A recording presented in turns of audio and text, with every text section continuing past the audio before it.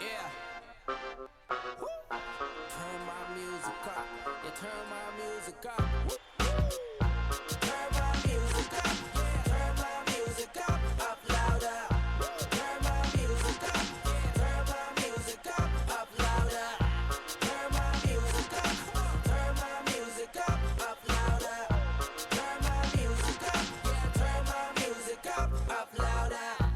Nah, I'm not new in this biz. I shine bright in the dark like a luminous is. You're not a failure at all if the shoe doesn't fit. It means the picture was bigger than you did expect. Never give up, keep it going till you get a check. Dude, my game's so lucrative. But it's all about real hip hop, you know. Cause we make pop lots more popular. The same game every day, they know ain't nothing changed. Ain't nothing changed, fam. Only the strong survive, the rest will go up in flames. They should know by now. They should know by now. They should know by now. They should know by now. Now. Turn my music up. Turn my music up. Up louder. Turn my music up. Turn my music up. Up louder. Turn my music up. Turn my music up. Up louder. Turn my music up. Yeah, turn my music up. Up louder. Killin' with a sound, yeah, killin' with a sound. Made the beats go bang when you see me in the town. Made the speakers go numb till they bust. Getting the party crushed. People moving around like they're rushing. Yeah. Tunes in the make, yeah, I'm on it. I'm living in the beat like my house is a drum kit. It's all about hip hop, you know. Cause we made pop lots more popular. The same game every day, they know ain't nothing changed. Only the strong survive, the rest will go up in flames. They should know by now. They should know by now. They should know by now. They should know by now. Now. Turn my music up. Turn my music up. Up louder. Turn my music up. Turn my music up. Up louder. Turn my music up. Turn my music up. Up louder. Turn my music up. You better turn my music up. Up louder. Yeah, you know the dealio. Get the cuts in there, you know the dealio. Woo! Yeah.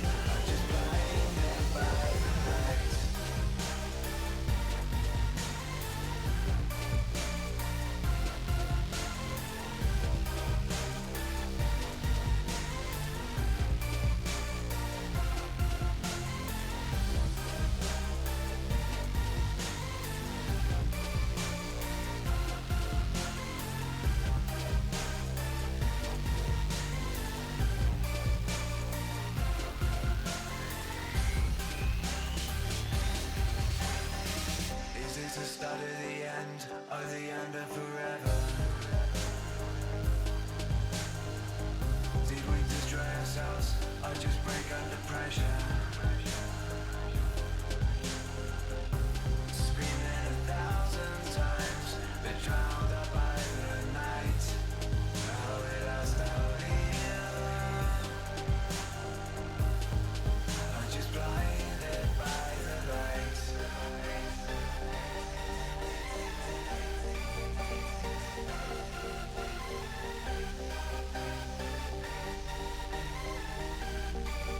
Just blinded by the lights.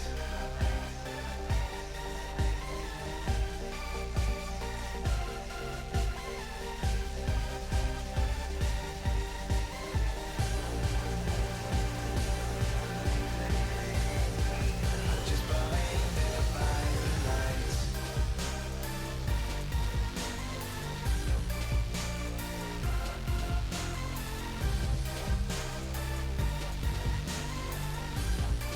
Just blinded by the lights.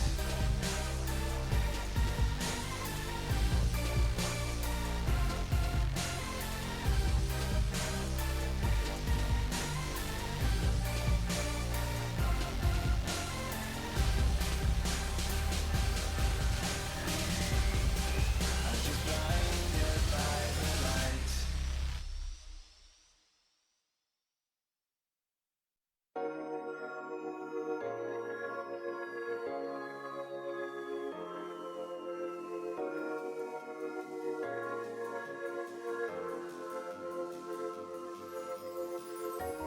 Let them see your perfect imperfections. Don't hide from bad feeling, 'cause they just want your words. I won't let them take me. No, I won't let them break me. No one on this earth can bring me down. Now I'm standing tall. I won't ever fall. Concentrate on the tightrope. The hope that you make it through to the other side. Be who you want to be. Who do you want to be?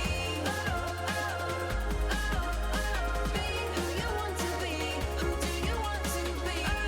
Oh, oh, oh, oh. Be who you want to be. Who do you want to be? Oh, oh, oh. Be who you want to be. Who do you want to be?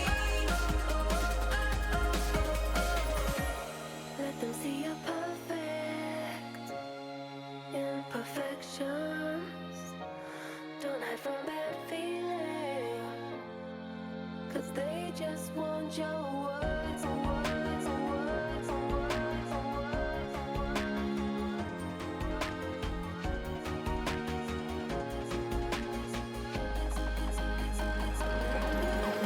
Be who you want to be. Who do you want to be? Oh, oh, oh, oh. Be who you want to be.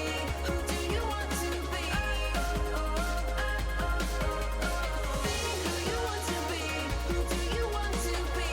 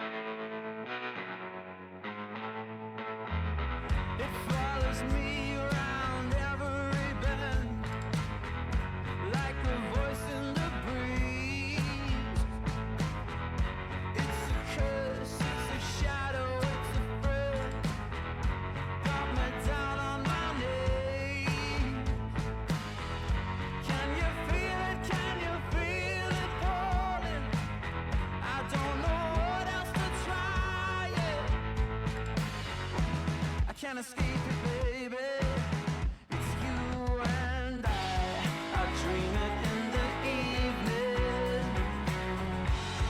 It haunts me in the daytime too. Better get believing, baby. All I want is you. We go in where the others won't, walking straight to the fire. You we see things that the others don't, fueled by helpless desire.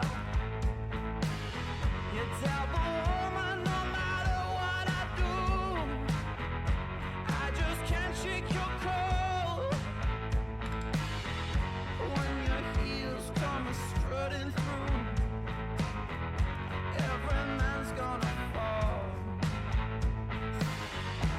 I can't escape it, baby. No, not at all. I dream it in the evening. It haunts me in the daytime too. You better get believing, baby. All I want is you. Only you. I dream it in the evening. It haunts me in the daytime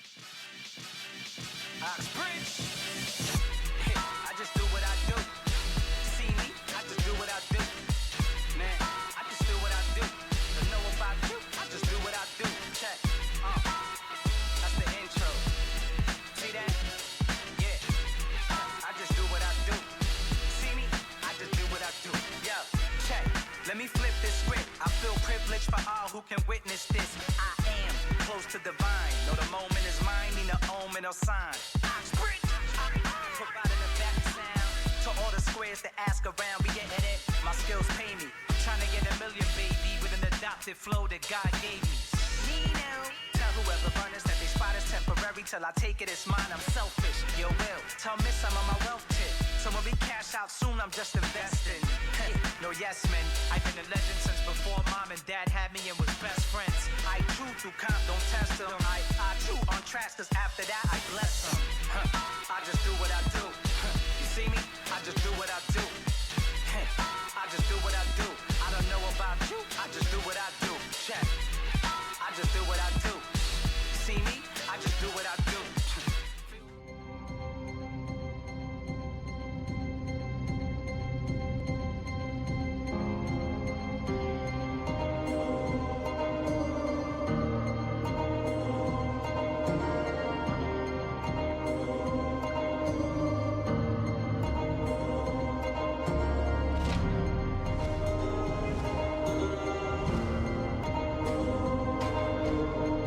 Words like violence break the silence.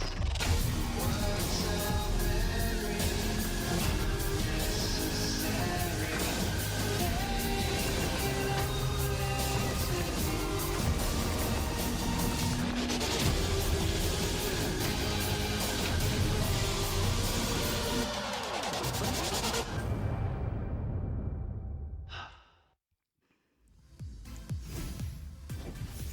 Hello and welcome, ladies and gentlemen, to Week 8 of the LPL. We're here on Saturday. We're getting ready for our game of the week. And as for the teams as well, they will be setting up in their green rooms, getting ready to go for today's actions. I know we're hyped and certainly the teams are as well. Thank you very much for joining us, ladies and gentlemen, for a special broadcast of the LPL. And we will be getting ready as well. As the people in studio, I know the audience are getting riled up. There will be a draw ready for them, ready to go. And also the casters are going to have a great time. My name is Pulse. I will be joined by my analysts, Frost Gurin and Razoplasm. How are you doing today?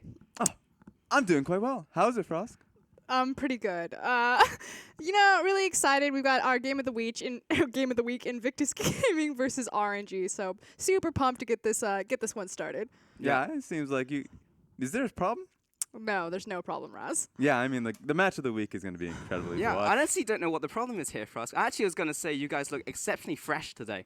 I had to do my my hair special. I was gonna go like full Hunger Games today. Like I feel like the closer that I get to representing the Hunger Games, the better I'm suited to represent the LPL.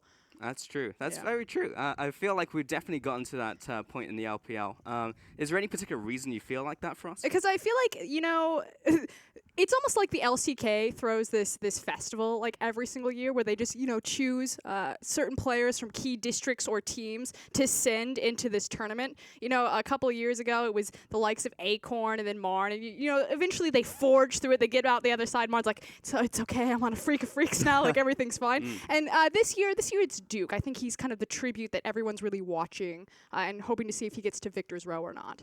I think he likes it in China way too much. I don't know if he's going to go back. What do you think? I would hope that he would actually stay for how well he's working with Rookie in particular. Yeah, I mean, that's the big thing with the lineup, right? I feel like Duke has gone into the lineup so well. It's just like, as you were saying, Frost, through the entire split so far, it's like he's worked seamlessly into that team, and that's something that we haven't really seen so far from Koreans going into the LPL. Now, IG have been dropping games here and there, but the last time we saw them play, it was actually pretty good. Yeah, it's clean when they win, but it sounds so obvious to say it's just absolute disaster when they lose. Yeah. But it's just the up and downs of Invictus Gaming, When they're on, they look super hot fire, as Raz would say. And when they're off, they just look like a bottom tier LPL team. And it's the fact that those gaps are so large between the two that means that they're inconsistent and Sure. not an elite team, but a good team. Now, Raz, what is the opposite of hot fire? Ooh, very, very cold ice. Cold ice. Cold ice. Okay. Like well, Ice Cube. Ice cube. I- That's fair. That's fair. I can feel I like feel the like there exact opposite is cold ice. There was a better pun there, and we missed it. Yeah, perhaps, Yeah, perhaps. we should have prepared that one maybe. Hashtag scripted. Oh. But I'm sure that's pretty much like an IG series though, right? Because even though they faced IME they just won it in IMA fashion, or rather IG fashion, where they just dropped a game anyway. Okay, I know that you guys can't see this, so I'm going to fill in the audience on what they're looking at.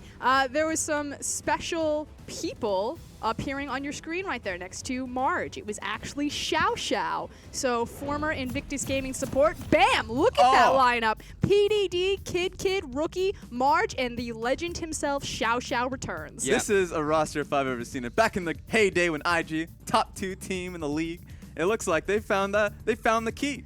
Oh, man. The key to their success. Be still, my beating heart. How I wish this was the roster. Across them, let me, Imalek Xiaohu. It's not Uzi, he's still out on his injury. It's again and Ming. There we go. This is going to be a bit of a difficult one for RNG. They're going to have to go up against the Legends. Legends, I mean, PDD in the top lane for them. This man's a businessman. This guy owns a team in the LSPL. I don't know how they can allow that to happen. This is a scandal if I've ever seen one. There's a lot of things you can call PDD. I don't know if I would ever go like businessman. He owns a team. I'll call him that for now. You can't take that away from me. Technically Aw. a businessman. There we go. PDD on your screen right now, holding up a sign. I believe it says something like along the lines of chicken leg, and I was trying to figure out what that meant in Chinese slang, but I don't have anything for you.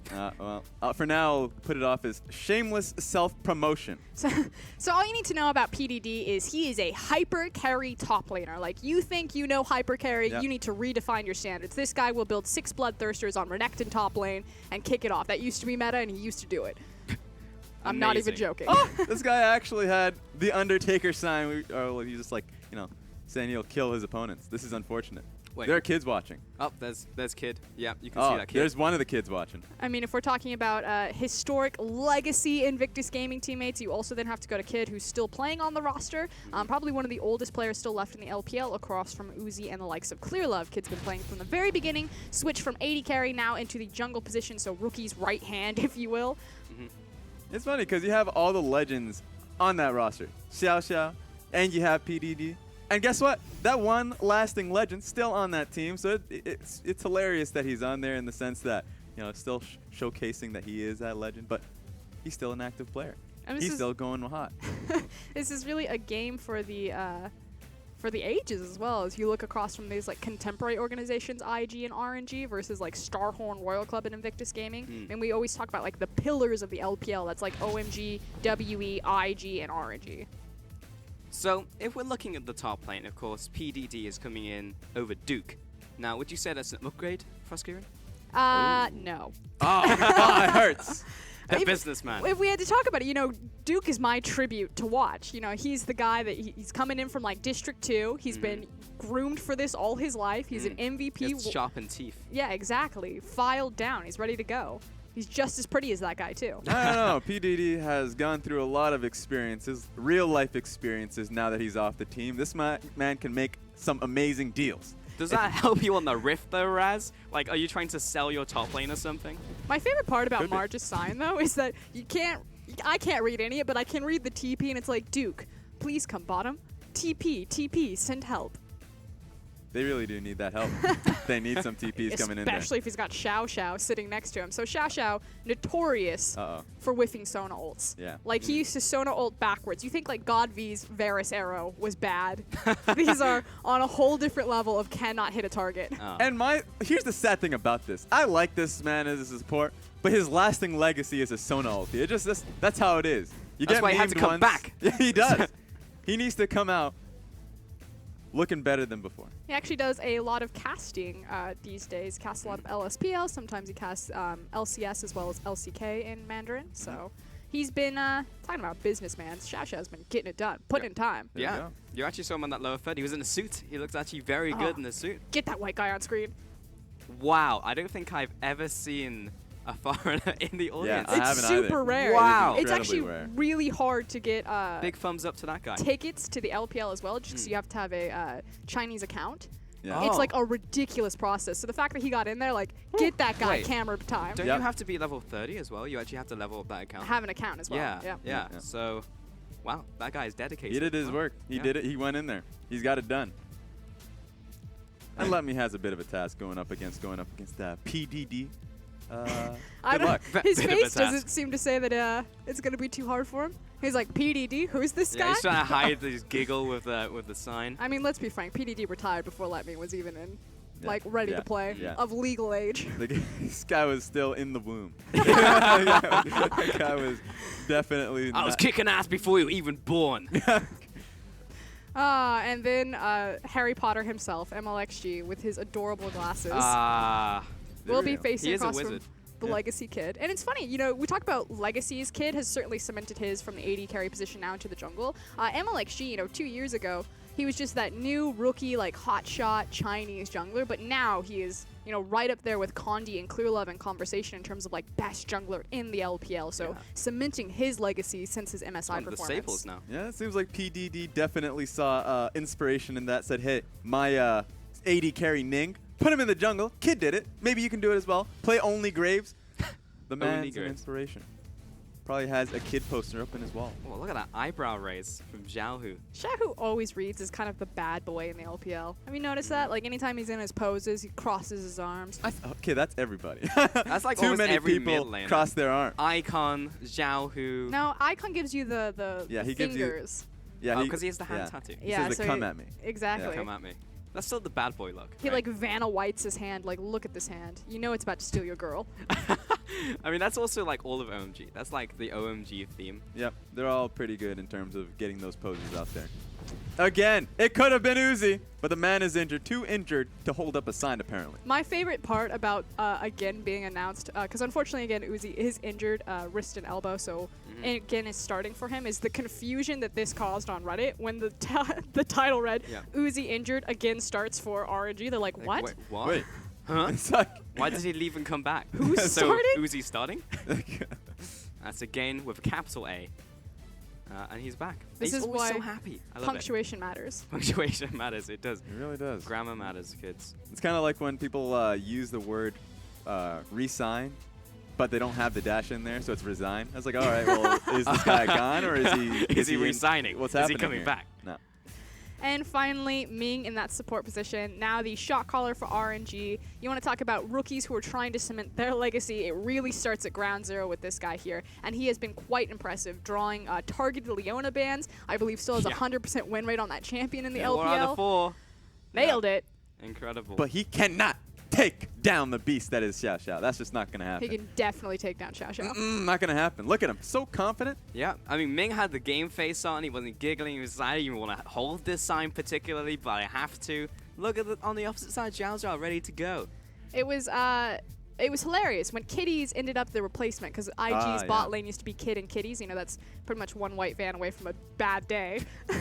It used to be that anytime Kitties missed a ultimate, he would just be like, I'm just taking after my Lord and Savior Xiao Xiao. He taught me everything I know. Yep. Just deflects all the blame to this man. It's nice to have a scapegoat once in a while. I heard these guys were heading up to the castle desk, but it looks like they're just going to be playing. So, do you think this improves the chances? Do you think maybe not in terms of mechanics, Right. but in terms of what they'll bring to the team in terms of morale? I have no idea what you're talking. They are not. They are playing this game. I Do was you gonna think say, this is a game? I don't know what roster you got. This was the roster I got. Yeah, we're playing League of Legends. Look at. Yeah, We already that's seen what I the said. driving Do you think number. this is better or worse than the original roster? Oh, it's better. It's one of those moments when you're playing. I don't know about your childhood, but I played. but I played. Why does this always go back to childhood, Raz? PlayStation. Because I'm that's not a how long psychiatrist. ago I'll tell you right now. these I don't have a guys played. psychiatrist's bed for Because you to lie down onto, Raz. My childhood is when I'm playing NBA 98 on the PlayStation, and I'm gonna be having my roster have like Michael Jordan in it, or even just like randoms like Dennis Rodman. Dennis Rodman in his time, he's good, but he's not that good. So- but in that game, he's like 99 overall. He's like fantastic. So it doesn't matter how good they were on their time. He's a legend. He gets those. He gets those points. Compare PDD and Xiao Xiao to Michael Jordan. I compared them to Dennis Rodman. I'm gonna back away You a know little what? bit. I'll give you that one on PDD, but I am drawing a line. Like, don't get me wrong. I Yep. love me some Xiao Xiao, Okay. but we need to remember his legacy in context for what it was. I just don't want to remember a man just for a few sonalities. I just don't feel like that's fair to the man. All right. It was also a brilliant mind. I mean, Invictus Gaming went pretty far, went to Worlds. Xiao Xiao certainly helping out there. No, I have to bring it up against RNG, who are at the top of the league still. We didn't even talk about these bands. Yeah, I mean, most of it's pretty standard. I mean, you have like the Blitzcrank there, That's a Zed, lock-in. Lucian. That's pretty, yeah, Jarvan as well. Like, pretty targeted bands overall. I don't understand why something like a Jace is there, even Gragas. No, They have to stop locking in these picks. I'm just telling you right now. The Zack's not going to work. fun fact, Zac top lane is actually being played and spammed by Amazing J of all people. So, Plays everything. yes, but specifically Zac top lane with teleport. And he plays it into Swain, which is a bad matchup. Don't do that. Maybe he knows some tech that we don't. Well, team are going to be first locked in here by RNG. That'll be priority. And then Lee Sin as well over to NLXG. So definitely makes a lot of sense, I think. Yeah. Prioritizing Timo was the Hyperflex because he can go into any position. Actually, any position. You even see him in the jungle. So 80 carry, jungle, top lane, you just don't know where he is. You usually see the double flex between top side or even the jungle, but you can't. You just don't know where he's going. Yeah. Sure, they showed their hand just a little bit with the Lee Sin pick, so that's a problem you can say. Lee Sin is also technically a flex between top, jungle, mid, and support. I mean, yeah, you can play anywhere. Oh, Actually, oh, there we go. There's the There we Sona. go. Well, he's had a lot of time to practice since the last time he played, so I'm sure he can at least get the Sona ultimate to 90 degrees away from the target now. Are you sure he has a lot of time to practice? The man was a professional player back then, practicing Sona every day of his life. Now he's a caster. But now he's had more time because now he's not a professional player. He's just outside of the game, so he has even more time. But the problem for me is that Sona's been changed so much since the last time Xiao Xiao Oh, played her. She's Ultimate's a still the very same. complex champion, very difficult to play, highly mechanically intensive. I Frost- don't really know Yep, if Xiao very Xiao has He it. only needs to very hit the R button. mechanically. Did you just say very mechanically intensive and Sona in the same sentence? Yeah, I'm smashing my keyboard. I actually have to get a new keyboard every time I play Sona. you actually just play with a Guitar Hero Yeah. controller. Just that's the sound I make. I don't can't know wait if for people heard it someone out to there. rig that up. I think you can. I'm pretty sure there is a League of Legends player who just plays with different stuff. I know that BoxBox has been playing Riven with a PlayStation 4 controller, Yeah, finds himself in highlight destroying moments. people. Yeah. That's unfortunate for the people who have to lose to that. Master Yi. How many roles can he go into? Sometimes we see him mid, a bit, mostly jungle. As far as I'm concerned, they've got like 6 junglers on that team already. They do. Yeah. They could all just be junglers. Right now, they could all just be hovering Smite. And you wouldn't even know it. Darius. I guess Darius is really good against Zac, so that'll be banned away here from Let Me. Yep. And then Amumu and, yeah, of course, we just spoke about the Sona. So Amumu will just add to the whole kind of teamfight composition we have going here from IG. I mean, this is the Wombo combo composition already from IG. Got the Sona ult, Zac bounce, Amumu runs in there just for some fun. Yeah. I like the taunting from again. He's like, "Hey kid, you wanna know how to do more than 468 damage?" Oh, spicy. I like how Xiao Xiao is just trying to protect himself in the bottom lane. He's banned the Ashe, which is a marquee IG pick. But you don't want to get Ashe ultied as a Sona. You're just going to die before you even get any response damage. The ulti itself will obliterate your HP. What do you think about the Urgot pick here, Raz? Because now there is 2 big initiators, and the Urgot would put him smack bang in the middle of his team. Yeah, I think that works out. It is a flex pick because you have to put him in an AD carry or mid lane as well. So we've even seen some top lane Urgot. Yeah. So that's an option. I got destroyed by a top laner I got the other day. Oh, what were you playing? Quinn. Yeah, Yeah. that's bad. Sees the Quinn coming in with Volt, and it's just like, I wonder where you're gonna land. Hmm. Oh, well, now I get to hit 3 Acid Hunters on you. Yeah, that doesn't seem like a great matchup. Aurelion Sol. Yasuo Kalista. Yeah, nothing out of the ordinary from IG's composition. I was hoping they would bring some more spice to the lineup, but it is what it is. RNG now with interesting Victor pick. We haven't seen Victor ever. Yeah, and that's why we're gonna take a right-hand turn at the brand. Yeah, makes a You lot hear more the sense. screeching? Yeah. And Raz, we watched a game the other day Yep. where it was Brand into Lulu, Ah, right. Um, The natural counter. the natural counter. Now, there is no Lulu in this game, so why would you pick Brand? Because it's Xiao Xiao on Sona. That's free food. Definitely is. What's funny is that rookie is hovering on the Yasuo. Shouldn't pick the champion. He should just go towards the support Yasuo because Yasuo Kalista, that's a combo if I've ever seen one. Then Now- Sona mid is pretty decent. It wouldn't be the LPL without a pause here, so Yeah. we are just waiting for players. I believe it's a brain lag issue Yeah, definitely. that we're getting resolved here. And once that's solved, we will get back into game. But Oh, goody. Would never be the League of Paws League without some technical issues. After that champion select, I do think they need some pause time to just think about it. To reorganize their lives. Wait, who is this man? What's happening here? What is he doing on my screen? Seems like it's going to be more than just a pause. And P. Diddy's just going to head out. He's gone. Come back. Where are they going? League officials have found some rogue members on the team of IG and have removed them from the stage. So naturally, what the host of the LPL is explaining right now is reintroducing our superstars to the crowd. You got Xiao Xiao and PDD next to him. We've talked about how they're Invictus Gaming legacies. And jokes on everyone, April Fools, they're not actually playing. I'm disappointed because I actually thought that IG had the superior draft there. Yeah, I was not prepared. I'm going to tell you right now. I definitely believed going into this show that these guys were coming in. What now? I will say this: they submit the rosters to us every day, so we can kind of see who's going to play, and we get it like a certain amount of time because they have to lock the rosters in. And the top laner that's playing for Invictus Gaming today is Duck. Yeah. I don't know if you've heard of IG Duck. IG Duck. He looks very similar to Duke, but it must be a different guy because he is called Duck. So I accept it. Oh, it killed me. They should go all in on it. Just inform him so he can actually wear a duck suit on stage. It's also like how Spirit used to be Sprite when he played in the LPL. Should have Got a kept few it, to be goodies. honest. I'm Sprite. It doesn't really instill fear in your enemies, really.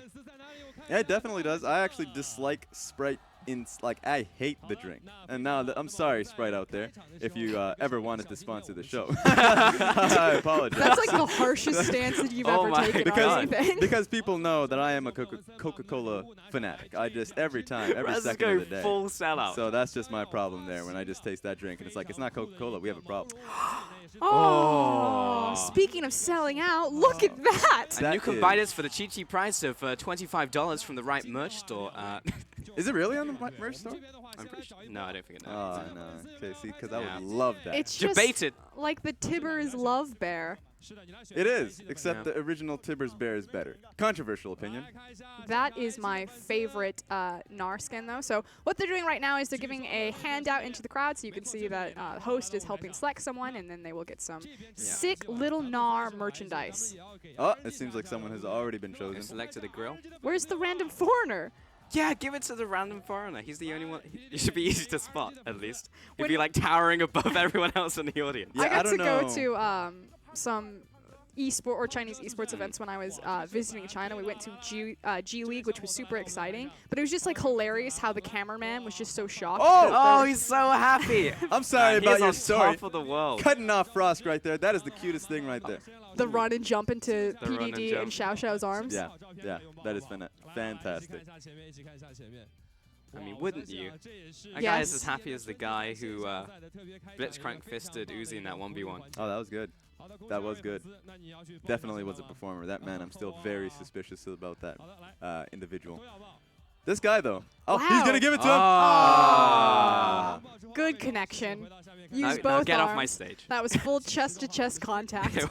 See, if it was me, I would not. My legs would not be touching the ground. I would be jumping on that person.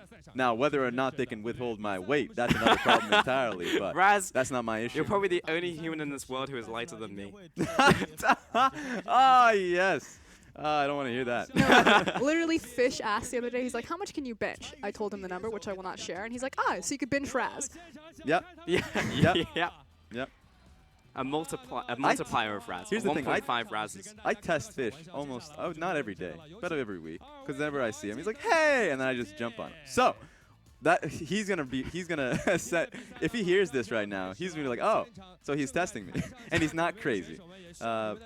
I'm probably still You crazy. should wear weights next time. You should put like kilogram weights in your pockets Oh. and just like jump on him as the stage. I'm doing it. That sounds like a terrible Bench trust this. fall. So what they're doing now is they are hyping up the crowd. They've got Invictus Gaming versus RNG. Again, this is our match of the week that's coming up. So, handing out some IG RNG swag.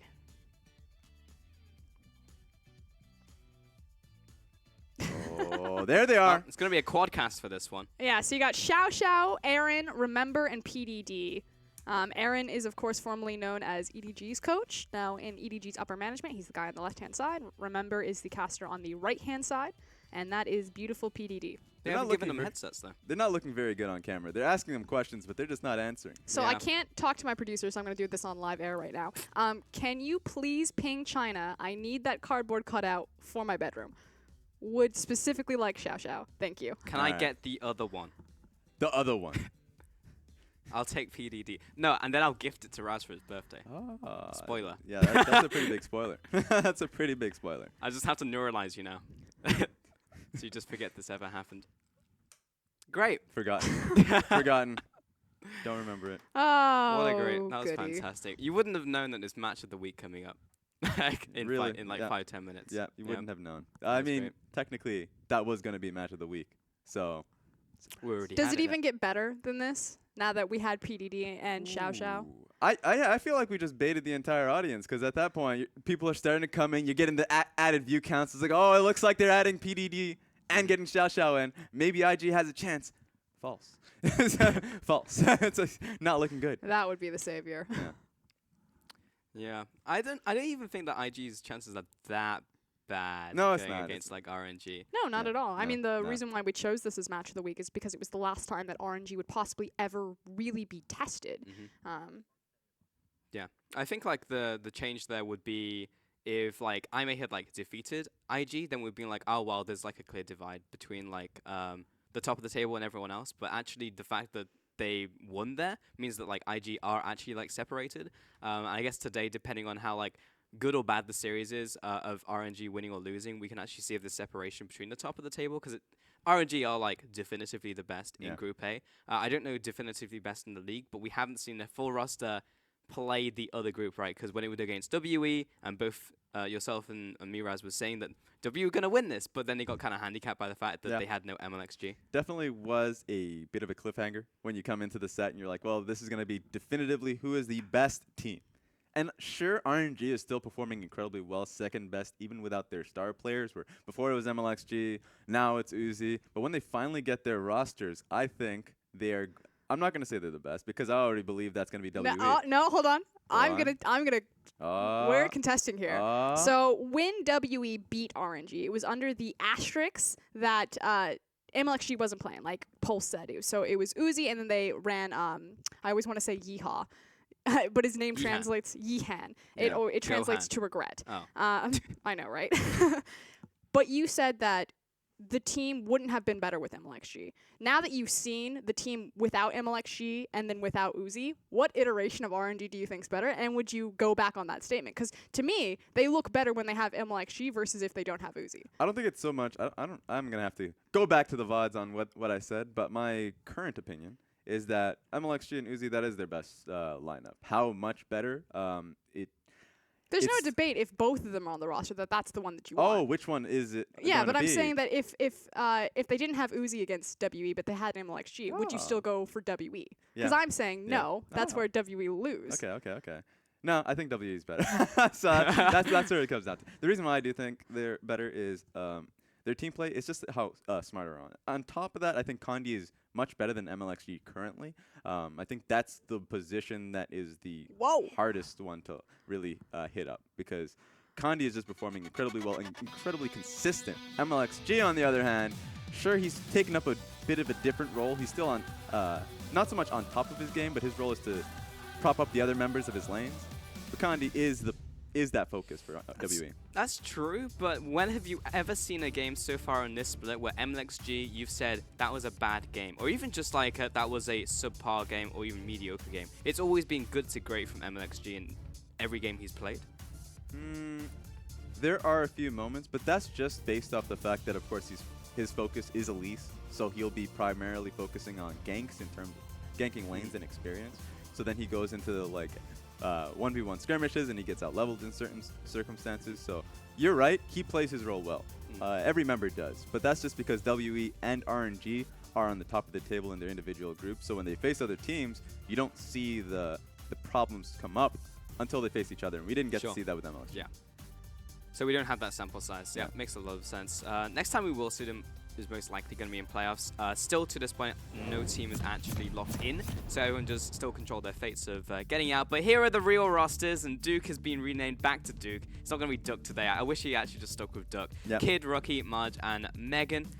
Probably an upgrade in those positions. 100% an Yep. upgrade. Duke is playing phenomenally well. And even though Megan, I'm not ready to say that he's a great support, he's at least consistent in what he's delivering. I think he has some shining moments, particularly on the likes of Zyra or other zoning caster mage supports. For sure. And on the opposite side, Let Me in the top lane, MLXG in the jungle, Xiao Hu in the mid lane with, again, a Ming in the bottom lane once more. And again, we'll be, god damn it, again, we'll be coming back into that lineup. And honestly, they looked fine. In fact, they looked really good in the game that they played. Let's not say really good. Again, played Lucian, who's pretty much given one of the strongest AD carries to try to lane against, and he just kind of floated. He was put into a massive CS hole. He is not a very strong AD carry player. He is a mid lane player, so he does well on things like Varus, which are shared champion pools. But otherwise, his champion pool seems very limited, and his ability to 1v1 or 2v2 in lane seems lackluster. 100% true. However, the team did extremely well. And the fact that MLXG was not being pulled to the bottom lane to assist Uzi and babysit him meant he was unlocked to mid and top side, and those lanes just crushed. Yeah, so they played well with a sub player, again, who is a mid laner. He is a sub mid laner going into the AD carry position. The same was true when they brought in Yihan to the club. The same was true when they had Bebe coming in. So what is fun to see is that RNG is playing incredibly well. They're still playing much better than their opposing teams when they don't have the star players of MLXG and Uzi playing. So that's great to see coming out of RNG, that they don't particularly need these players to still perform in the regular season. But once they have them all together, once they have it all lined up, then going into playoffs, what do we see? Are they going to be going to the finals, or et cetera, et cetera? That's my question now. I think it speaks to the strength of Xiaohu in particular. So the fact that RNG are, like you said, still finding success despite that they have key members like MLXG and Uzi kind of dropping off. It's the fact that Xiaohu, Little Tiger, and Let Me are performing very well. And it gives across from Rookie, that becomes an incredibly explosive, very exciting mid lane matchup. Yeah. It's fun because Firefox in an interview talked about how Let Me has been the most growing top laner, obviously. They brought him on. He was from the LSPL in the Royal Club lineup, so he comes into the top lane position. He starts really performing well. So we start having the conversation of top laners in the region, and his name is starting to be discussed. So that's great to see. And then Ming, of course, is a player who's coming around, and he's doing quite well. So. Well, we're very quickly into the champion side. There we go. That was very fast. IG and RNG will be going head-to-head. For our match of the week, it will be our champion select coming in. And Duke saying thank you very much to PDD for keeping my seat warm, but it's back over to me now. We'll ban out Lee Sin, we'll ban out Camille. On the opposite side, RNG will take Jace away from Rookie, along with Rengar towards Kid.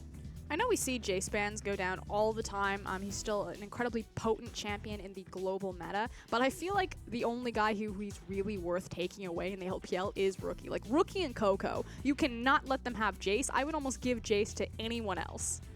Yeah, sometimes when it comes to Snake, they can flex it. So Jace has just been that pick where you just don't want to deal with it in the mid lane. He itemizes so well up against technically poor matchups like Syndra, who just got banned out.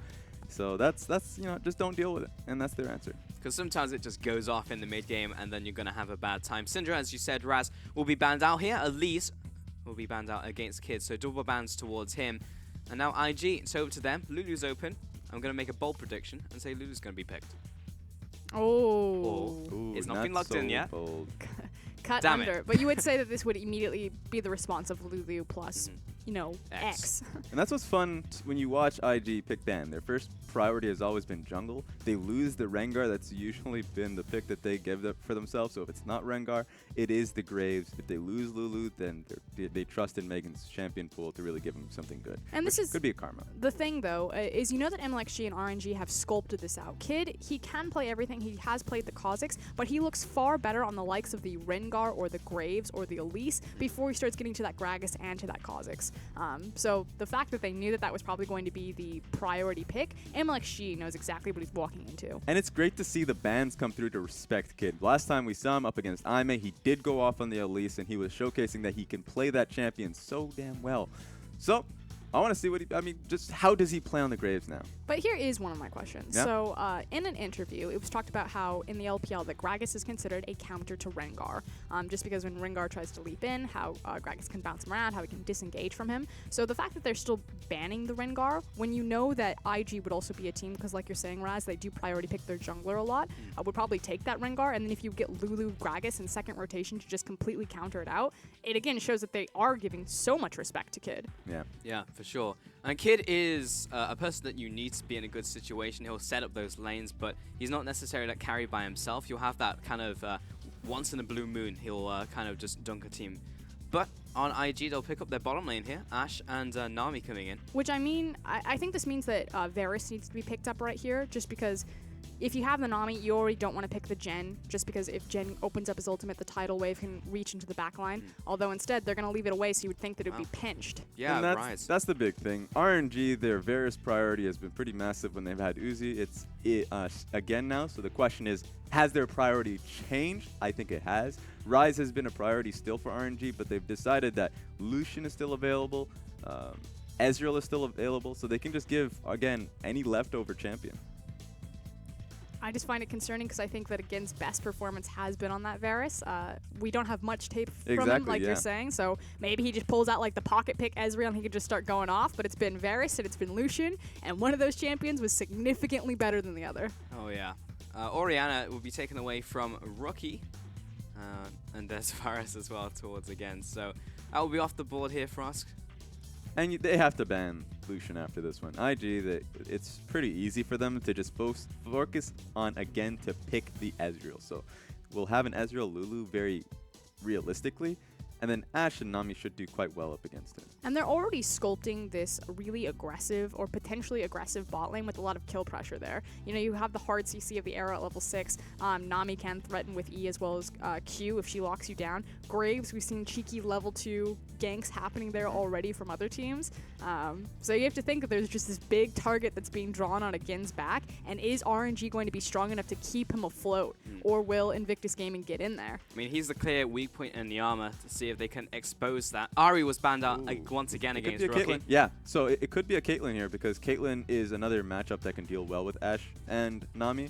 They're going to be just fine going up against Lucian, even though Lucian Lulu is really strong in the mid game. They're just going to be focusing on the laning phase here. So it's a concerted effort where they're just draining out the time between the two champions. Just might not even be looked at all, though. Yeah, again, still has a pretty decent pool to choose from. He's got Ezreal, he's got Jhin, and it's going to be Jhin. That will be the AD carry of choice for him. So looking more for the utility to add to his team. It does fit really well with RNG's composition as well as how they like to play very fast across the map. Particularly Jhin and the Ryze combination. You know, using that ultimate to catch people out and then having Ryze run them down is always a joy to watch. What's fun here is that RNG has been holding on to that Gragas flex pick, so they could go toward the jungle here or showcase that Let Me can play a top. And Let Me has been the best Gragas player so far. We saw some great Gragas players in the top lane from Mouse yesterday, but Let Me, his flanks have been spectacular, so it is a very real flex going in between the two. Now, I'm very biased because I like to see Duke on a pick that can duel, a pick that can You just carry. hate Maokai. And I also hate Maokai. And Maokai has been picked up along with Cassiopeia to finish up IG's composition. And we're looking towards RNG's final pick. So now, is it going to be that top Gragas that you're talking about? I like Gragas into Maokai top lane. I think it opens up the flexibility that Imlek could be a carry-oriented jungler. Things like Kha'Zix are still left open. Then again, every pick does well into top lane Maokai nowadays, including this pick if it's locked in, and it's going to be Kled coming out. Fantastic, and that'll go up to Let Me as well into that top lane. And look at Kled, 13 games and a positive win rate. What a world we live in. It's my favorite world. So Kled is far and away Let Me's best champion. He looks completely different on it than pretty much any other champion, and it also helps shore up their engage. So right now they really only had the Ryze ultimate as well as the Jhin ultimate, but now that you have Kled there, you open up the potential to look for split pushing opportunities as well as the ability to just press R and run them down. Yeah, I'll be interested in how the early game goes for RNG. I don't know if they're going to be looking to press up into the top lane to get them the early lead for Kled into Maokai. Kid should be able to shore up that weakness. Just being up Graves versus Gragas. That's pretty bad for the Gragas early on. So you'd have to expect Gragas to just kind of farm up quite well and then look to put vision on the map for the top side so Kled doesn't get ganked. So coming out of Champion Select, both teams pretty much got what they wanted, but is there a team that you guys feel like has the edge? I mean, it's so interesting because both these teams, it almost doesn't matter what the opponent gets as long as they play their game. RNG, it's about making picks around Vision or skirmishing over Vision and then taking quick early Barons and closing out or snowballing games off of like a 22-minute Baron.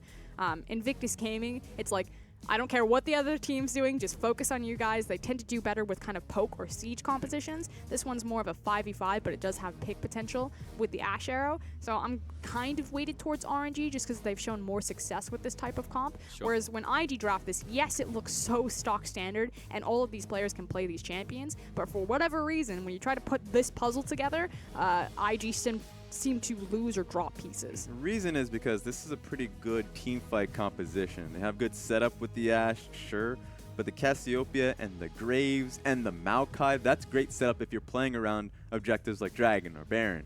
But IG have flopped when it comes to those team fights rather than looking to split around the map and play a smarter, slower game. So I want to see if IG can play those team fight comps going up against RNG, who have played it very mechanically well, obviously. Their execution in these team fights are spot on. Great things to look out for. Great questions as we head into our match of the week here. RNG versus IG. RNG top of the table. IG looking to topple the Kings and see if they can do it. Invictus Gaming just really looking to return to that dynasty, return to that form. We talk about this all the time, you know, when you make a roster decision to bring in a new foreign player, you know, trying to build up that communication system, you're not really looking for spring split, you're looking for the finish line at summer split, the long-term development plan. Duke hit the ground running, but how close are Invictus Gaming actually to that max ceiling potential line? Yeah, and Duke's interview that he had earlier on was that the goal is to get into MSI. Even though this is a long-term investment going into the summer split, obviously they want to get to Worlds. Every team does. But he still has the dream very much alive to get to that point. So he's on the stage in MSI to be able to get the championship in the spring split. And quickly touching on the keystones as you see them on the bottom of your screen. So again, not only is he a mid laner turned AD carry, not only is he not going to get the stance on the initial wave because he's leashing for MLXG, but he's playing Jhin in 7.5 with the changes to lethality, the changes to Death Firecraft. He has the keystone. I just feel like he's literally like tying hands behind his back to make this as difficult as possible. I mean, he's also in the past, right? Because he's a mid lane turned ADC, so he's like, well, a couple patches ago, I played this for the longest time. I'll just play this because I know how to do it. Even though all these changes came through. So it might just be a layover from a couple patches ago playing it in solo queue, because he was pinched very hard in Champion Select. Yeah, he still had the option to go towards Ezreal, so RNG is just going to be fine. They probably practiced with the Jhin. The only problem with Jhin here is that he has no way to walk up an auto attack out of lane, so once the mid game starts to spike up, he can't walk into Duke. Duke is a massive Maokai, obviously. And then Rookie should be able to just stop him in his track. He's just going to be primarily setting up with his W, so he just wants to survive the lane. Ooh. Bubble very close. 82% on that fan vote. Well deserved. RNG are in a prime position to take this series over IG.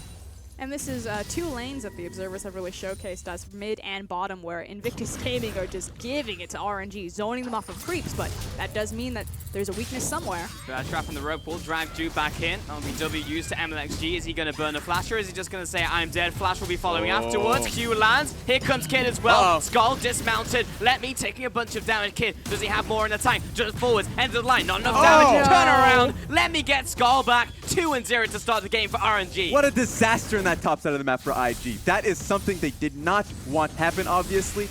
Graves would be a great pick if he would get there in time for that 2v2. That's a great matchup. But of course, Maokai, level 2, gets hit up, and there we go. 2 early kills. And I feel like it's so dependent on, like you said, the setup. Maokai needs to be there to set up the Grave so we can get that really easy end of the line kind of back and forth.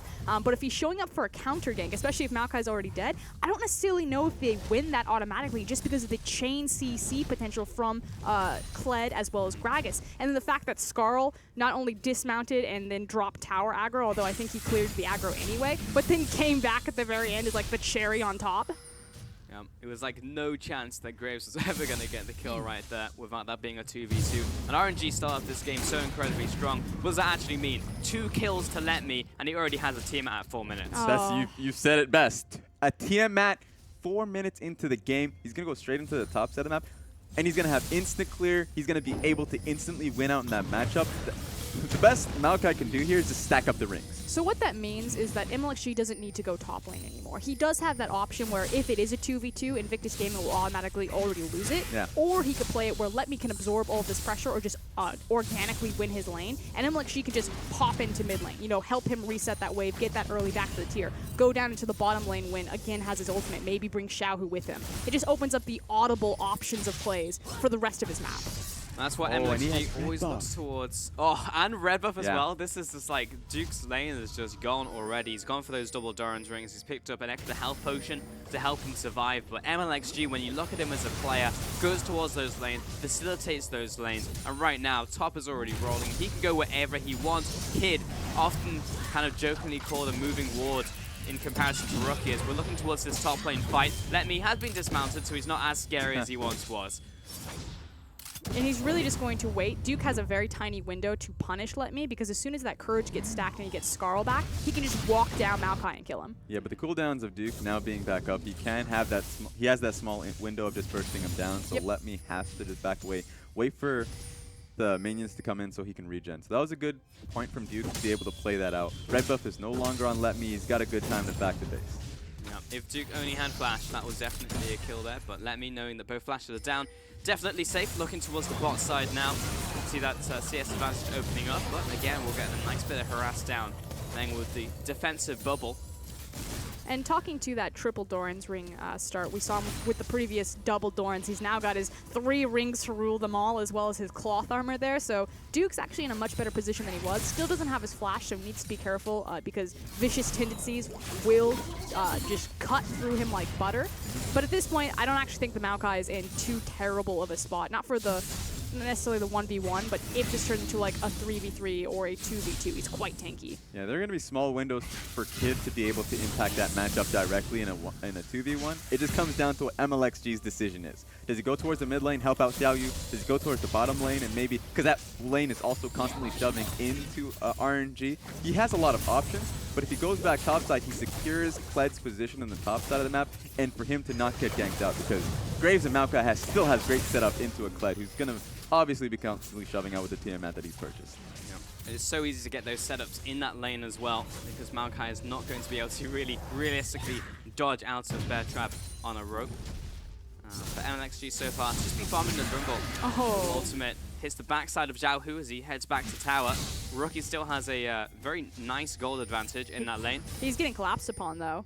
So MLXG and Being, we're roaming to its side. You gotta watch out for that level 5 Lulu roam. Yep, it's frightening. I mean, even Polymorph is really annoying because it lowers your movement speed by a flat amount.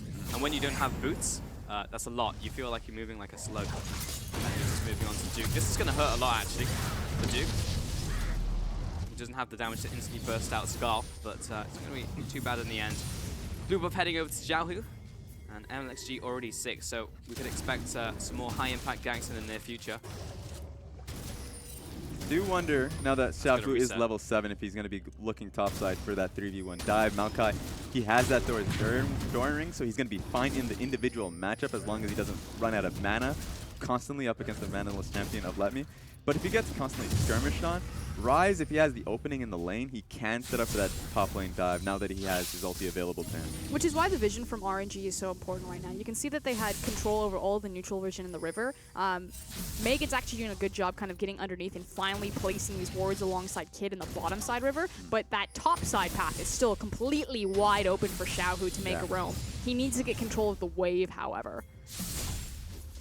So at this point, I think MLXG, if he wards around the mid lane, give Xiaohu the option of picking between bot and top, then that works out well for him, obviously. Top side is going to be that focus to get Let Me moving. Maybe get him a 3rd kill. Yeah, and it's not even just about the top side, it's also about the spawning blue buff. If they feel that Let Me's ahead, if they feel that Xiaohu and Rookie are even, and that MLXG is confident, you can see him. He's moving in, he's spotted out Kid, placing down deep vision. They could theoretically contest for this. Xiaohu on his way up to assist MLXG. So he move into the jungle. Ramwalk gonna be joining his buddy. Place down that ward, just help secure this blue buff. There's on the way pings out from IG and RNG. There should be a secure. Now the smite comes down and both jungle and mid have these blue buffs. That was a bit unnecessary because Ryze's blue buff was just about to lose out. So Time out, yeah, yeah. being able to refresh it is going to be pretty important.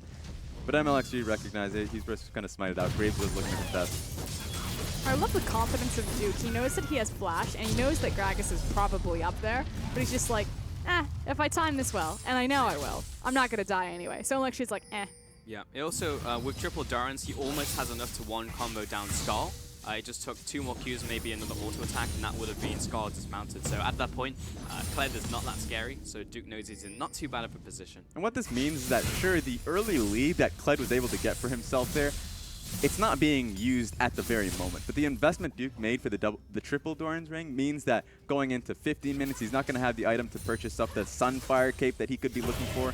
Meanwhile, Letme's just going to be rolling because every item that he has currently, except for the Doran's blade, is going to be building into something. Yeah. I actually don't mind. We have kind of had this discussion a few times. I don't mind triple Dorans on Maokai, and I don't think it punishes him that much. Obviously, your efficiency for your slots and your items, it dramatically decreases. But because Maokai is so low econ, and because it's an Ashe and a Jhin specifically in this game, like, who's going to kill that guy at 15 minutes, even if he doesn't have, like, his fully completed Sunfire, because he chose to itemize into triple Dorans? Yeah, I agree with that. I think the problems tend to become if he's behind, right? If he's already behind the clock, then that's an issue.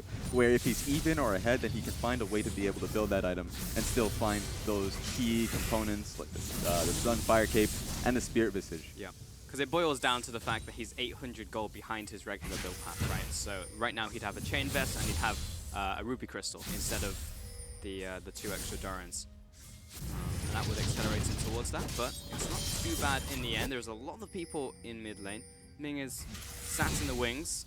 And that's Rush. Here we go. Instant cleanse out, Okay. petrifying gaze in return, so he was just warding off any potential attempt. Like, he did see the deadly first coming from him again, so he knew there was a setup. About to Gonna get worse. continue. He does have flash. Respect flash so far from Rookie. Ultimate in return, and it has the perfect angle. Ming will be the collector of the kill. Duke coming into the fight now from the top side. He'll instantly flash away, tagged by W in from Jhin. That was so well executed from RNG, and they're going to get so much off of it. So not only do they pick up the kill on Rookie, which gives Xiaohu so much room in the mid lane, but the fact that Letme's getting that much time on the top lane tower to put it underneath 50%.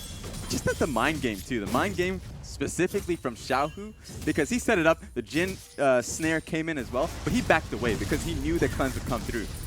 And then he knew that he'd be able to get the ulti out of Cassiopeia, so they were able to get a lot out of Cassiopeia, the summoners and the ulti. Which means they can start playing around the dragon, they can start threatening on the mid lane again because Rookie doesn't have his flash. Like, this, even though the play didn't look super impactful at that exact moment, in the next 2 minutes, it will mean that either the Infernal will fall, or the tower will fall, or someone's going to get dove. RNG has a lot of options. Just from that, yeah, sure, they get the immediate gold spike, as you mentioned, and the later investment is going to be a big question. Punishing the flash and the cleanse. Yeah. You can see how passively Rookie's playing this one out. He has to, no summoners. Has his ultimate backup, but not going to help him if he's already in the face of Xiaohu. It's funny because he just doesn't know where the members of RNG is, but that just means they get a free back timing. They can all just come back onto the map, and that's just not going to be punished because theoretically they can all just be waiting around mid lane. He's literally just sitting underneath this tower. Yeah. He can't even farm the creep wave. Like, Xiaohu, it takes, what, 30 seconds to go from back to base to back into your lane, and Xiaohu picked up the blue buff. For that entire window, Rookie could have been farming, and he can't do it. That was like a wave and a half, yeah, that he just could not hit. And also the effective range of Xiaohu coming in, he's got Realm Warp, right? So MXG or anyone arrives in mid lane, he's dead. Again, he's in a precarious situation. Hit by the has ball, hit by the flash. ultimate, has flash, will jump over the wall, get hit by Tidal Wave. You're supposed to flash the arrow, mate. Yeah. But he held on. It will force out Ming's ultimate, which hurts just a little. But he survived, and that is his goal in this game, as it has been as he's joined the roster. Again, he's that consistent 30 CS down, though. Yeah. Ergen had to blow double sums in a situation where he could have just simply called for his jungler or had Lulu help him out just a little bit. So bring the members down so you can commit to it. He thought he could do it on his own, especially as a Jhin. lose out. And what this does is it eats up all of that memento and the tempo advantage that RNG had created with the mid lane pick. Again, Rookie didn't have his cleanse or his flash. His cleanse is about to come back up. So we're like, okay, RNG may have just gotten the kill there, but because they have pressure mid lane, they can now exploit this into Invictus Gaming jungle, into the Drake. But with, again, mispositioning, losing those two summoners, and kind of just eating free ultimates, they lose all of that. Just saw Zhao Zhao and PDD in the wings watching the game as it unfolds, cheering on IG, who are currently down in this game. 1,000 gold, but also just picked up an Infernal Dragon. So the old members watching over them, helping them from afar. PDD's like, you know what? If I was in that top lane position, would not be falling this far behind. That's false. But, you know, just Man, I He would gets have to built say that. a Bloodthirster on that Maokai. smack him around. Was that back when Bloodthirsters stacked AD? He used to build double BT on Renekton Yeah. with like one health item. Yeah, it does stack up. Here we go. Everyone's coming into this top lane. Oh man, Duke, he's going to try and survive this one, but Skull is tanking the tower, so he'll have that re-aggro. Kid is going to try and counter gank, but now he's under fire as well. MNXG going to turn around. Big collateral damage, but Kid cannot go any further. He has 0 mana. Oh, he's going to look for the flash. As body slam Wait out a of the minute. way, and let me turning this one around. Another auto attack set to Fury, and Skull comes back. He can Here take this comes fight. Rocky. He's looking for another one. Ultimate in return, petrifying gate, but Zhao is Oh going to blast my. him down. And let me with the numerous skulls for the assist. 4-0-1. Kled, ladies and gentlemen, the guy gets himself 4 kills now in this game.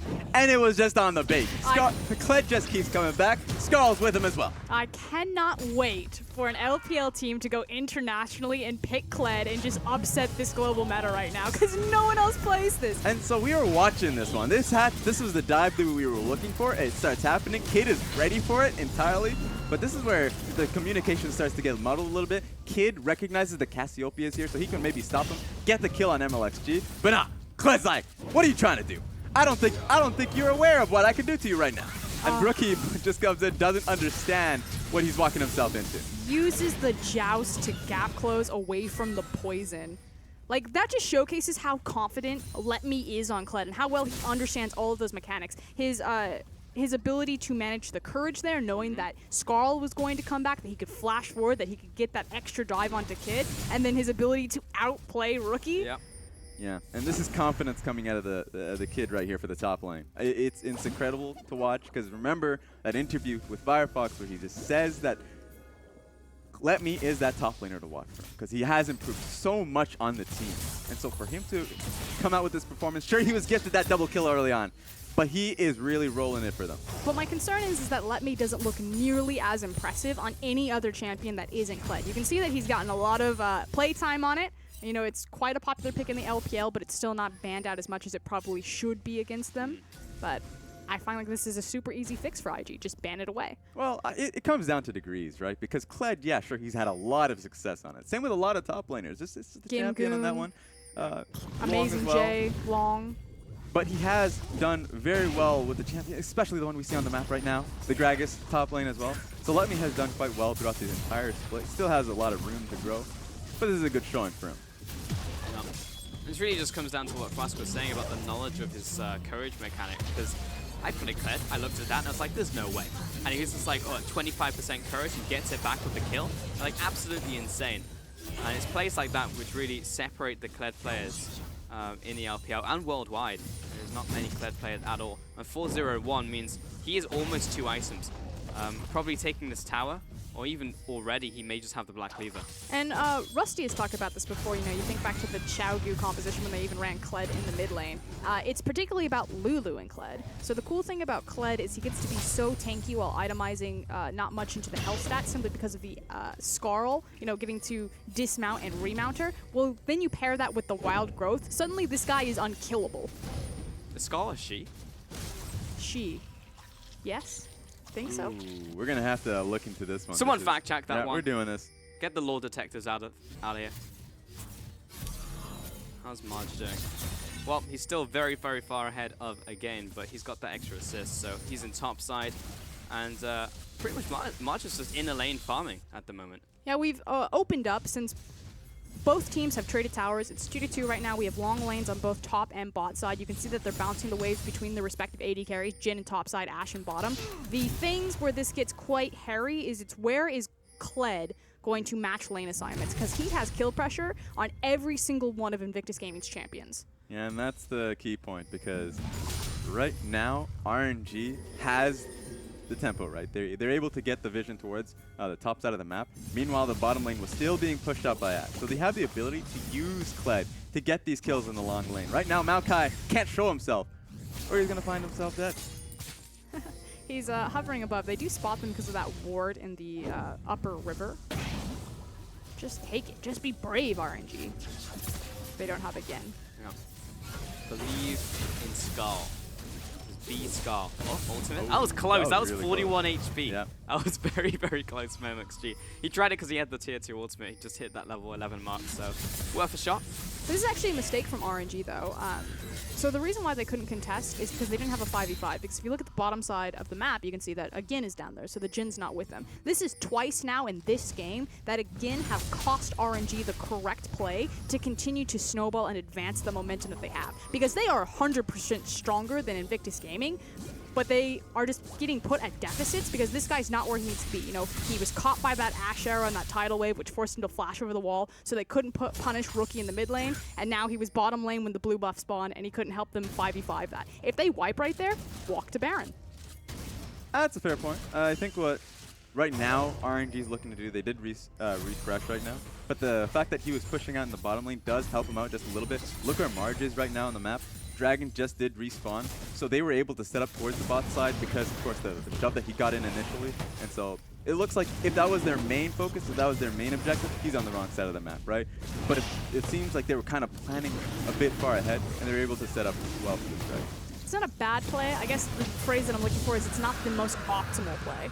This might be. Oh. Hello? Where are you going, man? How are you doing? Well, is this gonna will be take a interesting. while. Yeah. MXG's has given up. It's He like, just no, said- this is going to take too long. And the rest of IG have started the Baron. The fact that the jungler was bot side, he's still beelining it up there, but I'm not even sure Zhao has the damage to kill Duke. Charge!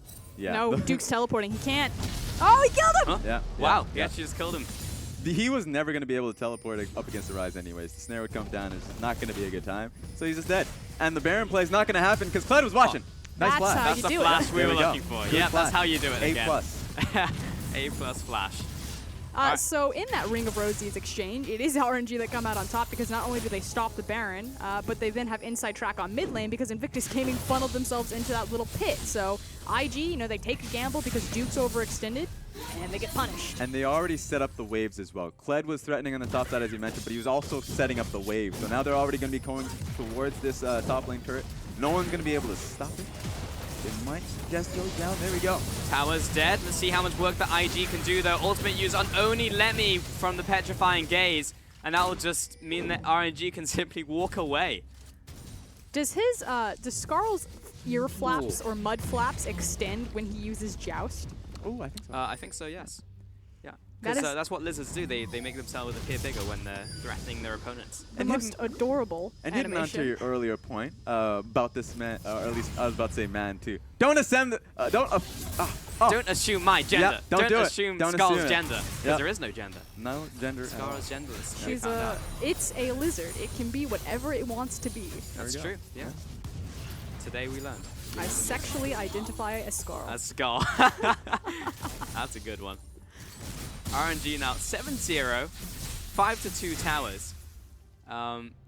This is quickly getting out of hand. That one play was an extra 2 towers and a huge influx of gold. And we're only 23 minutes into the game. Yeah, RNG has been doing such a good job in terms of setting up the tempo. And the vision towards the top side, at all times they're playing around Kled so they can get the pick. And if they can't, then they just play towards the next objective, which has been dragged. Oh, okay. well, this is the trap we were All looking right. for. And actually has a lot of health with the wild growth coming in, but collateral damage is the overkill. He was definitely dying. The one play that IG had and RNG walked face first into it. They have to try to fight for this. Here comes the TP. Xiao Hu, he's kind of around the outside, he's trying to kill Megan. Heal comes up. Got the ultimate in from again. He's zoning away the whole of IG. Get out of this pit.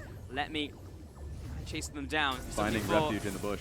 a joust, but he's just simply out of range. However, RNG, they stopped the Baron. And they've got massive waves crashing on the bottom, mid, and top lane. Duke's dealing with top side right now, but Invictus Gaming need to back and reset their entire map. And again, IG are baited out of Baron Pit to give RNG the inside track on mid lane. I don't know if it's a good idea, though. Oh no, but charge incoming from Kled. Oh, He's got Megan. the whole team behind him. Locks onto Megan. He's still alive. Let me.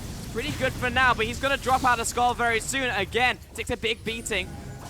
They're on the wrong side of the map. That is not where you want to be. Rookie's trying to turn around. He wants to get these long-range Noxious blasts. But MXG is coming in from the behind. IG cannot get back to home turf. Duke's going to lead the charge onto Ming. They drop the support. Petrifying Gaze again does not hit the mark. Let me. Oh, into no. the Oh, he's got in there. He's going huge. Picks up one. Picks up two. Has the courage coming back up. MXG looking for the flash. Ultimate onto the Cassiopeia. A 4-1. Massive win for RNG. And That was an explosion. That was just a tug of war between two teams. Am I going to do the mid lane? Am I going to do the Baron? And just overall, RNG win. RNG set that up incredibly well, and it was IG trying to play the Baron game to pull them away the mid wave. But it's not going to happen. Kled has a way to get into the fight, even without Gragas. So they lost out in the entire fight. The mind game's definitely in RNG's favor. And guess what else they get? That's a Baron. I'm pretty sure Invictus Gaming actually just lost the game in that single play right there.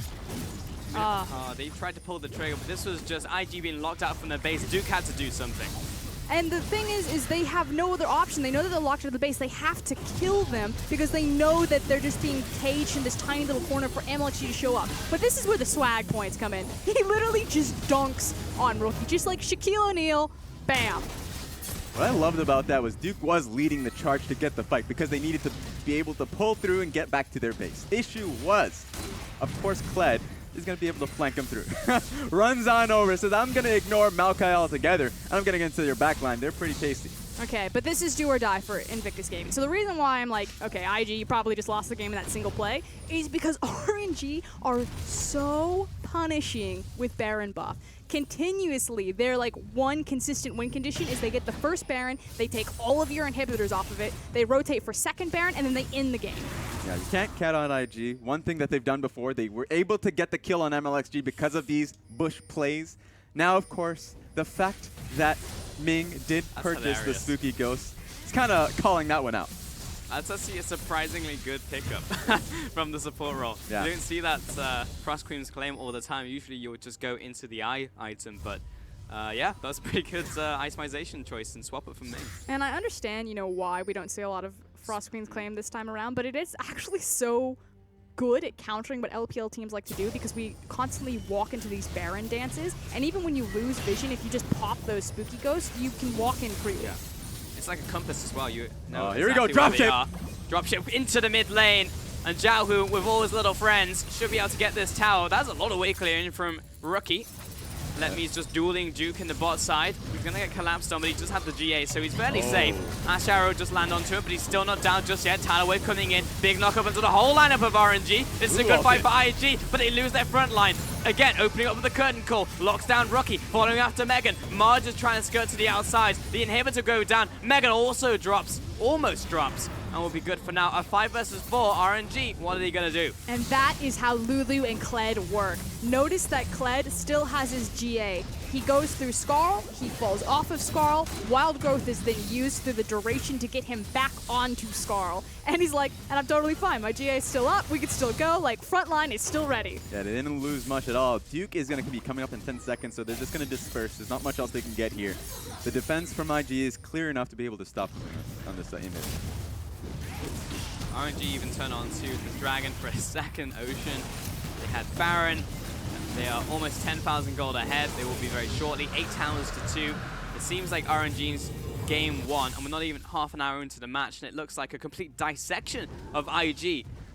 Pretty much a very similar game to the game that we saw when Again was subbing in for the first time. Yeah, I think it's going to be... The reason why it's going to be really difficult for IG, the one plan that they did have in terms of setting up the fight with the Maokai in those bushes, not going to be working out because of the Frost Queen's Claim.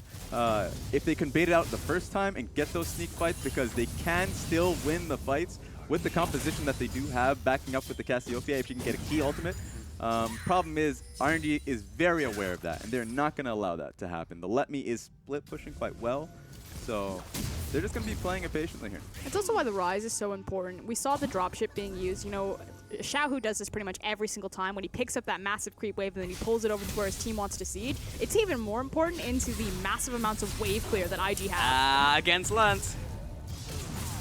Fool me once. One good thing about him right now is that he's like, since he ate that single arrow and he didn't flash that wall, he's been pretty on top of it. It's that one trick you teach your dog, and it's just like, man, your dog is so good.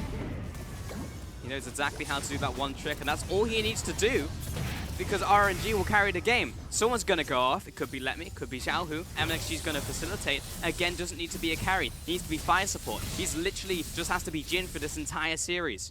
This is my other favorite thing about RNG is that a lot of LPL teams will just kind of 5-man funnel when they try to siege these inhib towers.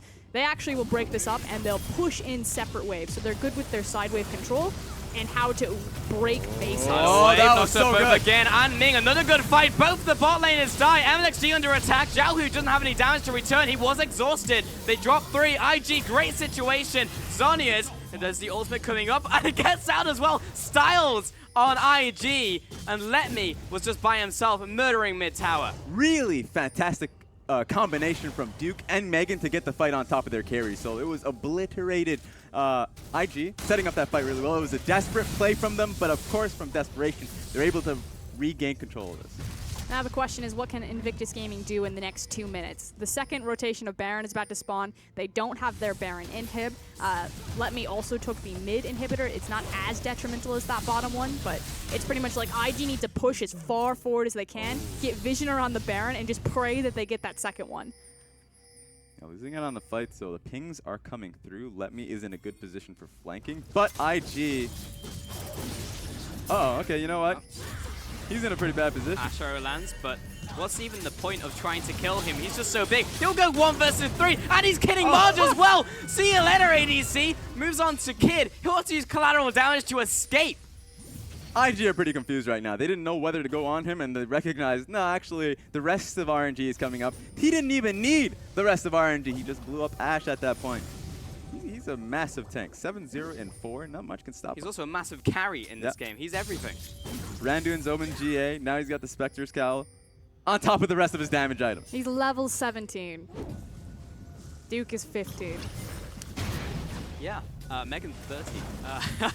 He has a massive experience advantage over everyone else in this game. And he is actually just unkillable. He is the Kled God. They should just rush forward.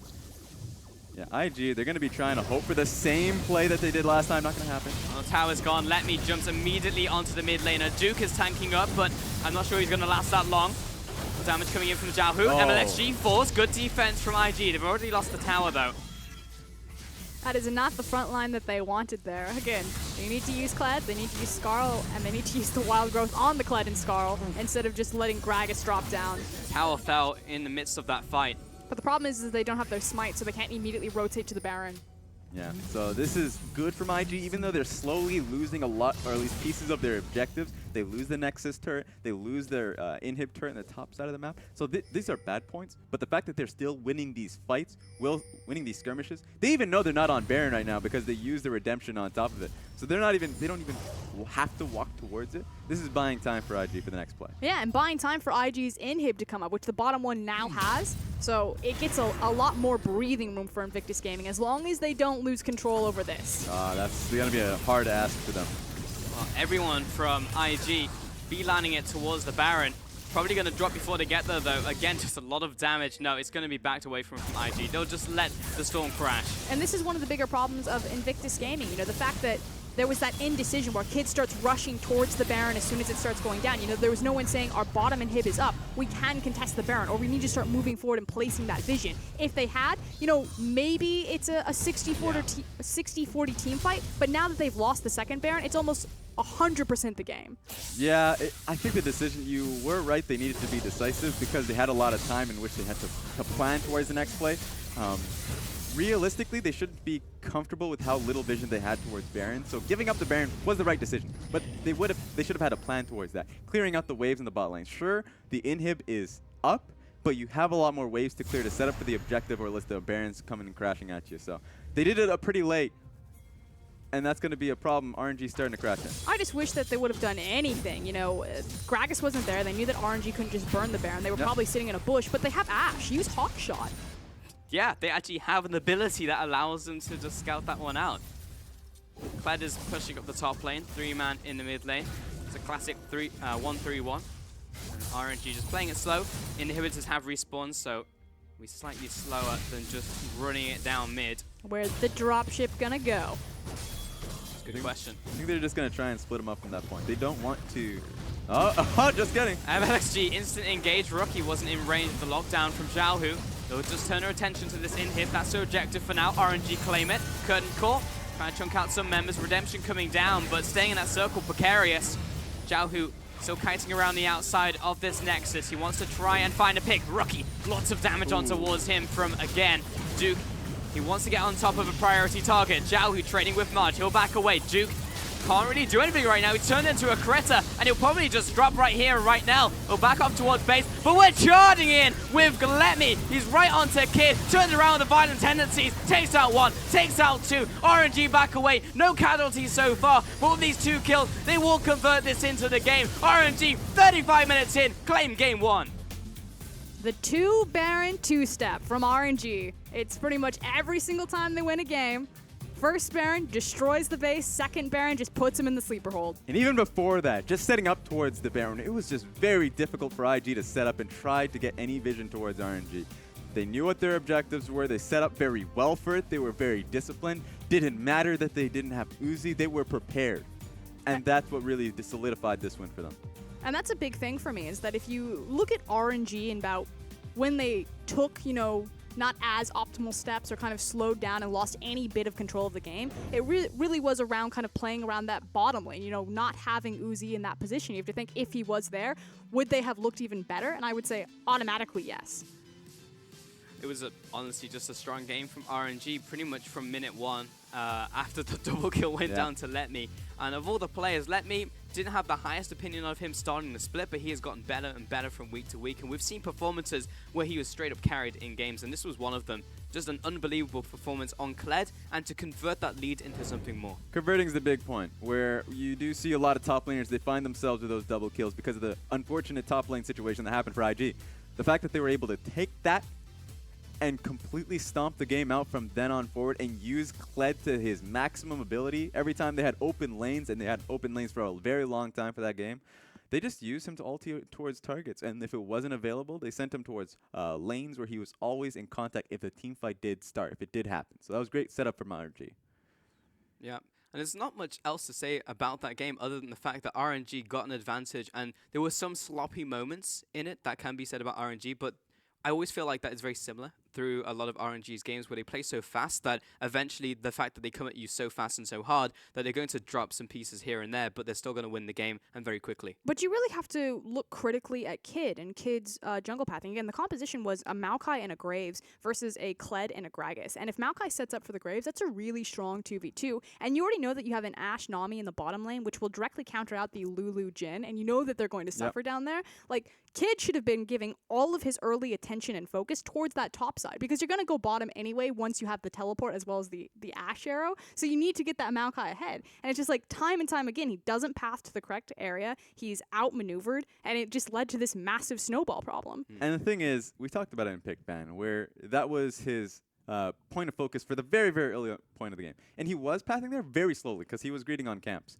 And Gragas is a slower clear than Graves, but it just came down to that one point where MLXG is a lot more decisive of where he needs to be level 3 on the map than Graves. So Graves is clearing up slowly, and he gets caught off guard where, Maokai was pushing up. He's level 2. There's not much blame you can really put onto Duke there. It just really was unfortunate that even Graves came up for a play that he thought he can get with Cassiopeia, and obviously they fall short. And it's funny too, because you would think that MLXG also is like, Graves is going to go top lane, so I'm going to be top lane and look for the counter gank. But he's like, I actually just beat him here. Yeah. And then they just ran in. Yeah, and so the Cassio point I made was even for the second play, and you see it happening constantly because they're trying to put down the Kled, but Kled, he definitely kept rolling, and IG were very uncomfortable in how they dealt with it. So we talked about the bans coming through. You would have to expect the Kled ban. And this was the nail in the coffin for Invictus Gaming here. Like, once they got trapped into this situation, you can tell they're just like, oh, we have to fight them. If we don't kill them, we're going to lose everything, including the game. So they take the gamble, they go in. I like the decisiveness here, but unfortunately the execution just isn't there. Rookie misses another ultimate. I think he hit one that entire game. It stalls out long enough for MLXG to join the rest of the fight,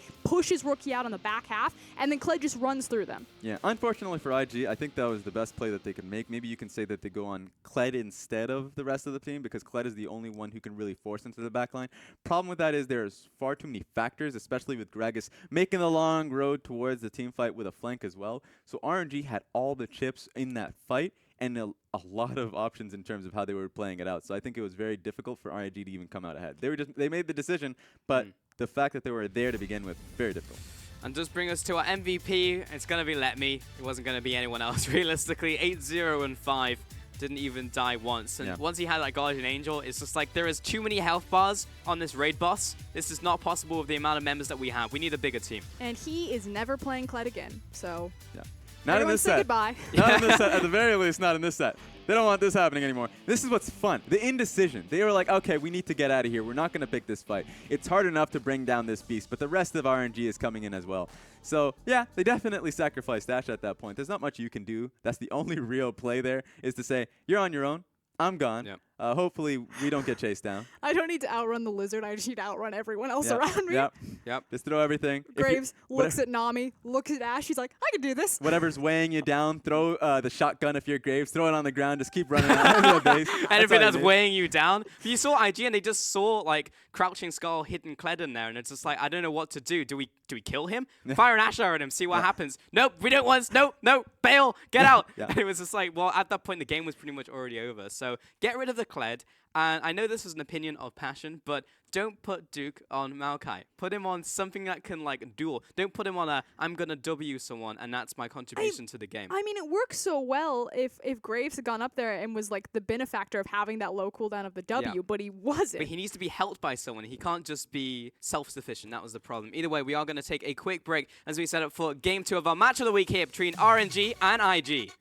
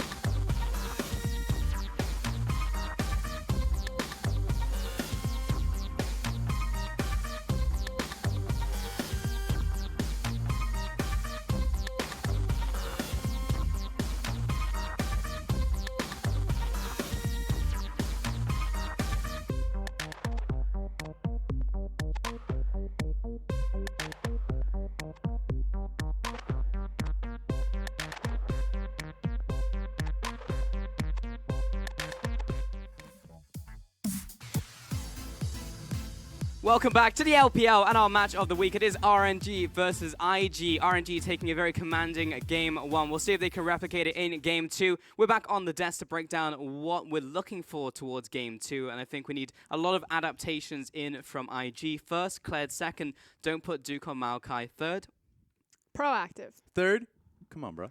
That's my take on this whole point. I think you're right. The Kled is a big point. I think you can play the Maokai. He just needs to get out of laning phase, right? He didn't get out of laning phase at all. That was just a bit of a shellacking early on.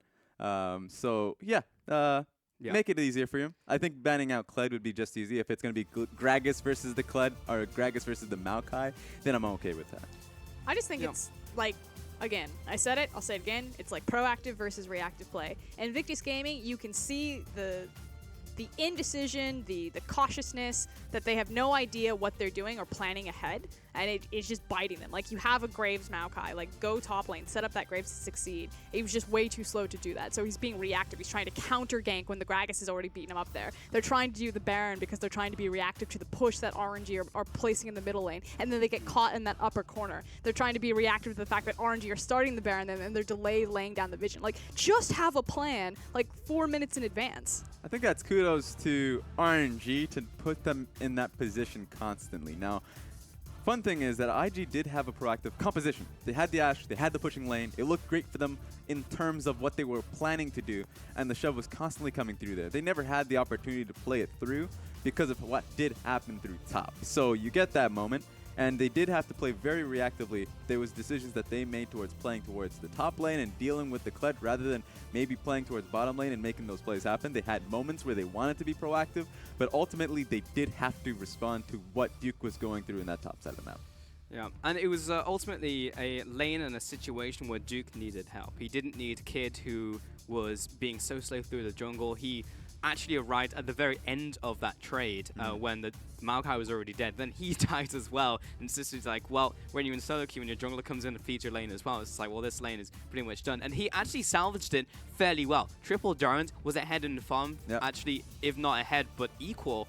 And then Kled wasn't able to destroy him in that 1v1, so he survived, made the best of the bad situation, but it wasn't a domination. It wasn't a play on a Rumble or even a Shen. And what the worst situation was for Duke is that he recognized, even though with the triple Dorans he can deal with it, he knew that with the Rise pickup that was starting to really pick off in the mid lane, and that Gragas, who's going to be able to tower dive quite well, that dive was going to happen. And they tried to respond to it, but that just came off to a 4-0 Kled. And at that point, that response is, you got nothing.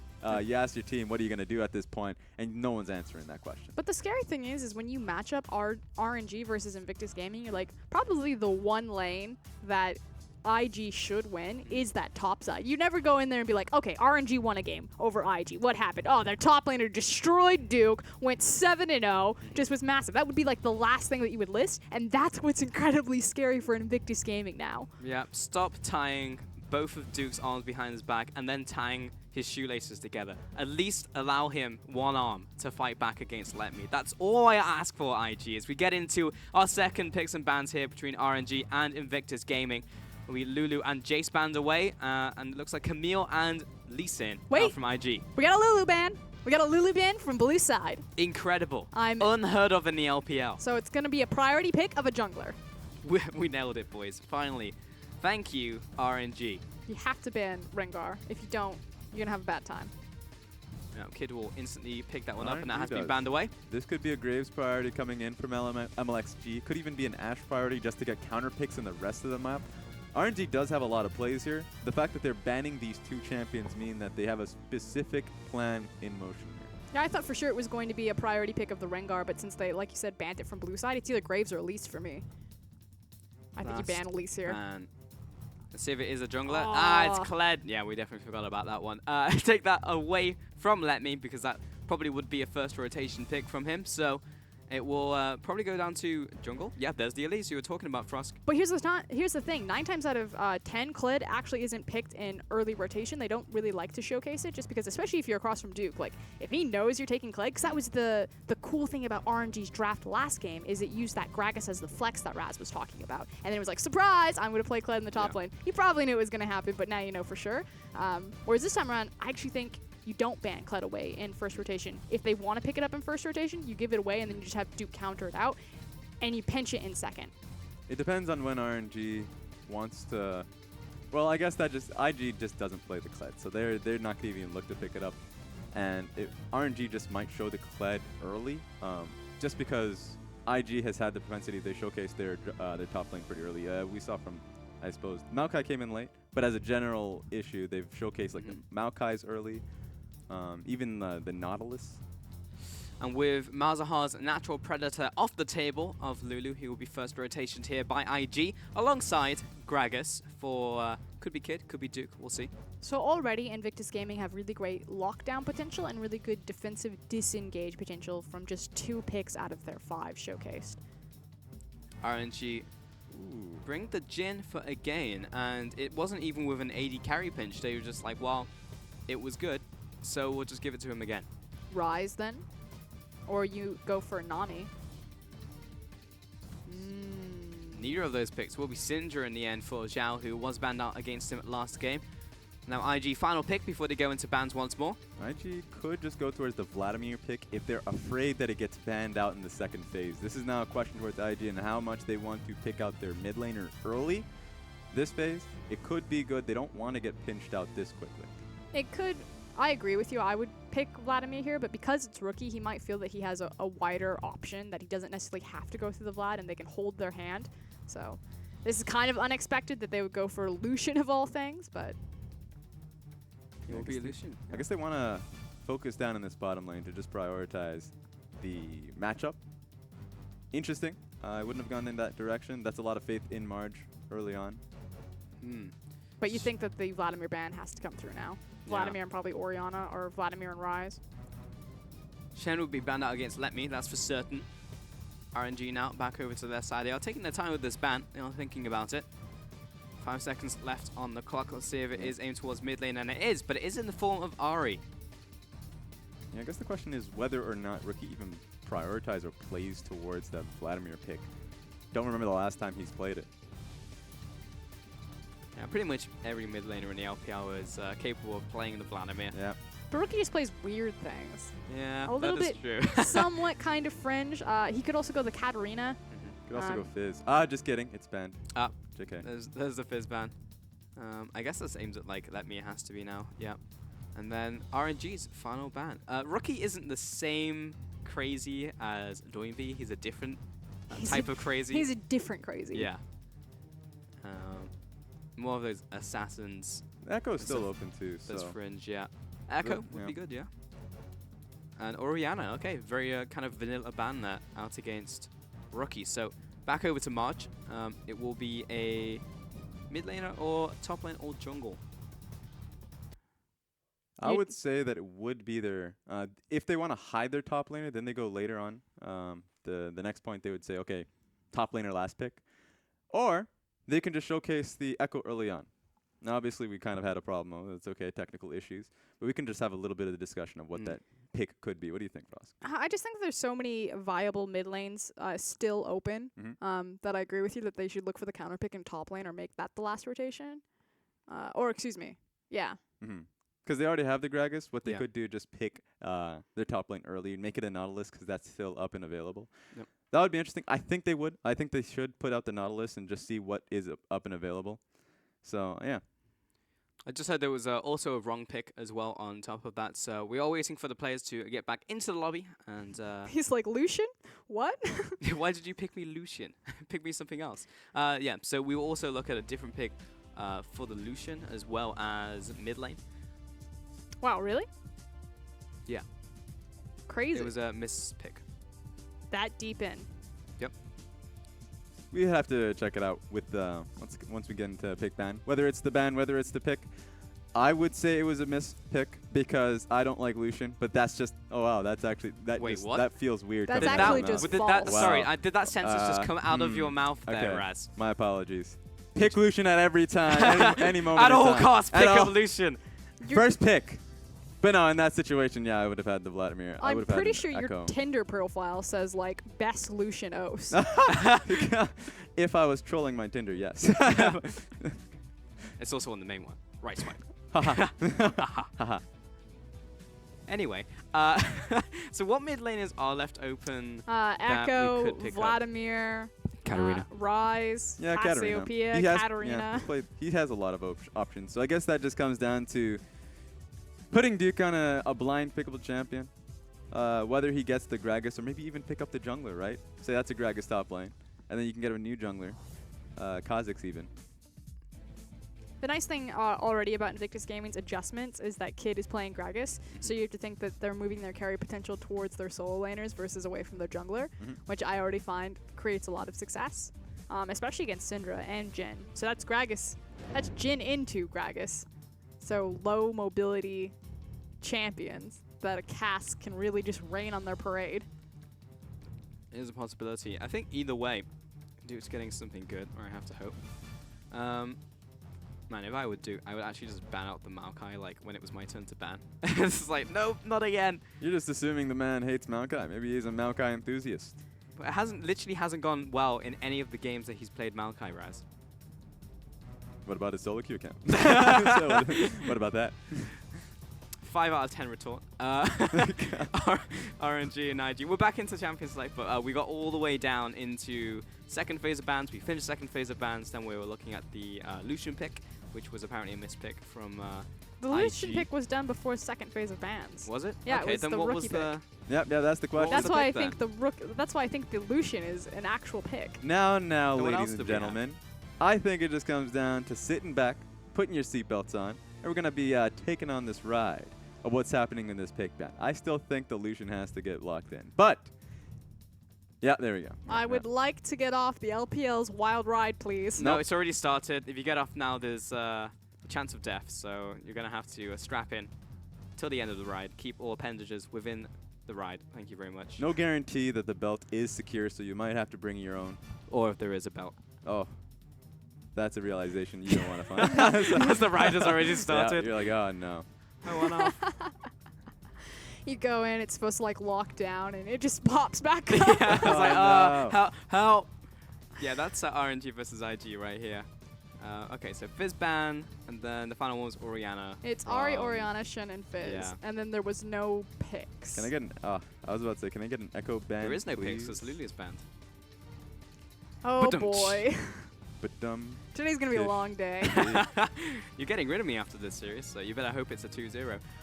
IG will lock in Rumble. Yes! Okay. Alright, Alright. I'm already happy. However, that is a blind Rumble, so maybe less happy. Less time of a to yes. More like a time to uh-oh. rejoice. Yeah, Rumble is a blind pickable champion. Either way, I would have preferred the Nautilus, but now that they have a carry champion along with a jungler here as well, they have a bit of a... Talon. Uh-oh. Uh-oh. Don't Well, say that. Why are you that's saying what that? Zed. Why are you saying Talon? He is has Zed? to do an AD. He's got so much magic damage on his team. It's Gragas, Rumble, Malzahar. You have to play an AD mid. Can't tell this man what to do. Man, He's against Syndra. Play Zed. Frost is like, Yes! oh! Bow before me! The actual god Frostgurin just now. She's out of her seat. Yep. He's walking away. Talon comes in for rookie. Predicted by Frostgurin, ladies and gentlemen. Woo! Ah, okay, I gotta stretch. Yeah, we also had Renekton to the top lane. That'll be up against Rumble. And Karma for Ming. So he'll be laning with again. And yeah, that's pretty much all we had. It was Cool. like that gif of like the woman, she's like an older woman, you see like all Yeah. the mathematics going around and her face just gets more yes. confused at each Oh, panel. Maths Lady. Yeah, I great was meme. literally just looking at Invictus Gaming's draft and all the math was coming by. I was like, it's Talon. The light bulb went off. We're fine. Incredible. Well, the seatbelt came back down. We're all strapped in. We're good to go. We're ready for IG versus RNG. And these are some spicy compositions. IG get that carry in the mid lane. They get a Rumble in the top lane. If they don't win now, then they're never gonna win. But here's the thing, it's against Renekton and Elise. So typically Renekton is paired across from Elise. That's the kind of other tandem or tell, which means that Imalek, before he was kind of the Gragas, he was the slower paced jungler. This time around, this is like a rocket. And that rocket is homed in, it's locked in on Duke, and it is rushing top lane to continue to Yeah. abuse and dive that Rumble. Kid has to know this, and he has to get up there, because otherwise Duke's just gonna get dicked again. Yeah, that ward is gonna have to evolve claws, Raz. That's going to be, I think what's going to be fun about this is that Talon Sure, if he gets priority in the mid lane, he's going to be able to come up there and help out the Rumble. But yeah, I think the seatbelt's going to be in for Duke, because if he had picked a tankier, a sturdier top laner, maybe he could have survived this. Sure, level 6 Rumble can deal with it well just by laying down his own ulti, either preventing the gank, stopping it in his track, or even just as a defensive measure if they're already on top of him.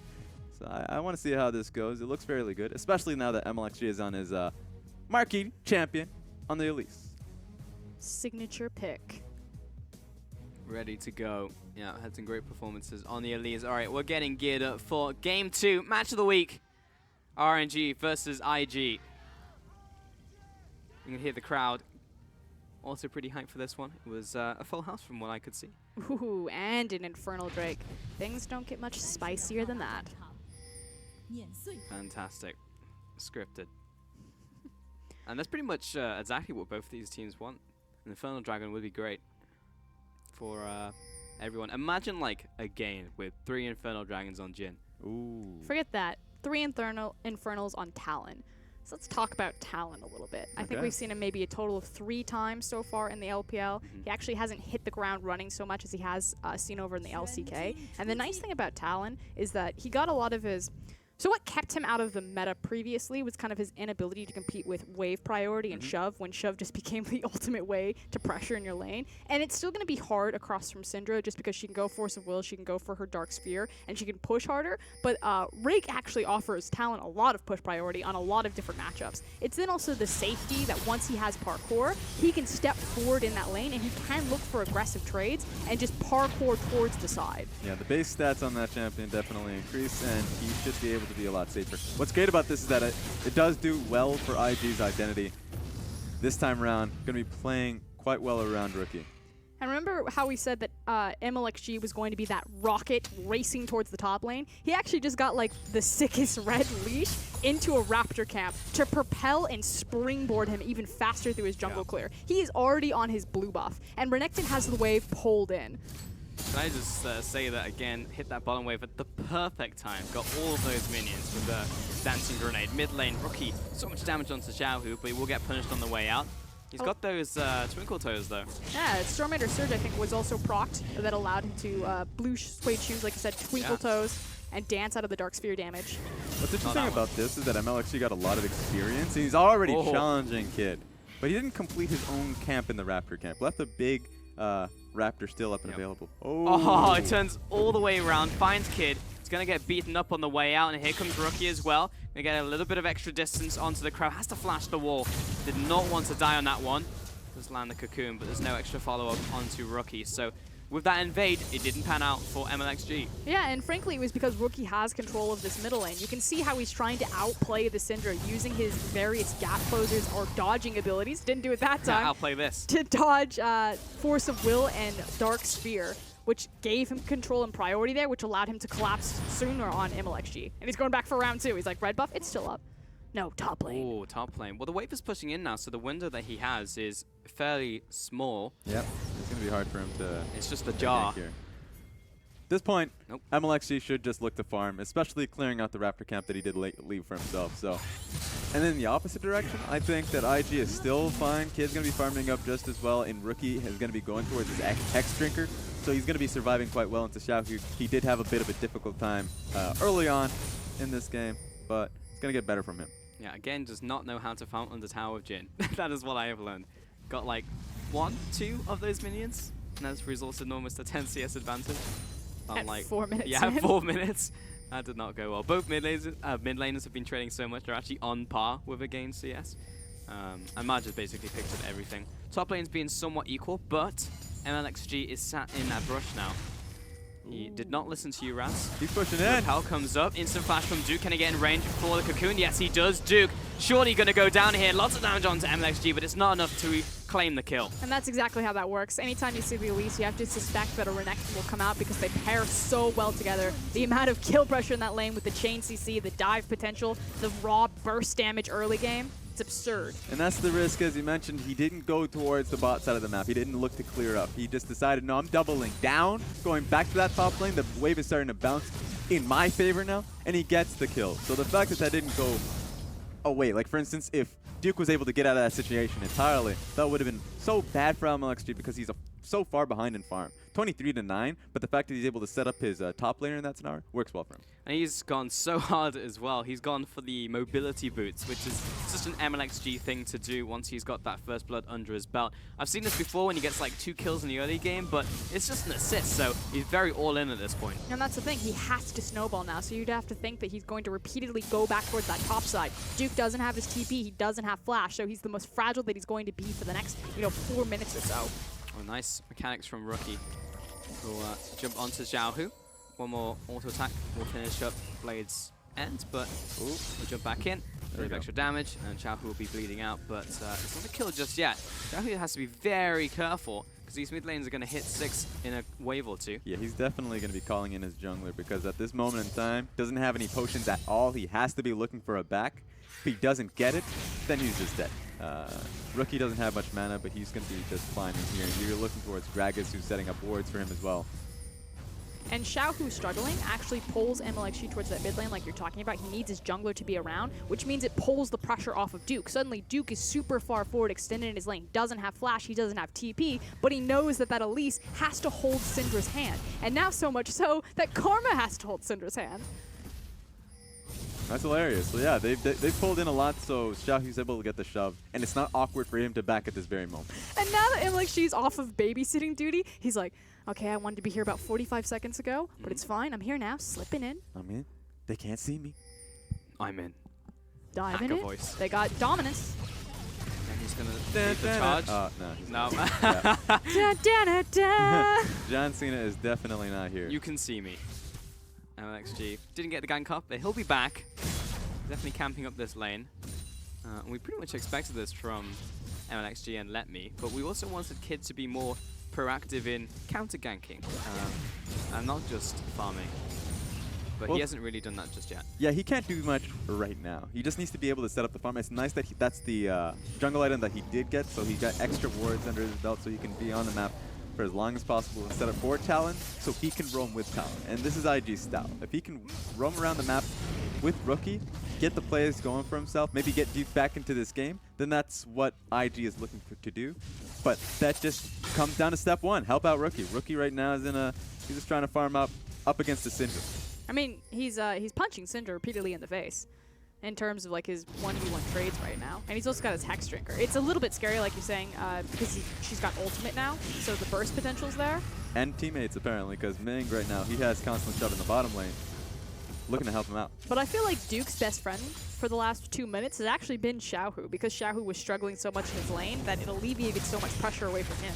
And now that his flash is just about to come back up, it's now this question of, does Kid actually look to counter gang top, or does Duke just absorb MLXG and Let Me, and Kid can make plays mid lane with Rookie on that Syndra?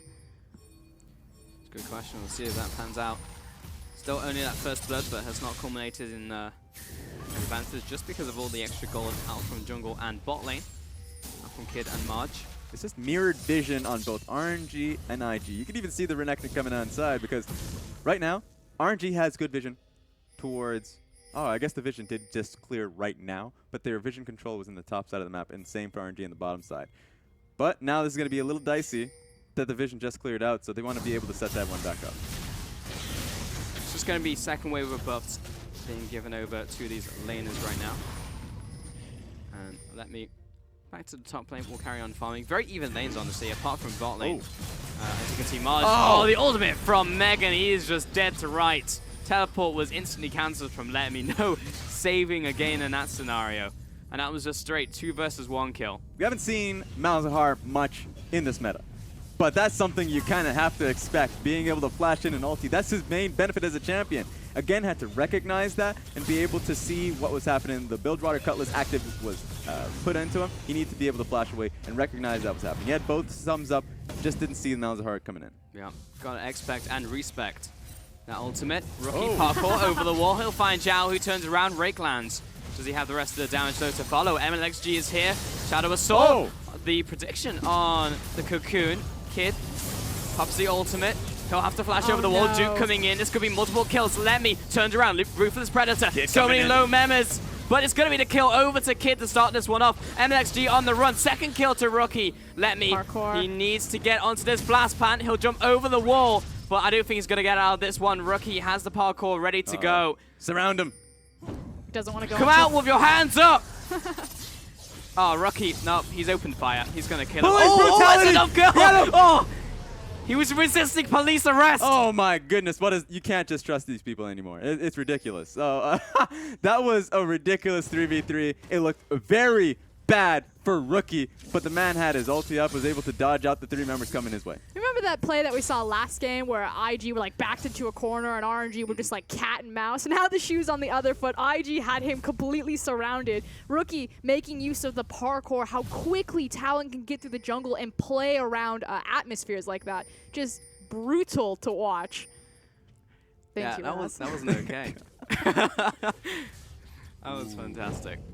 Here comes Megan and Kid into the spot lane. We could have another skirmish open up. I don't like this MLXG guys. Man is too sneaky. He's already in the bottom side of the bush. He's done it top side twice already.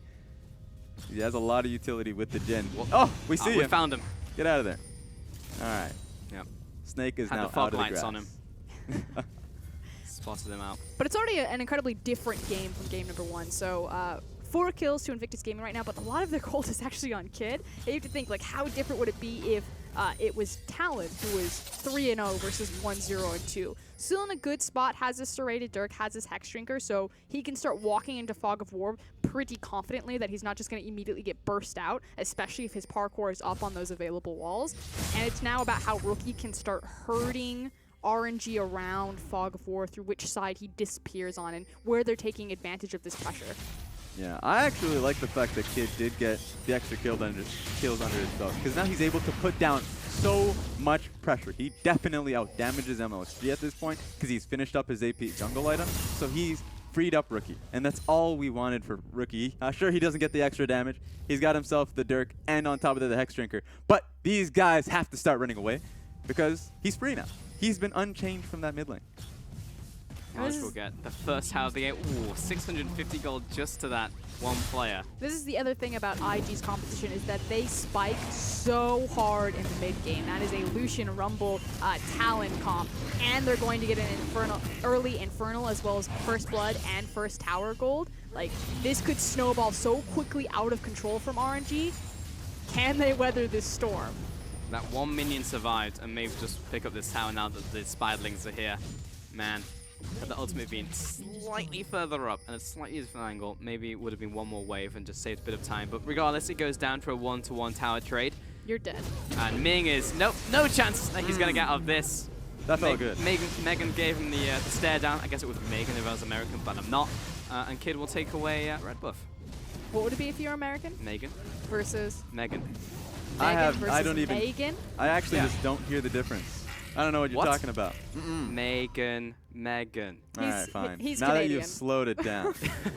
But that Yeah, he's top lane, Canadian. that top lane ulti that came through with Rumble actually hurt him just a little bit because not only, of course, did he not save the tower, but it was able to freeze in the top lane. He didn't get the wave pushing in as well, so he can't reach the wave with how far out it is. It worked perfectly for RNG that they were able to get the tower, deny the minions, and now it's just sitting quite well for again in the top lane. Yeah, but now they need to stall out the tempo. Again, we talked about IG. They spike really early or really fast in the mid game. You've already got Blade of the Ruined King completed on Lucian. Talon's probably sitting on a ton of gold. I'm just waiting for that guy to go back and see what he buys or what he completes on this iteration. So RNG need to get really strong defensive vision, which they have good neutral vision through the top side of the river, and they just need to sit back, farm, and make picks. They have an Elise, they have a Syndra, so picks are very possible, but Xiaohu keeps kind of walking blind into situations. Well, fine Kid. Don't think he has damage right now, though, but it was a big chunk towards the Gragas. He is 3-0-0. He is getting a lot of these kills in these trades. And Kid, yeah, in a pretty good shape with his Runic Echoes. Was that? Yeah, that control worked as well. Kid caught out, but I mean, that's not giving him tanky stats. He'll go down, and now IG getting turned around on Ming, leading them down. Chasing down Marge. Culling comes across, but it will only land onto Let Me. Needs to get out of dodge real fast. Rocky over the wall. Shadow Assault. Turned around onto Ming. Finds one. Dodged out of all the CC. Look at that parkour. Let Me will turn around onto Marge. He explodes. Megan trying to make it back to his mid tower. Great ultimate in from Duke. Turning it around with the equalizer. We'll find that kill. And that turns into a 2 for 2. Rookie jumps back in with the flash. Not a kill gonna happen. It will cleanse out of the deadly flourish, and overall a 2 for 2 trade. Other than that last flash rake attempt from Rookie, he played that fight immaculately well. Oh my god, other than that as well. And even The better man's at the not end of that, ending he this. just took out MLXG. Yeah, he's playing this very well. His team fighting here is able to just flank it out, gets the kill, and of course, right next to the wall, the Baron pit wall, so he's able to get out. So this is really good talent play here in the team fight. Yeah, and we've already seen, that earlier play that they made over the red buff, how quickly Talon can get around the jungle, but now how quickly Talon can dodge out of so much CC by using the parkour. He starts out this fight, and it looks bad for IG just because Kid gets immediately blasted, and the teleport is canceled from Duke, so he has to walk all the way around, but then Hero Rookie just starts styling on people, dodging in and out with the stealth. He's going to dodge the cocoon with the parkour over the side wall. And now Duke has finally arrived. He's going to lay down a nice equalizer, nice red carpet, and just walks them down with the flame spitter. That was very well played from IG, as you mentioned, in a disadvantaged moment. I love how if the observer kept playing it out with that replay, you would have seen him kept going on. Yeah. Rookie redeems himself after that flash. Yeah, for sure. Full Assassin's Creed. 8 to 3 in kills. IG maintain their advantage. They picked up Infernal Dragon. Next Dragon's Infernal as well. IG are actually in a very good position. They're also looking at diving that top lane, as you can now see everyone's racing up there. Yeah, they don't have the control wards there to hide Rookie, but they don't need him hidden. Rookie's coming for them. He's going to jump up to Ming, but that was the anti-synergy ultimate from Kid. You'll see it work sometimes, and other times you're like, yeah, that happened. Reported for assisting enemy team. Meanwhile, Duke is just killing Let Me in the 1v1. This is what happens when you give Duke a champion he can kill people with. And this is what happens when MLXG isn't able to punish Duke. Again, we would expect him to be put down, that Elise and Renekton would constantly be in his lane, but because, again, and Xiaohu lost 1v1, it forced MLXG to respond to mid, to respond to bottom, and not give all of his attention and making sure that world champion didn't get going. Now, even killed him at the start of the game, and I thought that was going to be it, but oh yeah. Just on the bat, Disrespect yeah. proxy farming. Hello. He had his W up, so he was looking for that dive. Just not a good idea. 60, yeah, unfortunate. Yeah, he's Apparently, cooked crocodile just tastes like chicken, so that'll be on the menu for Duke. Have had it. Is delicious. Really? Yeah. I have not yet. Is I that had it something on you can get pizza. on pizza? on pizza. Feels I don't like something understand you have this to have by country. itself. I travel to a lot of interesting countries. All right. Okay. Well, something I would like to try at some point, and something that Duke has already tried in this game, 2-1 and 3. Has the Zhonya's Hourglass already, so it's actually very difficult to kill him. And as an initial pickup, having that TP, great to get into that fight. Here comes Rookie into the bottom lane. Yeah, doesn't have that warded, so we'll check that one out with the Rake. But he's now probably just looking to clear out these minion waves with Talon. Yeah, just going to clear this one out. So it's back to calm as Dragon is spawning, so send Duke to the top side. He has the TP. What's good about this is that, yeah, right now Talon did just use his control trinket, the red trinket. It's upgraded. You see 3 of them all upgraded for IG on Kid, Rookie, and Megan. That's going to be a lot of control, or at least a lot of wards controlled on their favor. And RNG has to put in the extra effort to place them down to catch out Rookie. It's going to be very difficult for them, but they've got to make the effort because they have far too many squishies on their team. They can't afford to get flanked out. Second Dragon to IG. 2 Infernals now. Actually, a cool point that you made there, Raz. The idea that like triple Oracle's trinket is so punished against RNG's composition because they are so soft. Like, even look at Renekton. The best he's got is his Merc Dreads as dominance. He's got a Black Cleaver there. He's not a super tanky dude. And the next Dragon will be Infernal. Triple Infernal Dragon. Full heat wave in this game. Just saying, when RNG had control over the dragon, they had double ocean. IG get control of dragon, triple infernal. Infernal, Infernal, Infernal. I The bet the next power. 2 will be Mountain. April Fools! Ah, the power of P. Diddy did indeed. I said P. Diddy. PDD. No, Don't you dare! compare PDD to Pinnis. My apologies. Not the same player. My apologies. Yeah, the power of PDD did instill the double dragon. Triple Infernal if they can get it. I can't get 2-0'd with Xiao Xiao and PDD in the crowd behind them. That would be a little That would embarrassing. be a disaster. Yeah, that would be bad. Bringing it back. So at this point, it's like, what do Invictus Gaming do to continue Ah. to pressure? They need to get control of their side lanes because, again, they're the strong team right now. They want to fight around these monster objectives. RNG have been smart enough to say, like, okay, give them the Infernal. Yeah, we'd like that Dragon, but they're just way too far ahead. But RNG are actually just playing really passively. You can't see it so much now because a lot of their vision has died, but they've had their jungle lit up for the majority of this game, and they're just catching free waves. They want to get to these breaking points on the Syndra, on the Jhin. Renekton, not so much. He just kind of needs to be that big meat shield, so he's looking for his MR. But I feel like his time is kind of come and past. It's not going to be as punishing because it's a Rumble, but IG need to start speeding things up before they get outscaled. Yeah, timing is a big point where RNG, they're slowing it down because they have the control towards Baron. It's not influential now. 20 minutes up, Baron did just spawn up. But if time continues and if they can get the positioning towards that Baron, if they can set up the picks which they are looking for with the Elise, the Syndra, and the Jhin pick, then it looks good for them. But that's a big if, especially with Dragon going to be coming up. It's going to be a third Infernal Dragon. I know they're going to have to shift the vision they have because they don't want to give that away to IG. IG have gained a lot over the last couple of minutes, but they are still staying afloat and ahead. And they have these two Infernals. Is he building Blade on Renekton? Oh, the Ruin King? Ooh. Yep, Yeah, that's a yes. well, yeah. I mean, what else is going to be? There we go. I'm Wizard like- Lizard coming at you. I was like, I think his time has passed. He's like, nope, I'm against a Rumble. I could still kill this guy. Doubling down. Yeah. Yeah, and the benefit of that is the lifesteal. So you would see sometimes the lifesteal item being the Tiamat into Ravenous Hydra. Maybe even the Bloodthirster if the man is fed enough and crazy. Blade of the Rune King makes sense for it because he can sustain up. It wasn't working well for him earlier on because he was just burning down, had no way to stick around. If he makes the wrong trades, now it's a little bit less healthy for you.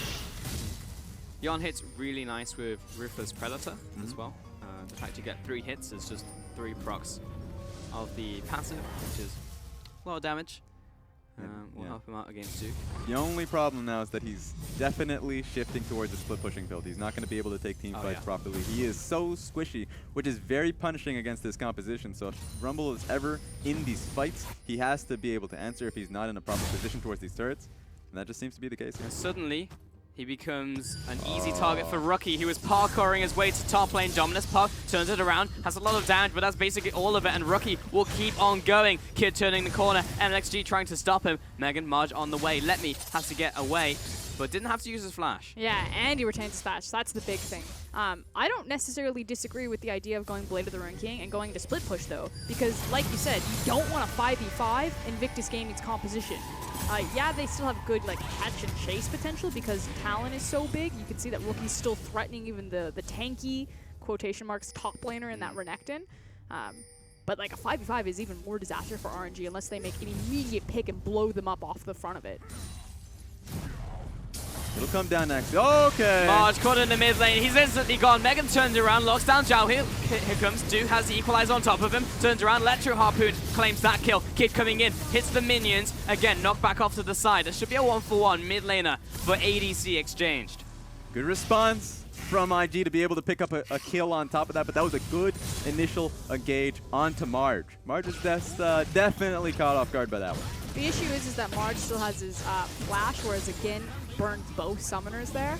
And as we go into this fight for Infernal, if RNG want to put their foot down and say, no, this is where we hold them, again, it's going to be pretty much entirely immobile. Yeah.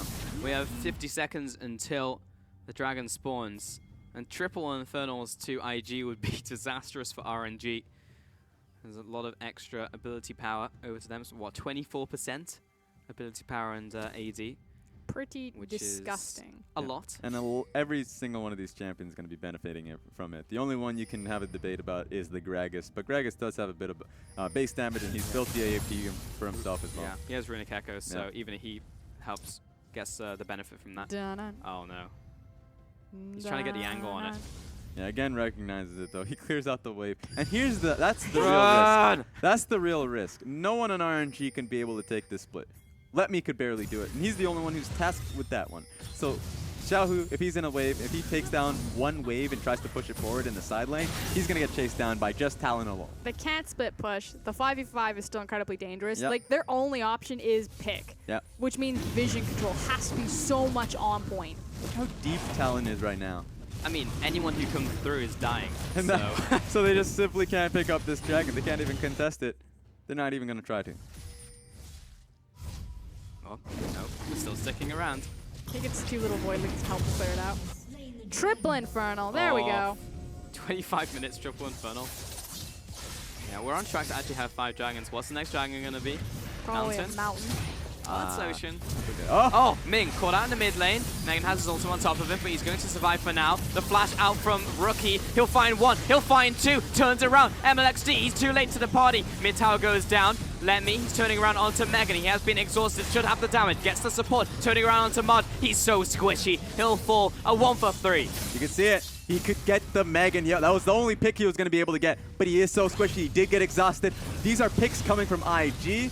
A 3 for 1. The fact that the top laner is dead, IG are going to get so much from this. Mid tower falls, looking for the inhibitor tower now. Red carpet laid down from Duke. Here comes MLXG to the side. Cocoon connects, and Rookie, he's zoning away. Here's Kid as well. Minion wave has been cleared out, and IG will back away. Half health on that tower. They'll turn their attention to bot lane. This should be a gimme. Yeah, they already have the waves prepped and pushed for them. They need to reset their position on the map, actually cover their mid lane, and more importantly, move into that Baron pit. So MLXG is taking this small window that he has to make sure that there's no vision on it, because again, that's what this composition is so dependent on. Control of vision, denial of vision, sitting in a bush. Will Invictus Gaming make that mistake, walk towards the Baron and walk into a Cocoon or a Cinderstun and lose any advantage that they have? Or will they continue to play it smart, pressure the side waves, pull RNG out of their hiding hold to deal with these creep waves before they move in on the Purple Worm? Yeah, I think they're just too confident at the moment. We saw how they looked towards diving mid. They didn't even care about where the tower aggro was on. The carriers were picking it up. They were like, we can just blow them up super quickly. And then when they went towards the inhib turret, they did the same thing. So it feels like they're ready to pick up any fight. It doesn't matter how they execute on it. This has to be Baron for RNG, while Let Me has both Rookie and Duke down here. Rookie hasn't shown yet, though. Oh, there we go. Now he has. Yeah. Crocodile's back on the menu, boys. Duke will finish him off. Duke, he's running his way towards mid lane, and it wasn't the trigger being pulled by RNG. They'll just lose Renekton. Because Smartly Kid's actually in the right position this time around. So Gragas is behind the Baron pit. RNG know that it's level 13 to level 12 in terms of the smite. They can't just burn the Baron down this early in the game, even at 27 minutes, because so many of their members are behind clock, Yep. and they don't want to allow a smite contest. And a big point, too, is Duke still had his ulti, and he still had TP. He would have been in that position to be able to stop them. You don't want to be in the pit, still struggling to get Baron when a Rumble ulti is on top of you. What is this next item in from Let Me? It's going to be Sterix Gauge or it's going to be Titanic Hydra? Hopefully something tanky. Probably Sterix. It would have to. It's such a hard one because I'm looking at this and I'm thinking Frozen Mallet, but that would be really bad, especially with how far behind he is. So it would have to be a Sterix Gauge. Yeah.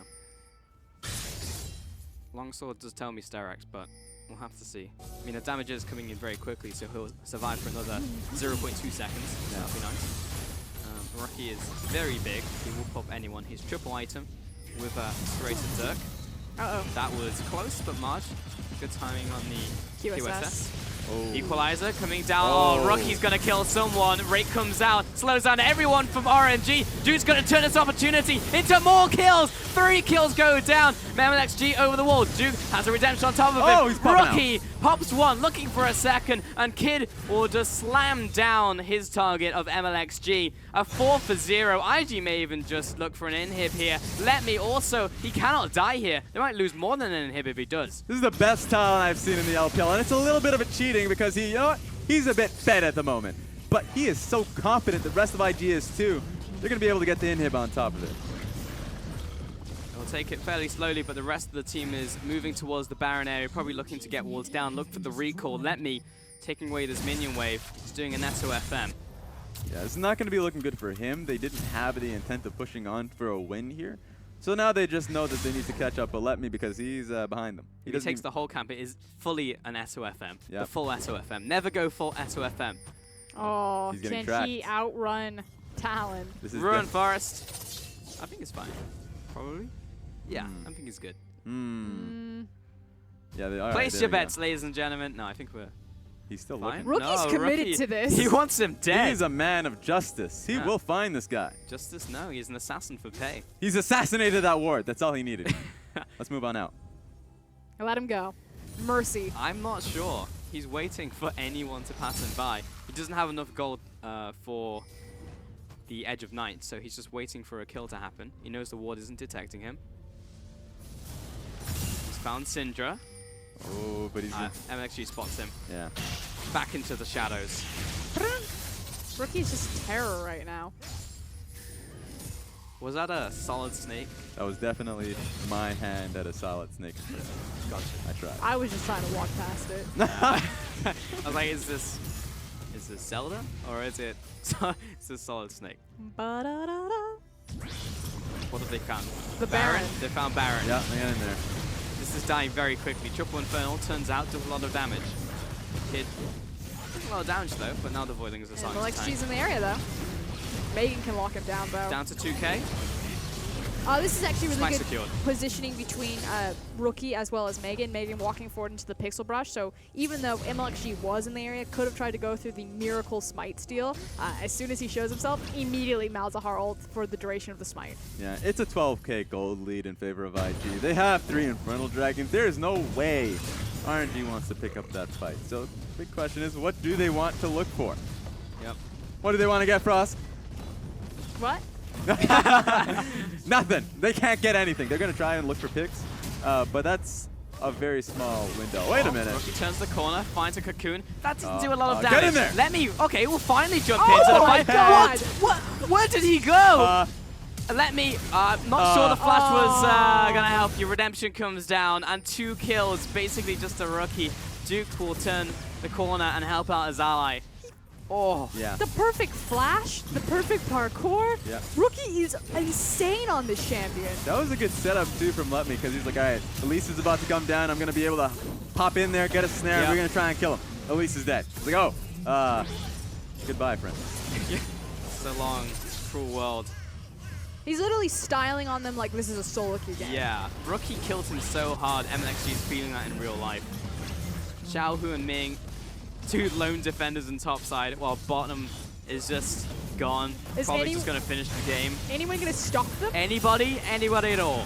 Again, Xiaohu and Ming got MNXG to bolster the ranks. Ming almost instantly dies. Best Rookie. chance. Unleash power, they finish off the talent, but the rest of the team, I mean, Raid Boss is down, but the ads are still alive. They're pretty strong. IG take the top inhib. 3 inhibs down. They'll wait this out. They have the Baron buff. Even without the Talon, they are not confident enough to pick the fight. Xiaohu is dead as well, but this is just looking bad for RNG.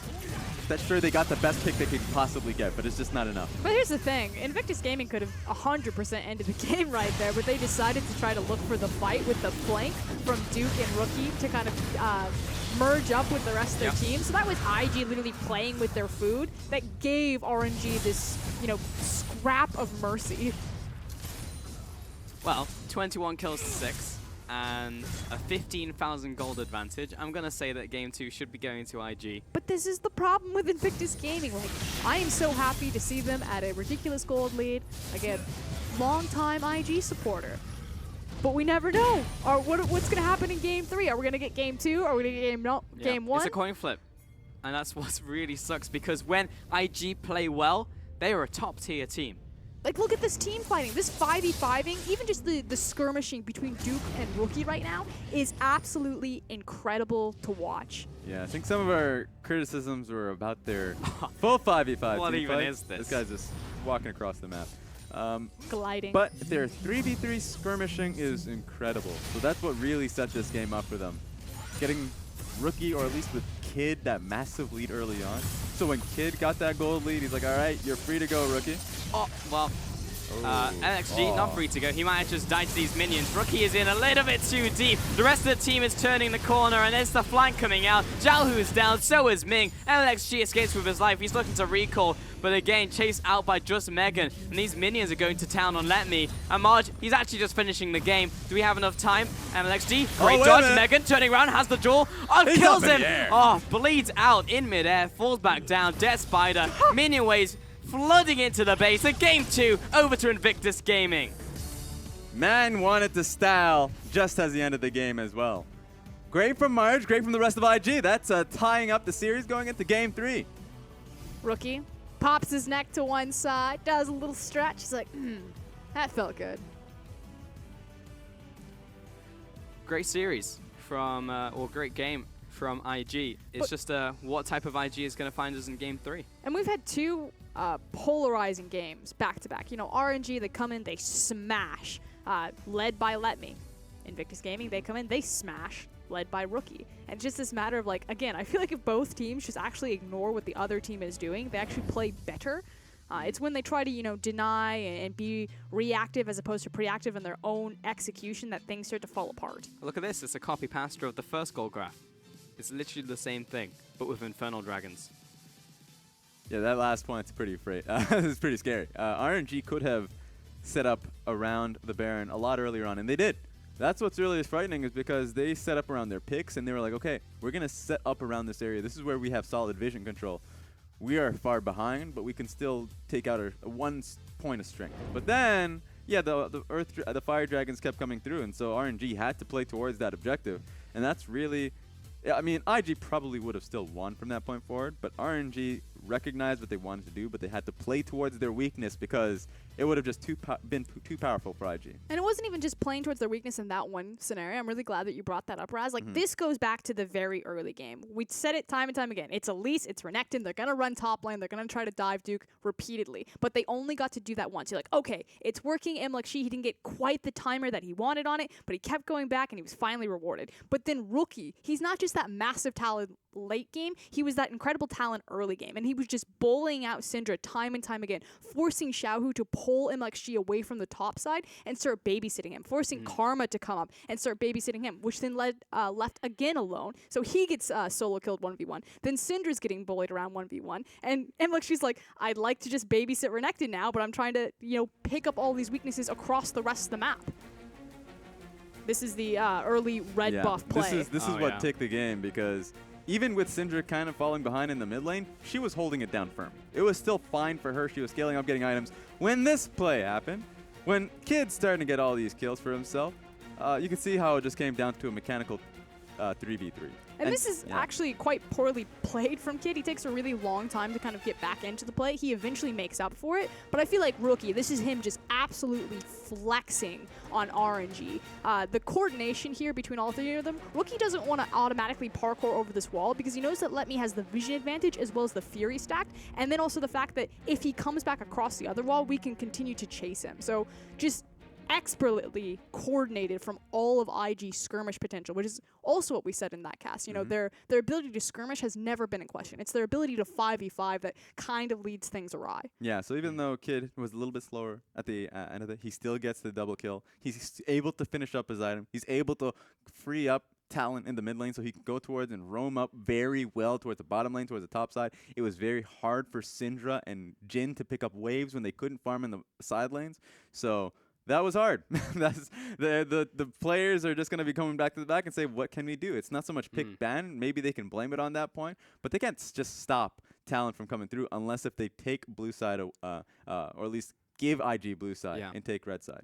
I mean, it was a lot that happened in the early game as well, right? Because MLXG did get the initial gank to happen onto Duke, so everything looked good. He goes towards mobility boots, and this is one of those plays from MLXG. Has like a 70% success rate when it goes well, goes really well. Goes through every single lane and systematically picks apart the enemy team. But in this one, it didn't necessarily pay off. That play in the jungle happened. Snowball happens. IG, when they're ahead, very rarely actually lose the game after that. When they have those initial skirmishes going well, they will snowball that into a win. So yes, it was partly picks and bans, partly early game.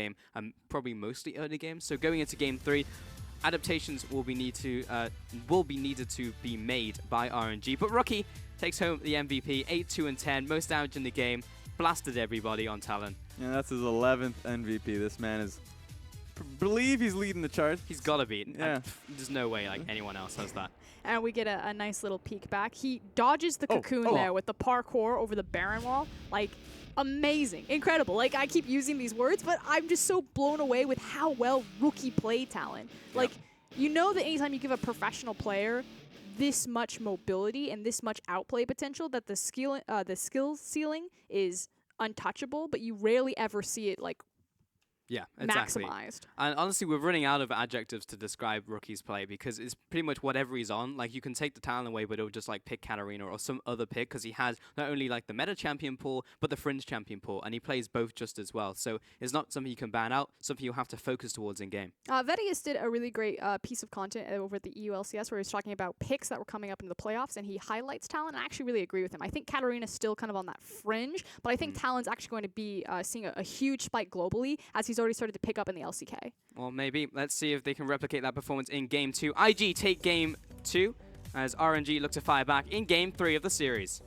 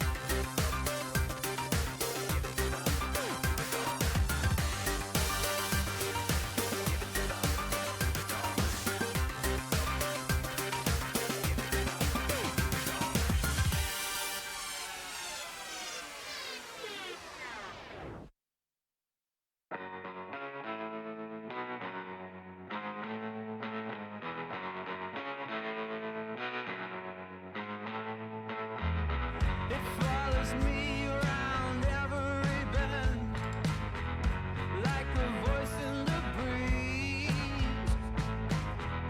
It's a curse, it's a shadow, it's a friend. Got me down on my knees. Can you feel it? Can you feel it falling? Welcome back to our match of the week here at the LPL. It is week 8 and it is RNG versus IG. We've gone all the way to the end of the line where it is 1-1. IG managed to pull it back in Game 2, and it was honestly a great performance, but it's one of those performances we look at IG and it's just like, why can't you just play like this all the time? Because it's a top tier performance, and if they play like that all the time, we would say they're a top tier team, and despite them being in that top 4, we would at the moment probably say they are in the 4th place.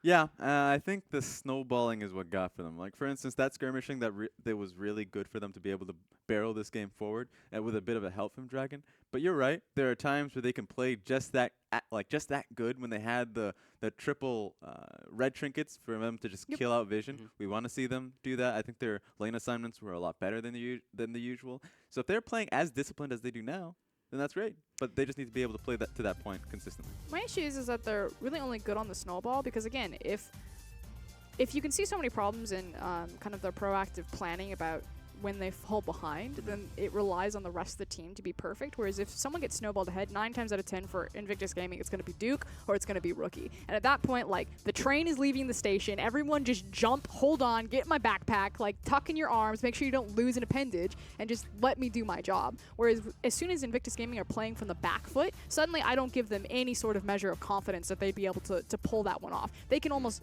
exclusively only play with leads. That's true. I think that RNG, even in that game, even though it was a snowball, I think 2 Fire Dragons in, they were setting up well around their vision that they had. So that's a good positive for RNG going into this game, that they were playing well with their deficit they just couldn't keep on to it because that was too much of a snowballing composition, and IG was playing well around it. Yeah, that's 100% the same thing for me, Raz. Like, if that was double ocean versus, triple ocean versus triple infernal, could RNG actually have come back from that game? And I'm kind of 50-50 on it. They did a great job slowing it down, pumping the brakes, had great fundamental defensive vision, were making good picks and knew what they needed to do. Whereas if Invictus Gaming are in that exact same scenario, I don't think they know how to stop that car. Yeah, and I don't even know if we'll ever have that answer to the question because they set up really well around Baron, and they had to stick around that area for about 4 minutes. So it's about what they did to stall out the game. I'm talking about RNG. So they're going to be going into this next one, and if they find themselves in a deficit, I want to see them play around with it. Like, for instance, if they have a pick composition, I want to see them playing around the vision like they did in the last game. That's going to be a big question of what composition they want to play around this time around, because they prioritized the Elise and they played around that Elise pick. Maybe this time they want to play around something much more teamfight heavy. We also need to highlight the fact that Again was a liability for the first time that we've actually seen him out of the 4 games that we have seen him. He did bleed out in that bottom lane, and he died in that bottom lane, and that was a major issue for them. Yeah. The initial kill on him was definitely inexcusable, the one where Malzahar was able to get right on top of him. The rest is just really hard to call because he was never going to be finding a lane alone to just farm out in. One wave and he had to back away to the rest of his team. That's just the life that he has to play around, especially since he's not really having the synergy with his support. So that's a bit of a worry with him. I don't like to see the Jhin. Sure, he was a Jhin end behind, so that's very hard to work around. But it's just not a good champion in the meta. There are some instances where you can play around him well, but I want to see an Ashe. I want to see an Ezreal even, if you're confident around playing him. The difference is, if you put a Nuzi in that situation, he would have found a way. Yeah. And also, because the boss was away, Ming was just chilling with mid lane, hanging out with his mates after work and slacking off a little bit early, while Again was just by himself in the bottom lane. That's a good visual imagery. Thank you for that, Pulse. It's all right. We're into Game 3 and Champion Select IG and RNG. Lee Sin, Camille, and Kled will be banned out here alongside Rengar, Elise, and Jace. So similar bans to Game 2 here for RNG and IG, leaving up Lulu. Yeah, I like the fact that IG still remembers Game 1, not going to have Kled run around the Rift. Let Me still has counter picks, so IG now on blue side. That was a big question for me, whether or not they were going to be getting red side. Not going to happen. So IG's counter picking is still going to be difficult, but Talon is still a good blind pick.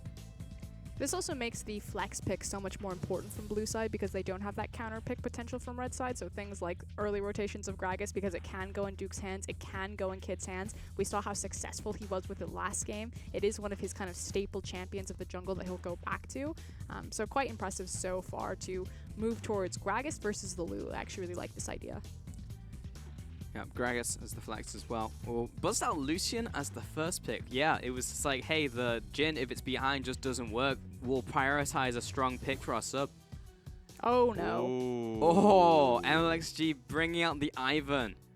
That is very fun. I was going to expect a Lulu coming in for a second pick. Lockdown Lulu Lucian. That would be a great combination. But MLXG on Ivern has had a pretty good success. You see a 60%. Why pick it so early, though? 100% that. Yeah. Why would you pick Ivern so Exactly. early? It's almost never going to be banned out in second rotation. There are much higher priority picks. Like, this tells me that maybe they want the Leona from the support position, that they didn't want to even go towards Lulu. But the problem is Leona into Lulu is pretty bad. I'm going to put it out Yeah. right. That's not good. Just gonna polymorph her as soon as she Zenith Yeah. Blades in. Yeah, it's just it's kind of disgusting. I'm thinking maybe Malzahar and look to lock down the Lulu. It just comes as a surprise that it's going to be RNG walking away from the champion because they know that IG is going to pick it up. Maybe they want Ming on a champion that can engage, and maybe it's a difference between engaging and then picking the Lulu so you can have that pushback.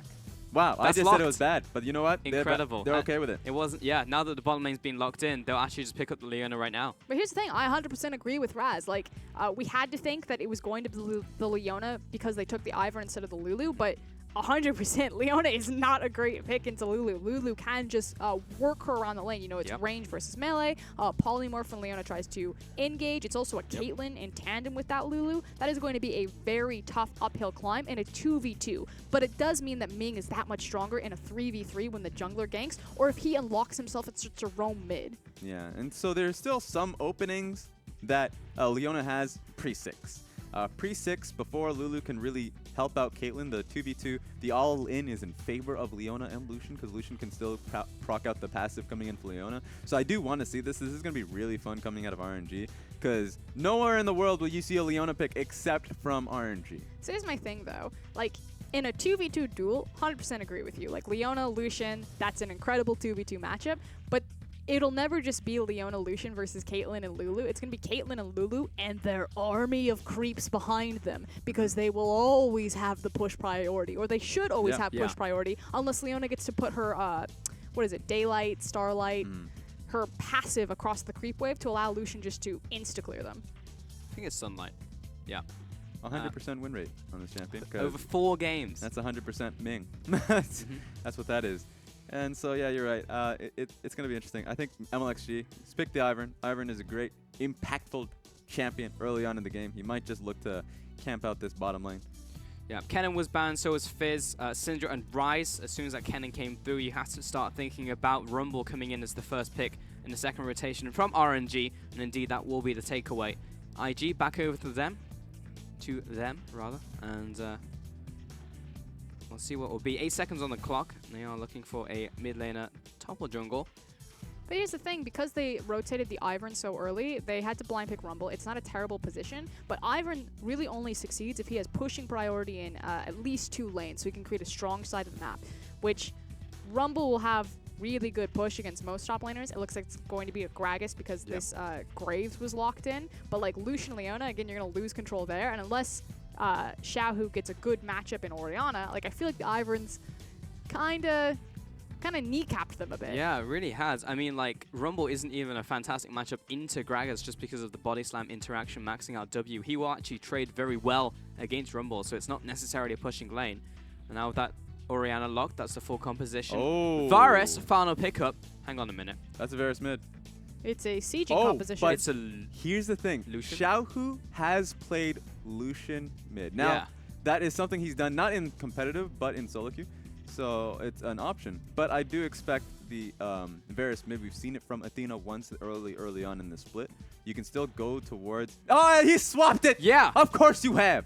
I was going to say, like, Poke Varus is pretty garbo right now. It's like, it is bad, but it is a possibility. But nah, this guy has practiced it in solo queue. Yeah. Xiaohu has gone towards the Lucian with a pretty good success rate. So picking it into Orianna is great because of the, of course, double tap passive that he has. He's going to be able to take control. It's when, of course, Orianna starts to get a lot of items under her belt that she can zone him out. But Orianna should not be able to get to that point. Lucian has the lane pressure.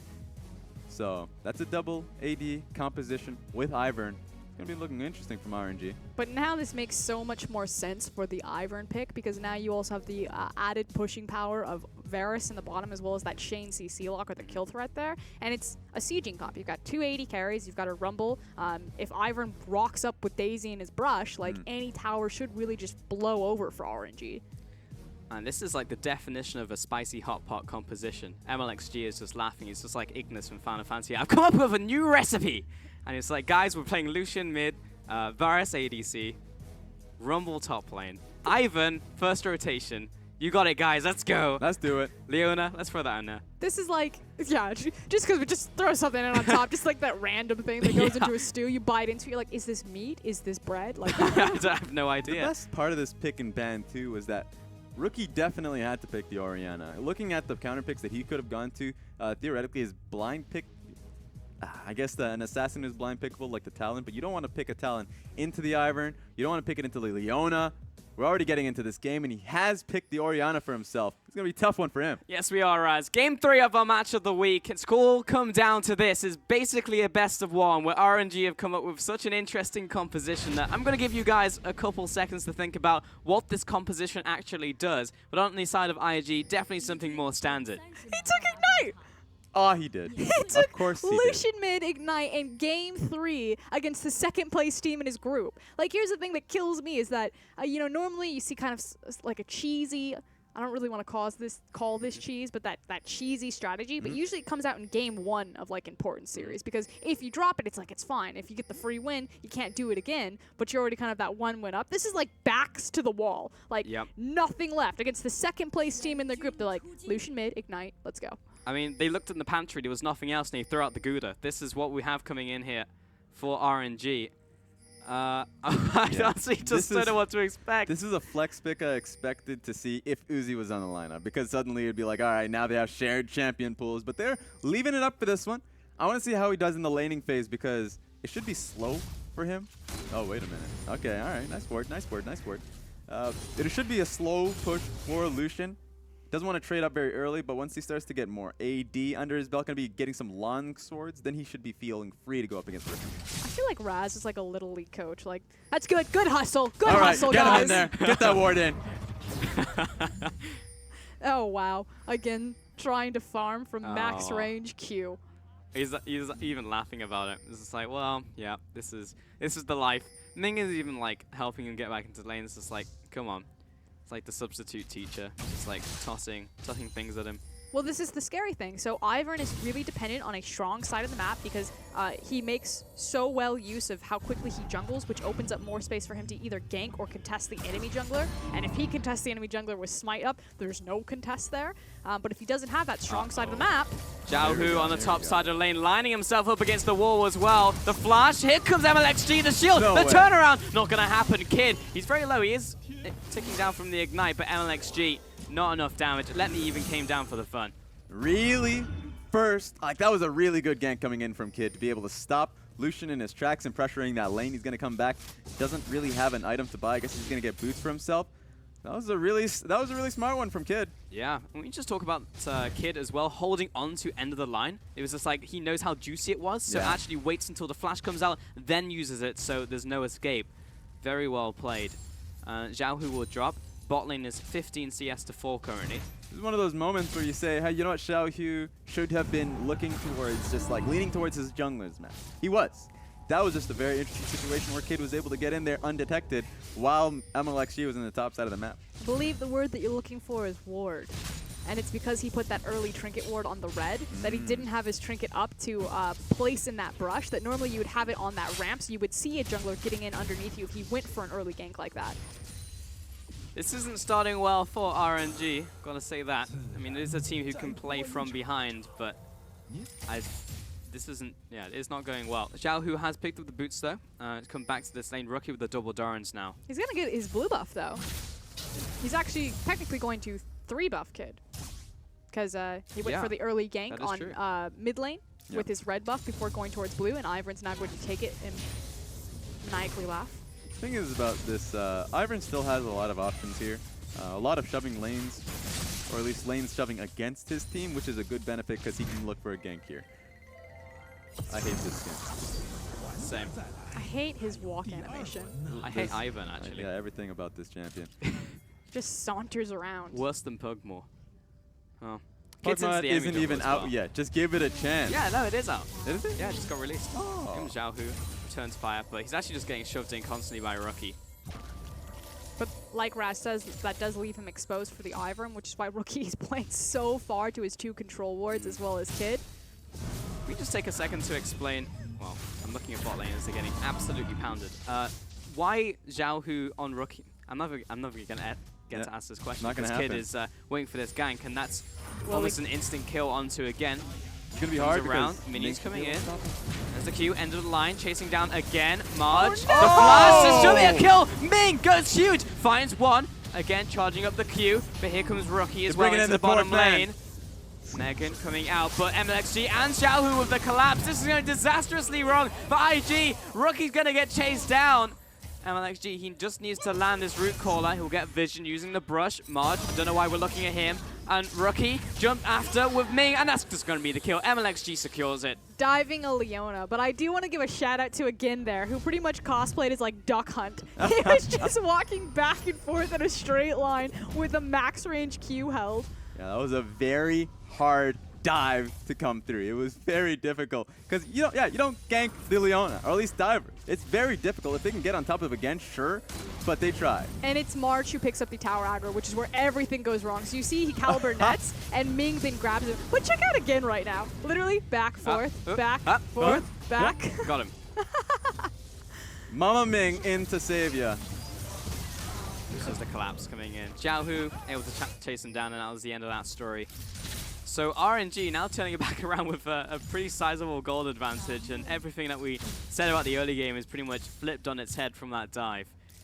It really was just that tower accurate. The question I was going to ask is, why do you pick Lucian? What's good about Lucian mid? Because back in the day when we saw Lucian top, it was because Lucian in the long lane is great because he can chase people down.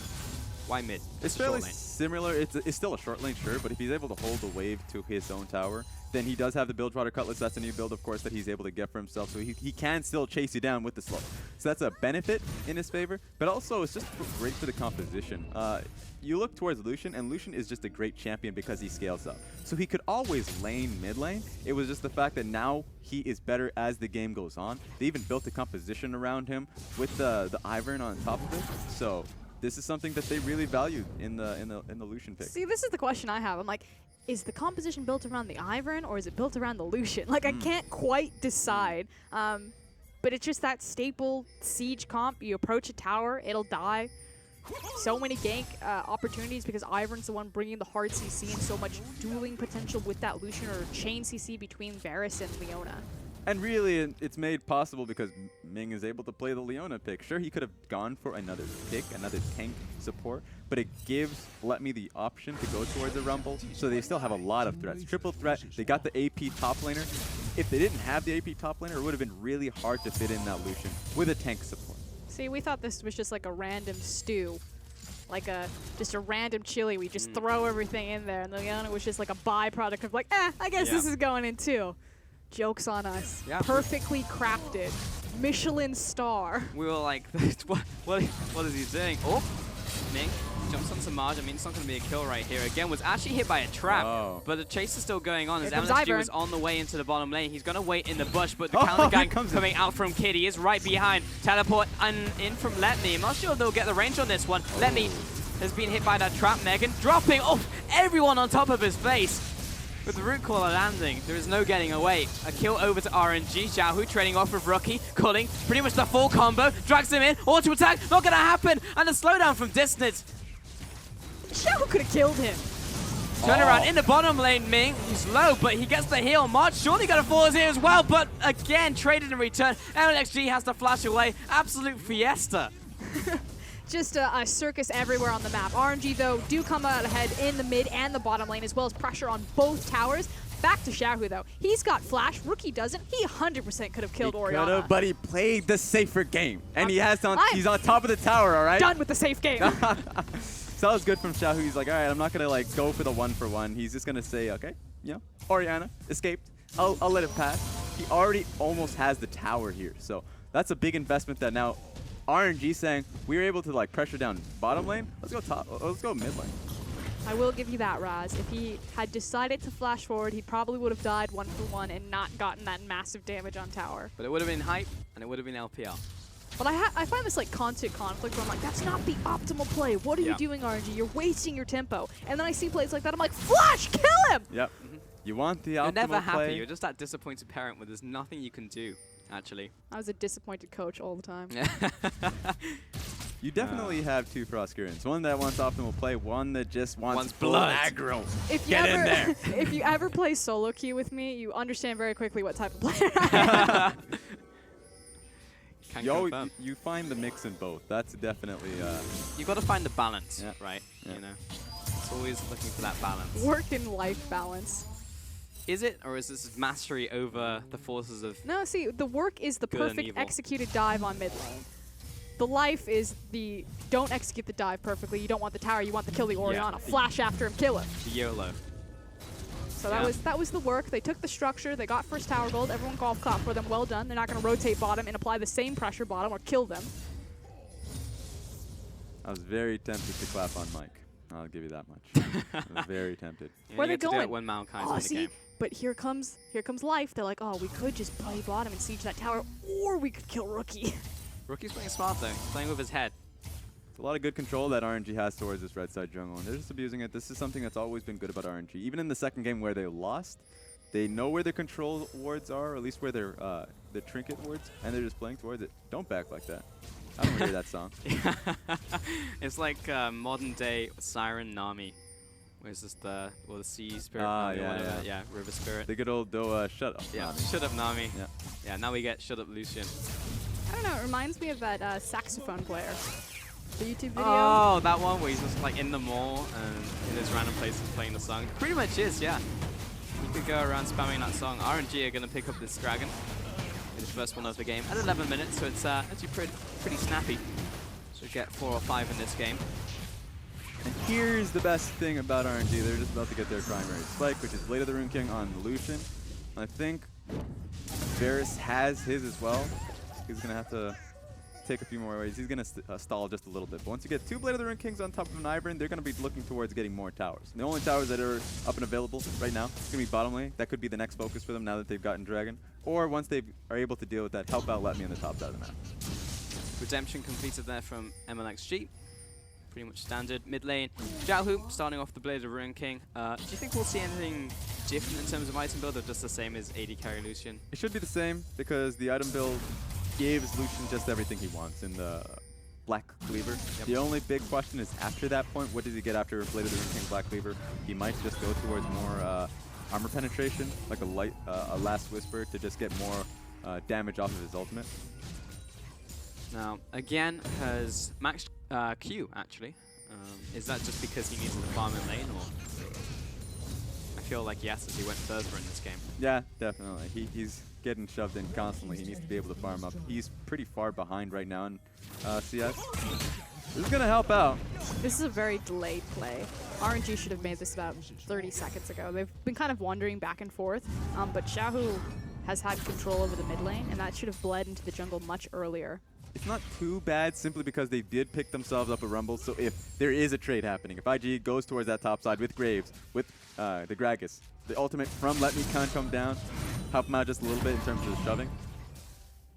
Graves recognized that, so he did that. But this is the thing, you know, with the fact that RNG have been so indecisive on how they want to execute this play bottom to siege the tower, it's opened up space for the Graves, for the Gragas, to siege up in the top lane and threaten the inner structure. So I feel like RNG have actually kind of ran out of time to make this play. I guess the big question is, what is the next play going to be? Because even though I said it was going to be the bot lane, I actually think that It should have 100% been the well, bot yes, lane. but I think it should be farm because again, if they can get the Black Blade of the Rune King on him, I don't know how much gold he has currently, but he really needs to get it because that plus the items that Ivern usually gets are really cheap. And you get the Black Cleaver. If they can get the spike that they currently should have, then they will be so much stronger than they are now in any other part of the game until, of course, if they get snowballing. So I think they're really starting to hit their stride. He gets the Blade of the Rune King right now. Oh no, rookie. I think he's okay. Kid It's- was behind him. Yeah, it's because the control board spotted out Graves as well. You know if Graves wasn't there, he was 100% going over that wall. Oh yeah, for certain. Yeah, now the play needs to happen. IG are looking to pressure this, but Deep teleport. here we go. In from Let Me. Yeah, response from Duke is a little bit late, but is pretty fast actually. Here comes the equalizer. Yeah, he's immediately in, right onto Let Me and Ming. Megan taking a lot of damage. Xiaohu should be able to claim this kill. Wildgrowth not going to keep him alive for too much longer. Sulfur down onto Duke, hits Marge as well. Kid by himself, he'll jump away. He's getting chased out by MLXG and again, but the root caller goes wide. And that will be just a 1 kill to RNG. So they start the fight immediately when they get the opportunity. The moment the Blade of the Rune King comes online for again, they're already there for the fight. And I like the fact that they force both top laners to respond, so there's no counterplay for IG. They can only match the play that RNG are making as opposed to trying to trade structures, you know, top inner for bottom outer. RNG didn't get too much out of that. They only got that 1 kill. But the benefit of this is that RNG decided when the play was going to start and when it was going to end. So Rumble's already straight up towards the top lane. Meanwhile, Gragas had to slowly recall. So that's going to be a good pace for RNG to set where Rumble's going to go after this wave. Ming is so confident on this Leona. Like, he's 2-0-4 right now, so he's participated in 6 out of 7 kills this game. He's 100% on Leona competitively in the LPL. And he's just pretty much blasting them bottom in a losing matchup. Yeah. I think he's probably the only player worldwide making Leona work in any of the major leagues. I could make an old joke, but a refrain. Yeah, I know where you wanted to go, but I feel like we need some synergy because I definitely did. we'll tell you in the break, Raz. All right, Don't worry about it. Okay, we're good.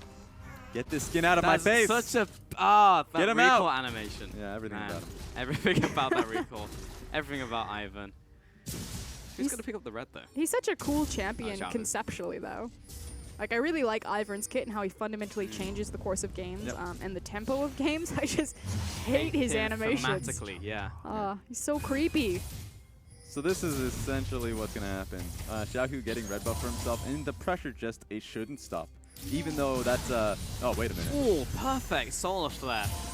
Right on top of Rookie's face. He'll have to burn his cleanse for that one. Let me. no. Not the place you wanted to walk into, buddy. You went to the wrong neighborhood. Yeah, get out of here.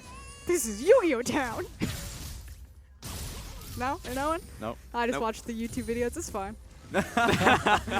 And you watch some weird media for us. Every single day it's something new. I feel like it's just because I'm like 5 years older than you guys that you just missed that wave of your childhood. Yeah, probably also true. How old are you? Oh, that's a bad question to ask. I You should've never done that. ask I a should- I lady their apologize. age. Raz, I'm 26. Ah, Oh, I'm about to be 25 this year. You're Not too- 25? About to be. I'm 24. see, he's not a child. I'm a child, but he's not. MXG misses the root caller once more. It definitely looks like a tweener. I'll bring you that. I'll bring you that one. We need to get out. We need to go back. The dragon's coming, it's fine. Yeah, that'll put us on track. They want to fight for it But we because have they're 4 seconds stronger. of anarchy until then. Okay, so this is one of those fights where I feel like IG, it's hard to say. They can take it because they have such a great wombo combo comp, but ultimately they don't need to because they're still technically behind, and RNG's composition is so strong right now. Yep. And since it's an ocean, like, why bother fighting for it? But this is, again, one of those moments that define IG. Are we going to run face first into a fight that we know we're going to lose? But when are they going to feel confident? RNG, the fact that the dragon came up now is 3 so items. good for them. Exactly. They get the dragon. RNG already has the next objective in mind. That's the top lane, outer tower. They're going to be able to set up for it very well, and that's going to come through mid lane, cutting through the blue side jungle. They already have a map planned out for them. Yeah, it should be shove this wave, again backs, rotate Leona and Varus top side. You can move Rumble bottom if you want because he has the teleport, or Yeah. you can keep him up there and just 5-man top side down. If you get a big team fight right there, it's about, 19 minutes by the time they get up there. If you ace them, Baron will just spawn, turn on Baron.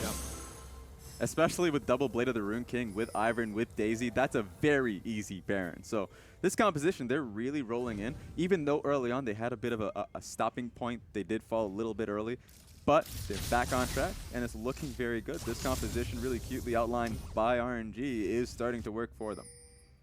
But now they gotta put the gas foot down. Start driving this one home. Pedal to the metal. Yep. Feels like they're getting to the top of the hill, but it's actually just getting over that and really bringing it home. Next dragon's going to be Mountain, which surely will be contested by IG.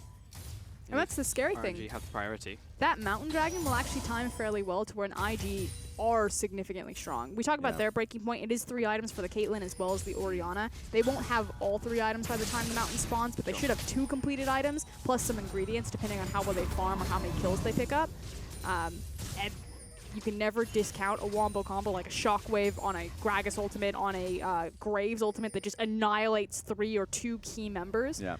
And that's the dragon that matters. That's the fight that really matters. It's good for IG, though, because they were able to push out that entire wave. Again, was trying to just stack up waves here. It was trying to get a slow push going for them, but they immediately clear it out. So they're able to stall it, but that's only one wave of stalling.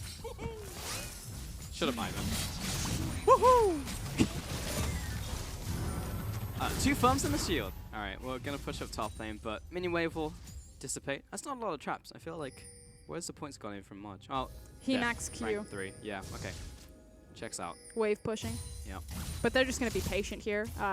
Wait for the wave unless Invictus Gaming send people up there. They'll just slowly and passively lose their tower. But you can already see Xiao, who's trying to keep Rookie from rotating up there. There's a 4th trap.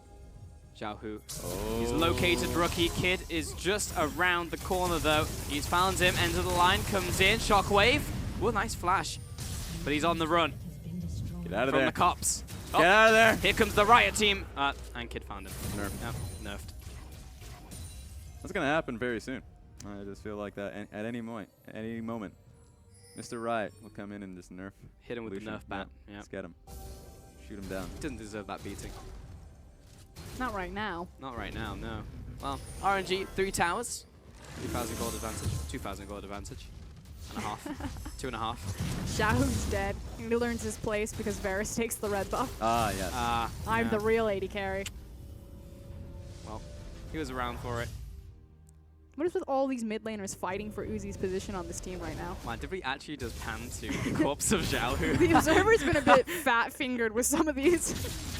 I don't know. I feel like they're doing it deliberately. Yeah. Rumming it in. We're probably talking about him. So, yeah, we've got a state of calm for the meanwhile. Yeah, so at this point, what we want to be doing is moving our vision forward. So because we have all of the outer Who towers, is we? RNG, RNG. because their composition is strong right now. So Invictus Gaming's still playing on the back foot because they're waiting for key item breakpoints from their two carries, Caitlyn and Orianna. So RNG want to pick up their neutral vision in River and start moving it more aggressively. You would assume between top and mid lane because Dragon's not in play right now, whereas Baron is. As soon as that Mountain Dragon starts to spawn, they'll pick up that vision and start to move it over the bottom side of the map. Next key. Oh, yeah, they're getting the next items here, which is the Black Cleaver. That's always nice, of course, for Lucian. They got the next attack speed item, which Rapid is Fire Rapid Cannon. Fire Cannon, okay. And then on Exactly top what of you that, were Knight's, gonna yep, 100%. And then Knight's Vow for Lucian. It should be for Lucian. I want to see which one he actually tags onto that one. Solar Flare down onto Marge. It's just the slow. Ming is hunting for someone. Shield of Daybreak willing to line up the Xenoblade as well. Redemption down. Again following after. Chain of Corruption misses. Let me shred Marge. That'll just be the one kill out of this skirmish. And this is what you're waiting for when you do that. You're just waiting for the enemy team to slip up. MLXG jumps on top of Duke. Xiaohu turning around. Shockwave onto one, but MLXG should be falling. Daisy tacking up the damage. Here comes the ultimate in from the Equalizer. Lemmy is onto all four members. Should surely fall. Why is he still alive? Managed to get out, and the scrap shield keeps him healthy. Just the one kill out of all of that. Someone should have died from RNG. Yeah, if Let Me had been a little bit more patient with his ultimate, it would have been fantastic. Of course, he used it way too early. People flashed away from it, and so it was just left sitting there. No one was taking damage from it. So that was a really good fight, a really good flank coming out of Let Me, but the end of it, the execution fell flat. And that was a byproduct of opportunity given to RNG. So what you usually do is you move your deep vision and you push the two waves that your deep vision flanks, and you try to catch the team as they're moving through your deep vision. Fortunately for RNG, March just wasn't paying attention, just way too far forward mid farming. And so like the opportunity was given to create a fight, but it wasn't the ideal scenario sculpted for a perfect 5v5 to execute for how strong they were. I'm still looking towards Xiaohu to make this Lucian pick really pay dividends, because he is behind on farm right now. He has got that 1 kill and 2 assists. He's sat on those 2 items, so he's not necessarily behind, but he's not ahead of the curve, even in comparison to, again. Yeah, but if they hit a Baron, that thing's gonna shred. You can't leave him alone for a second. True. Bit of anti-synergy there, but they'll still find MLXG in that 1 pick. Xiaohu counting back the culling. And IG get that 1 pick in return. So it's a game of picks, and it has been for 15 minutes now. Yeah, for MLXG, he just needed to wait a little bit because the waves were getting pushed. He was waiting on his team, but he just went in there alone. So that's a good pickup from IG to look to force the situation to get a tower from that one. Yeah, mid tower falls, and now Dragon has just spawned. Actually, perfect timing for Invictus Gaming. Let Me was pushing up top side and may actually turn around onto it now that he sees IG heading towards this. He saw them on the crab vision. And we said that Invictus Gaming would probably fight this dragon anyway because A, it's the more important one out of the 2 ocean spawns before it, but B, their item breakpoints would start to kind of creep up here.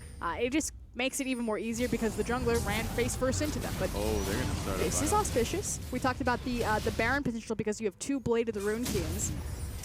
Let Me did walkover award, so they should know that this is happening. They definitely know it's happening now. Blue Trinket comes down. MLXG jumps over the wall. He has the smite. It's almost dead.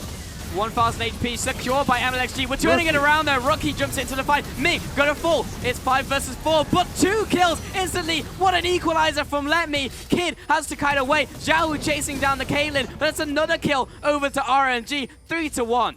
That is what we wanted to see from Duke. That was, or at least from Let Me, that was a great equalizer and nailed them down, and they get Baron on top of it. No, I completely agree with you, Raz. I was like, that was such an incredible equalizer from Duke, and it's Let Me. But that's how well he played. I confused him It was a Duke for the other ultimate. top laner. I almost called it in that team fight as well. I actually thought it was Duke, so I just said Rumble in the heat of the situation. And Let Me really fantastic. And that was basically 2 kills just to him. That's going to be converted into Baron. Turned into a mid tower. Turned into a second mid tower. Is there a defense from IG? lots of seconds left on Duke and Rookie. It's going to be the inhibitor at 26 minutes to RNG. And that's the punish that RNG could really put forward with how much AD they're able to get. Look at the replay here, right on top of Rookie, and a fantastic red carpet there. March had to get away completely, and he was chased down by Xiaohu. He had to take the opposite direction, obviously, because if he went right, he would have just been sitting on that equalizer. They just had the vision priority and control over there. So Invictus Gaming, even though they were checking into technically a 5v5 where RNG were at a mass disadvantage in terms of health, because they walked into key CC, Rookie just got blown up at the very beginning of that fight. We're 27 minutes in now, 11-6. RNG commanding lead over this game, which has really just opened up over the last, not even 5 minutes, like 3 minutes. Identical item builds, almost identical item builds from Again and That guy messed it up with the long sword. Xiaohu. Come on. He definitely did. I'm going to say it's Again's fault, as he is the substitute here. It's not Xiaohu's fault. And he's also got the control ward, so he's in the right. But these are the questions we had for Invictus Gaming. You know, if you put them on the back foot, they are not coordinated enough or proactive enough as a team to play from behind. They can only exploit snowballed leads on Rookie or Duke. And so when Rookie or Duke get ahead, they look amazing. When those guys go even or the team falls behind, they suddenly just start getting splintered apart. Also, when Kid is the one to get ahead, it's very rare to see wins off of a fed Kid. It's like, again, as we said at the start of the series, once in a blue moon is a Kid carry. But Duke and Rookie, yeah, you're probably looking at a win. Yeah, and sometimes to get back into the game, they look for chance skirmishes. RNG's not going to give them that opportunity. They're set up incredibly well. All the vision towards that red side jungle that they're setting up with right now is spot on. So RNG is in an incredible position. Some people would question Varus' build going towards the rapid fire cannon instead of Runan's Hurricane, but you can tell that's his all in towards sieging, getting the extra range with that one auto attack. Duke on wave clearing duty. Bottom side, tower's gonna fall. RNG only increase their advantage in gold. And that tower in mid lane died so fast, the game didn't even realize it's down. The Ghost Tower. The ghost of towers past. There in memory. That Observer was psyching me out right there. The screen. Like, oh, teleport? No. It's usually like, oh, Leona ultimate, Or teleport. something's coming in. Equalizer. Just kidding, it's Ivan. Let me. He's marching his way on to the mid lane. Collateral damage will clear out the minion wave. Yeah, this is exactly what they should be doing at this point. Rumble just shepherding in the minions. The super minions should be coming in fairly strong. Looks like this time around RNG is going to be playing with them to get towards the inhib if it's still up and available. By our wave clear combined, We have some pretty decent wave clear. you are not sieging without Baron. Man, this is going to be hard. Yeah, and Caitlyn traps. Yeah, we're just gonna sit here for a Baron dance, unless Ming just nails someone. That is the X factor. I do have to approach the tower to, you know, those slight windows where Orianna has to step forward and throw out Command W. Yeah, the one criticism I can get for RNG here is that, of course, they're not using a Baroned up wave because they don't have it. The way you actually do this is if you can set up the bottom lane fairly well. Either set him or let me down towards the bottom lane to get it shoving, or get a slow shove for yourself so you can position towards the top side of the map. They don't have that. So they can't actually siege into this composition. It's either IG making the mistake, which you should never really bank on. So RNG, they've been putting in a lot of time for this. They just need to be going, send someone down right now. There we go. Rumble's heading towards the wave. Either he sticks to it or he just gets a small shove. Really want to see Xiaohu just go off in a team fight. He's hit level 16, almost has completed reduced cast time on his Q. He could be very smooth, just dash out of a lot of these abilities from IG. And it's a slow trog, but Xiaohu's in the top lane just killing the tower. But reduced damage because there's no creeps there. Certainly putting a damper on his style. Yeah, a little bit. But it's just tapping away at it. It's very close to death. Oh, RNG. Yeah, it's taken a much longer for them. Now they're going to get the dragon, but this is just RNG. They definitely made a mistake during that entire ordeal. Yeah. You know what? All right, I'll let him off on that one. Being fast. There you go. Yeah, and this will be dragon going over to RNG as well. But the- we need Baron. Yeah, the real prize is the Baron. So now, Invictus Gaming, they messed this up in game number 1, where they had this window, which they have this exact same window. RNG just took the Dragon. You know that some of the members are going to be back, that they need to pressure mid and top, get bot slow pushing, and rush towards Baron. Take control of Scuttle Crab, lay down the vision. The longer this game goes on, it actually works very well for Rookie because suddenly the zoning that he has is doubly impactful because Xiaohu and again, they're fairly low range unless if they're using their energized auto attacks with their rapid fire cannon. So walking into Orianna is very difficult. If she gets more damage under her, if she can go towards the next item being a Rabadon's Death Cap or maybe even, I guess, a Liandry's Torment, that would be really helpful. But the game needs to get to that point. RNG should not allow it. They messed up when it was coming towards the siege, towards an inhibit in the mid lane. They can't mess up again. As a gigantic let me though, he just picked up his 4th item in the form of Rabadon's Death Cap. He's going to be hitting very hard with these equalizers. He's also flanking for it right now. He could get behind Invictus Gaming as they step forward. They're stepping very far out of their base, but they kind of have to. Flash out from again. He's very good at that. He has learned that Practices one it, trick. man. He Yeah. has. It's like 4 or 5 times in this series alone. Like, just flash. As soon as you see any ability come towards you again, just flash. Culling used onto Mega. Get out of there. Get Chunk. Duke will block it up.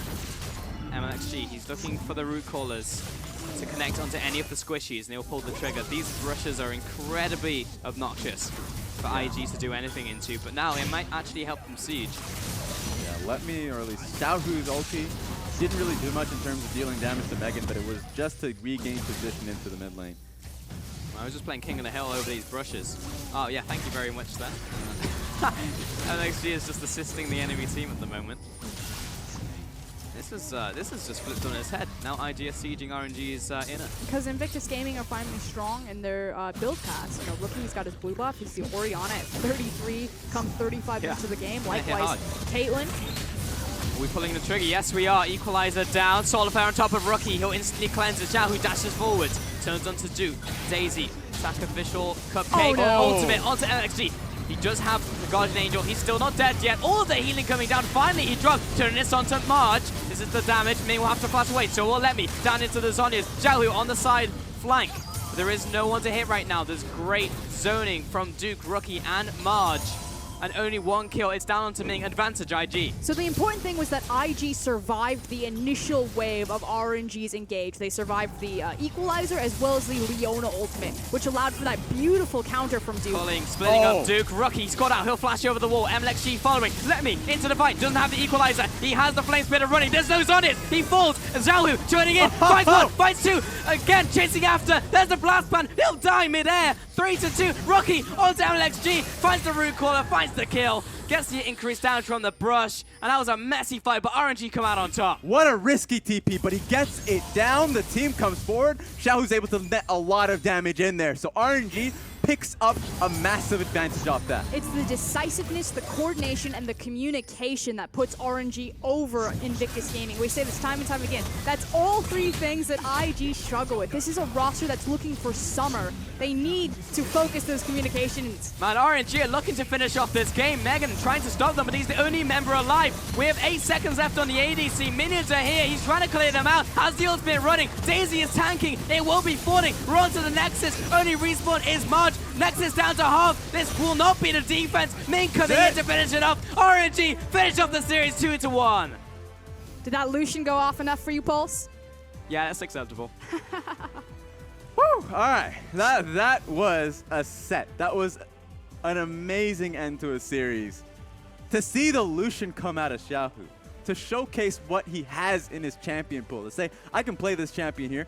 Lucian, I mean, sure, you're not able to play it again, but I can pick it up for myself, and he does such a good job. So here's the thing. We thought coming into, you know, our match of the week, #1 team in Group A, RNG, #2 team in Group A, Invictus Gaming tied with IMA. That's an asterisk on there. That this would be like a prize fighter, you know, in corner B, in corner A. What will happen? Instead, it like turned into like a straight up like street fight brawl. Yeah, and then RNG dons the clown suit, and it's like, all right, let's go. Going in for round 3.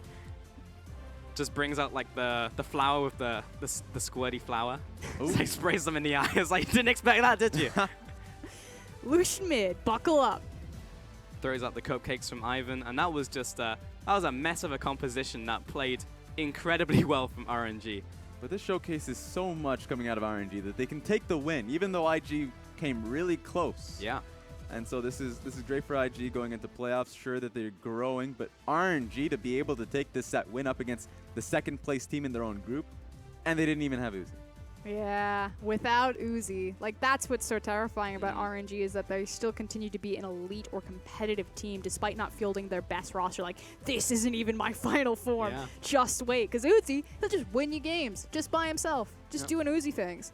And again was getting blasted in the bottom lane. Again. And it was still fine. It's the flexibility that RNG have in their win conditions. They can play from behind, they can snowball play from ahead, they can carry from the jungle, carry from the mid lane position.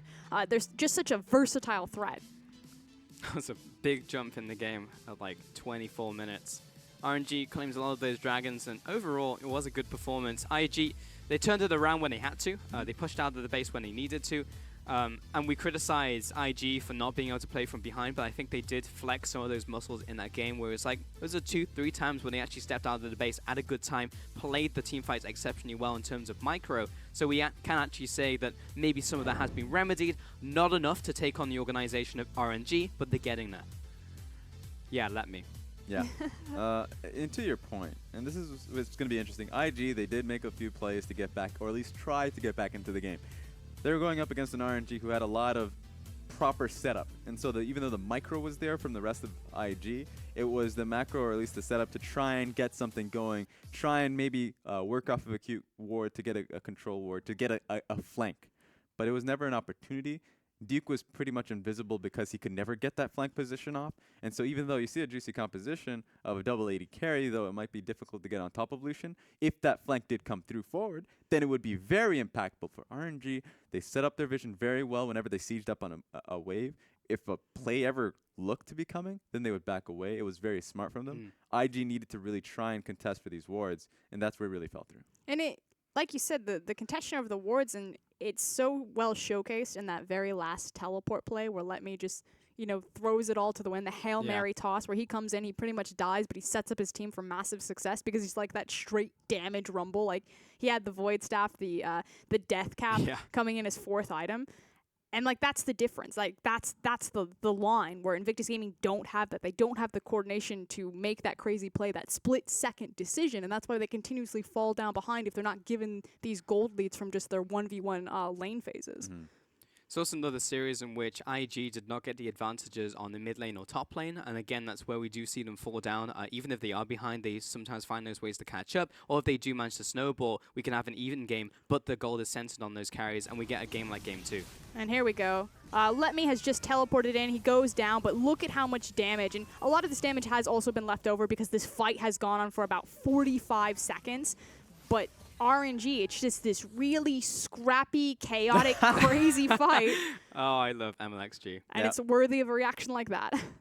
You get those plays, you have to celebrate because that was a really set up point. RNG lost the fight initially just before that play, so they doubled down to get the TP, and they set it up because those were really low HP bars coming in from IG. So they cleaned it up, and it was a very high fee cleanup because, of course, Rumble left himself out to burn just a little bit, tanked a lot just to get that TP going for himself, but the team was there to back him up. But it's also IG overreaching. Like, there was no reason to continue to stay around and do that fight because, again, the Equalizer had been burned, the Leona Ultimate had been burned, and that was like IG, they survived all of that, and you're like, uh-oh, like, this is actually really scary for RNG. They just lost all their key cooldowns. But Invictus Gaming start to cut off towards the Baron, and then they get teleport and kind of corralled around, where they could have just, everyone's low health.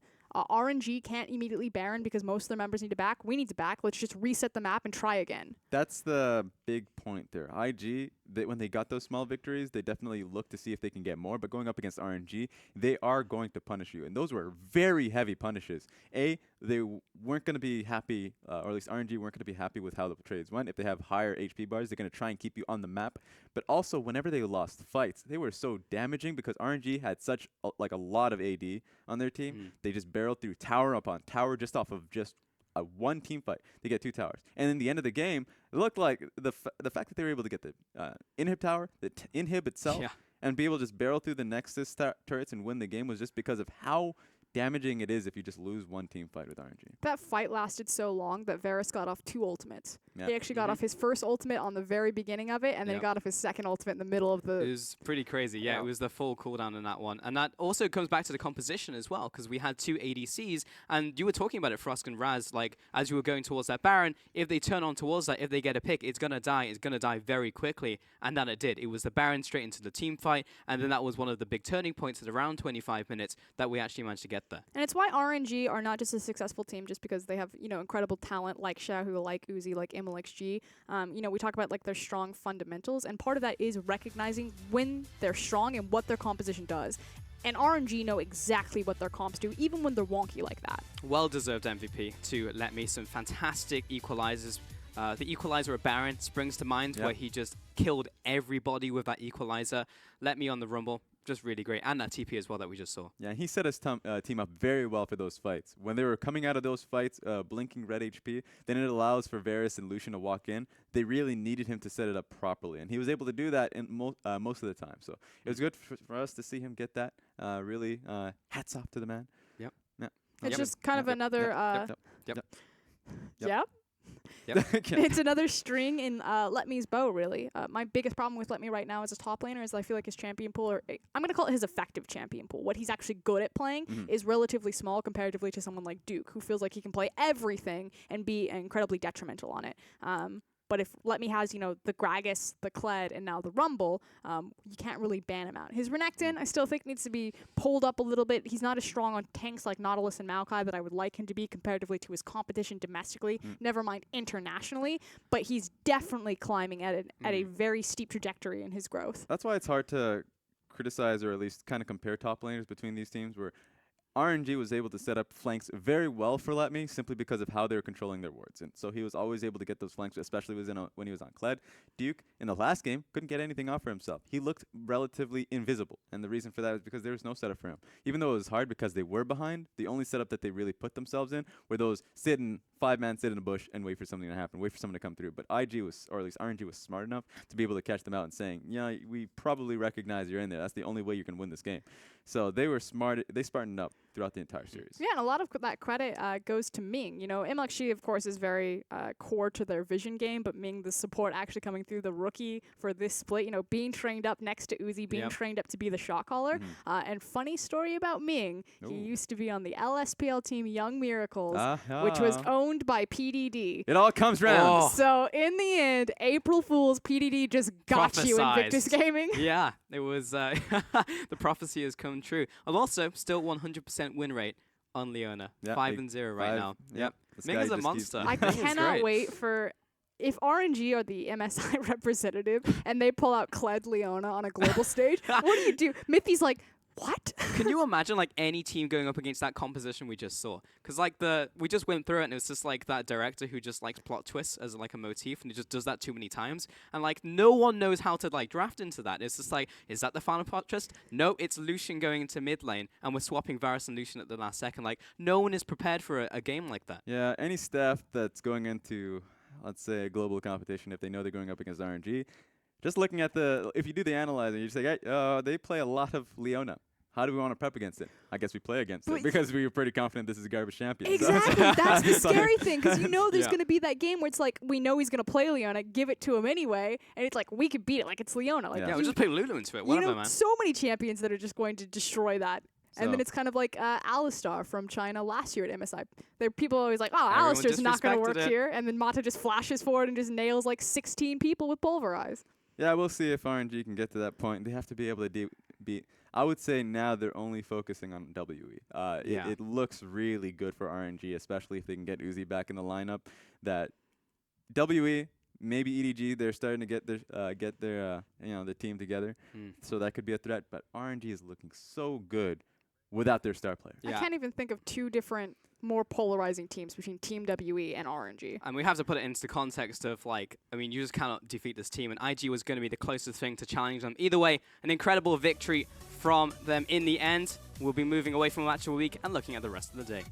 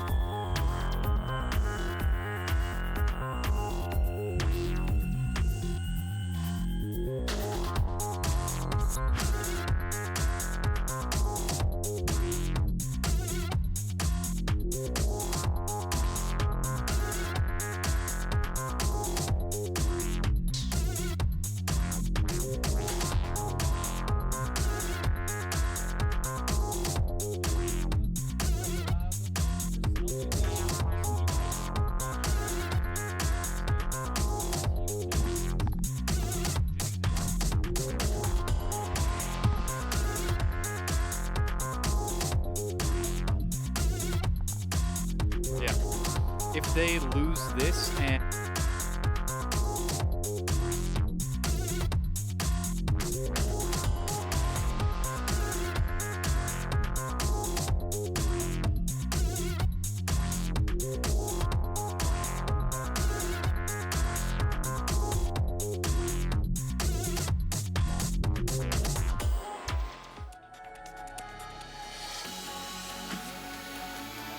Hello, everyone, and welcome to the Mark Merrill Appreciation Desk. Our Lord and Savior himself has come down and said, hey, guys, you're doing a pretty good job over at the LPL, so keep up the good work. You know, I touched him once, Mark Merrill. This is the greatest entrance to a desk Was I've ever it was seen. it like a tricep or a bicep? Oh, It was no. like it was a gentle brush on the shoulder. It was actually really intimidating. I was getting lunch, and he was right next to me, and I kind of bumped into him, and I was like, oh, sorry. And he was like, no, it's cool. And I looked up, and it was Mark Merrill. The most memorable moment of this Amazing. man's life. How has Mark Merrill affected your lives?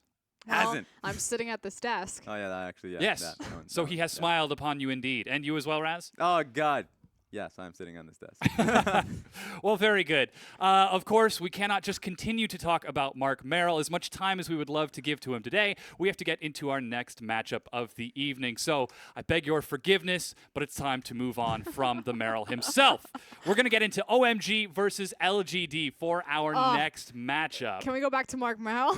Totally, yeah. I mean, his hair is awesome. Did you see the picture of him in the blue shirt? I haven't. It's the front page of Reddit right now. Oh goodness. I'm Like, avoiding it. number one on the front page of Reddit. Thank you. It's actually all the way up there.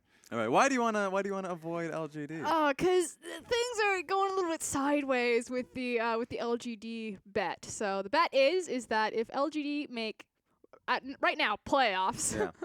then they all have to wear wigs. If LGD don't make playoffs, then I have to wear a wig. And I'm experimenting with my hair right now because I feel like my time is coming. Like the window is closing on me. You're Yeah, I'm pretty trying to happy. prepare yourself. I'm pretty happy with my cut, so I think I'm just gonna keep it. I think I'm fine with this. LGD, you know, they have to prove themselves in this one. I don't know, Raz. I think we could get a nice big blonde wig. That would work rather well. I thought you were gonna go a completely different direction. I like it, Dom. Okay. But the fact of the matter is that OMG, LGD, this is such an important match. Like, you look at this, especially after match of the week, you're like, you know, why should I watch OMG versus LGD? These are two bottom of the table in Group A. Like, these are people pretty much fighting to stay out of relegation at this point, and this is literally probably the most important game of this entire week, because this will be the turning point of who's going to scrape into that fourth place spot. You know, for LGD, this is the last chance. This is the Hail Mary. Like, if they're going to make their historic late game run, it has to start now. Yeah. For OMG, they are setting themselves up to go into playoffs for like the first time in 2 years. And just to clarify, this isn't the final chance just yet. If they lose today and I may win later, they have one final chance to lose next week. And again, if I may actually win 2 games, then they're out. That's it. So this is the big set. Of course, OMG still have got a couple of upper teams to play. If I may, they've got to play against IG and RNG as well. So there is still hope. But I think it's more of like a Helm's Deep on the 5th day, look to the north sort of thing. Yeah. Sun doesn't rise from the north. Sun rises from the east. Look to All the I east. know is that they're going to be hoping the sun rises with them, because if they do not win this one, then they lose all. That's not even up to them anymore, right?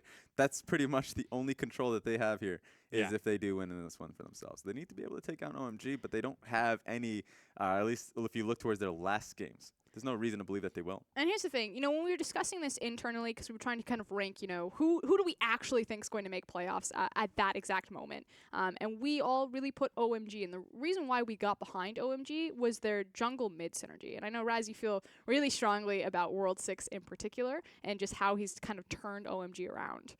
Yeah. Once World 6 comes through, it's just fun because he plays the exact same champions that Shui did when he was in the jungle. But there's just been a change in direction. So when they go towards a red buff, or at least the challenging towards the buffs coming into the opposing team, everybody on the team is surrounding it. They are always in prepared, protect this man's buff, go in and help World 6 in terms of actually invading. So you can definitely see a shift in terms of communication, how the team works around World 6, and of course, he does get some amazing Lee Sin kicks off. And the issue is that if you look between World 6 and Icon, and then on the other side to Godv plus Intruder or Amy, that's when problems start to fall apart for LG. They don't have that consistent backbone that's so potent and powerful in the meta. and it's why they've continuously just been slipping backwards because they haven't been building synergy on their, consistent or elite roster. It seems like their default strategy is hope that Imp decides to play at a 10 today, and if he does, try to keep him alive. Oh no, we don't have any items, we can't do that, we're going to die anyway. This guy needs to play at a 15 at this point because Yeah. it He just needs just to play proper champions, this man. On a scale from 1 to 10, we're looking for a 15, but OMG, they just need to get an 8 to take a win over LGD. It's Xiong, World 6, Icon, SMLZ, and 5 and showing again. up. All eyes have to be on World 6 in this jungle. This guy is incredibly young, trained up next to Dandy when he was formerly on Vici. He is fire. Absolutely. Their opponents, LGD, trying to take their fate back into their own hands. It's Jinnu, Amy, Godvi, Imp, and PYL. One of the older rosters and one of the oldest bottom lane duos. But it has been a long time since we can say that LGD have found real prestige. It's been, what, a year and a half since the 2015 LPL playoffs? They've constantly been failing. The last time we saw them, they definitely went through the relegation tournament. It might happen again. We'll have to give we'll see, check in if that does happen. To be fair, the last time they were in the relegation tournament, and I'll quote Raz, LGD are the best, or the 4th best team in the league, and they're in relegations. Yeah, this time they're just not even kicking it up. This time they're just still continuing to fail in the latter portions in the split. So that's what's really difficult when it comes to LGD. You look towards the compositions that they run, they're still running these weird compositions. The second chance we saw, I think 2 Twitch picks come through. First one was great. Second one was not good at all. But the other bright side is at least they're starting Jinnu today, so things started to look up for LGD. They were starting Intruder, they had Jinnu up in the top lane, like they finally have a top laner, and he's working with the team, and the jungler's ganking for them, and things looked up for me. And then they decided to randomly sub in Funny for their last series, who just immediately got blasted. They subbed back to Jinnu, but it was kind of too little too late to save the sinking ship. Yeah, to be fair, that was against RNG, whom we just saw go to 3 games against Invictus Gaming, so the sort of comparison between the top and the bottom of the ladder really makes it difficult to accurately place where this lineup is. Yeah, that was the first time I've ever seen that man smile. I was just thinking the same Yeah. thing. They have a picture of SMLZ smiling. When did that happen? Someone send that to me. So, yeah, LGD, the biggest problem, even when they do have Jinnu in the top lane, and even though their players are playing well because they do have a lot of individual talent on that roster, issue is they don't have setup. It never exists. They do go for Hail Mary plays all the time. If they win out lanes, then they can really just go in and snowball it. But the wards don't come through. PYL does ward out alone, so we actually have to start criticizing this man because we do give him, or at least have given him a lot of praise because he was an amazing support. But he just does not bring in the rest of his team in terms of warding. So that's a big criticism that we have here. They just don't really play around the control wards that they have set up. And is this a question where playing up against the likes of World 6 and 5, who are going to be moving as a collective unit to place these wards, can they take advantage of PYL's, I guess, arrogance in trying to solo ward? They definitely can. The teams have time and time again. No, sorry, I was laughing at Icon right now. So OMG run a clothing line, and you can see that they're actually wearing some of their clothing. Xiong's actually the only one who's wearing his actual jacket right now. But just the fact that Icon, we paint him always as kind of like this bad boy, like kind of pseudo gangster guy. He's got like the swag and the style. He's got his sleeves rolled up, on a short sleeve shirt already. like full outsiders. Yeah. Trying to send a message. Some James Dean. Absolutely. Very casual day for the OMG team as they roll up here, hair slicked back, comb ready to be whipped out. But talking about the different styles of these teams, LGD are particularly really good at split pushing, and I say that simply because that's almost the only thing that they can do right now. Godvi is like a one-trick Echo player, and they always want to kick him out to one of those side lanes and play like a 1-3-1. Whereas OMG are really good at 5v5ing or kind of like scrappy skirmish early collapsing. So I feel that OMG, if they can lure LGD into a 5v5, things can go real sideways. The difference between both of these teams' strengths, you're right. The skirmishing is great on OMG's side, and they play very well around it. They do set up very well between their jungle and support. And even in LGD, they would be great theoretically if they play their 1-3-1 because he can play the Echo, he can play the Diana, even though we haven't seen it this split. He can play the Cassidy, and we've seen so many assassins that he can put on a side lane, but they just don't set up their side laners well. We'll have to see if they find success in this match as we get into pick and ban for game number 1 between OMG and LGD. Frosco, thank you so much for your analysis. Raz and I are going to be taking to the cast here. As you can see, OMG have selected blue side and already knocking out a quick set of bans. Kennen, Malzahar, and Ivern. LGD answer with Shen, Jace, and Lulu. Leaves a lot of junglers up, so Lee Sin doesn't necessarily have to come through. In fact, that's OMG going straight towards the Knife Cat. Rengar goes through, and despite the recent nerfs, he's still very strong. World 6 is on Knife Cat. All right, that's very interesting. Usually you would, just looking at the bans here, with no jungle bans coming through, you would just say, okay, let's give us a Nautilus, give us maybe even a Gragas to flex something through. But they made their intentions known. They want Rengar, even with Lulu banned out. Yeah, but now leaping into the face of those arrows is Ashe. Excuse me, that's the other way around. Hopefully trying to catch the Knife Cat as he's leaping. Yeah. By firing arrows is Ashe. Sometimes you can't even do it, even though if you fire the arrows, Knife Cat can just get out of there. The Olaf wannabe. The empowered battle roar. And now Karma locked in as well. LGD, once again, priority picking towards that bottom lane. So they've already put some eggs into the imp basket, but how far will they go? This is very meta coming out of LGD. Picking up the Ashe Karma, you usually don't see that. You usually just see them hold onto the AD carry pick going into second phase because Imp has such a large pool, but they're playing incredibly seriously. When I say seriously towards what his meta, and no nonsense picks. I say that, but we still have to see what Godview wants to go for. No Jinx, no Twitch yet. The pick and ban is still very young as we've now got the support answer out of OMG. Looks like that is Nami locked in for 5. Haven't seen another AD carry answer. And we did see the Gragas hover, so there's still a lot of priority open for OMG. We'll see what they decide to go towards. OMG might go towards an AD carry like the Lucian, something that can deal with the lane, or they're just going to hold on to it. But it's interesting that they wanted the Nami in up against the bottom lane of Ashe and Karma, because they did have a few more options there. But okay, they're just going to go for the skirmishing aspect. Yeah. 5 usually goes towards a Zyra pick, but not this time. Interestingly enough, the Gragas now picked up, and immediately Jinnu taking the duelist answer. Fiora looking for a worthy opponent. That is incredible, because they know where that Gragas is going, unless if Icon has a random AP Gragas mid. They know that the Rengar is going jungle, and that's a Gragas top laner. So at this point, usually OMG would just try and protect the Gragas top lane and say, ban out the Renekton, ban out the Fiora. We've seen so many Fiora bans up against Jinnu. This time around, they've seen so much priority that they're just going to give him the pick. Yeah, interestingly enough, LGD playing towards those side lanes on the map. We already talked a little bit about their split pushing strengths. And Echo is definitely still an option for Godv, set up with a 1-3-1, get a nice supportive jungler in the mid lane for Imp and PYL. While they camp down mid, you've got Fiora and Echo split pushing side lanes. Yeah. But we'll see if that's what they go for. Ryze has now been taken away, so that's one split push option taken away from Icon. Interestingly enough, Elise is the pick to take away from Amy. Yeah, they're just going to go straight at the jungle option. They already have the jungler themselves, and LGD, they're working towards a mid laner.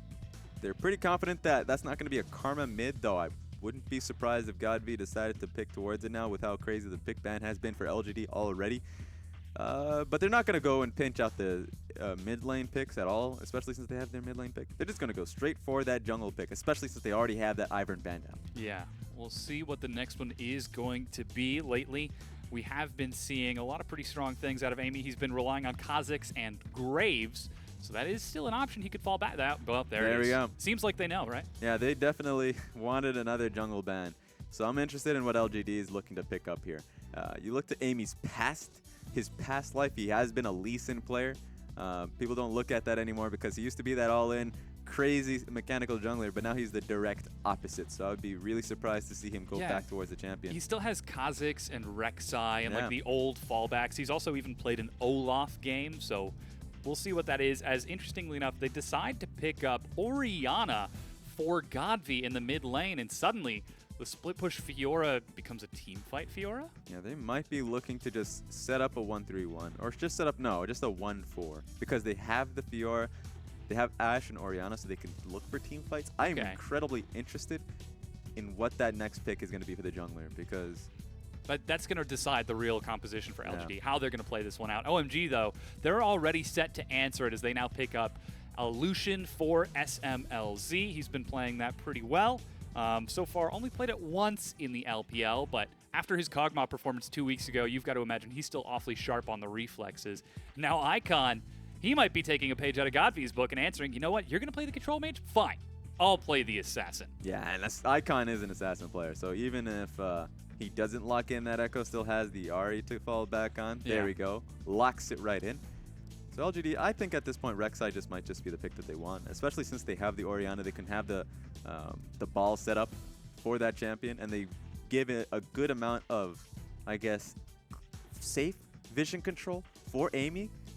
But if he locks this in, this is Amy going straight back to his old tried and true champion. Yeah. This is going to be great to see him and how he has fared with Lee Sin. We haven't seen him in so long on this champion. It's been a long time indeed. But with that, we've got our final composition locked in. Suddenly, LGD looking a lot more meta than we've expected from them. It's still a slight deviation in that Fiora, but this could actually be LGD taking the steps to take their fate into their own hands. Again, if they lose this best of 3 here, their LPL playoff fate is up to OMG and Snake losing, not LGD winning. Yeah, this is going to be pretty massive for this team. A lot of faith is out of their hands if they lose this set. Let's see what they can do. Yeah, the stakes are very high right now. Somebody put that cow on the top shelf, and now they can't get it down. And That stake's too high. OMG, they are trying to lock themselves in. Of course, a win here does not secure playoffs for them just yet. They are still racing with Snake for that final spot, who are hot on their heels. They're going to be playing later today, but you can see most of the folks on the OMG lineup are looking awfully relaxed. They've got some big smiles, and of course the fans were showing up with some signs as well. So good to see that everybody's nice and positive on this April Fool's. Wouldn't it be great if on April Fool's we actually got to see LGD play like classic 10 out of 10 LGD, That would be a good joke. but then every other day they played, you know, what they're doing now? Just that one opportunity, that one chance they come in there. It's like, all right, guys, let's showcase some good League of Legends play with Yeah. a really strong composition. Nothing oddball about it. We are It's- an actual League of Legends team. It's actually backwards day. Yeah. LGD are going to play super hard in this set. But OMG, perhaps they're the ones taking it casual. You know, they've got the sleeves rolled up. They're nice and aired out in the stadium. The fans are ready and chanting as we prepare to load onto the Rift with these compositions. So we've already talked about LGD a little bit. Looks like they might want to be running a 1-4 with that Fiora split push. And everybody else all grouped up. How does OMG break that? How do they deal with that? Well, they have a good 1-3-1 composition for themselves. As we get into game 1, Echo, Gragas, they're going to try and split them up. They should Okay. necessarily not look to fight because a strong team fight composition is in LGD's favor. But that just comes down to who's going to pick up on Fiora, because Fiora can technically take on both champions. She can deal really well with that Gragas going on in the game. She can deal very well with an Echo as well. So anybody who has to deal with that in their cards, if the 1-3-1 comes up, it's going to be hard for them, but they're going to be having a lot of hope in the opposite side of the map and Yeah. what Icon or Sion can do. I'm actually going to be pretty interested to see how Jinnu decides to build, if he does decide to go for like the Ravenous Hydra split push to try to deal with Xiong, Yeah. or if he goes for the Titanic, slightly more tanky Fiora to try matching Icon instead. What's really interesting is this is we've seen this from Jinnu just a little bit. There's nothing in the mastery is really crazy. Yeah. But yeah, you're right. We've seen lifesteal builds come out of the champion. If the game goes long enough, you say Ravenous Hydra, also the Bloodthirster. And that Yep, in and yep. of itself can be very tanky, because if you don't have any lockdown for the champion, then she will just stay alive for so long, especially if you don't have like the grievous wounds to be able to deal with her. So much ability to get that health back with how fast that Fiora ends up going later on. As World 6 starts off with a quick red buff start, no leash for him. Amy, however, will get a leash on the opposite side of the map. Quick vision from LGD are keeping very early track of this. There is a nice deep ward in the river. It's not really deep if it's right in the middle, but they spot Amy on his invade as he starts heading over to the blue buff. And immediately, World 6, he was clearing out his Raptor camps. He's heading over to answer. He's going right in there. So this is great. The fact that the ward was able to catch him out, this could mean that maybe he also communicates for the rest of his lanes to jump right in. World 6 shows up. Doesn't actually get the leap out of the brush. Smite is ready for Amy. He gets in there. Quick level 2. Ward hop over the wall. But World 6 already procced his red buff. Amy is looking for the flash. He's just going to casually walk on out. Or Get out of there. There he goes. That's funny. That's funny. He didn't want to use it until they actually forced him to use it. Yeah. In an awkward universe where they decide, let's give up on him and walk away. Then he's like, April Fools. I guess I don't have to use my flash. Yeah. But yeah, that was unfortunate for World 6 because he really wanted to stop that blue buff invade from happening. He loses his buff and his lanes couldn't really come in and help him. Yeah. So that's just another point of communication. If Xiang's coming in, then get him in there a little earlier on. Yeah, Icon was pushing up in the mid lane as well. He had the opportunity to swing over, but decided to stay in lane instead. Yeah, I guess they couldn't really secure the push in their own lane, so it would have turned into that 4v4 skirmish in the top side of the map where every member is in on it because Godby and Jinnu can respond fairly 4v4? quickly. Oh, Who shows up from the bottom lane? 3v3. That would have been crazy. I didn't know that they swapped out the heal and teleport icons for AD carries. You got me. I'm hurt. I'm just trying to keep you on your toes, Raz. I know you just finished up that TriCast, that best of 3 from our match of the week. Keeping me honest. You got to be ready. This is also a very important match, but for a completely different place in the standings. That's true. Fighting for that 4th place spot. This is such a tough match because, I mean, we talk about, you get into your own groups. Being able to take this win is so important. The reason why for it is because it impacts 2 points immediately. Not only your own points, but directly OMG, who is what's stopping you from taking the win, from just sneaking right into playoffs. So they really need this victory. They haven't been showcasing it very recently that they deserve it, but this is the test. For the OMG? team.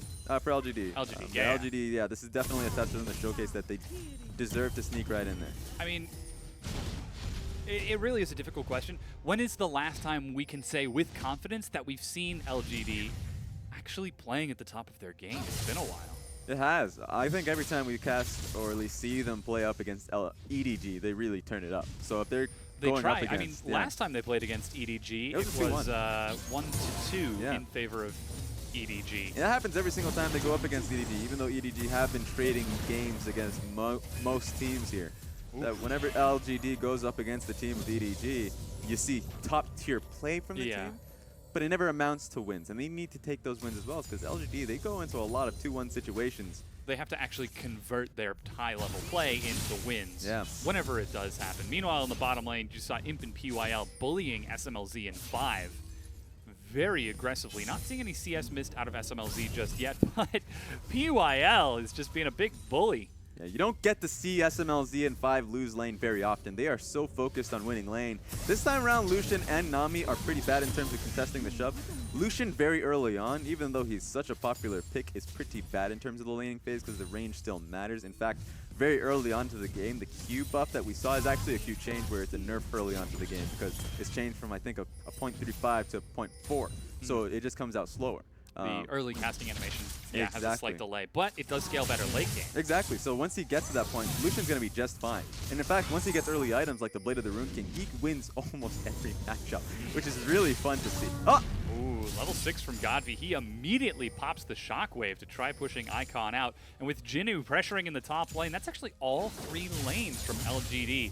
Putting a lot of pressure onto OMG and turning up the heat. That means Amy was able to get yet another invade into OMG's jungle. This is why this is such a great pick and ban as Icon goes in just a little bit, is because every lane is set up to succeed. Ooh. Jinnu pops still his has riposte flash. early. He does. Lunges in, gets 1. Not going to look for the 4th proc of that grand challenge. Yeah, he didn't want to go for it. He's just going to play this one nice and safe. But that also means that Amy could come towards this lane. There already is pings coming through that he could look toward the dive.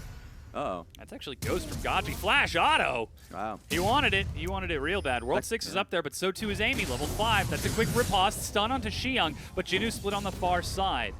With Amy showing up, that means this top lane from Xiang in World 6 have got to be careful. Yeah, that's pretty awkward for both sides because Jinnu didn't have the mana to really turn that into anything. Meanwhile, World 6 and Xiang said, okay, I guess we're pretty healthy, but we can't take a fight because we just don't have the damage up against Jinnu, especially since even though he just has autos, Fiora autos with the passive procs, they're going to be pretty big, especially with Amy right close to him. The vitals are just so strong. Yeah. Percent total health, true damage, plus regeneration and movement speed. I love that champion. It's so much fun. Everything about it. I mean, that champion has been around for so long, but the nerfs that's come through have been very valid because she has just about everything. even if you cast the ulti, I think one of the funniest things, people don't recognize that casting ulti just gives you movement speed. Yeah. So you can walk up much faster. While you're within the aura. Yeah, and so a lot of the times Fioras will cast ulti and then just for the escape to run away. And people are like, well, why did you use your cooldown? Well, it's because this guy just runs to run away. It gives me movement speed. A lot of the abilities just have a lot of utility. Meanwhile, we're seeing some buffs respawn. Amy just a few steps faster clears out his own red and gets level 6. World 6 has just finished off his own Raptor camp, but that means the immediate blue invade from LGD because they have the timer. Godby will be past this over thanks to an early smite from Amy.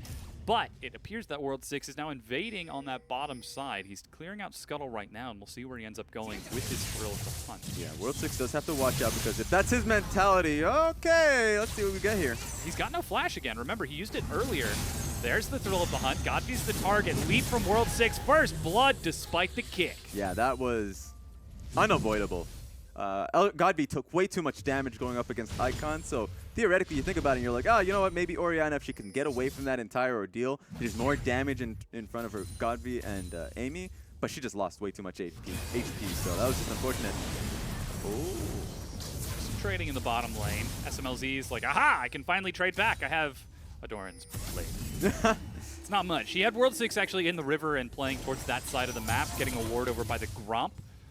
So if there were to be an extended engaged, if LGD did decide to turn that into a fully fledged fight, they would have the support of World 6, but it's LGD now. Level Setting 6. up, Arrow finds SMLZ, Tidal Wave knocks up Amy, but he lands the Sonic Wave, and a bubble follows up to deny any further chase. Here's World 6 and Icon coming from behind the turret. There's no minion, but Icon doesn't care. He's got the Chrono Break, goes for one, goes for two, and pops him right on back. Incredible play, but the play is not over. OMG wants more. Yeah, World 6 is chasing forward. Flash from both Amy and PYL. Icon follows up. 2. Does not quite have the Time Winder, so he cannot get his third proc of the Z-Drive Resonance. That was an MVP, most valuable bubble coming in from 5. That was really solid to be able to stop that Lee Sin from following through. I think SMLC still took the damage, but no other way. He survives that entire ordeal, and the rest of OMG comes in to save the day. Very difficult from LGD because that was a proper play. It looked like they're really on their toes here, but OMG's looking pretty good today. They certainly are, up with their first 2 kills, and despite LGD so far apparently trying to play up during the laning phase, we're seeing a CS advantage for Godby. We did see a pressure and lane advantage from Imp earlier on before SMLZ turned it around. Yep. And even Jinnu is turning the heat up onto Xiong. Just not quite able to convert it, and this has been the problem for LGD. They cannot turn this opportunity. They cannot turn these potential strengths into actual monetary advantages. Yeah, so they still have a few opportunities left because, sure, that's 2 kills in OMG's favor. It goes on to Echo and it goes on to Rengar, but that doesn't change the laning situation that still is occurring in the mid lane, bottom lane, and top lane, especially since Fiora has just left her own devices. So, that just means that another opportunity for LGD to set it right. Enchanted Crystal Arrow is back up once again, so Amy could theoretically just go back. There's no summoners available for SMLZ. Ooh, World 6 pops Thrill of the Hunt. Just gets some vision and clears out some of the wards of Amy. Was he actually saved his control ward by using Thrill of the Hunt? That is hilarious. Okay. So he definitely saw that 75 control ward. gold. He's like, I'm saving that ward. You shall not take my word. What's hilarious is that in the ELCS there are stats there, you know, something valuable, which we had. Put that little in there. But it's the lowest teams in terms of the teams that cannot secure wins. Like the Vitalities, the Giants, that have the most control wards placed onto the map. And a lot of it comes down to the fact that they don't know where to put it, but at the same time, they're not very good at protecting the wards that they do have nailed down. OMG, that's a good example of, sure, it got cleared out, but they are making attempts to secure the control wards that are up and available on the map and saying, this is a ward that we have placed down. This is a ward that we're looking to centralize and just say, this is what we're playing around and protecting. And this is exactly what we see out of LGD right now. They're trying to set up wards around the dragon, but they don't have the entire pit spotted out. So World 6 and 5, along with SMLZ, see that this is happening. Yeah. Rengar's right there. Sure, he doesn't have ultimate, but he does have smite. And with World 6 pulling forward now, SMLZ making his way up there. The bubble goes wide. Tsunami's ready for 5, and Icon zones away on the far side. World 6 just picks up the dragon as a culling, finds PYL. He eats a Tsunami as well, and SMLZ locks down the kill. They were setting up for the plate. They had the right idea, but they didn't place the vision correctly, and OMG just said, Thank you very much. Yeah, we'll take it from you. LGD should have just all in on it. Really, they should have. They were really close to it. If they can burn it down, Echo was taking too long to look to get in there. But the moment they started to stall out, because they were afraid of the smite coming in from World 6, they just didn't go for it. That's a TP that just didn't turn into anything. Yeah, I mean, he had to feign for World 6 because he's still looking for the gank. And here's the delayed dive. Oh, Imp. The you humanity. Poor man. He's found 5, but he walks away with his life as Imp goes down. Yeah, and that's the battle of saying, should I commit to this TP? And almost always, especially since OMG had the position there, you have to, because otherwise you have a disadvantage. You are at a TP disadvantage. You can't do anything. Suddenly Xiang's like, I guess I'm going to be able to TP here uncontested, especially since there is no Jinu near me. And so the dive goes through. Yeah, there's still nobody defending the bottom tier 2 turret, and while blue buff is being picked up by LGD, it's Amy who gets it. So they are trading the bottom tier 1 first turret for OMG for pressure and minion waves onto the top tier 1, but with 5 on his way up there, SMLZ on his way up there, even World 6 and Icon making their way up there. You've got to imagine that tier 1 is going to be just fine. Yeah, this is a massive play coming in from OMG because they were able to push in that wave so far in the bottom lane. Now Ashe is going to take a long time to be able to set this one up if she's going to commit to this lane. Meanwhile, because they're able to protect this top side of the map, they have such a good time advantage to be able to go towards the top lane. But this is LGD all he in gets it. the bubble flash from 5. He goes down to Jinu, though Amy is very low. Quick riposte, but SMLZ gets the execution, dashes out of the tether, and walks away. So even in a gank attempt, World 6 is able to turn it around, culling through the minion wave. World 6 has his Bola, but decides not to toss it. So even in that gank attempt, yes, they got that can of tuna, but ended up with some food poisoning and died just shortly thereafter. That's just the most unfortunate can of tuna I have ever heard of. And it's pretty accurate because right now that was the one play LGD was looking for to cut down the any bit of pressure OMG was putting forward. But now it's just got multiplied because they lost 2 members on the map. That is a mid lane tower down. And you know what, LGD, you know, God V, you saved the top lane tower, but that's going to go down eventually. That's on the list. Absolutely. And you start to question how LGD are trying to respond. Sure, they finally swapped Imp and PYL to the mid lane. They put Jinu in the long lane with Godv safe under that tier 1, but OMG are totally content with that. They're pressing Vision forward. Godv, you've got a control ward, but that's not going to keep you safe. 5 and World 6 are on the prowl. Yeah, and I mean, 5 is literally just going to clear this control ward right under this man. Oh. God feels insulted. Oh boy. God just wants this to. Oh, Wait a minute. Shockwave flings him back, and Oh, no. 5 actually trades his life over. The Bola catches him. Icon gets in and gets right on out. Another kill to OMG. Yeah, you know what? He had some fancy dance moves, but he's alone at the end of the day. He loses his tower. He loses his control ward. Sure, he trades a kill on a Nami, but Nami's going to be okay with that. That's still more pressure for OMG. This is just. This is brutal. I need some time. Yeah. Dom. This is a little bit too fast for me. All right. Well, then let's sit down. Let's take a couple of deep breaths. All right. We'll let's close our eyes. We'll go to a happy place. Yeah. All right. We're going to a happy place. A world where LGD are at Worlds. Okay, you're closing my eyes. We're talking 2015. Yep. An excellent performance before they actually played. I can see it. You remember, child? I can see it Back just a in the little day, bit. When LGD was hyped up as one of the greatest teams ever to come out of China. Oh, and that's the moment And they we'll started to just fail. no. We'll just leave it right there. Remember that glory. All right. All of that. It's a tragedy that that memory is not reality, though. Yeah, it definitely is. It definitely is. Yeah. OMG though, they've gone through those trials and tribulations. They have. That's what's lovely about this is that even though we lost LGD, OMG is coming right up. Sure, they're not the best. They're not anything that we hyped LGD to be up in the past, right? OMG had some great moments in Season 3. They had some fantastic moments before that. Now they're, middle of the pack. They're rising up just a little bit. They have some young talent, and they're showcasing some great plays today. Yeah, the fact that we're continuing to see growth from this team after a rather rough few weeks going into cross-conference bodes well for the future of their team, especially considering the expectations that we had coming into the split. We were expecting them to be sort of a low-tier team, but they are starting to make these steps forward, at least with how brutally they're defeating teams below them. The cask read culling is not going to be enough as there's a shield to keep Jinu alive. But that was everything and the kitchen sink, and they're still getting damage on the tier 2. Yeah, even Xiang is playing above his level at this moment. This is getting a little bit ridiculous where they're just getting bopped side to side. LGD just can't handle it. And Icon's just moving to the top side of the map, and he's just smashing this one too. So this is very hard to watch. Yeah, this is absolutely brutal. The very early sheen after Proto Belt from Icon shreds through turrets so fast. They're looking for a pick, but they're on top of a ward. That's embarrassing. Unlucky.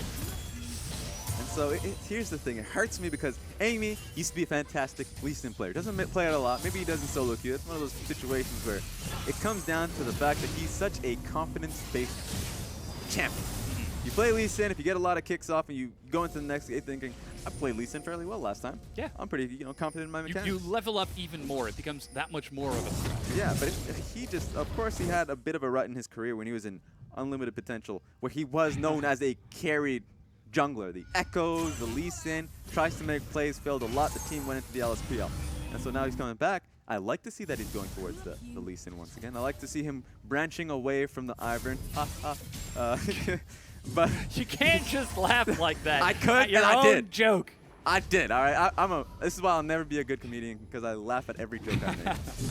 But yeah, Amy, man, it's going to be unlucky if he loses this game out. Probably won't go back to that champion again. Yeah. Just whatever. It's a bit of a tragedy for him that we are seeing this difficulty out of them, but it's a 5,000 gold lead. The game certainly isn't straight up over. We're Yeah. continuing to watch OMG take objective. Now they've got a second Mountain Drake. They're just playing the side lanes. They're playing the picks. They're playing the setups and dives so well that it looks like we're seeing two teams from a completely different just tier list. Yeah, that's true, man. This is like LCK versus NALCS. Oh, that hurts. You're just shaming your own region. But here's the thing. Jinu is still at a good position, 1-1. Sure, whatever. He died that one time. He's farming up quite well for himself. If he can get to a point in which he can just be isolated in the lane with Xiang, that's great. If he could just be isolated in the lane with towers and hope that the rest of his team can hold firm and not bleed out too much, then Jinu is going to be in a good point to succeed. But that's just too much of an ask. It's too much of a question mark. OMG have been The side lane control that we're seeing out of OMG makes it so difficult for Jinu to find that time. He's clearing out jungle camps. He's trying to head bottom. Now you can see Godvi is actually taking priority on that bottom wave farm. So now Jinu is like, where do I go, I guess? Because Godvi's going to push that into the turret. Jinu's actually still heading down there. Is he going to try to catch it as it comes back? Now Icon's heading down to the bottom lane. Yeah, there's a lot of the rotation coming in here. It's okay from LGD to be doing this because they just want to get these shoves, just shove the lanes out constantly so the next objective isn't there. The next objective for OMG is either mid lane turret or bottom lane turret. Top lane is just fine. They don't need to send anybody there. Maybe you can send Jinu there if you want to be able to contest that top lane outer turret that's a little bit low on HP and just leave him on that island. But then you're looking to trade. It's pretty advantageous saying that. Oh boy, Jinu needs some damage. No riposte just yet. There he goes, but will still get popped regardless. And he was put into that position by the prioritization of getting that farm onto Godvi instead of Jinu. And it's honestly at the same time, LGD are just not in the right position. They simply are not. A lot of the members are in the top side of the jungle. In the top side of the map? All right, Icon, get out of there.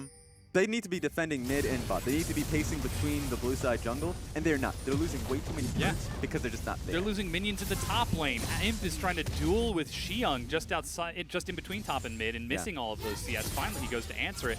But without wave clear there, Godfrey was bottom dealing with Icon. The mid tier 2 goes down 5 turrets to 0. This is nearly a flawless turret game and side pressure game out of OMG. 21 minutes into the game, too. Godby. Icon doesn't have his chrono break. He's actually taking a lot of turret hits here and will finally get shut down. Perhaps a bit full of himself Yeah, there. a little bit. Just wait on your cooldown and your ulti. That's all you really need to do. You should never look to dive, especially since LGD should be there anyways. The number should be there. They lost the mid lane turret. The next objective is the bot lane. So Echo should not disrespect his opponent that much. Just be there with the rest of your team, so the rest of his team is looking to base and get some items. So at that point, just kind of relax. Yeah, I think we actually get to expand the big question that we have for LGD. In order for them to make playoffs, do they need to rely on OMG and Snake failing or find success for themselves? I think we can expand that to the scope of this game. Can they win this game without OMG just straight up failing and playing poorly? They just simply can't. When we see it on the opposite group as well, in Group B, you see teams like Newbie. They have to punch above their weight so heavily if they want to be able to get into the 4th place, right? It's the same here where you have to showcase that you are a better team than the teams above you. LGD is not doing that at all. Yes. Division control has always been poor. They look for Hail Mary teamfights, and honestly, some of their teamfight execution has been great. But other times, their teamfight execution, especially when we saw the Anivia and Jinx comp, was downright awful. And so... Could you really call that a team fight just because of how much Godvi was being run around the map on the Anivia? Yeah, I mean, even when they weren't getting run around the map, it was just not layered properly. And so LGD, we look towards what is good about them. Individual players, sure. Is that going to get you any wins? You look to OMG, individual players, SMLZ, Icon, World 6. We talk about how their individual players are so solid as well. So you can't just rest on your laurels and say, I'm a good player, we'll win this game. You need to be a good team. You need to be good players together. That's just not happening for LGD. Teamwork, greater than the meme work. Nothing's better than the meme work. I mean, just ask Pulse himself. He's the meme master. But so far, the teamwork of OMG has been running LGD absolutely ragged, trying to keep up, and the theoretically higher mechanical skill ceiling players of LGD are just not having a great time. Jinu is chasing Icon, but this is an elaborate bait. He drops down the duel, tries to kite it back, but there goes a culling flash to catch up with Icon. There's no chrono break. Icon will try to finish it off, and he lunges face first into his own death. Yeah, I was wondering who wins in this 1v1 because Echo got the Herald buff, also has Lichbane way ahead of the curve in terms of being able to deal with Jinu. But Jinu did very well in terms of that. He was actually had a good opportunity to be able to take it. But Echo was playing very well around his cooldowns and saying, you know, sure, he uses his flash for the entire engage, uses his ultimate to back away and get back into the fight. But also Lucian was just there to just keep him in the fight. Yeah, and as a result, we're seeing OMG just move faster than LGD can. There is hardly any vision on this side of the map for LGD, and the rare spots of light that they do have don't catch out OMG as they rotate and take down that final tier 2 turret. Slowly but surely, they are hemorrhaging the map. And with the third Mountain Dragon up in 7 seconds, that is so much shred to Baron, so much shred to the inhibitor turrets if they ever find it undefended. Yeah, this is one of those games that are honestly too good to be true for OMG. They're playing incredibly well. Their coach is just like, everything is going right. Yes. These guys are playing so well. They're playing towards the right side of the map. Nothing is contested. Even the Dragon Gods are on my favor. Yeah. Nothing can go wrong. And I think that's something that... Murphy's Law. Yeah, exactly. Once you say it out loud. Oh. That's something that we're not seeing from LGD at all. The fact that they aren't contesting anything. And the few things that they are trying to make a facade of contesting are just falling apart at the slightest breeze. OMG are punching through the defenses of LGD like Mike Tyson through a piece of paper. Oh, I feel bad for that paper. That paper is definitely just losing an ear. That's just... So that's the thing. The contesting coming in from LGD, it's always just one member, right? God be in the top lane, tries to contest the ward, dies because he's the only one doing it. Bottom side, Jinu doing the same thing, dies because he's like, I guess he's the only one split pushing, but his jungler, no support, really there to keep any wards on the map for them. So a lot of single man contesting. LGD just not playing well as a team. I say this time and time again. But that just means that you are going to go to the promotion tournament if this keeps going on. Yeah, I mean, things are looking pretty dire. As Icon is ready, he's going to pop over the... Oh, just drops the control ward. I really wanted to see him just go in and force the fight. World 6 has now started out the Baron. They're not even clearing out the blue trinket. That's just because the control ward is going to be able to take it out completely. If they attack it, then it actually gives vision of it. Yeah. There goes the hawk shot. It spots Baron, but it's already been secured. Jinu is again split pushing on the other side of the map with nothing to show for it. And OMG now 10,000 gold ahead at the 26-minute mark. This is when you surrender. That comes out to approximately 400 gold more than LGD on average per minute. Whew. That is not great. Yeah, and that question is what OMG is going to be able to do. Because, yeah, sure, they get the Baron. That's going to help them a lot in terms of taking out the inhib turrets. They've been playing very well and cutting in through the blue side jungle because of the control wards that they place for themselves. So maybe they continue to do that. It's such a good position now that maybe Xian can just deal with Jinu. If Jinu ever all-ins on him, he should be able to just... the rest of his team should just all-in on the opposite side of the map. SMLZ can't decide if he wants to recall now or later. Turns out the answer now. 2 centimeters to the right, 2 centimeters to the left. Where does he want to He's, recall? he's like a cat trying to find the perfect spot. He's got to do a few circles, loops around, Yeah. finds the perfect spot to recall. But as it is, we've got a few more recalls out of OMG. Big items, rapid fire cannon after Essence Reaver from SMLZ. So no Black Cleaver this time. He doesn't quite need it with the amount of damage that he's doing. World 6 finishes his own Black Cleaver and is working towards a Guardian Angel. And now with 5 completing Redemption and that Eye of the Watchers, this is a huge setup from OMG. They've got double teleport on their split lanes. Looks like it's a 1-2-1 as World 6 is clearing out the jungle. Yeah, and I think what's really interesting about that, just to hit on the point that you mentioned about the Essence Reaver build from Yeah. Lich, is that Essence Reaver is pretty inefficient early on in the game. You purchase it, if you are really far behind, that's a bad purchase because you need to take a few more items to really get that scaling, because once you get crit, then it scales into CDR. He's doing so well, obviously. This team is so far ahead of the curve that once he gets IE, he's going to be so swift, so fast. Oh, yeah. Level 16 already, so a lot of his spells are just coming out instantaneously. So with the extra CDR, he's going to be floating in and out of the fight, doing so much damage. It's going to be so hard for Amy to ever get an engagement. Yeah, and this is such an easy 1-3-1 setup from OMG. SMLZ is shredding through the turret well before the minions are cleared. It falls. You've got Icon still working on the top lane. Xiang still working on that bottom. And with all of the pressure from LGD in the mid lane trying to answer, slowly but surely, they are running out of health on these turrets. Ooh, the Insect is denied as SMLZ dashes back. Shockwave finds too, but he's in enough. As SMLZ is still very high health, Redemption is going to top them all off. The first in-hit goes down. And that's what's really difficult for Amy to engage, because sure, that was okay, but the moment it doesn't work out, the moment the kill doesn't come immediately from the side from LGD, Nami will just turn, get her E on top of SMLZ, and SMLG will just try and burn you down. Thankfully, Amy doesn't die. Ooh, Arrow actually catches SMLZ, but instant Quicksilver Sash. He is ready and prepared. Yeah. All of the attempts from LGD, all of the planning that they need to do to get themselves back in will count for nothing because OMG are already 7 steps ahead. Yeah, Mr. Captain Jack himself, SMLZ is doing very well in terms of playing through that. And now this is they're going Icon! in. That was disgusting! Solo kills as he flashes into the Chronosphere to catch Godby. It's 5 versus 4 right now. He's actually going to go for an empowered recall with teleport going in. SMLZ walks forward with no summoners. SMLZ. He's a stun and has to walk away. Meanwhile, Jinu's able to get 1 kill onto World 6. He's trying to turn it around, but gets cleaned up by Xiang. A fully topped off Icon. Nice and refreshed and ready to go. Cleans up the rest of LGD and forces them back to the Nexus. No Godby, no Jinu. This could be the game for OMG. They have a lot of damage with Lich Bane here. Oh, the cask finds Imp. He's knocked in. Amy makes it back onto the fountain, but only just as the Nexus turrets are being shredded through by OMG. They turn onto the Nexus itself with a few glory kills under their belt.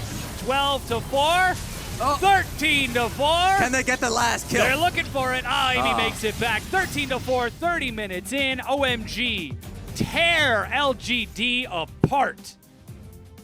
That was a tad bit disgusting coming in from OMG. They obliterated them from the beginning of the game to the middle of the game. And honestly, the end of the game was just too quick for anybody. They had presence during the early game, the mid game, and the late game, and that did reveal a win. You can see the smiles on their faces as they look at the damage dealt. I'm sure we're going to be getting some pretty big smiles ourselves. But now, joining us on the desk with a smile of her own is Frostgaren. Am I really smiling, Dom? It looks like it. You were smiling before we mentioned it, and now you're trying not to smile. I don't know. Because it's like, this was a great game from OMG, but LGD lost. This is one of those smiles where you're like, oh, tear coming down very slowly. That gold graph hurts my soul. So if you're an LGD fan, things are not looking too hot for you. But if you're an OMG fan, things are looking great. Like you said, that game was pretty much over about 5 minutes into that game. It was ridiculous coming in for it. I love this game coming in from. Yeah, there we go. Damage chart. Icon did so much damage. But here's the thing. If you look at LGD's composition, that comp cannot fall behind early, particularly for that Lee Sin and Amy, the guy who only did 4K. Literally only 200 more than the enemy support damage to champions. Yeah. He is the bridge from early game into mid game for that Orianna to kind of pick it up so she can be that kind of late game hyper carry, not hyper carry, but carry when she gets those 3 items. So if he becomes irrelevant, then it's pretty much LGD like stall out for 35 minutes. Here's what's fun about this. You're right in terms of their game. Their composition really turns on as the game goes to late game. They can really split push. They can really hold it firm. But they had great lanes across the map. Like their lanes were really shoving. Their lanes were pretty good in terms of the matchups.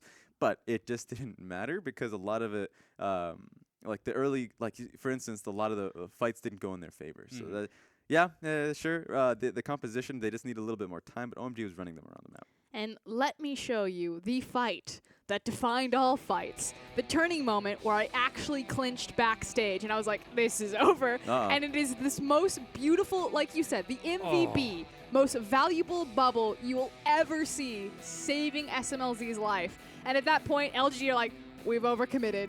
We've made a terrible mistake. Imp tries to flash out. He's like, why are there always 10 people in my lane? Yeah, where did they all come from? This is the devastation now. This is the play. And it's so early in the game, and we see teams punished repeatedly when they try to dive this early in. But because Echo has his ultimate up and available, because they're able to reset the tower aggro, because you have that phenomenal outplay on 5's bubble, everything goes right for OMG. And they win in the jungle at that point because they win in the mid lane at that point because Echo picks up kills. Rengar participates with the fight, so the jungle starts getting snowballed ahead because LG are now behind in so many lanes, and it just starts bleeding across the rest of their map. Yeah. It really is kind of tragic considering how the early game, like, we saw the composition from LGD, we had a good expectation for what it should have done. They were strong in their early laning phase, and it looked like they had a plan. And then, as you said, they overcommitted and got bopped right on down. Yeah, and their first 6 levels were actually pretty good. So leading up to the play, this is where LGD was okay. You know, they got to the play. 3 buffed the Rengar. Yeah. They went towards it, and as you can see, Icon had an incredible performance. And that dive was one of the reasons why it really went towards him. But, yeah, after that happened, after that mishap happened, LGD fell apart. And it's not so much like compositionally, because they could go back towards the play. The Enchanted Crystal Arrow is back up, but it felt like they fell apart emotionally. Like they couldn't really set up any plays from that point forward. OMG, they just like played it back. Lee Sin didn't even go for anything anymore. Orianna was just really in the wrong place at the wrong times constantly. And so a lot of the initial setup they had for the game went out the window. And it was also the fact that ONG was doing such a good job on their lane assignments and making sure that they were matching where LGD were strong when they were strong. So you think back to the time when, Fiora had to queue forward to her death because she was going to get run over. The time when Echo was getting kind of these free dives on opponents. Like he was constantly hunting down and finding the appropriate kill threat. So a very deserved MVP from Icon. And even more so, the fact that he denied the Echo from Godvi. Because this guy's the big Echo one-trick player right now. So the fact that Icon got his hands on it. Yeah, I mean, even with that being said, one big thing I want to see, it comes from PYL, right? Because they had a good shoving matchup. This is the first time I see them play such a solid matchup. If it isn't aggressive Karma. Yeah, like a Karma and an Ashe, which is just shove in. Now, what do you want to do with that? Work with Amy. There are so many times when the Rengar pushed Lee Sin away from the control ward. You should not be getting pushed out. These are winning lanes for you. This is a point where we should see Karma walk towards the mid lane a lot more often than she had this game. So it's a criticism towards the team. It's a team game at the end of the day. One person has to call the other. Amy either calls the support or the other way around. Depends on the responsibility. But no one has that responsibility. It's not happening on this team. OMG are playing a lot better or rallying around these wards. Yeah. I mean, the one time that LG really tried to strike back after that initial disaster bottom was when they tried to play top lane and Rengar just started picking up all of those kills because they weren't as coordinated as they needed to be. Yeah, and of course the pressure is now on LGD to strike back in game number 2. We're going to take a quick break while we get that ready.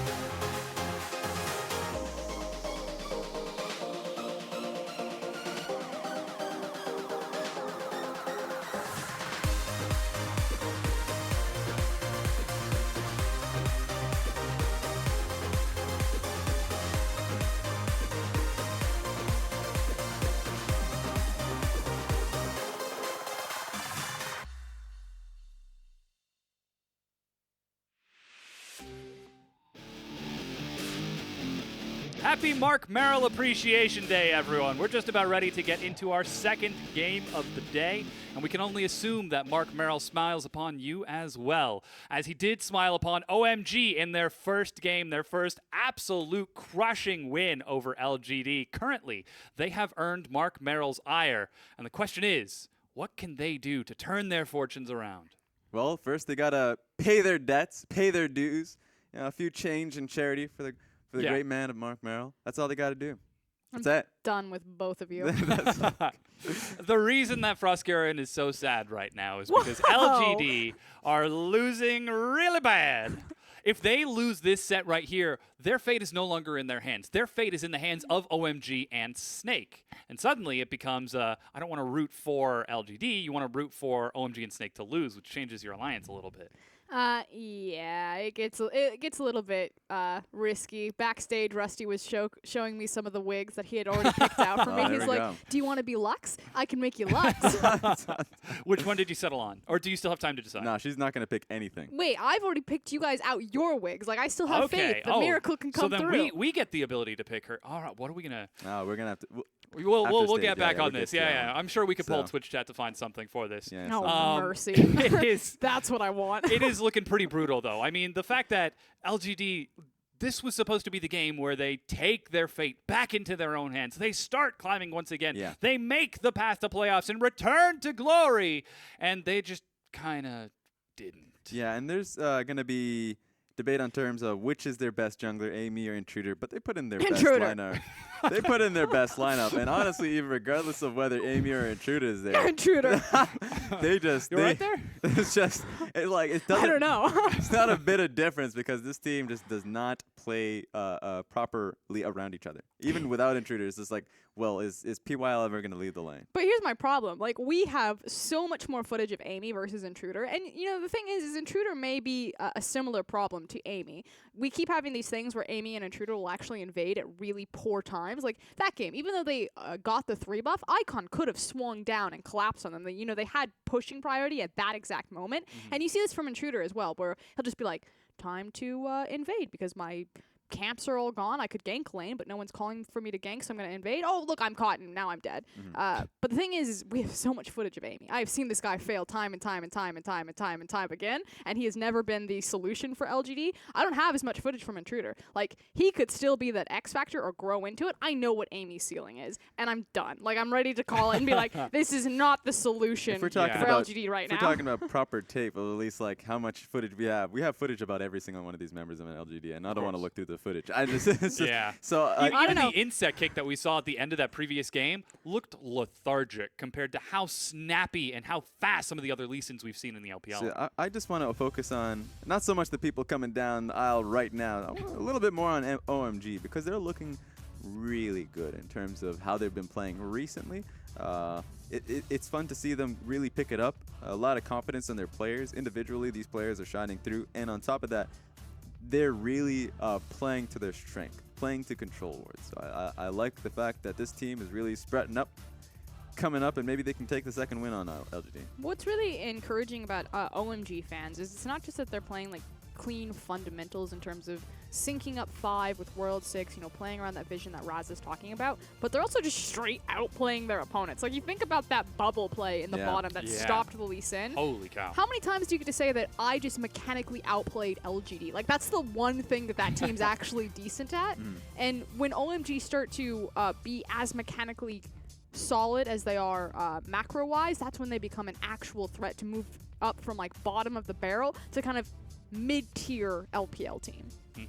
And right now, with the team straight thugging it on this April 1st, OMG are looking like they have got a sack of quarters and they have got a target lined up You for go. Laundry. Yeah, this is a bit of laundry. That's- I was gonna go in arcade. That's why they don't have their jackets. Oh, that's true. There we go. Laundry That's day. true. That's true. That's true. I was about to say they're lining up in terms of the arcade machine, putting their quarters in. Oh, They that's don't a have good to use. They don't have to use many quarters. They just need to use one because this is a They've got very one easy life, game yeah. for them. Yeah, this is very easy. Not a lot of game overs here. Yep.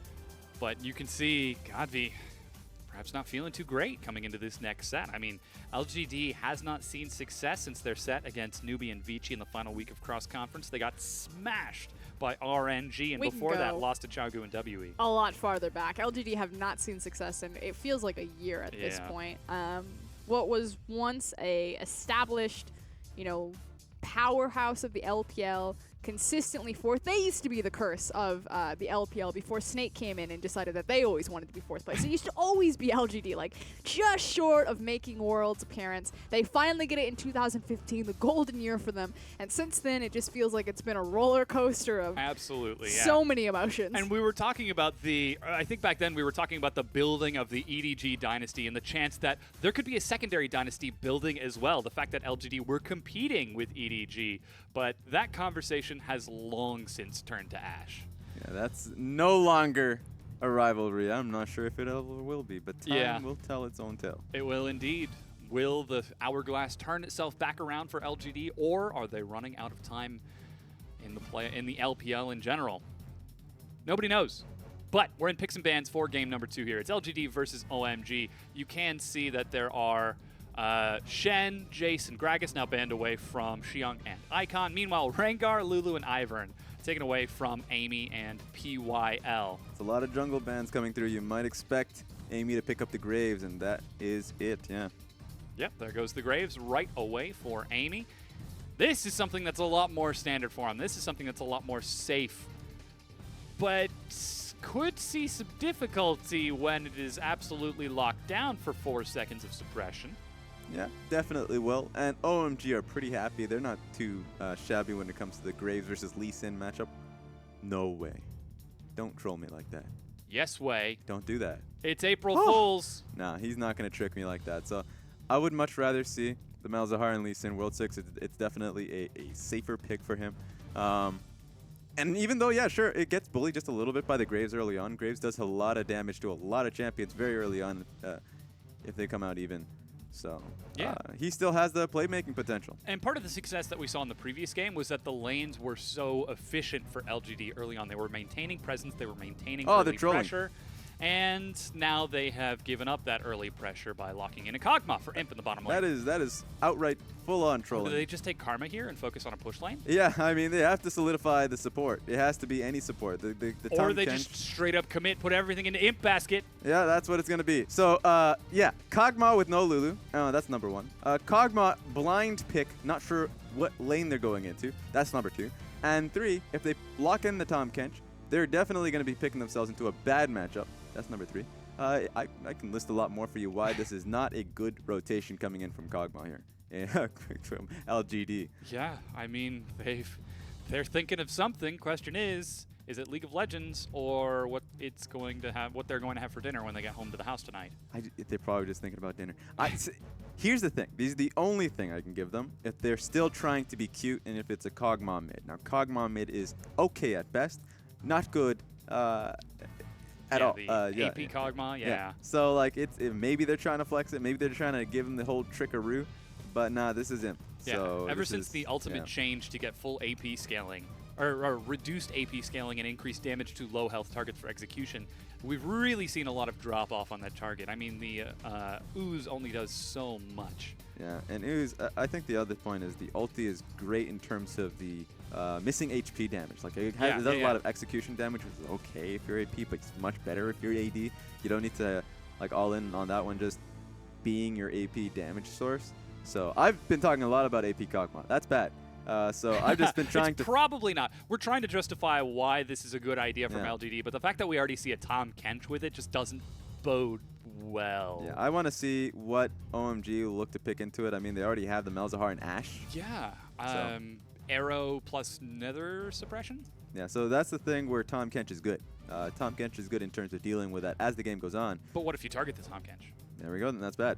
So, because then you can get really nailed down Tahm Kench. So it comes down to what the next picks coming in from OMG, especially as the game goes on. Yeah. Once Tahm Kench gets a lot of HP under his belt, if you get the Ashe Arrow, if you get Malzahar ulti on top of him, what's the follow-up? Sure, maybe World 6 can separate him even further and kick him into the team, but where is the rest of the damage? This is why Rumble is a big pickup for me.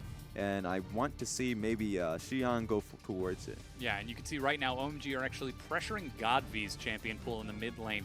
They seem to be taking away his split pushers on that Kassadin and Echo, which means they want him grouped up with the team so they can save the time of killing him then and there instead of chasing him down across the map. LGD for their final ban looks like it's Talon and Zed for Icon.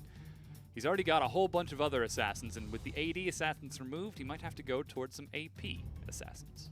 Yeah, this is going to be really... How many assassins just got knocked out? And so it's really safe to hover over and pick up on the... I guess the Syndra pick. So what this does mean, now that a lot of counterpick APs have been completely nerfed, or at least banned out, OMG saying we'll pick the Syndra early, and then we'll pick our top laner much later on. LGD now have the very rare possibility of counterpicking their AP mid laner here.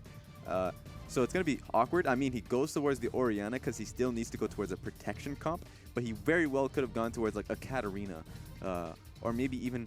Maybe a Diana. That's just another thing that, like, Godby has such a massive pool, but he needs to go towards the Orianna. Yeah, and taking that once again in this game. Didn't see a lot of success in game number 1, though he landed some pretty sweet shockwaves. Please lock it in. Please just do this to me. Look at that face. I want that face. Get that. He's got the head cocked back and everything. Yeah, He is I just ready. want... Get me a close-up of the man as he locks in Fizz. Nah, just kidding. Or not. Yeah, all right, you know, Yeah. whatever. I wanted to see... oh, yeah! Hey! Okay. Let's go! Alrighty, Raz. All right, It's that's your what time to shine. That's what I'm talking about. So here's what's fun: is I wanted to see Xiang on the Rumble. It gets picked away. LGD think they're cute. LGD thinks, we got it away from them. We don't have to worry about this. Fizz, on the other hand, it's been getting banned away quite frequently. The ban rate, I can't even see it. That's a lot of champions over there. So that's whatever. 174. That isn't right. That simply ain't right. So just to have my spiel about Fizz, because it has been getting banned out a little bit, is that it's been coming back as a top laner globally. It's been getting banned in EU. It's been picked up a little bit there. He comes in as a bruiser pick. Maybe the Trinity Force comes in. Maybe the Blade of the Rune King. But primarily, he just goes towards an Iceborne Gauntlet. We'll get deeper into that one as the game goes along. But the matchup is good for Fizz as he starts to get items. If he gets the gank off, it's great too. Rumble will push in early, which is it's a question of whether Fizz is going to be able to farm up. Yeah. Remember all of the bad things Rumble has done to him in the past. And if he can just jump on top of him. It certainly will be interesting indeed. We've actually seen Fizz played in EU, Korea, NA. We actually got to see EDG play it against IME when Athena went 9-0-3. All right. That was mid lane. Yeah, mid lane Fizz. Yeah, even though it was an AP mid lane Fizz, that's the asterisk that we have to give to people. That was the Trinity Force on Athena. Yeah. He just bulldozed the rest of EDG on.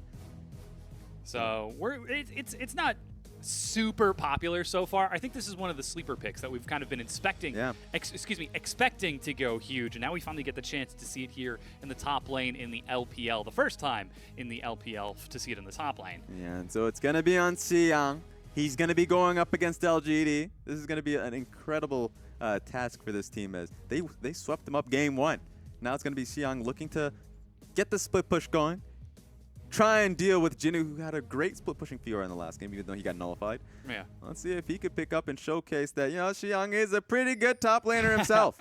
Well, pretty stellar performance in game number 1 with some of those casks. Now it's time to get dunked on as we return to the Rift for game number 2. Backs against the wall, the final chance for LGD to take their own fates into their own hands, to grasp firmly onto their futures and hold it close to their chest. But instead, they find themselves with Kog'Maw Orianna Rumble. It's a pretty okay comp at the end of the day. Like, the problem with now is that it's just when they pick the Kog'Maw. They had such a hard priority towards it. I doubt it would even get banned out. No team would just outright ban the Kog'Maw. But yeah, as we're seeing on the Masteries, nothing really too strange about this. Stoneborn Pact on Tahm Kench. Yeah. Very easy for him to proc it. Each of the tongue lashes is able to proc the Stoneborn Pact. Yeah, definitely one of the champions that really benefited in the Stormborn Pact changes. That one, Braum, Nautilus as well if he comes in the support position. So it's nice to see Tahm Kench, a few other champions get that bit of a change. I think benefit them early on in the game. Ooh. Looks like a Raptor invade out of LGD. They're getting some damage. Oh, but they're ready. Just stealing a few. Amy's actually firing a few more shots. Just skirmishing as best he can. We've got 2 Raptor starts out of World 6, and he even takes some damage as Amy turns over towards him and forces him away. Yeah, this is what I love about what Amy did there. He positioned himself to auto-attack both the small minion, the Raptor, Yeah. and on top of that, World 6. So World 6, the 1v1 matchup between Lee Sin and Graves is bad for Lee Sin. Melee versus range. But he's trying to trade up jungle. He's recognized that he's not going to be able to get anything on his top side. He's going to trade and go towards the bottom side of the map. Ooh, very creative pathing out of World 6, but here comes Imp and PYL. He is spotted out and is immediately denied as Imp gets a few auto attacks. Seems to usually get the receiving end of this up against World 6. World 6 is usually the one that pressures and gets his team to defend. So now he's just getting outright 3-buff. And he has nothing he can do about it. He can't trade at all because Imp and PYL, they lost a bit in their own lane just to be able to help out in that top side. To say that Amy can now get his own red buff on top of it. It's time to see if World 6 can still see success in this game. He was able to 3-buff last time and is getting 3-buffed this time. What this does mean is World 6, since he cannot get Raptor's Camp, means that he's probably going to be pathing towards the Krugs in the top side of the map. He really needs the experience as he's got denied a little bit. He's not going to be able to get the Raptors in the enemy side. So Graves is going to be ahead. He's going to be in a pretty good position. Lee Sin now has to commit a little bit more to just focusing on the camps. Unless if he wants to play a risky. Not with this HP though. He might have to back with this one. It's going to be really tough if he wants to go for that. Still no honey fruits in the river either yet, so Oh, Janu he can't even get the Krugs in peace. gets a ward over the wall. That's going to last for about 75 seconds or so. He'll actually see if World 6 decides to recall and head towards that side. Yep. He needed to do it. That Found his was way up there. He needed to stick onto the map and get towards the Krugs because he cannot counter jungle and he lost so much of his own. So at the end of the day, he's not going to lose too much. He gets seen if he goes towards the Krugs, right? But it's really expected at this point. What this does mean is that LGD laners will be a lot safer. LGD's bottom lane especially will feel a lot more comfortable where they are in the map. Top lane will know where they are as he gets caught out right there, right now. Yep. So great start from LGD. It was a good start in last game as well, but this one's really good. Yeah, and Frost was talking a lot about the ceiling that we know that Amy can have. Perhaps this is one of the games where we get to see him actually reach that, because he's been set up for success, and with him getting some good harass onto SMLZ, they could find an opportunity. Now they spot out Amy as he clears out his own blue buff, the full 3-buff now completed, and they have vision of World 6 on the top side of the map as well. Xiang dives onto Jinu and eats a lot of damage. Yeah, and so that we have to kind of dive into the Fizz pick just a little bit. Yeah. He gets vision on top of Amy, so he's a little safe, but what does safe mean? As I say that, Godby has to watch out. Ooh, there goes a quick ward hop, just an auto attack, no red buff. Sonic Wave is held onto. He follows up heal. First blood, World 6. That ain't 50-50. Godby thinks he can duck and dodge that one, but he nails him with the Q. Also gets the heal off of it, so Godby's going to be coming back into the lane. A pretty sad man. Ooh, PYL actually tongue lashes one of the minions and is forced to flash as Exhaust is used.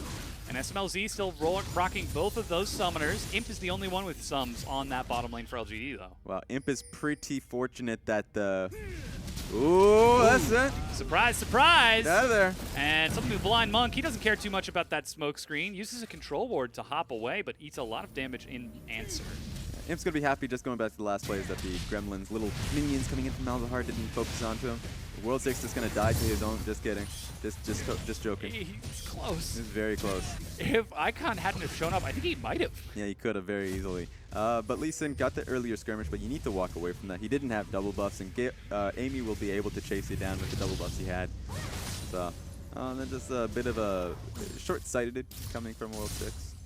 He is playing the Blind Monk. This is true. Very, So, very short-sighted. I don't think he saw it coming. He just didn't see it coming. 5 again, roaming towards the mid lane. Godby is playing so far back. I think this is the second time we've seen him roam towards the mid lane in 6 minutes worth of gameplay. Control ward now plays from Godby. He sees 5 and pops that quick void shift. That means Icon has a brief opportunity to pressure up. And Icon is actually a full level ahead right now as he's level 6. But there's PYL. So it is now a 3 versus 2. World 6 is still clearing out his jungle. All of this is made possible for 5 to just sit in the lane because Ashe is taking the back timing as well. So same with Imp, same with SMLZ. They were just coming back to base, so there's no reason for the supports to be in the lane. Just really looking to see what he can do. He's level 4, so he can't do anything in terms of setting up a kill, but he can look to maybe harass, maybe control the wards that he already had up. So it's just a trade in terms of control wards. They don't really get much off of it. It was good for PYL to stick around and see what he could do as well. Ooh, teleport bottom as they're engaging on the 5 and SMLZ. 5 gets consumed. Imp is There's down. Amy, but Imp has already died in the meanwhile. That's going to be a quick equalizer on the 5. He dies, but SMLZ pinned against the wall. Will drop as well, getting as Ooh, many gets the minions third as he one. possibly can. Wow, he actually got all of those minions. Meanwhile, in the mid lane, Godby was dived by the other 3 members of Icon. You can see the priorities that these two teams are focusing on. Yeah, so that's a 2-for-2 overall. Didn't see it. We'll probably see it on the replay of how Godby did get killed out, but that's probably just the Fizz roam out, which is another He worry. just walked right. PYL turn. Uh-oh. No, he didn't see it. Oh! Oh my God, he was right there. Stop that man! Unlucky. That's unfortunate. That Ah. actually is unfortunate.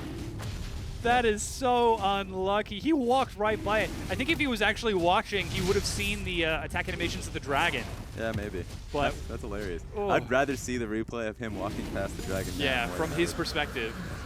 And now he's like, wait, how did he have the time to take it? I was Wait a right second. there. Did he bring his entire team? No. So this is one of the benefits of the Fizz. Oh, he didn't even do anything, did he? Let me see how long this took. What happened here? So Icon is going to pop the ultimate as Godby actually forces the fight. But here's Fizz coming in from the side. Actually did nothing. All right, yeah, the man never did nothing. That's hilarious. But theoretically, that's the benefit of the Fizz, that he can throw that ulti from a good range. And he can do a lot in terms of, like, he can really catch you out. That's a massive ulti coming in. The longer the distance it's thrown, the wider it is, and you really Yeah. can't duck and dodge that one. Ooh, But arrow down the mid lane. He's pinging Godby. Nope. Oh, so close. Good idea, though, but it's not really... Godby's not going to pace up towards that. Icon doesn't even have ult. Oh, yeah, probably. Yeah, that probably would have He's, actually hit he's him. still 2 levels ahead, though. Yeah.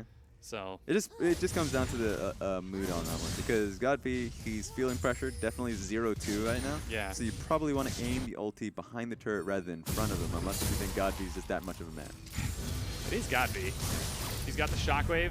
He's just not. He's just losing his manhood. That's an equalizer to try to catch Icon. He just ghosts and walks away. LGD commit 5 members to the mid lane to try to make something happen. But OMG just kind of turn around and walk it off. Yeah, they've definitely walked it off, shook it off even. Oh, wait a minute. Oh, World 6 looks for PYL. He's got some support from 5 and Icon to hop over the wall. Just getting some harass. Just moving in as a team. World 6 is going in there. He catches out the Tom Kench, and he's like, any bit of safety, he has Icon that he can jump towards. So that's really nice towards on that front. There's so much happening at the same time. Yeah, this is a completely different game from game number 1. Yeah, it's nice to see LGD still have a bit of fighting spirit. Yes. Is that fighting spirit enough, though? Perhaps. Find out next time on the LPL. Or right now. I mean, we've still got another 30 minutes worth of gameplay to see. That's true. Maybe we can cut it up, put it out in a few VODs ranging from, it's about 6 weeks, I would say. That would be good enough. Worth of transformation, yeah. Yeah. They just need to get mad enough. I like how LGD are the farthest things from Saiyans. Like, the closer they get to defeat, the worse they actually look. Definitely are the opposite of that. Oh, wait a minute. Oh man, SLZ is doing work. He's actually got the arrow ready, and with that Oh, Devour TP. used, the arrow catches PYL. 5 isn't level 6 as Xiyoung shows up. He's got the shark ready, but decides to hold on to it. PYL's wasting a lot of time as World 6 is the one who finally gets the kill. Dead? He's dead. Oh, he's No, fine. not. Xiyoung is holding all the minions, so there we go. Thank you, Mr. Man Xiyoung. He's like, I got you, man. Should have definitely trolled them with how far ahead they were. Looks like they are trying to trade turrets, though, as Jinnu is shoving up top. There are 3 members of OMG pushing bottom. Icon shows up, and first turret looks like it's about to go to OMG. SMLZ is just denying some minions here. So it's good that they're denying it to give them the opportunity to come back to the lane. Okay? If it's going to be stuck here where the wave is at currently, that means that anyone, be it Jinnu if he goes towards the bottom lane, bottom side of the map, right now it's looking like it's going to be Kog'Maw and Tahm Kench, that it's going to be hard for them. It's going to be a risk. They don't have any control wards or any wards really once you get towards river area. So Kog'Maw definitely needs Tahm Kench to hold his hand throughout that entire venture. We've seen PYL try to do that so far, but he has had some difficulty. And now that OMG have found themselves with an advantage, once again things are looking dire for LGD.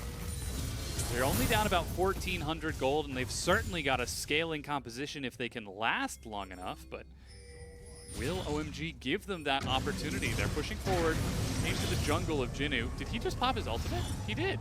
Ooh. What? Question mark. I think he used it and then immediately canceled it. That's embarrassing. Yeah, I wonder what Whoops. happened. That was definitely not purposeful. But that being said, the answer to your question, even though he did cancel it, is a no. OMG is trying to just speed up the pace of this game. They set up Fizz there to protect the bottom lane turret, and he's not really that good at protecting waves. Even his ulti, especially if he's AD, doesn't do that much damage. Yeah. So he's just trying to see what he can do in getting as many minions as possible. Put him in the side of the map which he can be most impactful on. Only worry is that he doesn't have TP, so the TP advantage is in Jinu's favor. So if you're Jinu, you want to be on the opposite side of the map. Him being near top is actually just disastrous. He needs to be on the bottom side of the map, Yeah. so he can look to catch the wave whenever possible, and then force a dive immediately in the top side.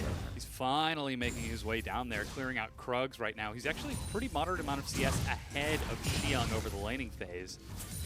As he's getting closer and closer to level 11, looking for that Leandries, that huge damage spike that we know that Rumble can maintain. Meanwhile, Imp, still no Blade of the Ruined King. It's 13 minutes in, still no Morel and Amicon out of Godvi.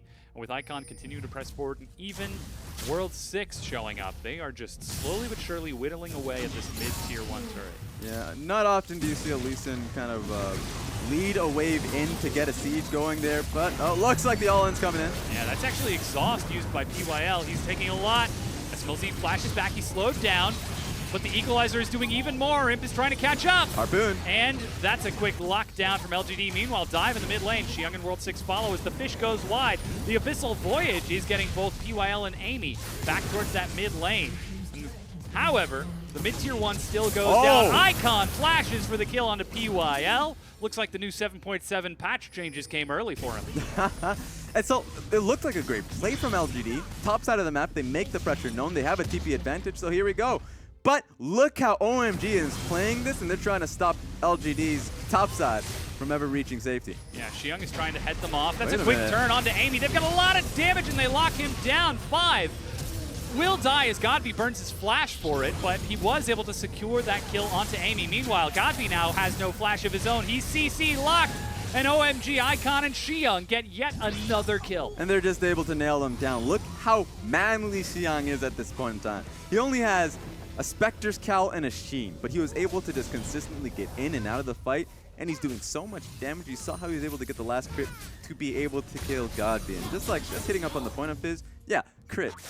One of the changes that Fizz was able to get in the recent patches was how the mark, the W mark, or at least his passive mark on a champion, if he autos them, it stays up longer for 6 seconds now. So it doesn't really benefit an AP Fizz all too well because he's great for bursting, but he's never going to be able to just sit on top of you for sustained damage.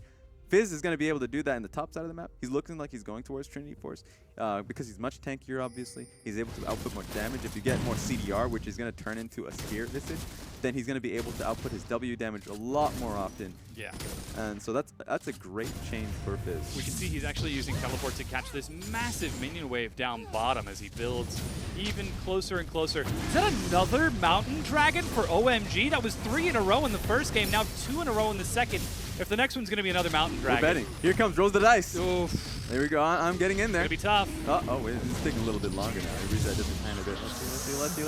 Let's see. Oh my god, it actually is. No, is it? It didn't change. That's another Mountain Dragon for OMG. 6 Mountain Dragons. Oh my LGD God. have to climb a mountain. They have to make it to the mountaintop A to win this metaphorical set. and a literal mountain. Yeah, they have to actually get past the mountain that's on G, and of course, a mountain that is RNG, not the team. Yeah, though we are seeing LGD finally make a play on the map here. They're taking Rift Herald, and looks like they're going to give that over to Amy to increase his burst a little bit on solo side missions. But OMG are still up by about 2,500 gold. They're slowly but surely setting themselves up for success and even more late game scaling. And LGD, I mean, the odds are just stacking against them more and more. If you're a betting man, it's not looking like you've got some big returns on LGD here. Yeah, it's not looking good at all. At this point, you have way too much faith to be betting. That's just not. You're supposed to be smart, cool, calculated, but somehow you're betting on LGD. Yeah. And so the Blade of the Rune King coming through with Kog'Maw. 16 minutes into the game. I mean, that's fair. That he's farming up okay. Finally finished, but once again, OMG, they're setting up for the next objective. Yeah. Minion wave being cleared out. World 6 makes his way up. There's Amy over the wall, and OMG decide they don't want it. Indeed they do. They find PYL. That was such a long snare Yeah. that he didn't have the opportunity to use his Grey Health. The man is already gone. So this is a bit ridiculous. And as I mentioned, the Blade of the Rune King on Kog'Maw, but they don't have time. Shockwave finds 2, but it is not enough. The minion waves are being cleared out by the excellent long range of both Godvi and, Imp. But with now Xiong flanking from the side without teleport, they have to start backing away as the remaining 4 members of OMG continue to press forward. Command attack spots Xiong, but I'm sure he's happy with that. Yeah. If he can pull them away from this turret, that's going to be a quick tier 1 take. This is very questionable for LGD to look to sit on top of this. Xiong is ready for it. Ooh, there goes PYL. He races forward. All right. And Abyssal Voyage means he can get Amy there on time to save that tier 1 turret. Even Jinu made his way up there, but OMG used that opportunity to take a kill. They weren't able to secure the turret, but they did chip it down very low. Yeah, so that's a good Abyssal Voice, as you mentioned. If they had lost that tower, it would have been really difficult. They need to keep up the outer towers as long as possible. They definitely lost a lot of them already. They only have 1 up and available, and it's near the most important objective, which is Baron. If OMG, with how many Mountain Dragons they're being gifted by God himself, if they are able to cut into the LGD blue side jungle for free, which is what will happen if they are able to take that top lane tower, there's no way LGD wins this if OMG sticks to their game plan. So it's good that they were able to prolong the game just a little bit. It means that OMG have to play a little harder to be able to get that tower. Not going to be quite a pushover win Yeah. from OMG, but they are still pushing.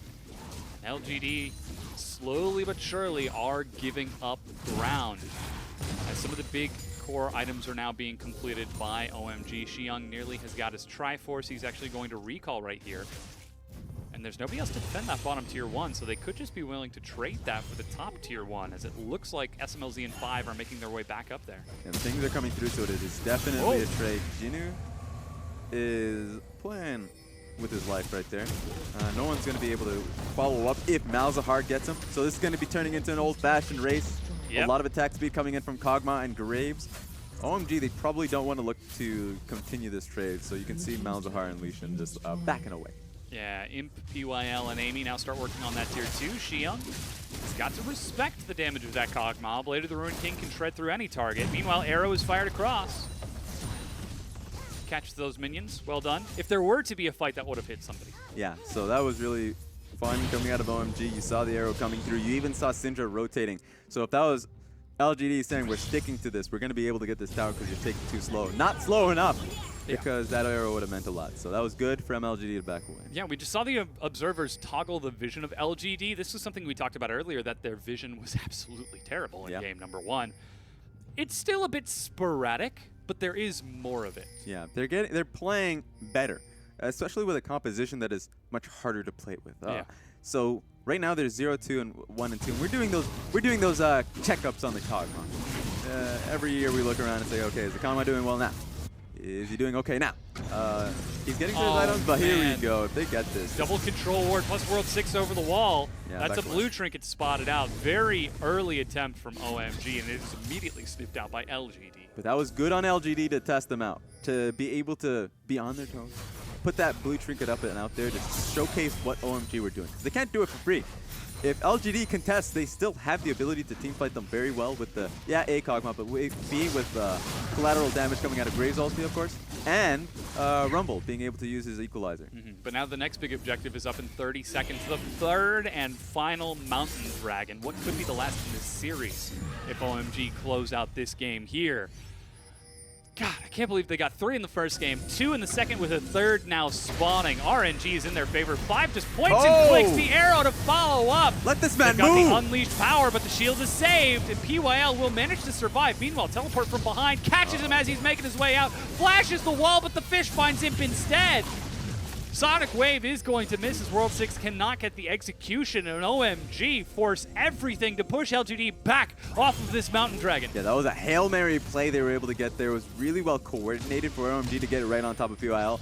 He used his flash, he still has exhaust, but he survived, and that's really important for LGD, that they can stick around now and protect the dragon. In fact, they're looking to do it themselves. Yeah, they're trying to, but it looks like LGD are already in the pit. They're not going to take any risks. Oh, no! Xiang has found Imp unprotected in the back. Jinu's forced to flash, which means Amy and Godby are undefended. They found World 6. That's the equalizer on top. Smite means LGD finally get a dragon.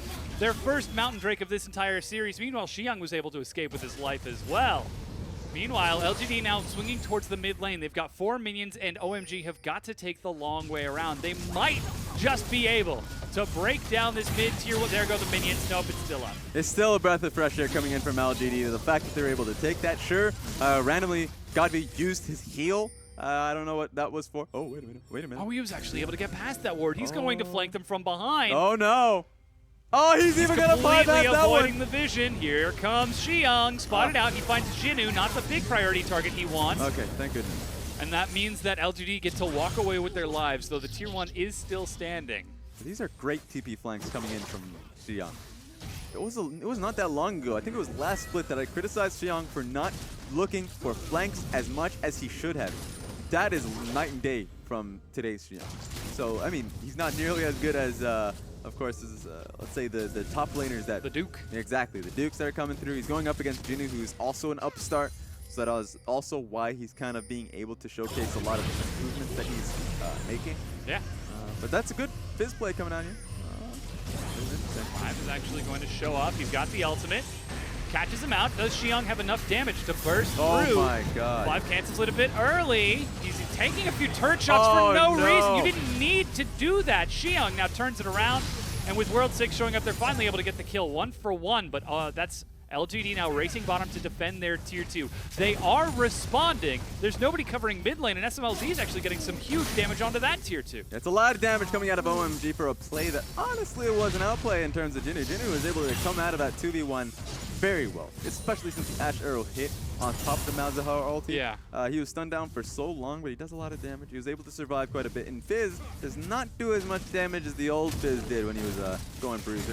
So he's great for sticking on to people. He's great for doing sustained damage. But Malzahar, His burst is so low. yeah, got completely demolished by Jinu. Five got a little overzealous. Like, stepping into the turret shot was a bit unnecessary there. Though they did finally lock down the kill, what did it get them? Damage on the mid tier 2, damage on the bottom tier 2. Yeah. OMG are continuing to set the pace of this game, but LGD, they are trying to keep up. Goodness help them. They are jogging, but they are sweating and they are breathing hard. Yeah, it's really tough for LGD because they're looking for that Hail Mary team fight, right? Once they get to an item build for Imp, that he can be protected and he can just shred them apart. SMLZ knows what a great Kog'Maw can do. We saw it when he went up against EDG. And so OMG, sure, the execution sometimes just doesn't work out, but they are always moving, and they're always moving to what it seems like the right play. They're not going to take out these wards because they want to remain hidden. They're going for a Baron rush here. Clearing the wards provides vision for a brief moment. They are burning through the Baron's health. Amy now shows up. It's already burned down to half. Icon looks for the stun. He's able to proc it. Will they decide to turn and finish it? Xiang's in the back. PYL escorts Amy to the Baron. He's spat out and he gets it. I cannot believe it. He got chauffeured to the front seat and was able to lock it down. And the Hail Mary is paying off. Icon flashes over the wall. Two members of OMG are dead for only Amy. But PYL and the rest of LGD have got the Baron. That was beautiful from PYL to be able to deny, nullify Icon's ulti, save out Amy for one purpose, and that was that smite steal. I don't even know if he has smite right up now, but he was able to steal it nonetheless. Yeah. That was incredible. That is going to be incredibly damaging to OMG here.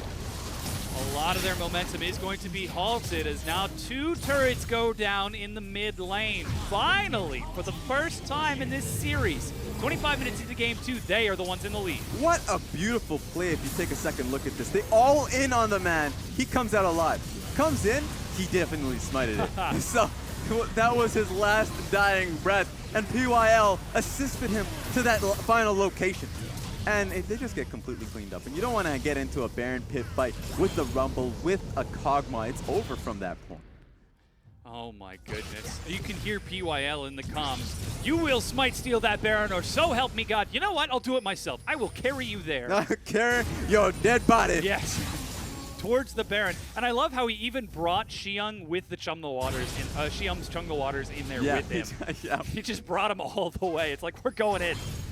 Buckle your seatbelt, ladies and gentlemen, because LGD are fighting back.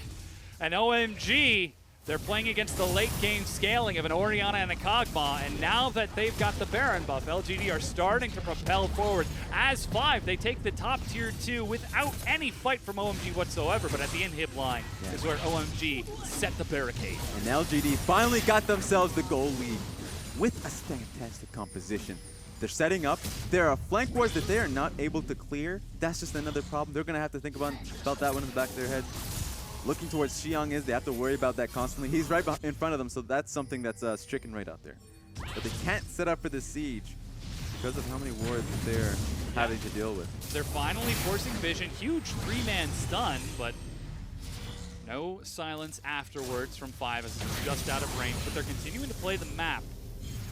Yeah, and Amy is so squishy at this point in time. They're going to be going to the Dragon here. Amy cannot get hit by this Icon anymore.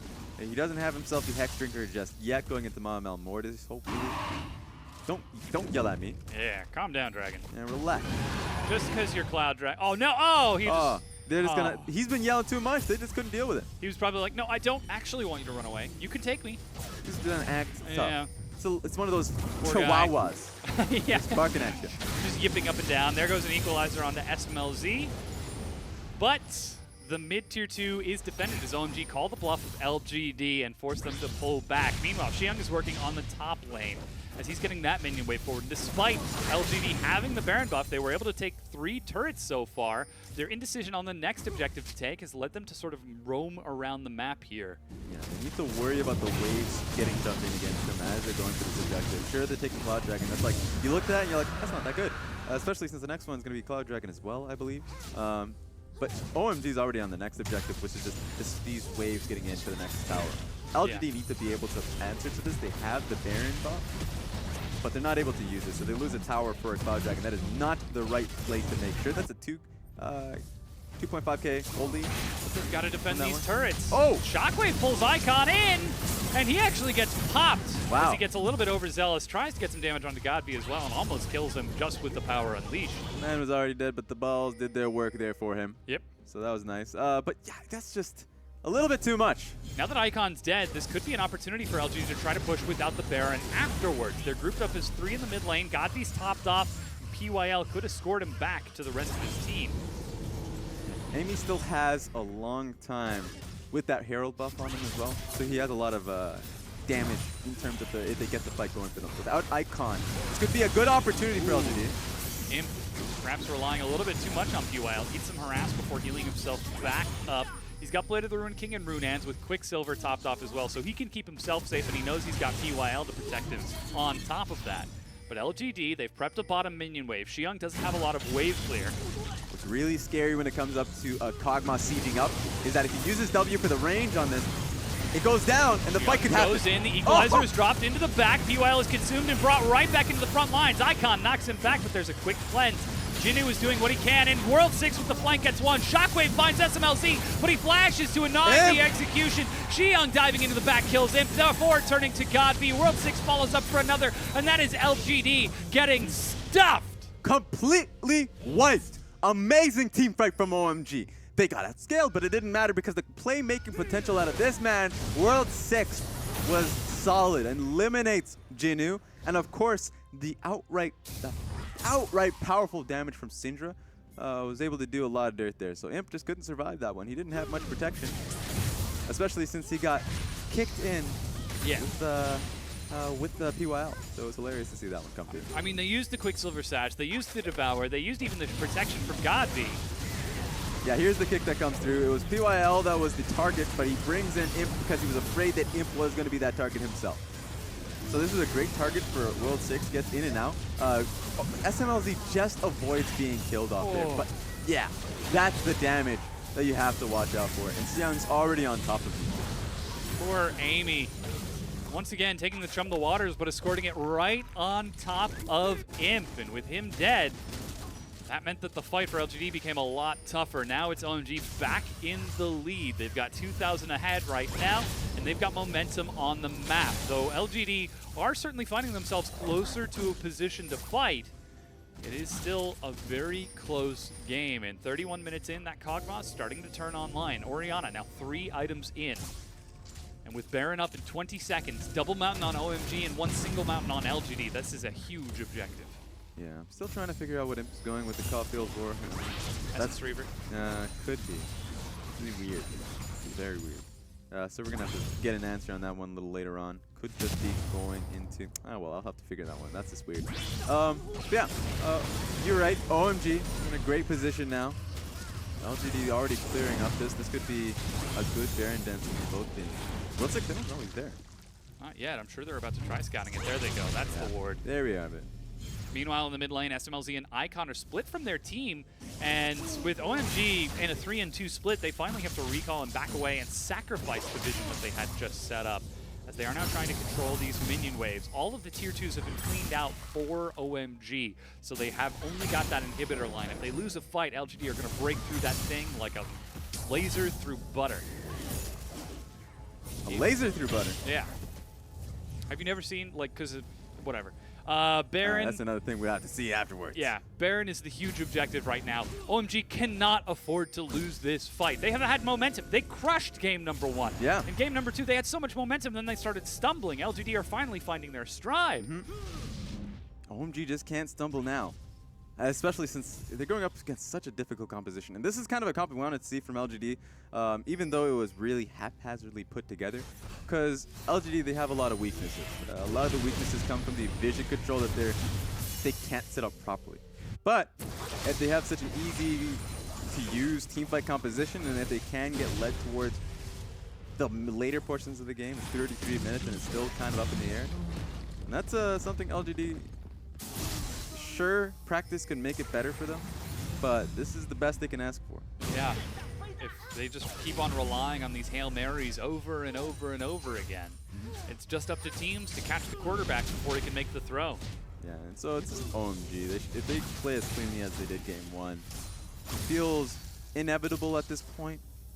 It looks like the Wit's End came through the Caulfield Warhammer. The mystery of the Caulfields is still there. What do you think, Edge of Night maybe? Ooh. No, that's not out of Edge of Night. Youmuu's? I'm thinking Youmuu's, but it would almost have to be Essence Reaver, but that's, I don't understand this, man. Yeah. All right. Very curious choice We'll as let him off. World 6 skirmishing with Amy. Takes some experience, gets even closer to level 16. Once again, the ranging expedition of LGD steps forward, start clearing out some of the vision of OMG, but they are playing it very patiently. Cloud Dragon has spawned, and SMLZ is on that side of the map. Looks like he's going to solo it for now, while Xiang keeps bot occupied, World 6 keeps top occupied, and the rest of OMG keep LGD locked down in the mid lane. Yeah, so it's great to see this from OMG. They're splitting it up to be able to get as many objectives as possible and still securing the Baron. So, wait a minute. Ooh, the arrow misses Jinu. That's a little unlucky. They tried to layer it up, but they get a lot of damage onto him. That's good to see in terms of the communications. Even though it nailed down and it didn't work at all, there was still a communication between Xiang and SMLZ. Yeah, Icon's doing some damage while Godby's trying to poke the rest of OMG away from that Baron, but they are still able to control this vision over here. QAL sneaks forward with Amy. And this is a very tense setup. Xiang's actually going for a recall right now. Finishes off his Guardian Angel before racing down the mid lane. Jinu's got a brief window to do his own thing. Yeah, with the wave where it is in the bot side of the map, the question is whether Xiang is going to group with his team to battle for the vision right now where Baron is, so they can get the numbers advantage, or if he just continues to pressure towards bottom lane. He was already confident enough to look to dive Rumble, even though it didn't work the first time. He knew it was going to work if it nailed through, so it looks like he's just going to continuously look to set back up in this one. Yeah, he's got Chum the Waters back off the cooldown. SMLZ is getting closer and closer to finishing off his own CDR.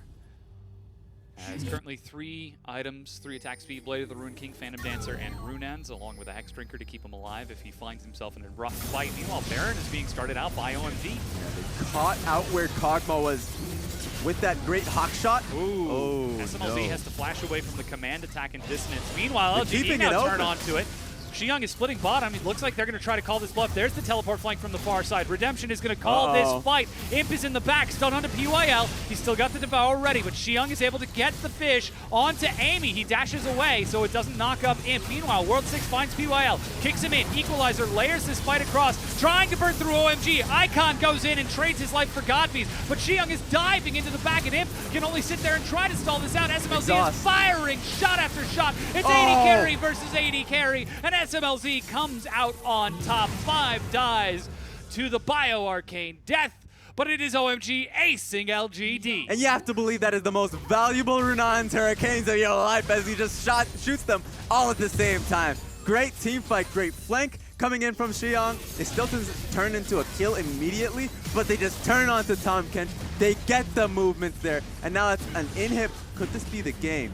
They're continuing to push forward. 20 there seconds are on the a death lot timers. of time on those timers. OMG continue to move forward with SMLZ leading the charge with that double Mountain Drakes. They drop one.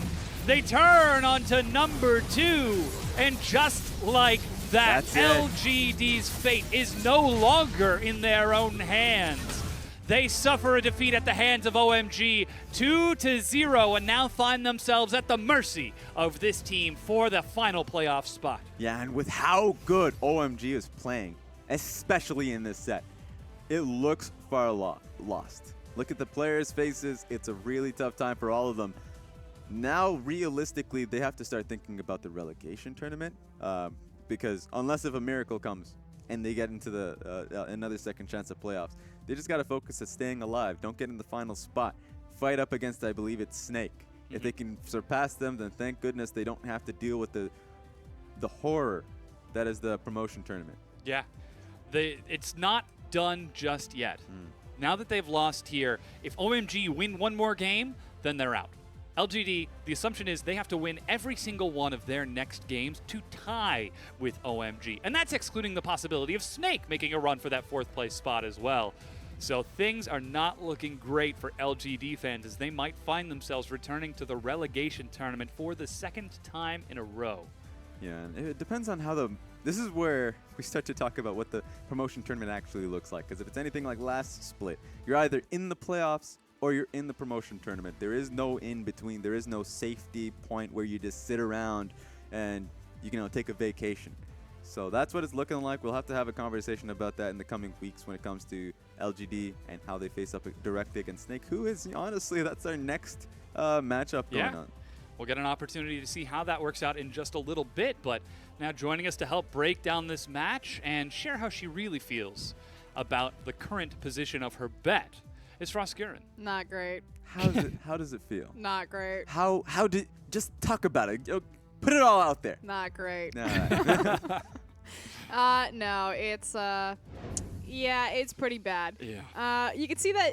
You see the peak of the blue? That was like me jumping up and down backstage. Being like, yes, they're doing it. There's hope. It's a miracle. We can do it. And then the rest of the red took over there. Yep.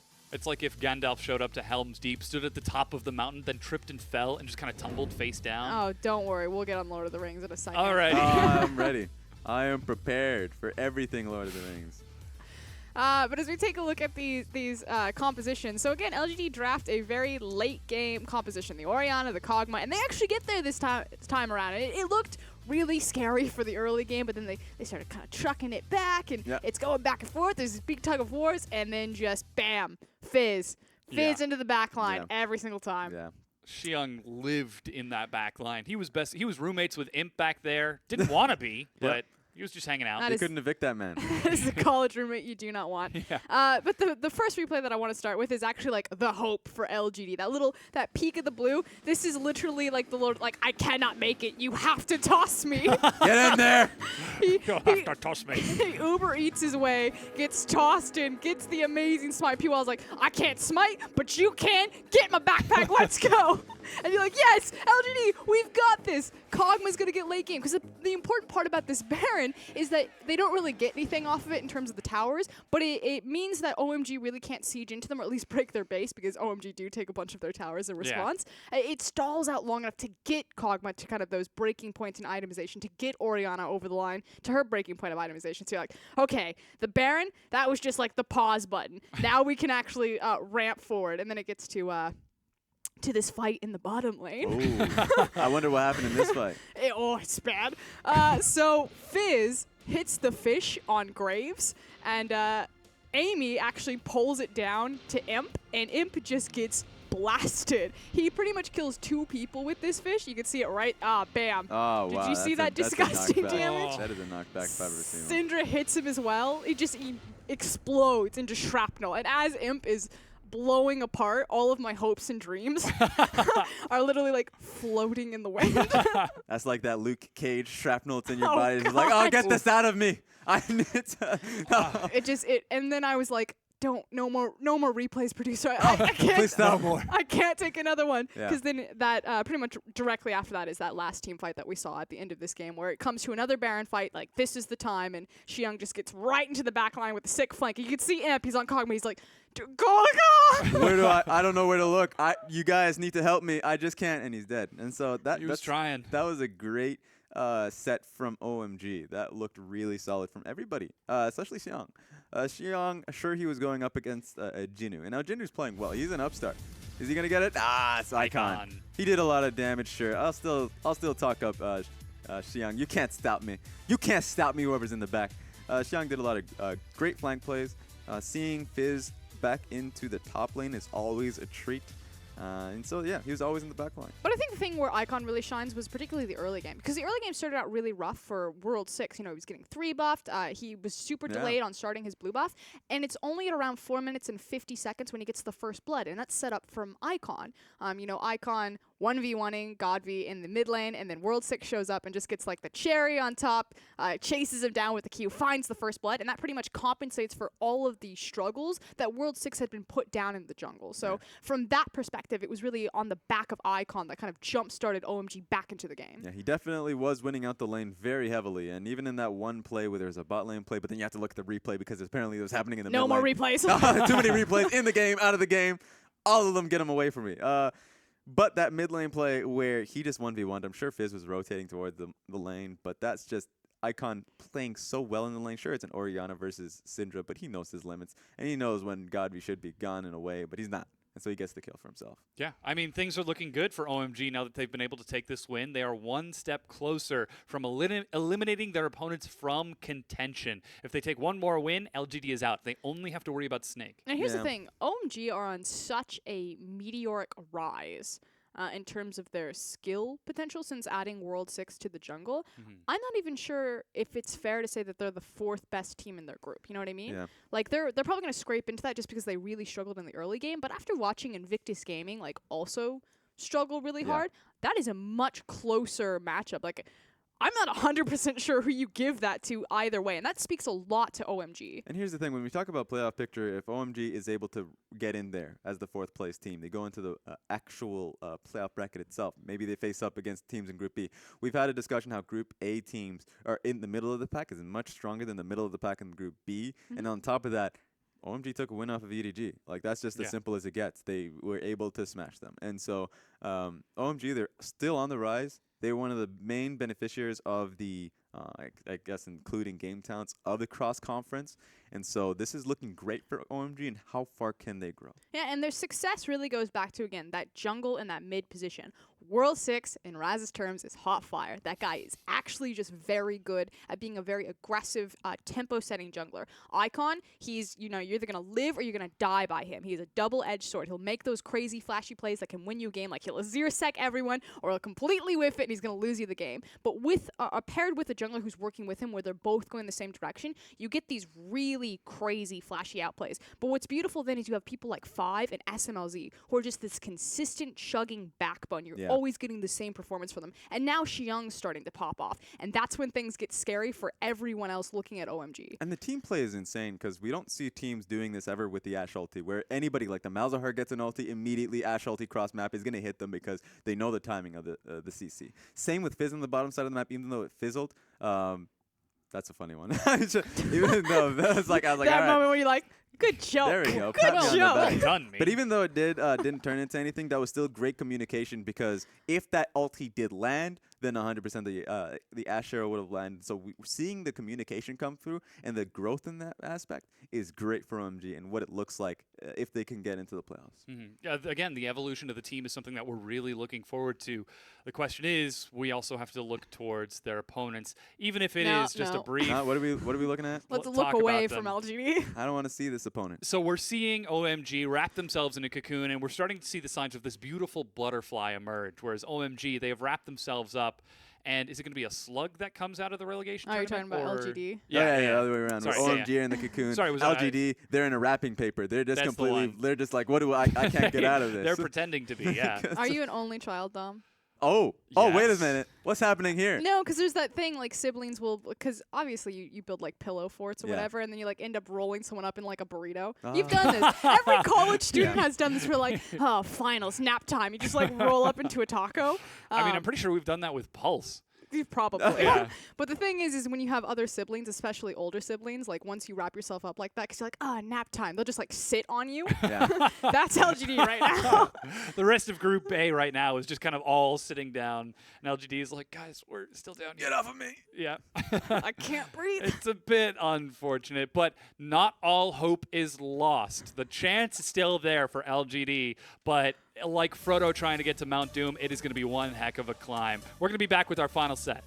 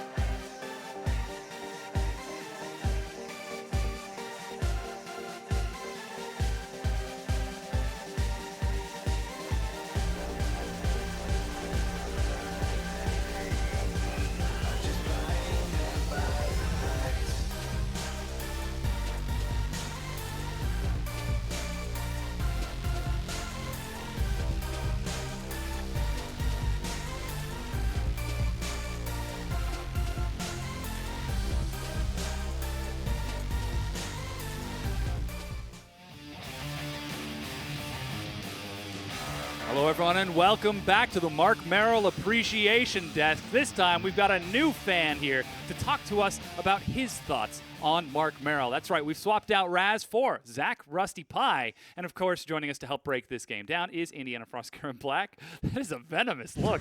Holy cow. So I'm just ready to talk about Mark Merrill now for no particular reason as Yeah. well. Big fan. Love his triceps. I know, they're pretty phenomenal, right? Yep. That's it. Have you ever met him? Yeah. Big triceps. That's what I'm talking Oh, okay. about. All right, well, yeah, there we go. Most redeeming feature when I saw him physically. Anyway. Redeeming, implying that something is wrong with it? No, not at all. Okay. Can we please Alrighty. move on? Well, to save you from the potential ire of bad speaking Mark Merrill, let's move on to our final set you. for the evening. It's Snake versus Aimee coming up next, and both of these teams are looking a lot better than the team that we just saw in our previous set, but they still have to fight for that final playoff That's spot. debatable. Snake are still on a downward trajectory. They have their ups and downs, and again, a lot of this I think comes out to the roster as well. Whenever we see them sort of have this variance, and I think that's the first thing that we should actually start on talking with them is that now today we get the chance to see Tank and Mint show up for them. Yeah, Mint in particular, not the best performing member on the side of Snake, so it is kind of curious that we'll see him back. But the same thing applies when you actually look at Aimee and who their starting roster is, and you contrast, we need 2 Koreans or 2 imports only. They want to bring back Tank, which means they have to bring back Mint. And now they're putting a lot of pressure onto the AD carry of Snake to be able to perform.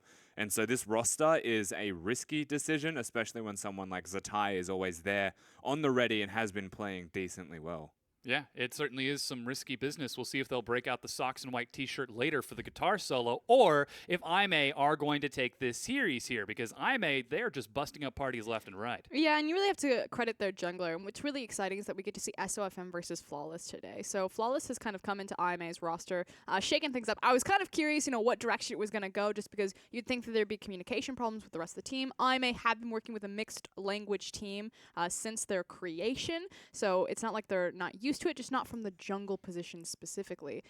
But Flawless just fit in like a glove, and he is leading the charge. He's making these crazy, beautiful outplays, mechanically very talented, but what's more so caught me off guard is how intelligent he is. Yeah, I agree. I actually think that Flawless is one of the smarter junglers that we've been able to watch around. Summoner's Rift in victories when Aimee are winning, he's carrying through the early game.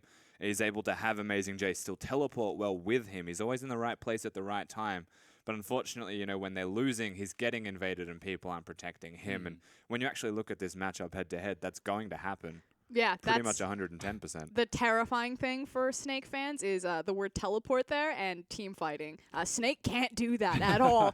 They're pretty atrocious right now at their 5v5. We'll see if that changes with Tank and Mint now in the roster. But communication, like lane phase, looks great for Snake. Early jungle pathing, still very creative from SOFM, but it comes into mid game, it comes into late game, and they just collapse. And Aimee, that is where they will find you. They will kill you. It seems like the last time we got to see really strong success out of Snake was when they committed to, I want to say it was a 1-3-1. It was technically a 1-1-3 because they had both Zatai and Flandre split pushing, while the other 3 members just kept the other teams busy while the Zatai and Flandre did things. Which, is good and bad for Snake. Having the availability of a 1-3-1 in your team is always going to be handy with champions like Echo that tend to exist. Twisted Fate, everybody in the LPL is a secret Twisted Fate main just waiting to bring it out. But what Snake really need is to be better at the 1-4. They need Flandre to be much better at either teleporting or winning his lane. Whatever they choose, they just need to excel at it. And then if he does choose to teleport in, he needs to actually make that work. But it never happens. Yeah. You go through the rosters. Running down, it's Aimee, Amazing J, Flawless returning instead of Ben 4, Athena, along with Jin Zhao and Starlight showing up for Road. And special shout-outs to Jin Zhao as well. We highlighted a lot of Flawless, but Jin Zhao has certainly stepped up in that position. Yeah, he really has. Their opponent's Snake. You can see it's Flandre, SOFM, Tank, Mint, and Crystal. And this team was built around Tank quite a bit. Actually, in last year of the LPL, he's been a fantastic carry for the team, but he was always a big carry in the Lissandra Azir meta. He was a very good, engaging control mage player. The Orianna doesn't fit the bill so much for him, so we may see champions like Ryze actually crop up again, or perhaps with Newbie playing Twisted Fate everywhere, Tank would be the one to pick it up. Yeah. Yeah, you would hope so. And it's actually kind of curious that he wouldn't be a good Orianna player, but you are right. Like, his Orianna's lackluster comparatively to, like, his Lissandra. When Tank does play Lissandra, it's magical to watch. He's one of those incredible Lissandras about how he abuses Fog of War and his certain pathways into team fights through his glacial path. So he's just very creative about how he hides his positioning on the champion. We'll have to see if he gets that champion this time, because there's certainly, if he is able to play this sort of control style, that could enable Snake by buying them so much more time to set up for these team fights appropriately, instead of taking these sort of panicked skirmishes in which we see them fail so often. Yeah, and you have to actually pick a 4-man unit. When we highlighted Flandre's perhaps lack of teleport skill at the moment, like, your 4-man has to be solid. You can't be a teleport reliant team like IMA always is. They know Amazing J is going to have a really good flank, or they have vision for him to get a really good flank. Snake are much more of a front to back with the occasional inclusion of a top laner type of team. But that's the thing that Mint and Tank do add to that like 4-man roster, is better communication versus what Zatai and OQ had. It was really hard for OQ to communicate to the team, and yes, Tank is still your Korean import, but he's been on a mixed language team far longer. Like Rusty was saying, he was kind of a crowning jewel of Snake for a while before they got SOFM, where they were doing and building everything around him. So he's used to communicating with his Chinese brethren next to him, and he's used to kind of being that centerpiece for Snake. So are we expecting this sort of swap to change the focus of Snake? Again, they still rely on SOFM a lot during the early game, but during the mid, we've seen Zatai see success with that split push. With Tank in here, does that move him up with Mint, Crystal, and SOFM as a 4-man unit? The slight difference that I've seen between like Tank's iteration of Snake and Zatai's iteration is Zatai can split push, so they will split push. Tank can 5v5, so they did 5v5. When Snake were most successful was possibly when they had like Baka and Yu as their mid laners, who were known as like zone controlling mid laners. And Snake used to be very good at 5v5ing, and I think Tank fits that bill. Yeah, we'll see if he sees any success as we prepare to get into Champion Select for game number 1. Thank you so much, Frostgearin, for your expert analysis. Hopefully we'll be seeing you after this game to help break down this match in further detail. But as you can see, we have entered into picks and bans. It's IMA taking on Snake, and interestingly enough, Snake, with side priority in game number 1, have elected to start red side here. Which, to me, anyway, speaks towards a counter pick for the middle lane as a higher priority. Flandre may get last pick. You know, they do want to have a winning one-person lane, and especially with all the bans that Snake are throwing out, you would expect even further focus up there. Something like the Gragas or the Shen, even to be seen. But really, I don't know if the preference on being on red side is so much for anything other than Tank. Bring him back, give him his pocket pick. Absolutely, but you can see IMA are dealing with that by focusing out SOFM. Rengar and Graves are the target, and Jace has now been taken away from Tank. So, looks like IMA have already got a nice plan coming into this set. They've done their research. Again, one of the hardest working, if not the hardest working team in the LPL. So we're expecting them to be prepared. And you can see Amazing J, he's got a big smile on his face as he gets ready for that first pick. Yeah, usually a highly motivated side that ramps up towards the end of the split IMA. They do work hard, as you mentioned, and this time around they are putting priority onto that Elise in the jungle position. Elise this week has been pretty much #1 in the jungle. Very strong on patch 7.5. As a result, that means that Lulu gets through, and that Flandre picks that right up for Crystal in the bottom lane. So already we're seeing some focus down towards that bottom lane of Mint and Crystal, sort of a nice welcome back into the LPL for this team. We'll see if they decide to go for an 80 carry next, or if they look towards SOFM in the jungle. Nope. It is, in fact, going to be Ashe. Yeah, so SOFM not getting his jungler, even though they know that it's into an Elise. So they pick the bottom lane, and you'd say maybe it's taking the Ashe away from Jin Zhao. They have a very strong control of minion-oriented bottom lane. But you still look at IMA and say, you know, Jin Zhao's got his Varus. The Varus will probably do well. They might just go towards the Karma with it. Something that wins lane or matches the lane of Snake is the easiest way to play it out. Caitlyn's no exception to that as well. Yeah, and with that Caitlyn now locked in for Jin Zhao, he will have to deal with that bottom lane himself. Karma is still an option, so too is Nami. We've seen lots of different caster supports come and go. Malzahar could even be an option. There you but go. Zyra is the pickup for Starlight. Yeah, so we assumed a Varus Karma to push them under turret and harass them, but this is more of a kill lane than just a harass lane.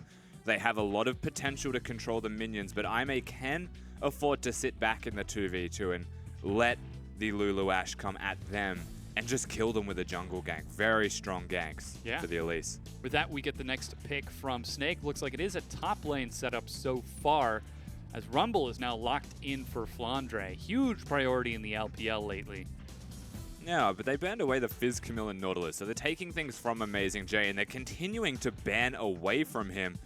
And you would expect that he's the kind of player that'll just look at all of these bans and just lock in a Renekton or a Gragas anyway and just have a great time. It doesn't actually matter. You pick the Rumble. Yes, Rumble's one of the best blind pickable top laners right now. There aren't a lot of counters, but Amazing J has a plethora of champions he could just fall back on and be fine. And I think that's something that Amazing J has actually seen a lot of success on, as he is the shot caller for his team. So saving that counter pick, saving something to make sure that he's nice and safe has been a priority for them in the past. We'll have to see if he is going to go towards something a little bit more standard so we can maintain that into this Rumble. As Talia is banned away from tank, and now Vlad is banned away from Athena in the mid lane. Yeah, actually taken specifically from Athena. It is a good champion into Ashe. You don't have to use a flash or a summoner to dodge any of the arrows that go onto you if you're just farming in your middle lane. So alleviates one of those options to counter the composition that Snake seem to be putting together, which does look like objective control but more pick focused. And thankfully for IMA, they've already taken the Elise off them. So curious to see where they go with their jungle position, if SOFM rocks the Lee Sin, or if they do want to pick something a little bit different like Kha'Zix and Rengar if they want to win the jungle. I'd say Lee Sin's more for the ganks. SOFM will go towards that Lee Sin in the jungle to deal with Flawless on the Elise. This is going to be an exciting jungle matchup between the two. We know SOFM is a huge star player for the team, but Kled makes it all the way through, and that is a bit of a smile coming out from Jin Zhao. It is kind of amusing though. Yeah. Look at all the bans towards Amazing J, and the LPL still has Kled. Yeah. Scarl, get in here. As Jin Zhao is locked in. I mean, Kled's one of my favorite champions because he swears. Because the second you load onto Summoner's Rift, he says, "Where am I?" In not as many Beeps. words. It yeah. beeps. Yes. It doesn't actually beep. It beeps. For our viewers at home, yes. it does. Censored. Now Athena has got his chance to pick. Syndra could still be an option as he's giving Talon a hover. He has to blind pick it because Tank gets counter here, and he will lock it in blind.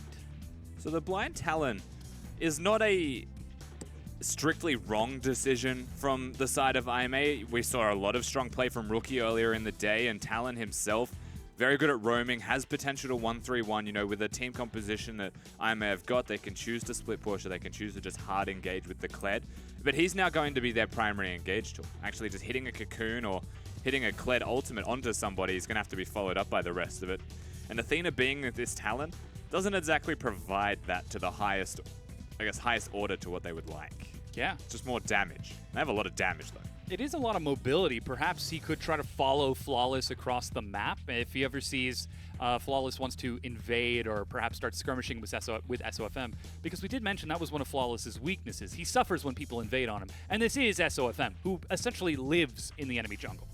So the thing with Blind Talon and what we did see earlier today is even if you have a pushing champion into him, he can still rotate quickly because of the terrain jumping, right? So yeah, it's able to help Flawless if he's being invaded by SOFM. It actually does have the uncanny abilities of traversing terrain exceptionally well to catch what you know is going to be an invading jungler of the Lee Sin on SOFM. So he'll be okay into the Ryze as well. We also mentioned Ryze, you know, for tank. Pretty predictable. Yeah. He's not going to be the Orianna player. If he has the Ryze, he might do something like that. Likes to go forwards or make a play. Be the Lissandra, press the R on someone else, and lock them down for the rest of his team to follow it up. Yeah, well, this time we'll see if it will be Tank who can succeed in that way, or if IMA are going to shut him down. As right now, Snake currently at 5th place in the standings, currently at 4 and 7. OMG were just a win ahead, but now they are 2 wins up. So Snake have got their work cut out for them if they want to climb into the standings. And with their game later on this week against next week, this is one of the best places for them to take a win and solidify their chance to make a run for the final 4th place spot. This is important for Snake, but also to be clear, if Invictus Gaming, just lost to RNG, we'll be watching this match and saying hopefully I may lose as well. Both of these teams coming off a loss, looking to climb up the standings before the end of the split, so equally as important for both of them, and they will be taking this one extremely seriously. But we're closer to a do or die moment for Snake above all else. They still have a bit of leniency, bit more compared to LGD, but they are running out of time. And it's time to see whether or not they will take their fate into their own hands in this match against IMA, or if IMA will continue their climb towards playoffs. So far, They're looking pretty good, taking a 2-0 over Game Talents, a 2-1 over their old sister team EDG, tragically losing to Invictus Gaming earlier this week, though. You know, one of the cool things as well, we didn't really highlight that yet, but looking at IMA's team composition, they have themselves the Kled top lane physical damage, they have the Talon mid lane also physical with the Caitlyn. Normally you'd say that's a lot of damage in one way, but by having the Elise first pick, it unlocks all of this to begin with, and having the Zyra support who does build damage, they actually have a really high amount of mixed damage if they are to ever stay together as a 5-man unit and as a team. And so, honestly, when you look at the side of IMA, if all of them have kill threat because they all do damage, which they do, then individually, even if they stay one-on-one on one-on-one, which is what Snake like to do, then IMA can keep up. Yeah, we'll see if they will succeed as we have loaded onto the Rift here. And that one-on-one is something that Snake will certainly be looking to maintain. They've seen success with it before and will hope to set it up once again.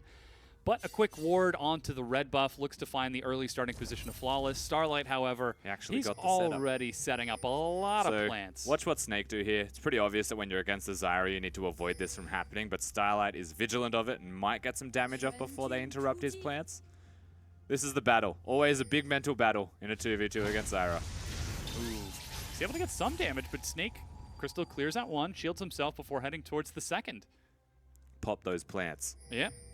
Very conscious of the garden that Starlight is trying to grow and very actively taking a weed whacker to it. Which is what they should do. It's something we haven't seen from a lot of... We just haven't seen Zyra that much lately. It's good that they're still conscious of that fact, that they do go down there instead of leashing for their jungler. And because you can start Raptors now, everyone's pretty happy. It's some pretty heavy trading level 1. Yeah, Starlight is chunked down to half, and so too is Crystal, so it ends up being fairly even.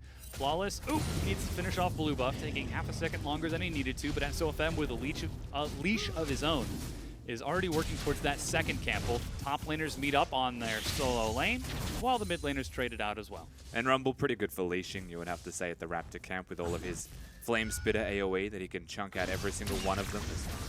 This feels like the kind of lane where at level 2 someone dies, and this is the wave where they hit it. Ooh, good tilt over Peacemaker from Jun Zhao is working Crystal's health lower and lower as Starlight continues to press those plants forwards. You can actually see Flawless is on this side of the map as well, whereas SOFM is doing a full clear on his top side. Yeah, so Snake do lose the trade to level 2. Zyra and Caitlyn naturally should be able to win this one. Lulu doesn't have any wave clear at level 1, just kind of the way that it pans out. So now they control the lane, which means Flawless has pushed on the correct side of the map, knowing that they're going to win. Again, we called him a smart jungler, and yes, SOFM gets to do a full clear and find a slight CS edge that will grow exponentially, especially if this side of the jungle doesn't get touched. Doesn't mean that Flawless was in the wrong place, just means that he hasn't done a thing about it just yet. Yeah, he will now spot out SOFM, so he knows that this is happening, but he also sees the blue buff as well. SOFM, very conscious of this, drops a quick control ward to see the blue buff attempting to be stolen. Sonic Wave finds Flawless and not the buff, so SOFM decides to let it go. Yeah, prevents the extra damage to go onto the buff itself. So very clever there from Flawless to block it, which means he does get to steal away the blue. So you can call it a 3-buff start. SOFM still has a slight advantage though. He'll be closer to level 4, you would think, by killing the Gromp in particular. It's more about where they go from this point, because SOFM, usually the invader, has just been invaded. Maybe that hurts him a little bit inside, deep down. I mean, we've seen how he takes to this in the past. He just kind of gets angry and invades more aggressively in game number 2. So, again, it's still only 4 minutes in. You've got to imagine that the mental state of SOFM is just fine this early on as SOFM and Flandre continue to trade it out in the top lane. SOFM immediately starts invading. He's pinging that Gromp. Yeah, and looks like he's going to move with Flandre. Just calm down a little bit. All right. Starlight really wanted that damage. We haven't highlighted how the top lane interaction works between the laners as well. Flandre should always be able to push in Amazing J, especially this early until he gets his first buys. But even at the first purchase point, the lane itself fundamentally is you throw Bear Trap on a rope. If it connects, turn on Flame Spitter and let him pull him towards you. And you just burn him. That's basically how it works. So it's very easy trade patterns for the Rumble. Kled has to be a little bit more careful as they're pushing this into reset. Yeah, Flawless showing up on that bottom lane means that his Direwolf camp is going to be stolen, but he's setting up Jin Zhao for a little bit of success as this wave is slowly but surely being shoved in, despite the Glitter Lance from Crystal. So we'll see if he's got enough for a BF Sword on this recall. 35 CS, he's actually staying in lane. If he's staying, the answer is No. no, but Yeah. it's meant to be yes. He's got Zara back already. They'll be able to place wards and they'll be okay, but interesting that Flawless does go down there to help him simply because Starlight had to early recall. It's not a bad decision from Flawless by any means to be able to help his AD carry actually stay successfully in the lane 1v2, continue to farm and match that of his opponent. We have to think of the time that he spent visible on the map that SOFM is now garnering a bigger experience advantage from. He's level 5 to 4 and he has the Krugs available. He's creeping up on 6 extremely quickly, potentially the first person on the map. We'll see if he gets towards that as Flawless with his own first recall actually went Sork boots first, so a large focus on moving around the map out of the jungler for Aimee so far, perhaps to keep track of SOFM or perhaps to focus on getting his lanes ahead as Jin Zhao still not recalling now that he's got Starlight back in lane. He's healing up just fine and continues to shove in as best he can. And still, Flawless, he's putting so much emphasis on this side of the map. Well, he knows how Snake win the game. And right now it's keeping SOFM at least visible or preventing him from ganking his winning lane. So acknowledge the win conditions of your own team. Right now it's going to be Jin Zhao and he's looking mid. Ooh, Flash forces the Cocoon of Snake, but a good reaction gets him to safety. That was close. I like the idea of Flawless. The reason he flashes is to try and actually force the response flash out of tank and then hits the prediction. Just missed it, unfortunately, so ideology was correct. The mechanical execution was not, but they still know where SOFM's about to be. However, he is a strong Lee Sin right now.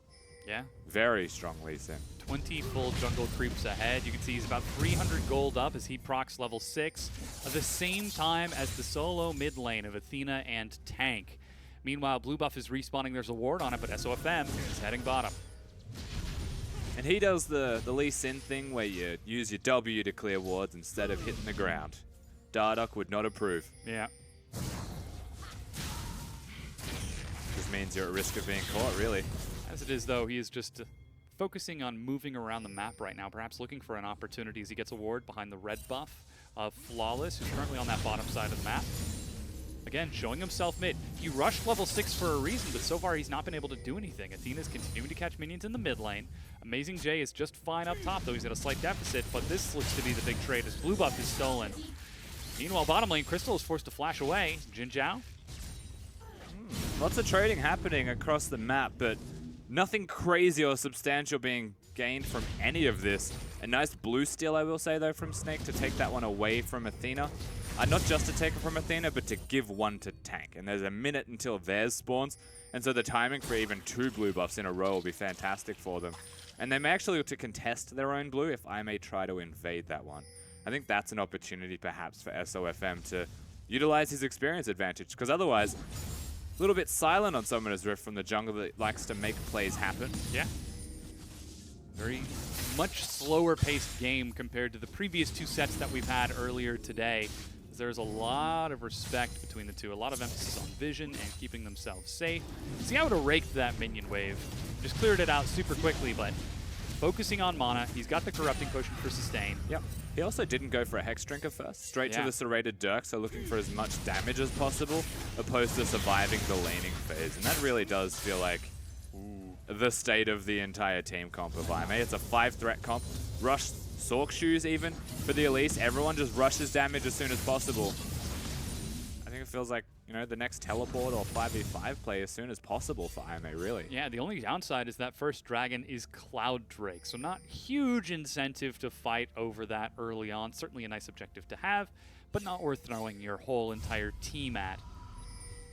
As we're seeing a lot of vision on the bottom side of the map from Aimee. Amazing J seems to be comfortable with a single ward of his own. He's almost got teleport back up as he will complete this recall. Flandre opening up a slight CS advantage. Actually, Amazing J decides to stay. Yeah, he's going to get a wave pushed under his turret, so he does have to stay to collect that one. He doesn't want the CS advantage to creep up too high, and really it's just about 1 wave total. Not unexpected into a Rumble matchup, especially when Rumble's rushing armor. Not going for any damage. It's just the nature of the lane itself, so not a bad choice here overall from the top laners. They're just doing their thing. They don't really exist until they teleport, you would have to imagine. SOFM takes blue buff for himself. he is getting very large for Lee Sin. He's already completed his Warriors enchant. He's still the same level as the solo lane, as he Yeah. is getting all of the experience. Power farming right now. He have to do anything, though. Vision clear from Crystal and SOFM means he's actually able to sweep down here. Ash has no arrow, so it comes down to SOFM making the play. He's got it ready. Oop. Jin Zhao casually walks backward after firing a net. A little bit of an animation bug there. Ooh. Tank doing work as well. Yeah. And still nothing to be seen from SOFM. Again, no Ash arrow, so the timing was off. He could have sat on the control ward for 10 seconds for all I care. Oh, Athena. that's embarrassing. Hops over the wall. There's a Realm Warp, and he drops a quick Shadow Assault. Oh, But got it's him. the Sonic Wave. A good pursuit means SOFM gets first blood. Yeah, actually manages to hit the Q on the invisible target. Well done from SOFM. Finally makes it happen. Yeah. Now maybe they look towards a Cloud Drake, but I don't think it's that worth it ultimately. He may just try and do it solo. Certainly There he could. goes. Tank is making his way over there as well. And just like that, a little bit of hubris from Athena trying to recall in a very greedy spot. Costs him his life in first blood and the first dragon of the game. Tank isn't even going to stay to help SOFM finish this off as he completes his own recall. And now Snake starts to open this game up a little bit. 1600. Rod of Ages finished for Tank. And you can't really afford to recall there ever. You don't have vision on the other side of the brush, so when you're recalling there, what do you think it achieves? SOFM obviously did try to go for the flash kick. SOFM's lucky. He had Thunderlords though, because it compensates for that either way. Does a lot of damage, and the kick is still going to be there. And you can always ward hop instead. As it is, that is still the game in Snake's favor this early on. Even CS in lanes, for the most part, Athena's missing out on it just a little bit as he completes the recall, perhaps regretting the lack of a Hex Drinker now, instead of going for the Serrated Dirt. Yeah, you might think so, right, Dom? And saying that, the biggest problem that he's had in experience at the moment is not to do with his items, just to do with the fact that he recalled in a very greedy position. Yeah. And he was made pay for it. Still, though, we're seeing Snake at a point in the game where we know they're still capable players. We know they've still done perfectly fine at this point. It's usually after here, after the next steps. They might have a lead. Can they make it work? Oh, and he gets kicked over the wall. A huge play from SOFM finds this, but Amazing J seems to be committing to this fight. There's not a lot of sustain on SOFM, but there isn't a lot on Amazing J either. There's the equalizer. Flash gets Crystal away as Starlight tries to flank along with Flawless. That's a knockup. Arrow catches Jin Zhao as he groups up, and he gets burned down. Snake are 3-0. They're going to find Starlight as well, despite an excellent snare. 4-0 Snake. And this is actually a counter play as they're still doing damage. Oh, they're looking for the execution. That's a repel. Meanwhile, teleport behind them as Amazing J tries to get in. So they have to walk through the turret. Flash Cocoon means SOFM just ward hops away. Doesn't work like that, Flawless, unfortunately. The Lee Sin was just baiting your Cocoon. Gets out alive, now 4-0. And this is an entirely different mid-game from Snake. We said they get the slight edge, they get an advantage. They work slowly, and then they never make a play in mid-game. But I'd say a 4-0 Lee Sin can do whatever the heck he wants at this point, because he's a 4-0 Lee Sin. Yeah. Things are looking pretty good for him. He's got a full Hex Drinker. He's got Ninja Tabais completed. And we've seen different styles of carries out of SOFM in the past. Games where he goes 0-0-12, and games where he goes 12-0-0. Amazingly enough, the games where he's seen the most success has actually been when he's gone that 0-0-12, When he's the supporting support his team, style. yeah. But this time around, he does have Mint. Mint is playing a supportive utility AD carry with the Ashe, can throw out the arrows. Does scale extremely well with the Bleed of the Ruin King Black Cleaver build. But also, even when you think about that build and it hits his 2-item spike, it'll empower SOFM. Starlight, good night. That was a little embarrassing. Sitting on top of a ward, SOFM is actually eating a lot of damage as the Ether Wisp from Flawless does quite a bit, but he smites to heal himself. And will get escorted to safety. They pretty much just put Starlight to bed on the way out. Yeah. Set it past your bedtime, kiddo. Go to sleep. Very simple stuff. That's a 4-0 Lee Sin, now 5-0. It's exactly what he can do. Gets the Hex Drinker, which is the correct itemization. Take notes, Athena. And it means that he wasn't going to die there, really, to 2 magic damage dealers. Yeah, we're still seeing Aime commit to that double longsword out of Athena, so still no magic mantle. Might be trying to go for the straight Yomus. Manages to proc Noxian Diplomacy onto Tank, but again, SOFM lands the Sonic Wave, which forces Athena back. He Snake is still on top of pushing. this. Yeah, absolutely. Athena having a really rough time. Talon isn't prided for his laning phase, usually just the minion control within laning phase. As here we go. Flawless Tries to find it, doesn't have enough mana for the Neurotoxin. Snake again showing up to escort SOFM Ooh, he to dodged the safety. trap. Yeah. That Caitlyn trap was actually in a very cheeky position. If it had connected, then perhaps they would have looked for something a little bit more. But Snake now make the play on the bottom side of the map. They forced IMA to the red buff, so now they've got their eye in. Doing a lot of damage to the turret, but still not quite enough. No Blade out of the Ruined King finished for Mint. Jin Zhao has already finished his because he did get a very fortunate timing. But the push is continuing. Tank has pulled himself to the mid lane. Flandre is actually recalling, and he's got teleport. If a fight were to break out, he would be ready. I don't think they will this time. Yeah. Lee Sin had already taken a little bit too much damage, and as the majority of their damage as a team at the moment, they need to be a little bit more careful when they work around him. Curious to see where he goes with his items right now, though. 'Cause that could be literally anything. But I feel Guardian Angel third. I feel like it's a locket. That's also a good one. And sort of transition into that support style instead of staying the carry Lee Sin. Yeah, also just because as far as itemization goes, like you're the only person with kills on your team. It's 5-0, so you're fed.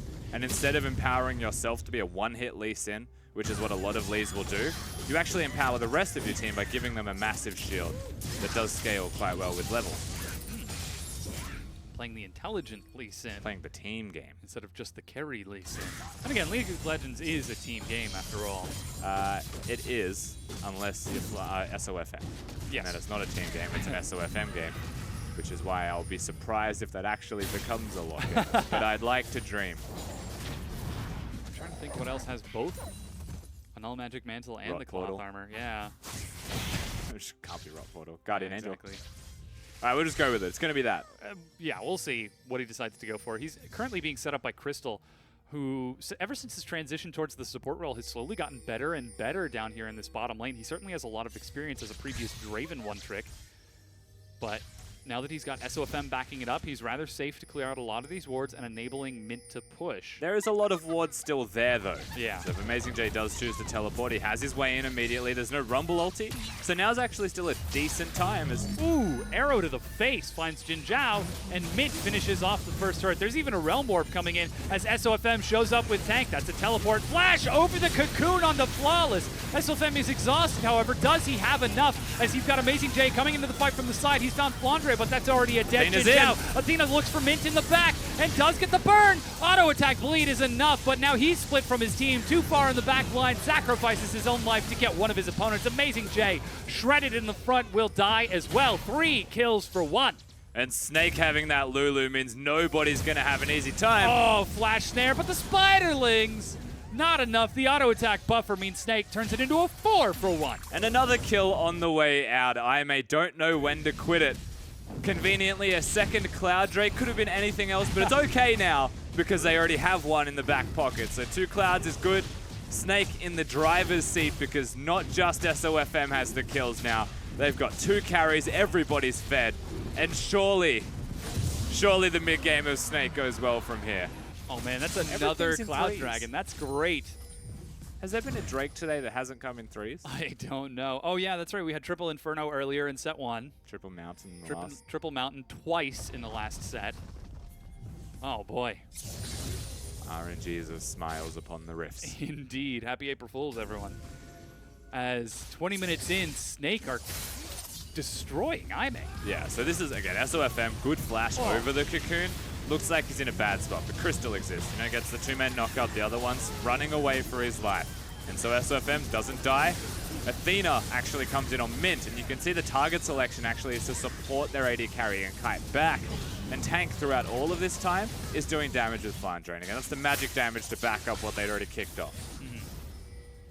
And with this advantage, Snake are now looking like they have got the momentum in this setup. Flandre split pushing bottom means Mint and Crystal get an opportunity to catch minions top, while looks like we've got SOFM enabled by Tank right now. And it is a locket, so It he is is. going to build that. Yeah. And whilst he is now actually going to build it, I'm happy to talk about it. Because when you look at the physical damage dealers on that team, only Jin Zhao will be hitting him. The rest will be magic damage. Zyra, Flawless, trying to kite for their AD carry. So as long as he's getting onto Jin Zhao specifically, the other 2 won't hurt him anymore. Yeah. We've already seen one team fight where the very juicy kill streak was left open as Athena dived to kill Mint into the back line. Meanwhile, Snake, with their rotation top, you didn't get to see Jinzhao and Starlight defend that top tier 1. It fell very quickly, and with Sonic Wave onto Athena. Ooh, he jumped over nothing. horizontally. He jumped on the spot. Yeah. Now he has no big wall to hop over. Not entirely sure he wanted that, putting that entire wall on cooldown, but here comes Starlight and Flawless. They're still getting a lot of attacks out, and there's not a lot of wave clear here.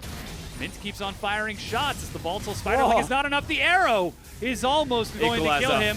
That's dropped on down, but he is able to get out of there. Amazing Jake kites it forward, but he does not want to go in anymore. Sonic Wave onto the plant, and the turret is still standing, but only barely. Kled's a great champion, but not in a losing game to that extent. If you're going in and everyone else is running away, you're committed to the cause.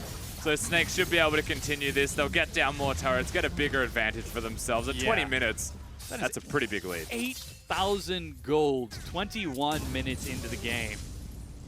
That is absolutely massive. I, for one, welcome Tank back as our overlord. 3-0 and 5 to go with the 5-0 and 4 of Snake.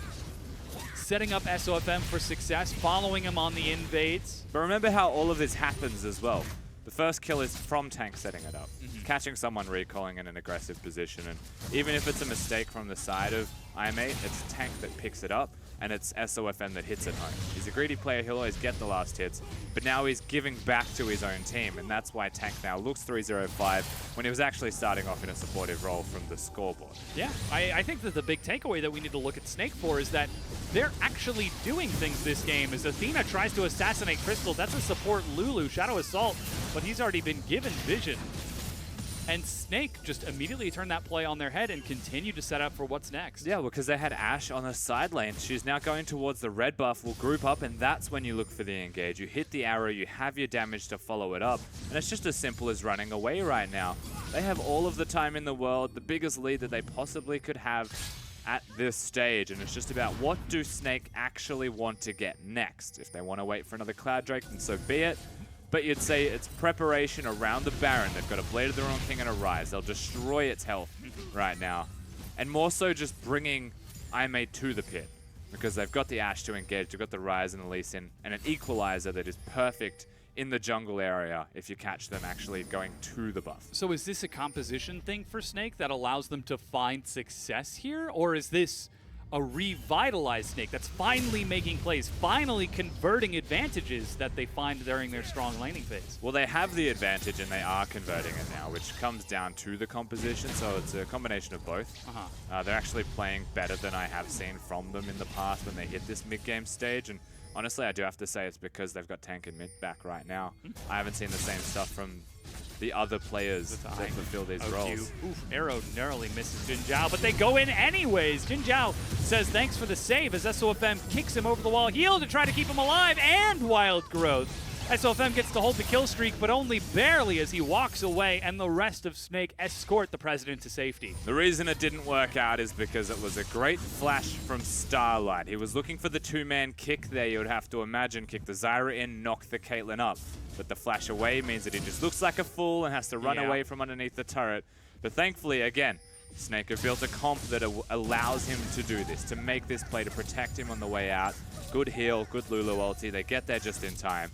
It's not the wrong play by any means. It just shows that Snake would rather have the pick than do the objective or force them to come to the objective.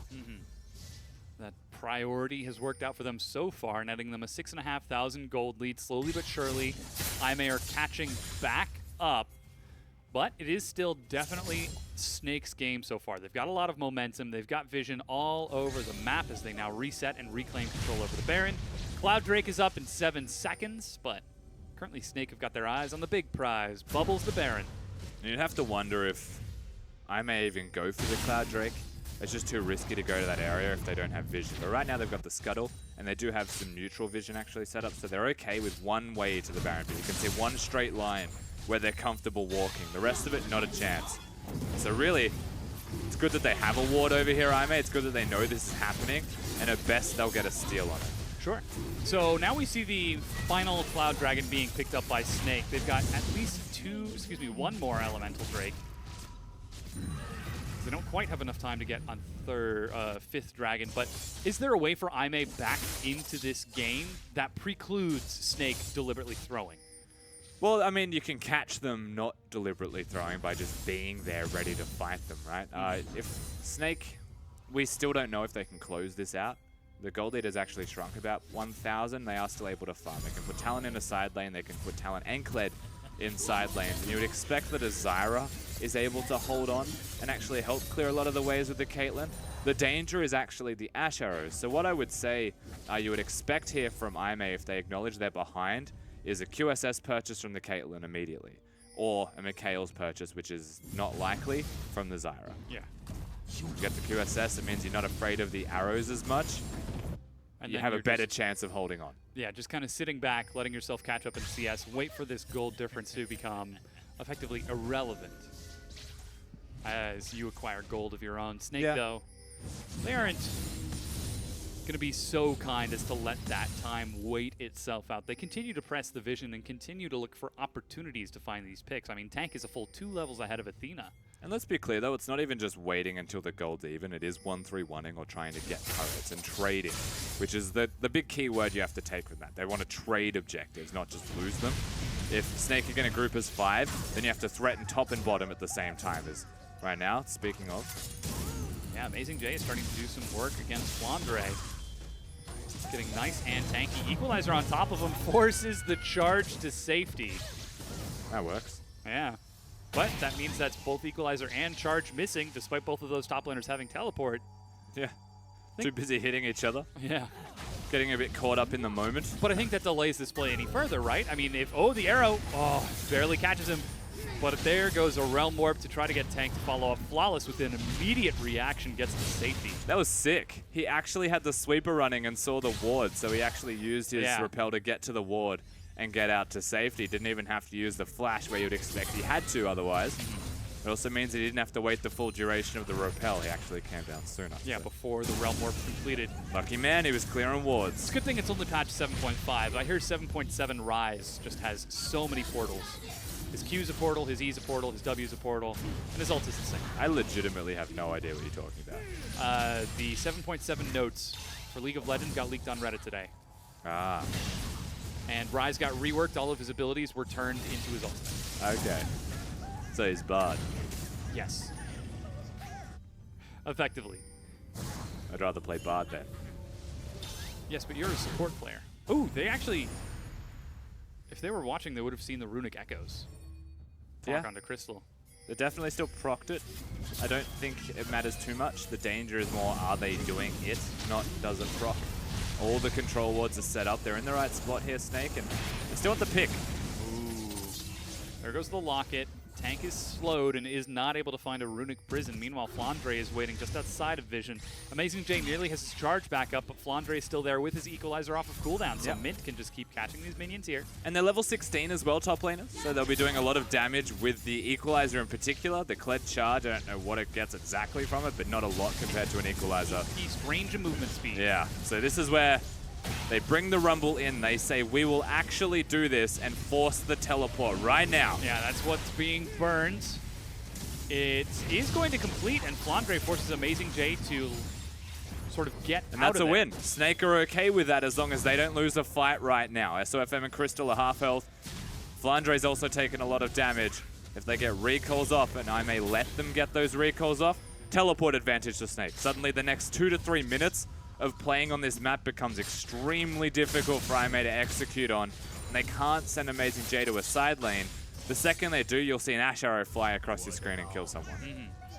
Flandre heads back towards his bottom lane. He's got his Anya's finished, working now towards a Void Staff for even more damage. And hopefully should be getting that recall completed. Amazing J is heading towards the bottom lane, so this could be the split push from Snake. They were able to pull IMA apart. You have to watch how Amazing J reveals himself right now, though. He hasn't ran straight to the lane. He's doing the Krogs first. He's trying to be invisible, at least for a little bit longer. But Snake are now pushing in. This is where it becomes dangerous. He doesn't need to be bottom right now. The lane's actually pretty close to equal. He can try and clear 3 minions, just 3. Maybe equalize the lane a little bit more for the minions, make it slow push, and then come straight back up. Like, he has to immediately. But he's overstaying, and watch what Snake do. Yeah, you can see Flandre's already in the mid lane. There is a ward that spots out this barren attempt from Snake. They're grouped up.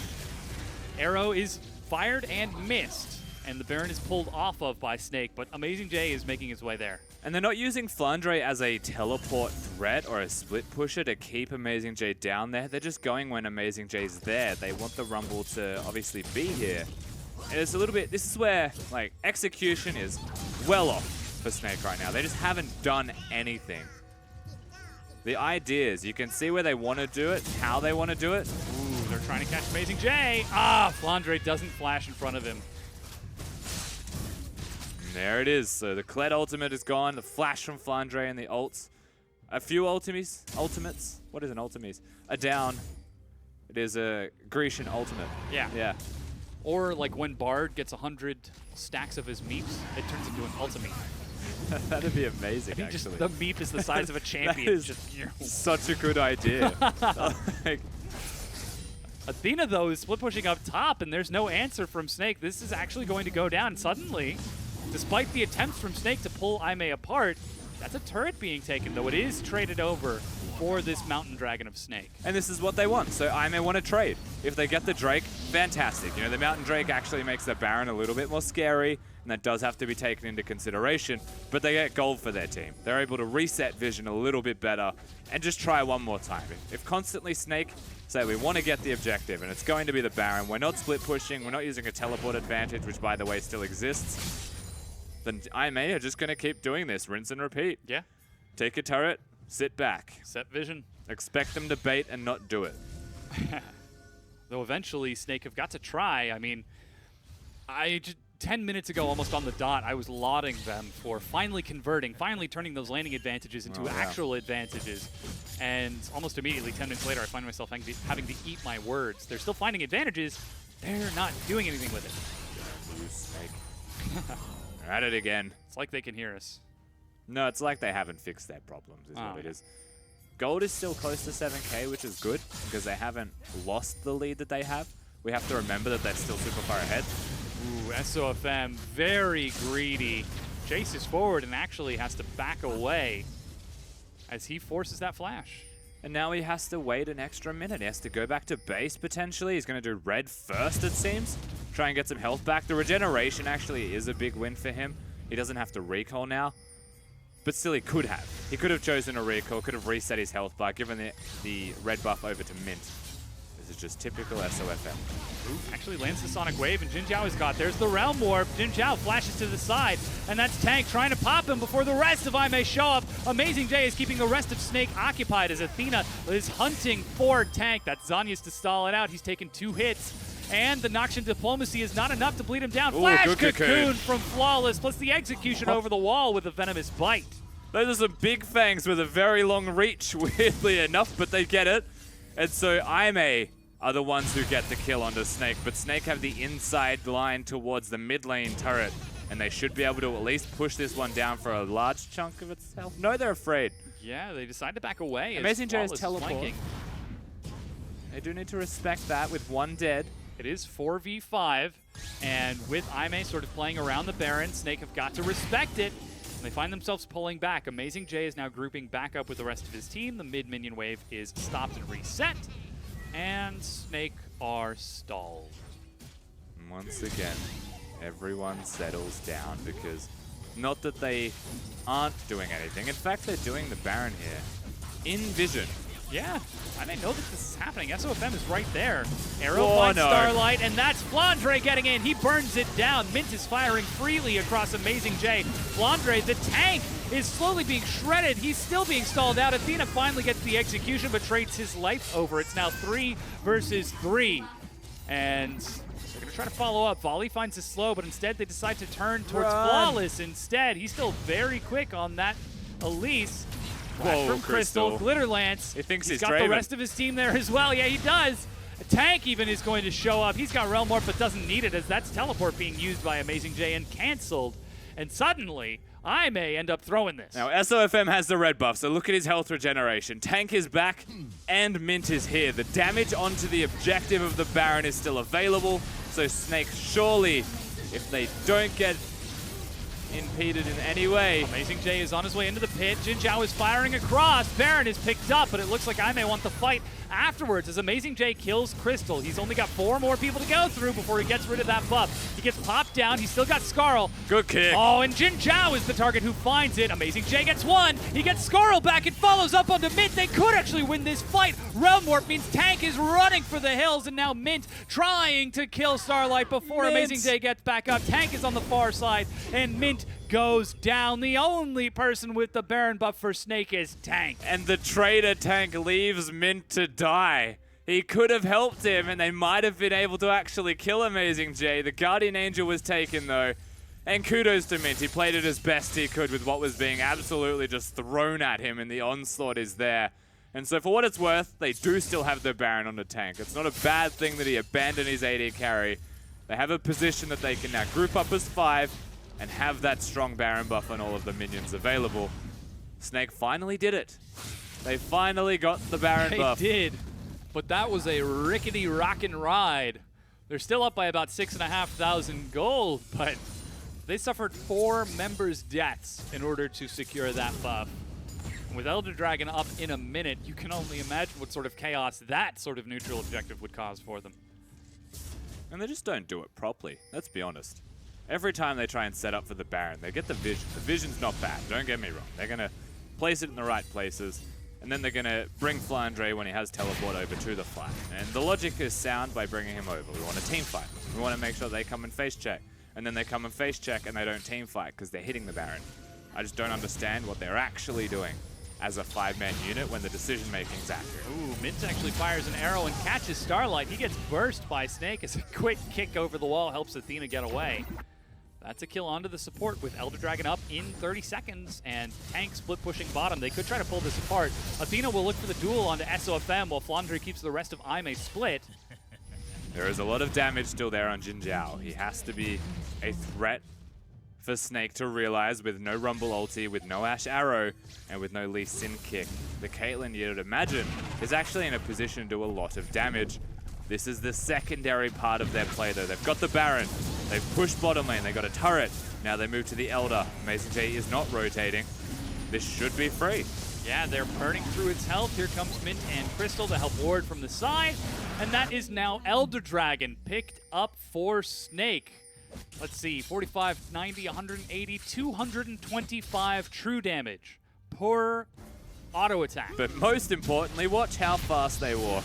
Because that's Triple just cloud. generally exciting to watch happen. No Moby boots, though, tragically. That would have been great. The Speed Racer team out of Snake. They've got Baron, they've got Elder Dragon, they've got everything that they need to close out this game. Almost like a bowling ball down a hill, you know? Yeah, but this bowling ball is hitting a lot of obstructions. Bouncing left, right, and center as I may continue to try to hold it upright and stop this bowling ball from reaching the bottom. They gave it a good push, but it's actually a cube because they suck at making it. That's where we're at. It's not, in fact, a bowling ball at all. It is just a cube. But they've made a lot out of the Baron now that they finally did get it. They've actually brought Tank here. Unfortunately, the buff just ran out, and they did have to go back to base. So they lost a bit of timer on the Elder Dragon. However, they moved quick enough that they didn't lose too much. Yeah. The duration extension of that Elder Dragon is really helping them out as they are able to break out these 3 tier 2 turrets. First with the Baron, then the other 2 with the remaining Elder Dragon buff. So they finally pushed towards the inhibitor line. 39 minutes in. They've had the advantage from effectively minute 4. And they still find themselves unable to break into the base of Aimee. They did stretch the advantage, and speaking of breaking the base, they're bottom. They bring minions right on down. There's a quick drop ship. The mass recall gets them all onto the inhibitor turret. Amazing J forces the fight. Redemption tops himself off as SOFM finds Flawless. He's going to come straight on down, but flashes to safety. The arrow still is going to catch him. He finally dies as SOFM forces the play along with the rest of his team. The inhibitor falls, and Snake are going to be escorted to safety, finally breaking this inhibitor. And again, the strength of the late game rise. Clear, clean shot calling out of Tank in particular to bring the minions bottom with the rest of his team. And just like that, before Aimee can even think about it, the turret dies. The inhibitor gets brute forced. And Ame are left to lick their wounds and try again next fight. But it's with an inhibitor down. Yeah. It certainly will be that much more difficult to come back from, as now IMA, they're getting bigger. We're starting to see the late game Caitlyn Jinzhao is level 17, very close to 18. 3.5 items now that he's got that Quicksilver. We're seeing huge damage out of Athena when he can find a target, but IMA, their backs are up against the wall here as Snake are just running away with this game. It's taken them a while, and they've hit some road bumps. Yeah, and there's also exhaust on Crystal, who is playing Lulu. So if Athena finds a target, he's going to have a really hard time killing the target just because of all the support that they've actually got there on the side of Snake. Whereas when you highlight Aime's team composition, the Zyra does not provide utility in protecting or giving a shield, rather. It's just an area of crowd control. You've got the E, you've got the R, and then you're just basically a damage support after those are both down because you're empowering plants. So the Lulu has a slight edge in this when it comes to protecting from assassins, whereas Aime, 5 damage dealers, limited protection. Yeah. And here's the trade-off from from Snake, excuse me. As Elder Dragon wears off, they complete their own recalls. Guardian Angel finished from Mint as he heads top. Forces the recall as that's an arrow. That's another realm warp to bring the minion wave. The dropship execution from Snake as they turn onto the next inhibitor. And again, there is no response from Aime in time. Amazing J looks for the fight. He manages to tag on. He's in the front. Knockup is going to find Flandre, but is it enough, though? They're trying to burn through his health. Zanya stalls it out. Amazing J is knocked off of Skarl and is so low. Mint is actually burned down. They pop the GA, but he's going to be right back up, but they also pop the GA of Amazing J. They finally are able to pop SOFM. The inhibitor is still standing, but only just. And Jin Zhao's doing a lot of damage. Still had the flash there, so a lot of work comes out of the Caitlyn. He's hit the 40-minute point in the game where he's got big items, and that's the only thing that keeps Aime in this. They say go, and as a 5-man unit, they do their absolute best, and it prevents Snake. Unfortunately, preventing Snake does not prevent your base from dying. It just stops them from ending the game. Yeah, it looks like Aime are going to try to burn through the Baron before Snake can make it there. They have triple Cloud Dragon, dudes. They are going to be there so fast. Flandre is trying to get around this trap line as it's slowly being set up by Jin Zhao. He's looking for it. SOFM is still dead. That's Baron secured by Aime. Somehow they were able to find it. Athena finds Mint in the back. His GA has been popped before he's got to leap over the wall. Mint will die, and now Athena hops over the wall right into the face of Flandre. He does not have enough damage to try trading there. Amazing J now will tag onto Flandre and Crystal. Super minions are on the Nexus turrets, but Aime are focused completely on the fight. A huge equalizer forces the rest of Aime back, and Snake are winning these. Somehow Amazing J gets Skarl back before he gets over the wall. Wow. And the recalls are slowly being completed. Amazing J finally makes it back in time. And in all of that chaos, I may walk away with the Baron. And Snake do get a Nexus turret. SOFM was not there. This is why they go for the Baron. And now there is this window of opportunity, you would say, especially for Snake to try and make something happen. Inhibitors spawning, at least get Vision prepared for it. But Aime are the ones with the Baron buff now, and that becomes extremely difficult to do, even though you've got super minions. If a Caitlyn's in a wave, look how quickly those supers die, and the Baron-empowered minions help those pushes on the side lanes. Amazing J, I do not believe that he got Skull back as well. This guy just doesn't die. That was... He still hasn't even gone back yet. He's still just holding on to the health that he had, using the Baron-up minions to clear this out. But as you said, 43.5 minutes in, this is a tough game from Aime, but they are holding on. They are the hardest working team in the league, and it definitely shows in this game right here because they are not letting go. If there's a chance for them to come back, they are going to fight tooth and nail to take it. You know, the saddest part about this is with the advantage that Snake has had for so long in this game, the only way that they're getting inhibitors or breaking a base is through the Ryze ultis. They are good Ryze ultis, but that's their only way. Like, they can't win in Standard League of Legends. What happens if I ban a Ryze in the next game? Like, do you even know how to kill an inhibitor?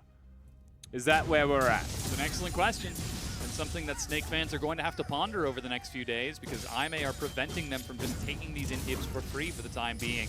That bottom inhibitor is now respawning. The top one's going to pop up in about 30 seconds, but Snake are setting up some death brushes. You're a mess, Snake.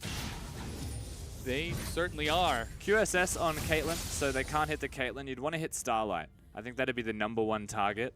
It's really hard to hit Flawless. We've already seen his reactions with the repels. He's very on with those, and there's no reason to hit Amazing J. And Athena very rarely is just going to be in an arrowable position in the first place. Yeah. It's all about getting that Starlight. So much patience from Snake to sit inside of this brush, but they don't find an opening. Meanwhile, Super Minions are flooding back in. Baron buff has fallen off of most of the members, but it's still up for a few, which means Aimee can continue to defend, but they're running out of time as the minions But are inhibs slowly are up, pushing in. and so Snake are making a play for the inhib specifically, and this is the fight. Here he goes. This is Amazing J leading the charge. He's going to find Tank in the front. Meanwhile, Athena's looking for a flank on the far side, but Rumble Amazing J ulti. gets knocked right off the arrow. Catches Starlight. That's the target they wanted. Do they have enough? Cocoon finds Flandre, but he still gets the Stranglethorns off. Athena in the back has been caught by SOFM before he Jin runs Zhao's still away. healthy. And Jin Zhao is firing these shots across, but he does not have enough. Athena makes it over the wall to safety and is able to defend his middle inhibitor turret. But the final Nexus turret has fallen. Super Minions are onto the Nexus Oh, it's- itself. This is getting spicy for Aimee. Jin Zhao is their last bastion of hope. Amazing J is just incredibly tanky and will never die. But Jin Zhao is doing all of the work. Yeah, it's 5 versus 4 right here. He gets tagged by the Electro Harpoon. It's And just what whooped. the burst was that? Flandre is dead. Flandre is just... What? He just popped like a balloon. He's gone. He's a magician. He showed us how to disappear. He never existed to begin with that damage. Flawless. Holy cow, what damage, what faith in his AD carry. Flandre has Sonya's. Jin Zhao just went philosophical on us, man. Was the Rumble There even is real? no Rumble. It was just a glitch in the That Matrix. was gnarly. Oh my god! And just like that, the push is thwarted. Though there are still Super Minions flooding in from the bottom lane. Elder Dragon is up, and that's the lane that Aimee will get to pressure. Or to push out, at least. Elder Dragon's up in 30 seconds. Snake get an opportunity to recall and start preparing for it. It's just this epic Warcraft 3 style base defense right now. You know, waves of minions come in with the occasional boss, and you're just trying your best to hold on. Sooner or later, the bosses get pretty challenging if you're stuck inside your own base the whole time, but they're holding on. Yeah? They're actually holding Somehow. on. There's like a 90 CS advantage for the top lane, which is hilarious, by the way. Amazing J has just been catching so much. He Speaking charges of. forward. He's going to force the fight. And SOFM pulls him right back in, but he's very tanky. Athena looks for Tank on the back. That's the ultimate being used. He Watch Jin sidesteps, Zhao. trying to get in. Amazing J actually goes down. The GA is popped, and Athena falls as Oh! well. Tank is still burning. Jin Zhao's firing across. Look at those crits. He doesn't have enough to finish off Flandre. Crystal walks up while he's firing the ace in the hole as Tank cleans it up. Oh my god. And Starlight kites it back out. It's 2 for 1. Meanwhile, Super Minions are making their way to the Bear Nexus. SOFM actually was just about to win them the game, but he got blocked by terrain. He ward hopped, he kicked Jin Zhao and tried to follow the Q and got stuck on the other side of the wall. So Jin Zhao with about 100 health to his name just gets to turn around and pop him one back. Yeah. And just like that, the Lee Sin's dead, the game isn't over. It means the Elder Dragon is risky to take because Flawless is there with Smite and SOFM is dead. So Snake just barrel down mid with their incredible move speed. Yeah, it's 3 versus 4. They might finally try to break this final inhibitor turret. Realm Warp, they're going bottom. They're looking for Jin Zhao. He does have flash, but actually they might just try to rush the Nexus. Cocoon finds Tank. He's very This is low. risky. They bring the No minion way. wave forward. Instead, they just back away. Abandon ship, you've made a mistake. Take the inhibitor. Yeah, they turn it around on the way back. Meanwhile, a minion wave from Aimee is pushing a top tier 2. Ace in the hole is tanked by Crystal. He's happy to soak that damage so that his carries can be topped up. Yeah, they're going to go back to base. So they'll take the inhibitor. They want to reset. Play it slow this time, Snake. The Elder Dragon is yours to take. The Baron is in 20 seconds. What will they prioritize?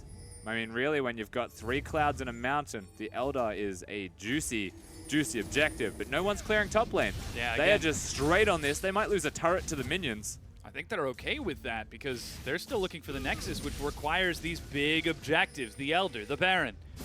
The threat here is Snake should play this later. They should actually just bait this and not do it, really. Minions will win bottom lane, but they're not. They're doing it. Yeah, Athena's still flanking from the far side. The charge goes in, but the arrow goes wide. Amazing J is in the back. Equalizer Look at forces Athena. Starlight back. Athena found mid. and he's going to get the burst to kill down that Ashe. Meanwhile, Jin Zhao has tried to fire these shots across. He's being led by the rest of his team. Amazing J looking for Skarl is so low, and he's able to get just enough health back. Flandre tries to get back in. He's burning it over. Amazing J over the wall. As Athena goes down, Ace in the hole finds Snake. They're going to run bottom. But the bottom, the base! The minions are making their way to the Nexus as the inhibitor is respawning. Recall is being completed. Where are you going, Caitlyn? All right, they're going to recall. They hold the minions. Oh, but they've spotted Jin Zhao. A wild Caitlyn by herself in the wild. It's dangerous to go alone, Jin Zhao. Yeah, Flawless is dead. Tank is super low health. Athena's looking for the assassination, but hops over. He's found Crystal. Minor consolation prize, but something nonetheless as he's trying to proc the bleed. Crystal's wasting a lot of time, and Athena is slow. That's teleport being used. Rake is not enough, and he dies for nothing as Crystal stalls it out. Amazing J goes in for the flash engage. Jin Zhao is there as well, but he eats a Sonic Wave. Dragon Kick is ready, but SOFM decides to let him go. The GA is not popped. He goes down. There's the kick. Jin Zhao is dead. And suddenly, Aimee are in a whole heap of trouble. 5 versus 2. They have no health, though, Snake. Going back to base is not an option, however. They want this. Oh, man. Starlight is snared and locked down. Snake with the easy execution. Meanwhile, Flandre teleports forward to the open inhibitor. They've got a minion wave as well, and Snake look to be set to close this game out. It'll be a miracle for them. 30 seconds, now. just flawless. No chance for Aimee. That was close, though. They were almost there. Much closer than it should have been, but they finally turn onto the Nexus. Flawless gets a consolation kill, and is still able to repel the arrow. They want to kill him, though. Before finally, they get the glory kill. They turn over to the Nexus itself, and Snake take game number 1 over Aimee. Took them 51 minutes to end the game, Tom, but they finally got there, and they even made sure to BM and kill their opponents, even though it was that difficult for them to kill the Nexus in the first place. But hey, they got there. They had an early game. They had a mid game. We're getting there, one step at a time. If the solution from them is, all right, we've got early game, transition into mid game, where do we go from here? I don't know. We've never made it this far before. I don't even know what late game looks like. Yeah. But joining us to help break down that game is Froskuren. The answer is Overdrive. We go into Overdrive to end end the the game? They go into Overdrive. SOFM in particular. We'll see their team composition in a second here. The big thing that I want to point out is Jin Zhao on the Caitlyn and Athena on the Talon, just because of where their power is weighted and where they need to be competent in the game. Because I think it really tells the story of Aimee this time around. Because despite the fact that this was a Snake victory, this was still an Aimee Cinderella story. It's like they love just like putting themselves into a massive hole in deficit and then trying to fight out from it. It's a better story, really, when they end up coming back 55 minutes into the game. Yeah, something like that. So, as you can see on your screen, the team compositions, the thing is that Jin Zhao is right now the hyper carry for Aimee. He's just performing really well. He's on the Caitlyn, but you need to get him to that breaking point. And so late game, like, suddenly Aimee start coming back, and you're nervous for Snake. You're like, are they gonna lose this? Like, this is actually looking really terrifying. But the problem is that it took them so long to get there. So I picked 2 replays to kind of showcase the journey of Snake to this point. There's a lot missing in the middle, and this is the first one. So this is after SOFM is like just destroying people right now. Like, he caught out Athena, he immediately kills someone else again, so he's already got a mid lane lead. And this is the first true 5v5 where a beautiful equalizer comes out. Even Starlight gets a really nice ultimate, but that's the big key thing. Jin Zhao shows up to the fight, and the Ashe arrow just clips him, and there's nothing he can do, and Snake overwhelmed them. So it was really good CC and target selection that kind of broke this game open for Snake on the back of what SOFM had already set up for his mid lane in particular, putting that Talon down. And this is why the second replay is even more important, because you have to understand that Caitlyn is going to be fragile, going to be very weak until late game, and Talon is nothing right now. So the people who are responsible for the damage are the Kled and the Elise. Elise is done out of this fight. SOFM flashed the cocoon, he pushed Flawless out, he's donezo. And Talon wastes so much of his target priority trying to kill the Ashe, and then he's like, well, I guess I'm done. And Caitlyn's just like putting in auto attack after auto attack, but it doesn't matter. She's not going to do anything. Amazing J then falls over, and Snake wins the second big team fight. And you're like, okay, this is amazing. Snake, they look fantastic. They just keep winning all these team fights. We're snowballed really far ahead. SOFM's building Locket. Like, woo! It's getting spicy. And then, like, 35 minutes later, after a huge roller coaster of terrible Baron decisions, these miracle team fights, we finally come out back on top. It really was a roller coaster for them. But, I mean, the big person that I want to talk about who did see a lot of success was Mint on that Ashe, just landing arrow after arrow. You mentioned the priorities that he had to look for. He can't go for Jin Zhao once he managed to get the Quicksilver Sash. He's not going to be able to burst Athena because he's always flanking. So look for Starlight. And he found him time and time again. Yeah, I think when I look at Aime's team composition and how they were going to play out the game, Zyra was the biggest miss to me. And I don't think Zyra is a bad champion, but I feel like it could have been a Karma, could have empowered the Caitlyn to carry better, or could have been like a multitude of other support-based champions just to have a better time. But they choose Zyra to, it feels like, to have lane pressure, to try and empower Jin Zhao through laning phase because they trust him in mid to late game anyway.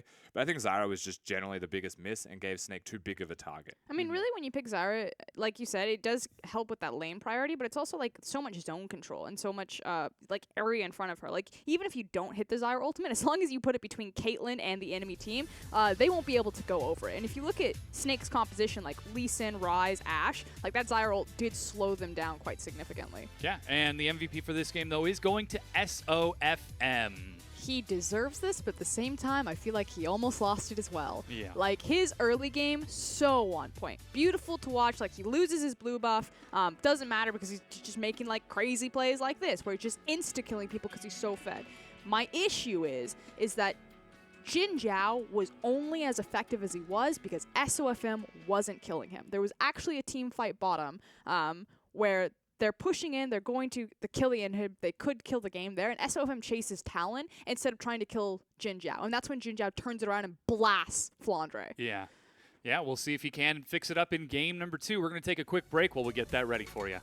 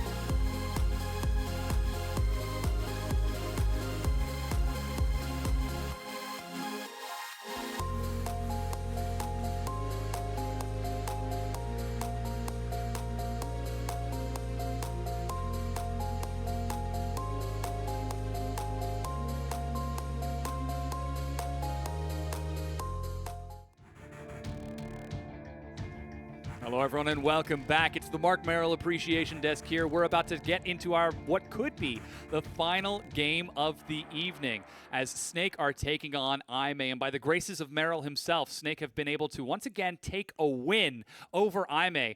And last time they played was actually in, I believe it was week number 2 of the LPL when Snake 2-0'd Aime last time.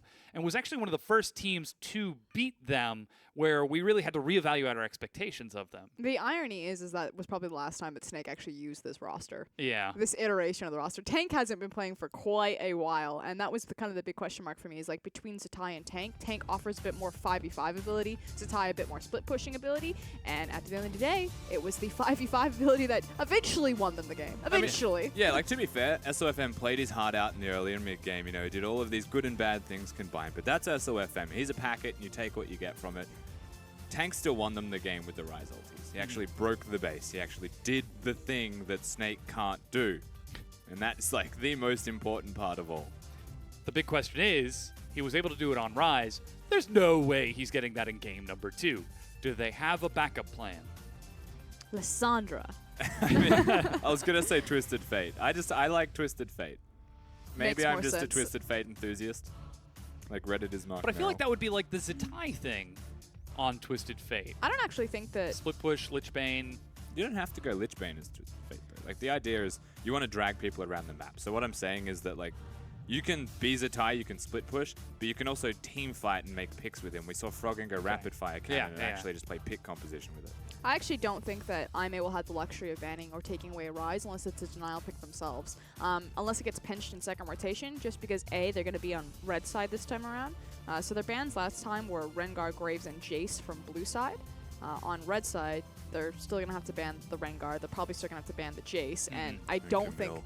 Yeah, they have to ban the Camille, or they try to target out the jungle even further because SOFM just destroyed them on Lee Sin. I mean, I do have side priority. We'll see if they decide to go towards that red side this game, or if they stick towards the blue side like they did in game number 1. But You know what?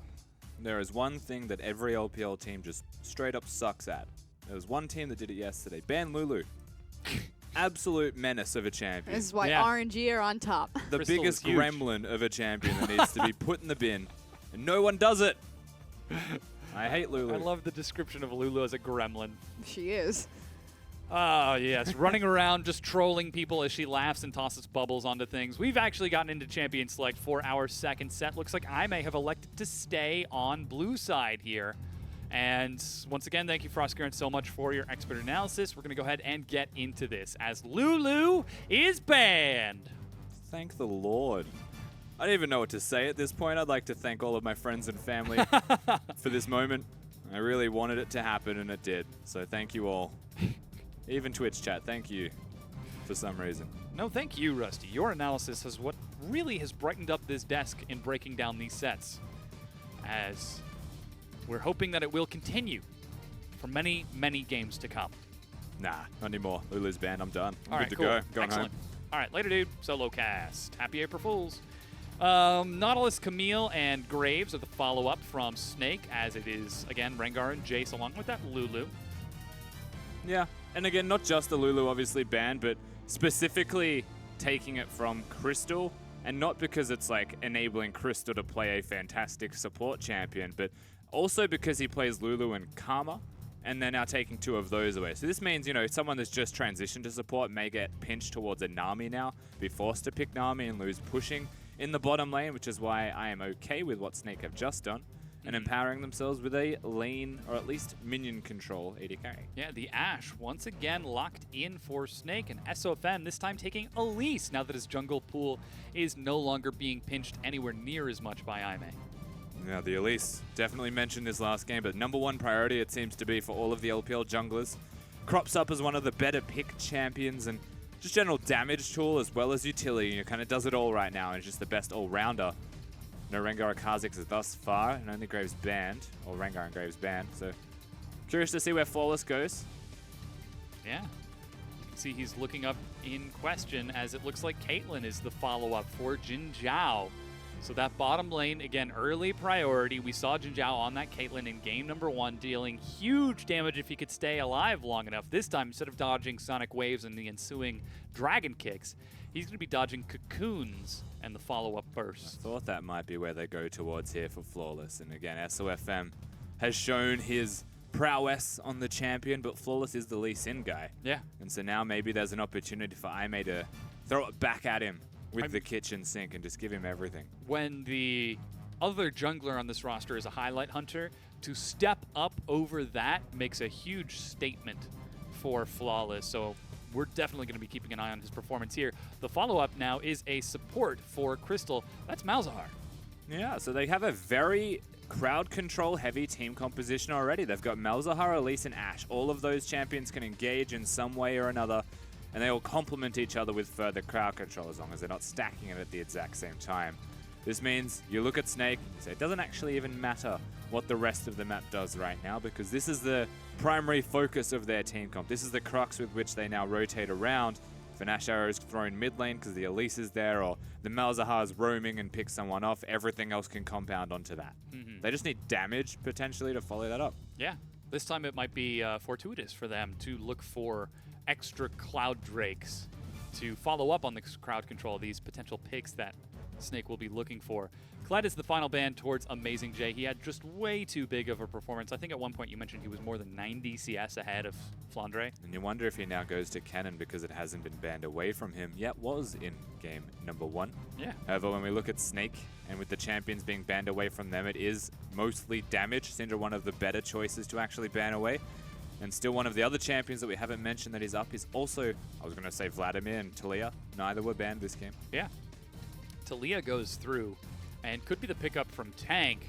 Certainly nowhere near as good as breaking bases as a Ryze dropship, bringing minions in your whole team. But controlling areas, yeah. It is fantastic. Talia, we saw a lot of good play from Rookie recently playing it, being able to lock people down. And you think about it, how the team composition will then execute is that you block them in an area and you just throw crowd control in that direction. They surely are going to be caught in place.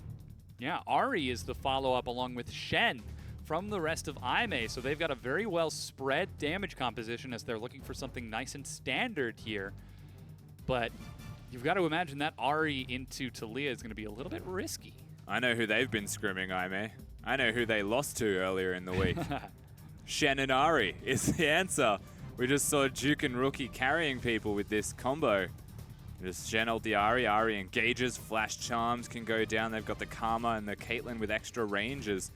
That's the finished team comp there from Snake. Yeah, and in answer, that means that Gangplank is the follow-up for Flandre. Yeah, he is going to swap that Talia down to the mid lane to answer with Athena, but things are looking pretty good for Snake. They've got a lot of pick, they've got a lot of movement and collapse. And they've got follow-up as well. So their areas of control, their zone control from their team composition is outstanding. Gangplank, ulti, Talia, wall, Ashe, Malzahar. Like, they have set areas that if they're able to walk into IMA with, they will outright destroy them. IMA on the flip side, however, are much more standard, let's say, with a pick and just general team fighting composition. It can be a bit more front to back, you know, Shen to stand in front, Ahri to flank, and then everything to protect the Caitlyn. They have engage tools there. It's just pretty basic and linear in how they want to work, but their champions individually still have a lot of outplay. You've got Caitlyn's animation cancelling with all of her nets and trap combos, Lee Sin, high mechanical player, Athena on the Ahri as well, playing another assassin, and Shen has a lot of work to do. He certainly does, but that Shen is none other than Amazing J himself.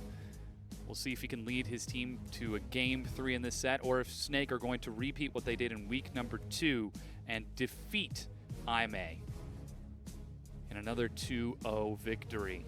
It's been a while, but this looks like Snake finally making some steps to growth. No, it does, because they got to win. That is a very big move here from Snake, I will admit. They took one from EDG, but even when they took that, it took them an awful long time to actually secure one in the first place. Yeah. They get maps, they never really get sets, and they need to find that, because this downward trajectory, this spiral that they're going down in, needs to change. Yeah, the last time they took a win was week 5, 3 weeks ago, when they went 2-1 against Newbie and 2-0 against Vici Gaming.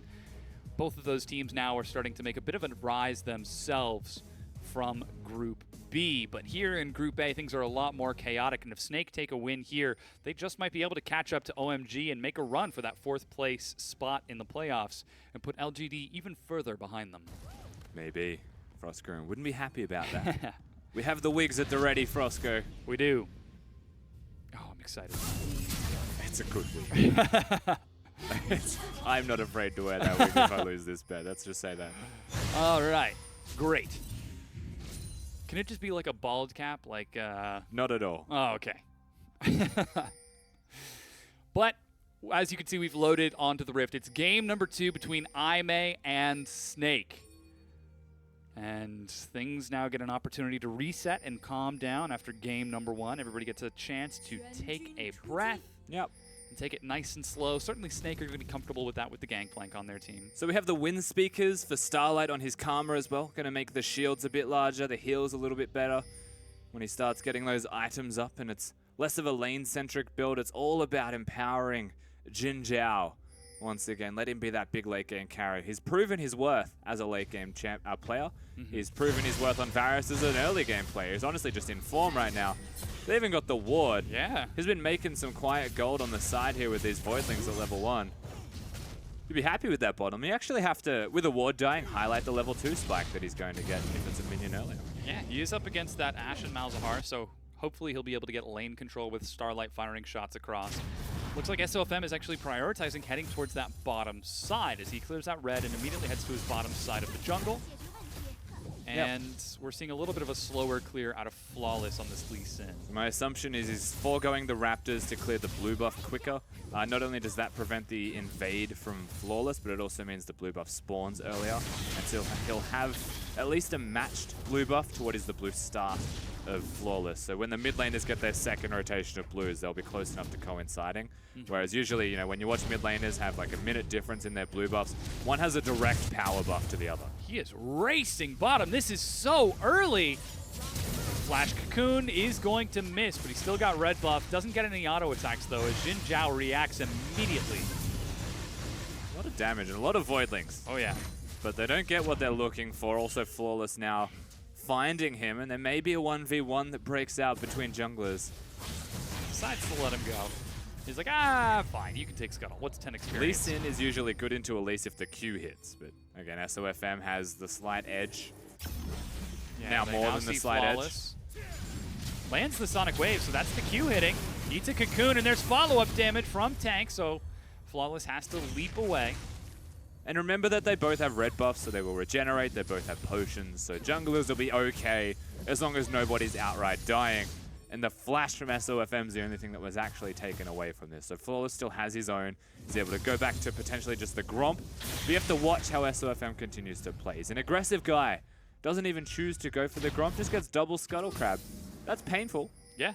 It's a lot of early vision to keep an eye on how Flawless decides to do this. Perhaps Flawless might have to alter his plans and take a page out of SOFM's book, rush level 6, and then start looking for ganks. Yeah, and it's early vision. It's also a large chunk of early gold that SOFM gets, and just vision generally on the map. So it means the team has to perhaps place less wards, or it forces longer timings and pathings from Flawless. You don't get experience, unfortunately, though, from that. So whilst you're saying rush 6, you do get a slight advantage just by taking a camp compared to the 2 Scuttles. With that, we've got the Krugs now being Flawless's target. SOFM is slightly ahead as he is going for a very close to full clear jungle camp, or full jungle clear. Still leaving Gromp up though, so we'll see if he recalls and decides to head in that direction. As Flandre uses his teleport to get top, going for Sheen first. And in the bottom lane, Jin Zhao continues to fire off against Crystal and Mint. We didn't quite get to take stock of that level 2. They did have lane pressure when we saw SOFM ganking, which effectively neutralized it. They had it until SOFM ganked, and Flawless was also playing towards this side of the map. We saw it from him last game, as they are starting to trade back, however. The Ashe now gets a little bit more priority as levels go towards the volley. The damage is something that starts to become noticeable.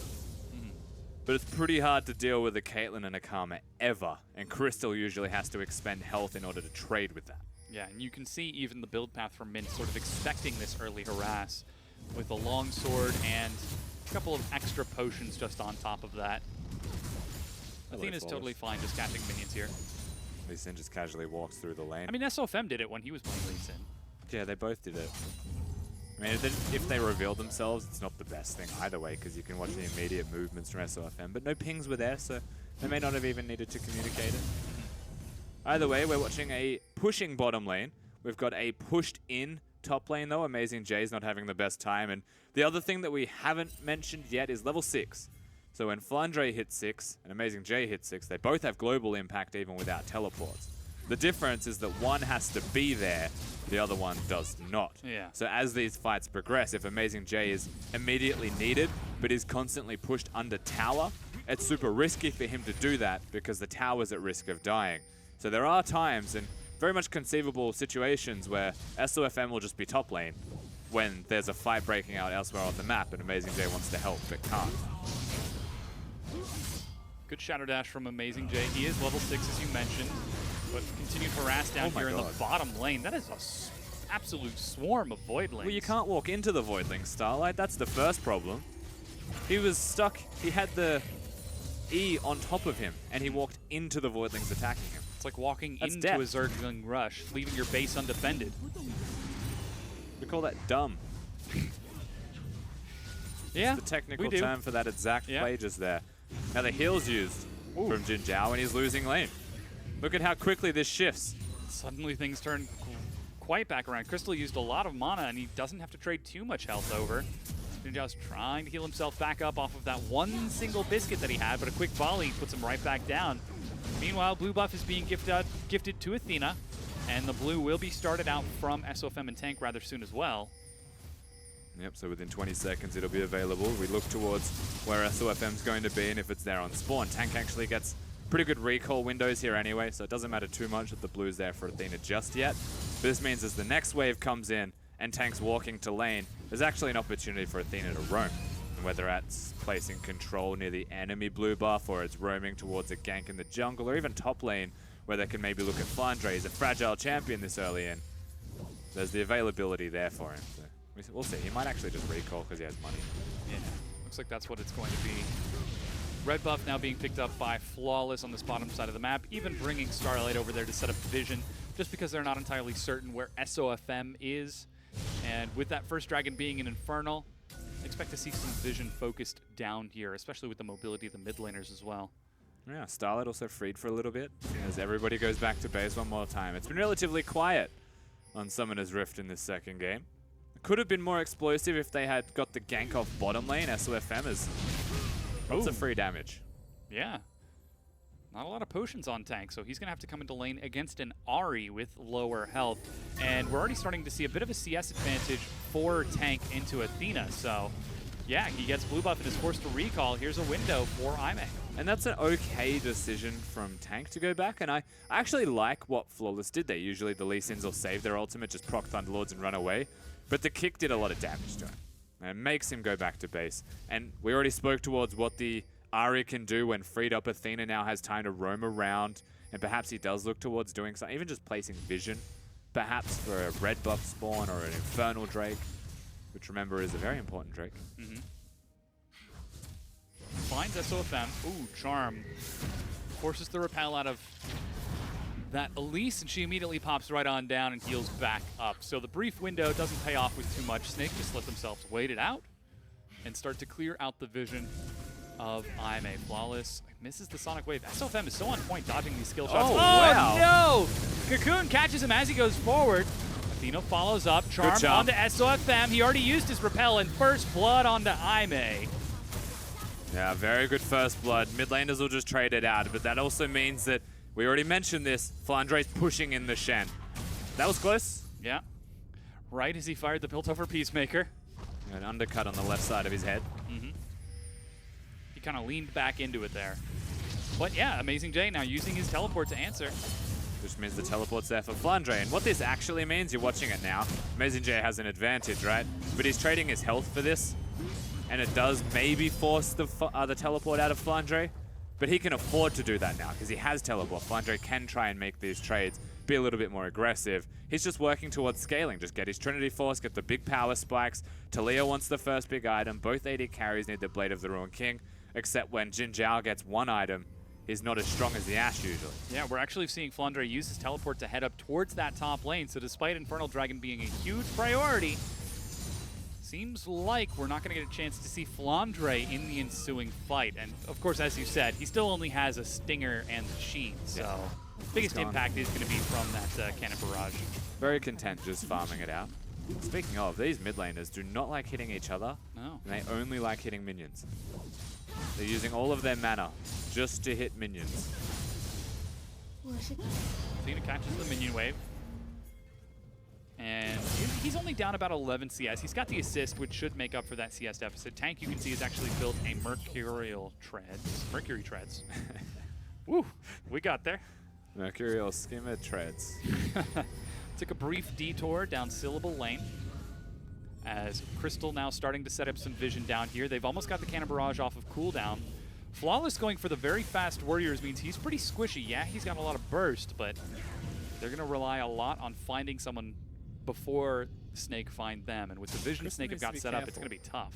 Crystal's placing vision, but he's doing it without the help of SOFM now. He just left to go back to his own wolves. So that was risky, actually, from the Malzahar, especially when Karma had been missing for a very long time. They could have collapsed on him super easily. But he gets out okay. It's just the small things that the best teams in the world will make sure you pay for. And Crystal's not an experienced support player just yet. These mistakes do occur. Yeah. Oh! There he goes. Perfect execution from SOFM. He's going to see the new ward that I may manage to place just as Scuttle Crab comes up. Crystal continuing to sit inside of the Tribush. Aimei are forced to be very defensive in this bottom lane. That's Blade of the Ruined King on Jin Zhao. Yep. Caitlyn's are also doing it. Good damage. Yeah, Caitlyn's are also going for Blade of the Ruined King now as their primary damage item. At the moment, it's just the best item to get right now. It's too efficient not to have it. Usually, you wouldn't say is, okay, that's all right, mate. Oops. Whoa, there you go. That's how you do it. They catch Jin Zhao, and he dies very brutally. That's exactly what we expect. We said the three-man strength of this bottom lane. Gangplank ulti just gets thrown on top to help them get it. Through the Shen ult, through the heal. And every single time Malzahar has flash, he should go Boots of Lucidity and kill an AD carry. That's how it works. They're a pick comp. Am I getting deja vu, or is it? Yeah, ooh, Athena's actually forced to flash. As Tank answers right on back. Meanwhile, Snake turned onto the Infernal Dragon again. Their strong laning phase is starting to convert into mid-game. They've opened up with the first turret. They've opened up with the first Dragon and Infernal. Didn't get a chance to see if that was changing over or not. But they've got momentum in this set. Yeah, they pick themselves up the important Drake. This all comes back to the pick composition that their bottom lane has compiled for themselves one more time. They work with their jungler in a trio, and they get their successful kills. Harder when Amazing J hits level 11, though, I might add, to actually get those kills. But by that point, you know, Flandre's got his Trinity Force there. He's starting to scale up in damage himself, and the split pushing potentially becomes a threat for the Gangplank. Shen will never be able to kill him because he's got the oranges for the taunt, so there's no crowd control available for that single member. He's just on wave clear duty. I think I honestly think Snake are in a good position to scale, but they can get picked off, especially when Athena starts splitting. Yeah, they've got a lot of summoner spells, however. And Athena now with level 11 and blue buff is shorter cooldown on that Spirit Rush. And it is going to be an Abyssal Scepter first out of Athena, whereas Tank has nearly finished off his own Morellonomicon. Clearing out that bottom wave should be enough to top him off there. I would like for that to be a Morello still into the Abyssal. Abyssal Scepter first item, Sharkarez has spoken about this at great length, is not efficient anymore to get it as your first item. It's actually better to have a lost chapter with a Negatron and then finish Morello's before it anyway. We'll see where he goes. Yeah, looks like he's actually heading bottom to catch Tank as both the mid laners turn into solo laners on the other side of the map. And Tank with level 11, he's got increased range on the wall. He's setting up with the rest of his team. Crystal also has his Nether Grasp. They can wall people off things like the turret. They can also wall minion waves off things like that as well, just completely block people from defending objectives. Talia will always be on a flank. Q's on. Flawless has found Mint. The arrow misses, and Starlight kill secures that one. Nethergrass turns around on the Flawless. Cocoon is going to do a lot, but he's stunned down as that's going to be a quick save. Still will die to Crystal, though he repels up. Jin Zhao's looking for the auto and does not find enough damage. Crystal is chasing him down. SOFM. Oh, man, is playing this out like a beast. SOFM. Sidesteps the Cocoon, though. Jin Zhao is doing some work. He's continuing to fire across, but does not have enough. Athena, the cleanup crew, gets one, Ignite onto another, and follow-up gets another with Amazing J. So it will end up being a 2-for-2 when it's all said and done. Look, it was fancy feet from the Elise, but he has to die in the end because he just lived for so long. People are going to rotate. However, this is the problem we always mention. You send a Shen somewhere, you lose a top lane turret. Flandre is starting to actually become a big deal as Ash Arrow actually just goes over the top of him, in front of him. Doesn't hit. And this is where it gets spicy. As SOFM gets bound in place on a trap, so he can't execute. Thankfully, Gangplank ulti and Malzahar works together. There we go, one Duke. Red buff keeps him alive and the pot keeps going. Animation cancel hit. As he goes in the brush. Dodges the Q. Throws out a Cocoon and a W. The W will be in kill range, which is why he tries to turn around here and dodges another spell. But he's dead. Yeah, Athena is able to catch up and lock down the rest of that kill. It's fancy. It is indeed. SOFM, a very talented player. We've seen his mechanical skill. We've seen how hard he tries to carry, but he needs his team with him to do it. It's not just a one-man show in League of Legends anymore. Though it certainly is entertaining to buy tickets to the one-man show Now, and sit down for an evening. Correct me if I'm wrong, Dom. The build path that SOFM is currently built for himself. What does that go into? That appears to be Frozen Gauntlet? Nope. Banner of Command. Really? With the Glacial Shroud into Null Magic I Mantle? believe that's the build path now. Flawless and Amazing JR trying to force this fight onto SOFM. He drops onto the back. Amazing J turns it around along with the rest and will secure the kill. Cocoon onto, Charm onto Crystal, locks him down. A quick pick from Aimee. Yeah, I may just make the pick. Super easy. You get an Ahri, you get the Lee Sin as well. Talia's going to block him off and say, you're not killing my turret. Minions just get really confused and have existential crises about what the heck am I doing with my life. And die. That's a bit somber. That really is. That's just the life they lead, man. Once you get used to it, it doesn't impact you as much. Back in my day, minions were controlled by apprentice summoners. When we still had an Institute of War. Ben, good to know. Yeah. Well, no, I think it furthers the conclusion that they were having existential crises. They were. Of like, what are we doing here on the Rift? Well, we're going down mid lane and bottom lane and top lane.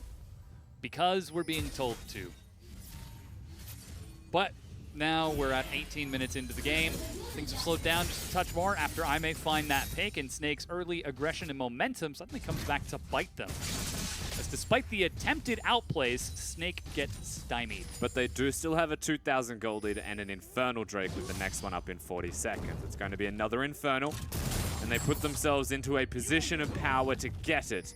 Remember that everything that was used from Aimee to get the fight was just to get the fight. They have a pick composition. They get a good pick, but that doesn't translate into the objective. Snake is still looking at the objective, which is why they weren't ready to fight at that point anyway. Flandre has his ultimate, has level 12, needs 13 until he's fully powered up. It literally just ticked over. Thank you, League of Legends.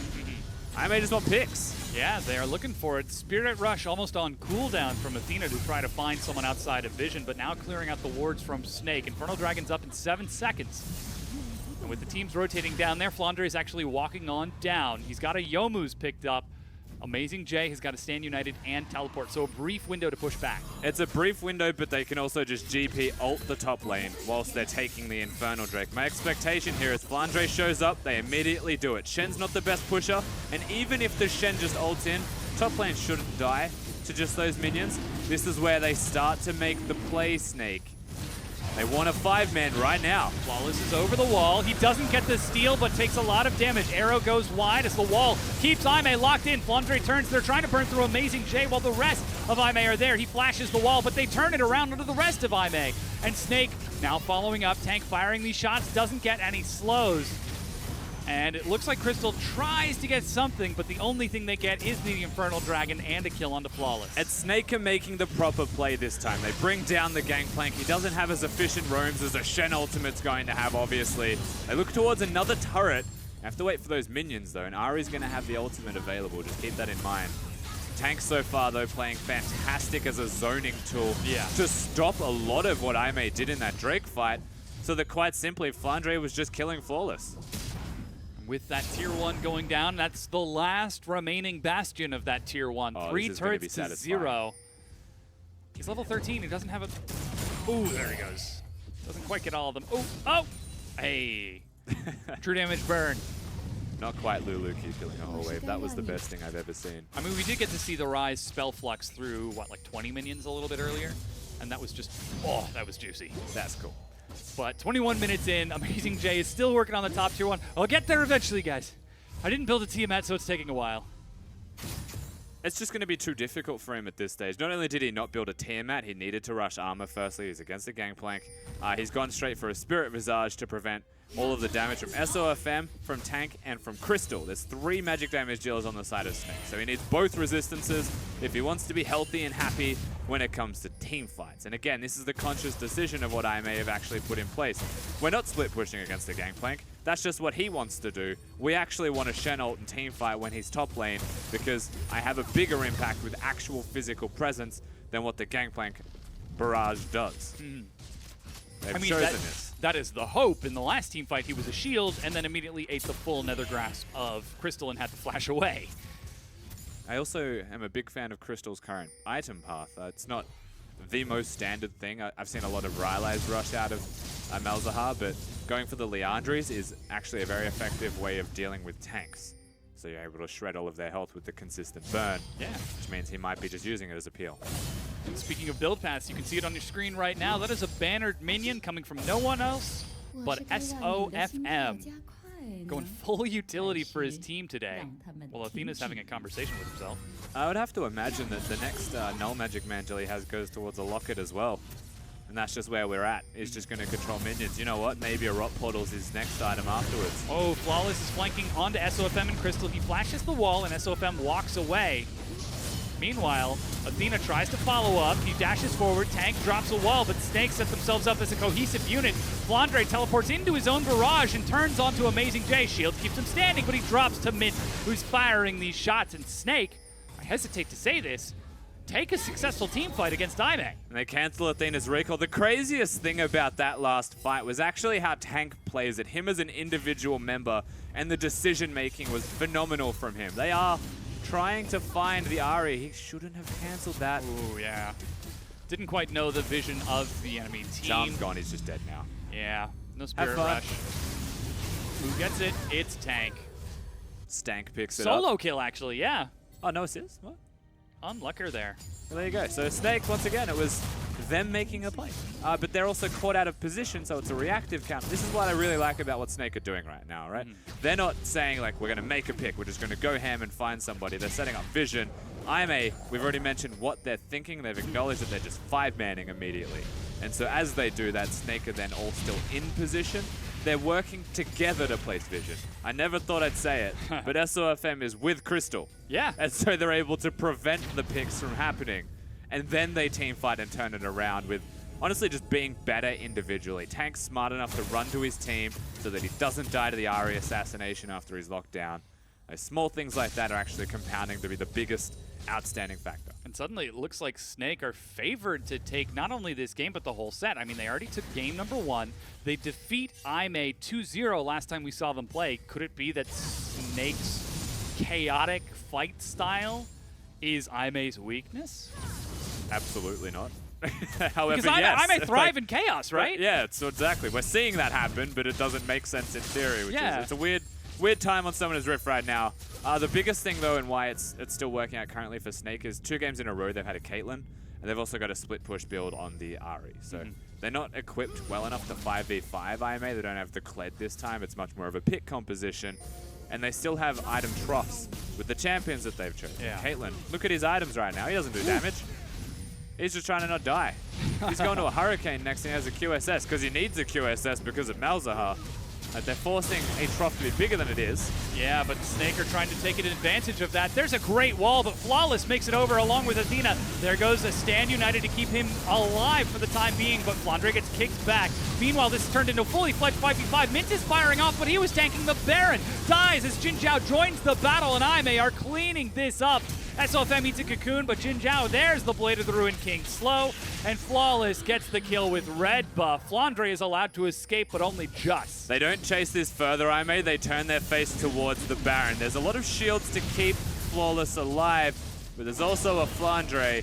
Unfortunately, he doesn't have vision there, so he's doing this blind. Yeah, sets a barrel up over the wall. That's one. Very early smite from Flawless. He has to. He had no health. Look at Flandre. Flandre's trying to get in. He sets up one. Gets a huge crit onto Starlight. Trying to go for another. Sets up the chain. Ooh, but does he have enough? Flawless is getting knocked up, and The raid boss goes down. He's dead. Flandre dies to the ace in the hole. That's the unofficial ace for Aimee as they take a team fight. That Baron was at 10 HP. If Flandre had actually connected with a barrel, who knows how that turns out. I really dislike this from Snake. They committed way too hard for something that they had no right looking at.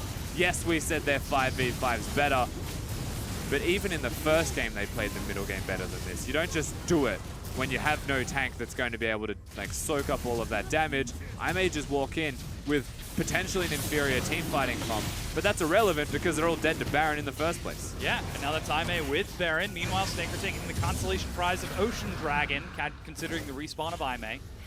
And suddenly, all of those remaining tier 1s from Snake might be in a bit of danger here, as Runance is now finished along with the Quicksilver for Jin Zhao. Athena's going to do a lot more damage as he's picked up a needlessly large rod, and Amazing J is getting tankier and tankier. Still no Void Staff, still no Last Whisper. It's going to be tough to bring him down. Yeah, it's actually really difficult now for Snake to deal with it. The Caitlyn will be a lot closer to the big items. In saying that, when you look at Snake's team composition and how they deal with someone sieging into them, particularly when they're grouped, good luck, Aimee. Yeah. Like, unless they're getting the pick or getting a kill before it, Gangplank's just going to clear a wave. Like, immediately, the backline minions will just die to the GP. Talia can actually quite easily handle the frontline minions either way, with a lot of zone pressure as well, having the rocks there. So if someone accidentally steps up at the wrong time, they're dead, and then suddenly you can't siege anymore. They've got the Elise Cocoon, the Ash Arrow, the Malzahar Ultimate, and he's got his flash available. I don't see many ways that Aimee can actually get in here and take these turrets. It's a tough setup. Jin Zhao is whittling away with it along with that cannon. Meanwhile, Amazing J is breaking down the bottom tier 1. The mid has already fallen. So now that brings it to just about even in gold, though. Aimee 2,000 up. They're finally in the advantage. Good barrel chain. Catches Starlight, but that's the support. They need to clear out the minions first, which they don't do. And the mid tier 2 falls. And just like that, the Caitlyn traps are able to be the differentiator there. Zoning them off, zoning the wave clear away. Now Flandre has to deal with side lane, so once again, there's an opportunity for more sieging to be seen from Aimee. They have set themselves up in a decent position here. The gold that was in advantage of Snake is stretched for Aimee. Yeah. It is becoming more and more difficult as Aimee now find themselves in the lead. Athena's working on the top tier 2. Suddenly that split push Ari is working out wonders for him. You have to watch how Athena does this. He has a Lich Bane, and if someone comes and deals with him alone, they probably will die. Also, Aimee being invisible to the side of Snake means they have to respect that someone else could be there. And still, more consecutive turrets. Just super easy, clean League of Legends. Yeah. Mint cannot be alone. He's staying there right now. Flawless is allowed to escape, but only because Tank missed his skill shot there. As the minion waves continue to break in, Athena's doing work to that turret. Chunks it down to half on the first go as Jin Zhao starts working on those minions in the mid lane. Yeah, this is the opportunity that Snake need to maybe defend the base properly. Now there's no more inner turrets left to defend besides bottom. So this is where, like, you know, we said Aimee will have a hard time sieging. Granted, that is accurate, but it's also inaccurate with the Baron buff. This is the point now where you try and break the base. The base is a smaller area, it takes quicker to rotate, there'll be a 5-man unit. Talia and Gangplank, actual threat. Yeah, looks like they're trying to force mid right now. Arrow finds Athena along with Cocoon. He's barely staying. No, he goes down as they turn now on the Flawless. That redemption being used as SOFM tries to catch up by repelling. Flash from Jin Zhao to get away, but a barrel gets Flandre further forward. He's used his cannon barrage, so I think they're just sacking that bottom tier 2. It appears that they're going to send Tank down there. Amazing J is also a little bit afraid. He has no idea where they all are, even though there's wards on the way towards him. I may have great wards, they have great setup, but they can't do it. They can't actually execute on a siege. That is a huge gold lead. 5,500 for that Baron. Puts Aimee securely in the lead, and suddenly the momentum that Snake had slowly been building is completely equalized, and we now find ourselves on relatively close footing between the two. The biggest thing from this is that Jin Zhao will go back to base after getting a 5,000 gold buffer for the whole team, and potentially just buy an item, or be really close to getting a full one. Like there you just see a full one completed. Yeah. That's his item deficit or potential problems with the mid-game weakness of a Caitlyn eradicated. He's now strong. Still no... Oh, he doesn't need a Last Whisper, actually, because there isn't exactly a frontline tank. That's why he completed. From Snake. Yeah, the Otherwise Mercurial. that longsword was a Last Whisper, yeah. Yeah. I was like, pickaxe? You don't build Last Whisper out of pickaxe, so he doesn't need to in this setup. Probably an He's- Infinity Edge. Yeah, he's the one with the super tank on his team, as Amazing J is enormous. Now he's finally got a Tiamat. Still not seeing any huge penetration. Tank is the only one who can try to keep up with the Void Staff in that Leandri's. Flandre Kegs as well will Yeah. be handy. But right now we're looking at Snake's build. So Mint, he does have Armor Shred with the Black Cleaver. The Blade of the Ruined King also provides him with a decent amount of damage. Ooh, they're trying to collapse, but he sees it coming and is able to walk away. Still uses that flash, though. Really good flank from Flawless. That's the most important thing. We highlighted their vision that they had just before losing the fight. Well, he's able to use that. He's able to find the flank. And they get themselves an opportunity. But Snake, even though they're at a gold deficit, they'll feel like the Baron's gone. They just want to fight. I feel like they actually have momentum, and that's the most important thing. Maintaining that momentum is so important. Now that that flash has been used by Mint, it has been denied. Now the next Cloud Drake is up in 40 seconds. Baron just 20 seconds after, so 32 minutes in.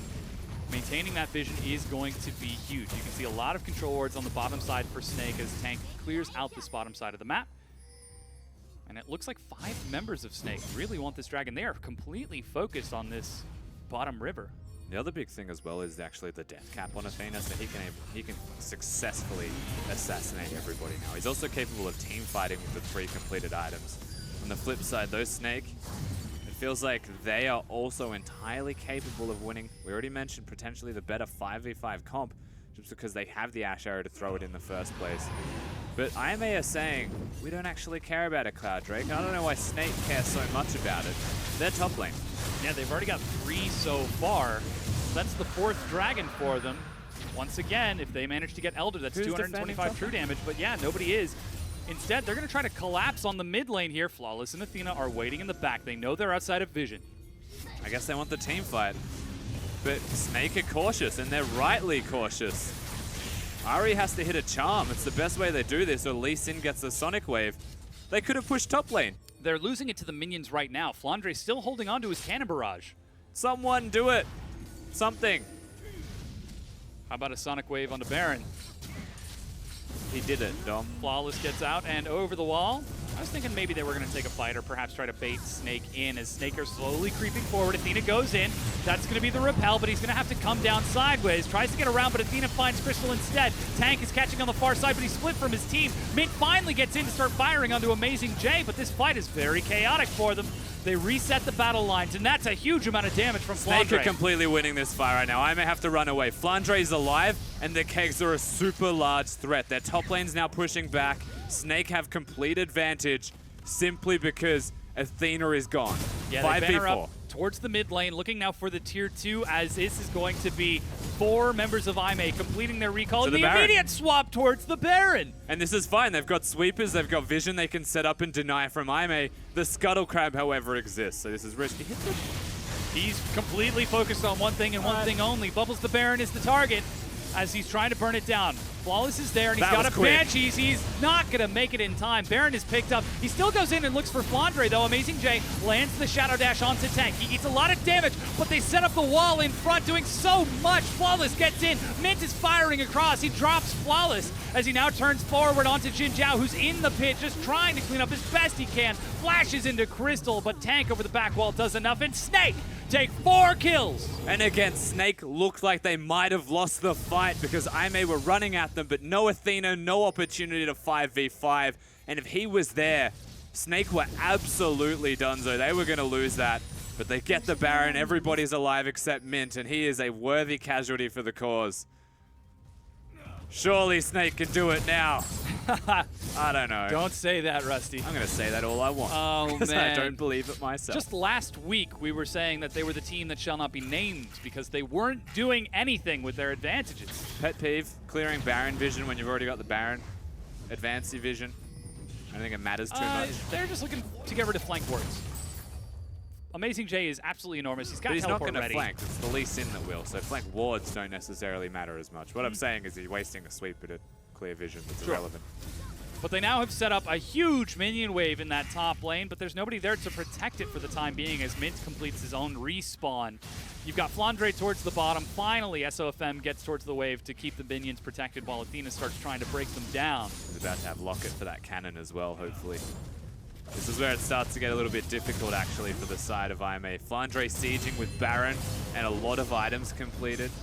Amazing J's okay, but it's not going to be a prolonged thing, especially when he hasn't completed the Titanic Hydra. Yeah, and you're starting to see the damage that late game Gangplank can do. Shredding through that turret so very quickly. Aimee? So the play actually looks like Tank using the ultimate, cutting them off the turret that they want to get. Okay, that doesn't make sense. Never mind.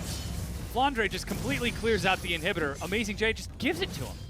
And they're probably going to get the top one for it. Again, he can't 1v1 this whenever a keg is there to knock him out. So the inhibitor's the play. Ari has to go down and deal with him. SOFM shows up along with Crystal to clear out that top tier 2. The mid one has already fallen. And yeah, Flandre is huge on this Gangplank. He is just doing so much, pulling so much attention, so much threat. Tank, he's going to be caught and knocked out of the wall.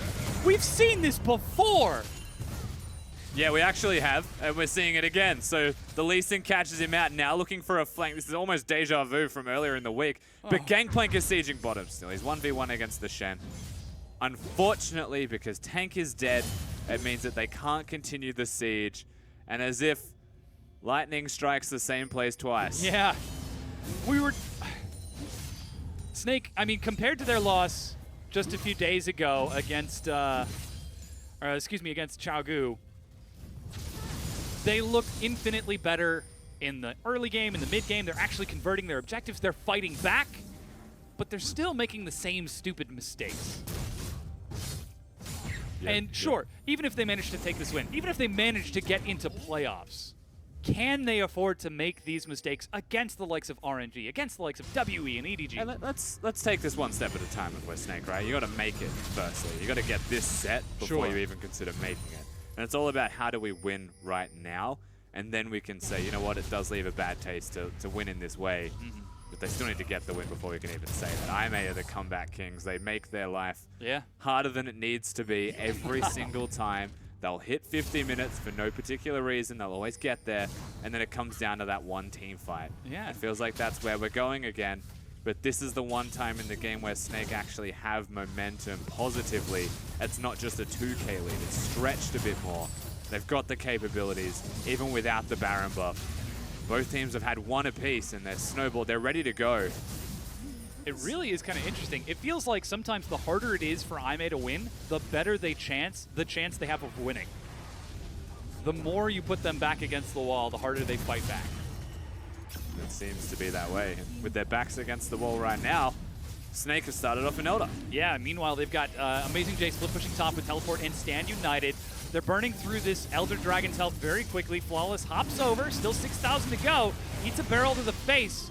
SOFM a level up, and actually Flawless is forced to hop out of the pit. The wall splits the rest of them. Sonic Wave. Watch Flawless. Yeah, he goes over the wall. Is he going to get the steal? No, he does not. That's Elder Dragon for Snake. Meanwhile, that's Flandre doing a ton of damage, and Snake annihilate Aime's front line. So IMA just send in 2 of their champions to try and steal an Elder when it's zoned away from a Talia wall. That is the biggest rookie mistake you'll see from a competitive team unless they actually get the Elder. You just send in a Lee Sin. You don't send in the Shen. You put Shen on top of your Ahri if you're going to commit to something like that. Unfortunately, look at what this turns into. Middle inhibitor goes down. Yo, Athena dies to Flandre as he finds it. It's currently 5 versus 2. They're trying to end this right here. Teleport to get Flandre back in, and the fight is forced indeed. Jin Zhao dies. Starlight running for the fountain. He's able to make it up there in time, but will not be able to defend the Nexus itself. The turrets fall, and once again, Snake 2-0 Aimee. They sit back, they scale, they get the Infernal Drakes. Ultimately, they do get a 2-0. The second time that this has happened to Aimee against Snake. Doesn't feel good if you're Aimee. 2 losses this week. It does not. But it's got to feel a lot better for Snake to fix up what was a downward trend for that team. Finally heading back upwards. You can see a huge smile there from Mint. Finally getting a chance to return and putting up some huge numbers in this performance. Even Tank with a bit of a smile himself, walking across to shake hands with Aimee after a much-deserved win. They did make it a little bit difficult for themselves. I but think they finally converted. a lot of this one to me comes back to Tank, actually, the silent hero of them once again. Not only did he make the big plays in game number 1, he takes a well-deserved bow. In the second one, he was flanking. He was always cutting them off. He was making the biggest team-based plays. They were selfless this time around, Snake. They were more thinking about the team, not just themselves. And it's refreshing to see exactly that actually come out of them, because we always know when we watch them play, SOFM's about him. And the mid lane's about him, but not this time. Yeah, Tank playing very selfless, was doing more than enough, and you can see the coach now running down the line. Great job. You totally did it. Much needed compliments towards Snake as they finally are able to take the win, but they still have a long way to go if they want to claim that final playoff spot. And now joining us to help break down this game is Froskuren. Oh, hi. So, G'day. LGD are now down 2 games behind the closest team. Their fate is entirely up to Snake and OMG, who both saw victories today.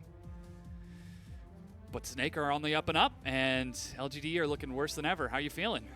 I mean, LG's dead. Like, let's just alrighty. let's just make that clear. If Snake and OMG continue to play at this level, there's nothing that they can do. This is the iteration of Snake that we were excited about in 2017. You know, it's always nice to see people like OQ and Zatai on the roster, but this is where they're most successful, when they have Tank in that mid lane, when they're using him as that utility pivot point and setting up these 5v5s. Like, the fact that Snake can 5v5 again. Yeah, it gets a little bit dicey come mid game when Jin Zhao starts popping off when he's got his items, but they held true. They cleaned it up in game number 2. Still a bit of a rocky road, but definitely in the direction you want. Yeah, that's the road that you're talking about right now. Slowly uphill, and then, oh god, I can team fight. We forgot. And then they actually could team fight themselves. That's the thing. So I 100% like what we saw from Flandre compared to the last set, right? Like, he actually grouped. He actually chose that I'm going to walk down there. I'm not going to teleport. My teleport sucks. So if I am there in the first place, I can't do it wrong. What kills me is that, like, I 100% agree with you as we look at the damage chart. Like, I love Gangplank as a champion for Flandre. It's always been kind of one of his pocket picks that he goes back to. And the thing is Flandre's terrible at teleporting. Like, we have said this over and over again. Like, this is part of the reason why Snake's 5v5 is so weak, is because they never really 5v5. He's always, like, late or delayed or not in a great spot. Gangplank completely band-aids that. He doesn't have to teleport. He can just drop his ultimate and be like, that's all you get from me. I'm gonna, peace out. But he went the extra step and he did come down. When they were setting up for those Infernal Drakes, like, oh my god, Snake have a macro game. Yeah. They pulled him over there. He sets up his barrel. So that was really cool. Like, you have Tank who's popping off, who's being that utility pivot point. You have Flandre, who's kind of on a band-aid champion that helps shore up a lot of his weaknesses in the 5v5. And then you have Mint, who returns to Ashe. He's always been a strong Ashe player. I'm unsure why we decided that Mint was never going to be our AD carry, and we were like, Crystal, no OQ, no Mint, and like this revolving door of musical chairs. But we're back on track. Now, Snake, just stay on track. Just use this roster. Stop changing the formula. It's going to be tough for them. They've had so much temptation with successful rosters in the past, and they have still followed up to change again. So could this actually be it? And I think interestingly as to like how they were even able to win that game was an obsession with Dragon and Baron and using neutral objectives throughout the whole series. So it's not just that like Flandre is now teleporting better or he's there at the right times. It's that they are making him come down for something. So he now knows why he's teleporting or why he's walking down, that is ultimately helping them a lot. And that ultimately means that the RNG also means a lot more to them. The fact that they did get back-to-back Infernal Dragons is always going to help enforce those decisions. But a lot of credit also to SOFM. So it's not just like the Dragon and the towers. Yeah, I agree with you that the 5-man unit is definitely playing around those. But SOFM is playing around particularly Raptor Camp, which we know, but it's not just Raptor Camp just to take Raptors anymore. Or maybe it was just because Flawless was also an intelligent jungle and they were just like hovering around each other. But SOFM was playing around that gank path of Raptor Camp, and once it was secured, it unlocked Tank to then rush bottom. Yeah, and all of that attention towards the mid and bottom lane meant that top was on its island. Flandre gets the MVP this time, 6-1-6. Pretty much had a fantastic game all around. And he was the person who broke the base for them this time, and that is pretty much the man who deserves the MVP the most, in my opinion, because it's the hardest thing to do for Snake. The Gangplank scaled, he was able to 1v1, brought 2 people down, and was strong enough that no matter how behind or any mistakes that went from the rest of the team, he was able to cover that up. Yeah, excellent performance from him. And again, that sort of question that I asked at the beginning of game number 2, they don't have Rise. Can they still break the base? Turns out the answer is yes, but is this still their only way to succeed in like these super forceful, like Flandre has to be absolutely huge, or Tank has to set them up with a sort of utility Realm Warp? Not if they keep having a consistent early game from SOFM to get them to that point. Like, he is such a core backbone, and he is, I cannot state this enough. Like, unfortunately, it's super unhelpful in just kind of how our replays showcase information through the game. Like, I would love to have like a teleprompter where I could draw and go through his jungle pathing. Any person who wants to be a competent jungler, who wants to understand jungle pathing on a higher level, needs to study SOFM. He is incredibly intelligent, he is incredibly efficient, and in those tiny windows of time that he saves with his creative pathing, he exploits his enemies, and then he snowballs those into bigger advantages that bleed into the lanes. So my concern with Snake moving forwards is that I feel like IMA is the only team that this will work towards, or against, I should say. So IMA, every time they're backed into a corner, will just come at you. They'll team fight. Kled will use his ultimate. They'll charge at you. It's proven to work against teams like WE who aren't setting up properly and they start losing team fights. But against Snake, they actually built themselves team compositions that were really good and well equipped to what AMA were going to throw at them. And that's why it was able to work. Whereas, you know, against other teams within the LPL, not everybody's just going to engage on you when they're actually behind 10,000 stuck under their turrets. Well, Chaogu might, but that's a story for another time. The only other team that Snake were able to take a win in interconference play when we last saw them was against Invictus Gaming, who just took RNG to 3 games earlier today. But I just want to throw all of that out the window. Like, I understand that context always matters, and it's like trying to frame out, like, you know, this is still an uphill battle for Snake. They don't have this reputation. Like, it was very unexpected to see them consistent come out here, but like, none of that context means anything because it's a different Snake. That's a completely different roster with different members. We went back to Tank, we went back to Mint, and even though we've only changed 2 core components, like, that roller coaster ride that Snake was on, it feels like it's finally flattened out. Like, we've gotten off the ride. It's fine. We're going on like a nice little stroll through the park. Mint's on one side, holding his hand. Tank on the other side. Like, we're strolling to playoffs. Yeah, and again, though, the fact that we're seeing this around that backbone of SOFM, it was a bit of a rocky journey in the beginning, but he is still maintaining that huge presence for him. Is there any opportunity for Snake if SOFM doesn't show up? Because he has been so instrumental to them. I'm just going to probably blanket answer it with a no, because SOFM during, you know, the times where they were having identity crisis, they didn't know what they were doing. SOFM was underperforming. Yeah, Like, without fail, if he was underperforming, they were losing the games. He's a star player, and if he doesn't play like a star, then he's not going to be able to actually help his team win the game. You bring Tank back, you bring Mint back. They're good team fighters. They'll be able to do things as a 5-man unit now, and that is a positive for Snake overall. But when you look at what SOFM's doing, if he ever starts lacking or being a little bit slow to the punch, not carrying for his team, then they lose their early game, and then they can't team fight anyway. They're also supportive players. Like, if you look at their counterparts, so Mint versus OQ, who's the hyper carry and who's the support 80 carry there? Mint support, OQ hyper carry. Zatai versus Tank. Zatai's the hyper carry, Tank's the supportive player.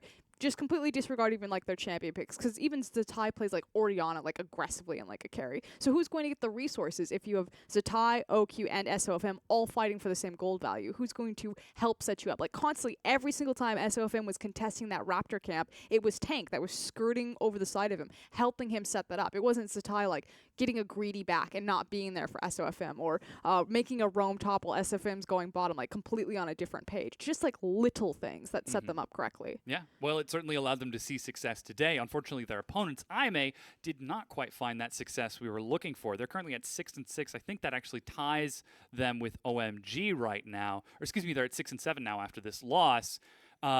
This was a team that we previously had effectively said, yes, this is the best team in the league. They came out week number 1. They were looking great, and they've kind of fluctuated up and down since then.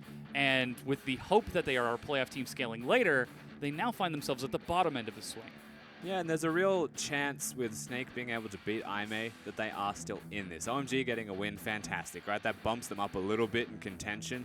Higher probability they now make the playoffs, but there's definitely still a battle for the 5th place. And whoever gets 5th, if the form continues for Snake and IMA still have form, OMG still have form, I'd hate to be a promotion team against them just quietly. I mean, I'm not gonna lie.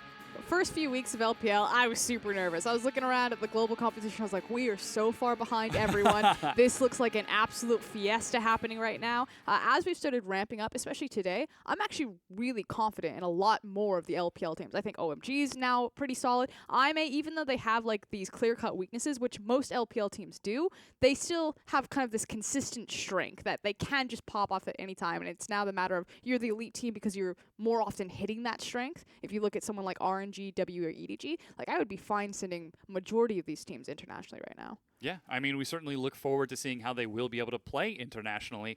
But again, the first thing is you actually have to be able to get to that point. And so far, the race is still on. It's only week number 8. Sorry, I was about to say week number 3. Week number 8. We've got 2 more weeks of interconference play before we can actually lock those spots down. And you have so many teams improving at such a fast rate. OMG, Newbie in particular, they look incredible. QG, for whatever reason, sometimes look amazing and sometimes they don't. IMA still look strong in the 55 minutes, and you can never count IMA out. It doesn't matter if they just barely scrape into playoffs and they have to like miracle run through a gauntlet. They'll do it. They will make that miracle Hail Mary play at 55 minutes when the pressure's on. If there's one thing you can say about that team, it's under pressure, they will perform. Yeah, and that's something that we talked a little bit about in the game. The more difficult it is for them to win, the more likely they are to fight tooth and nail to actually take that victory. Not something we can say a lot about a lot of the teams in the LPL, but that we're seeing this growth bodes well for the league in general. Of course, tomorrow we're going to get the opportunity to take a look at Group A. We're seeing the likes of Newbie take on EDG,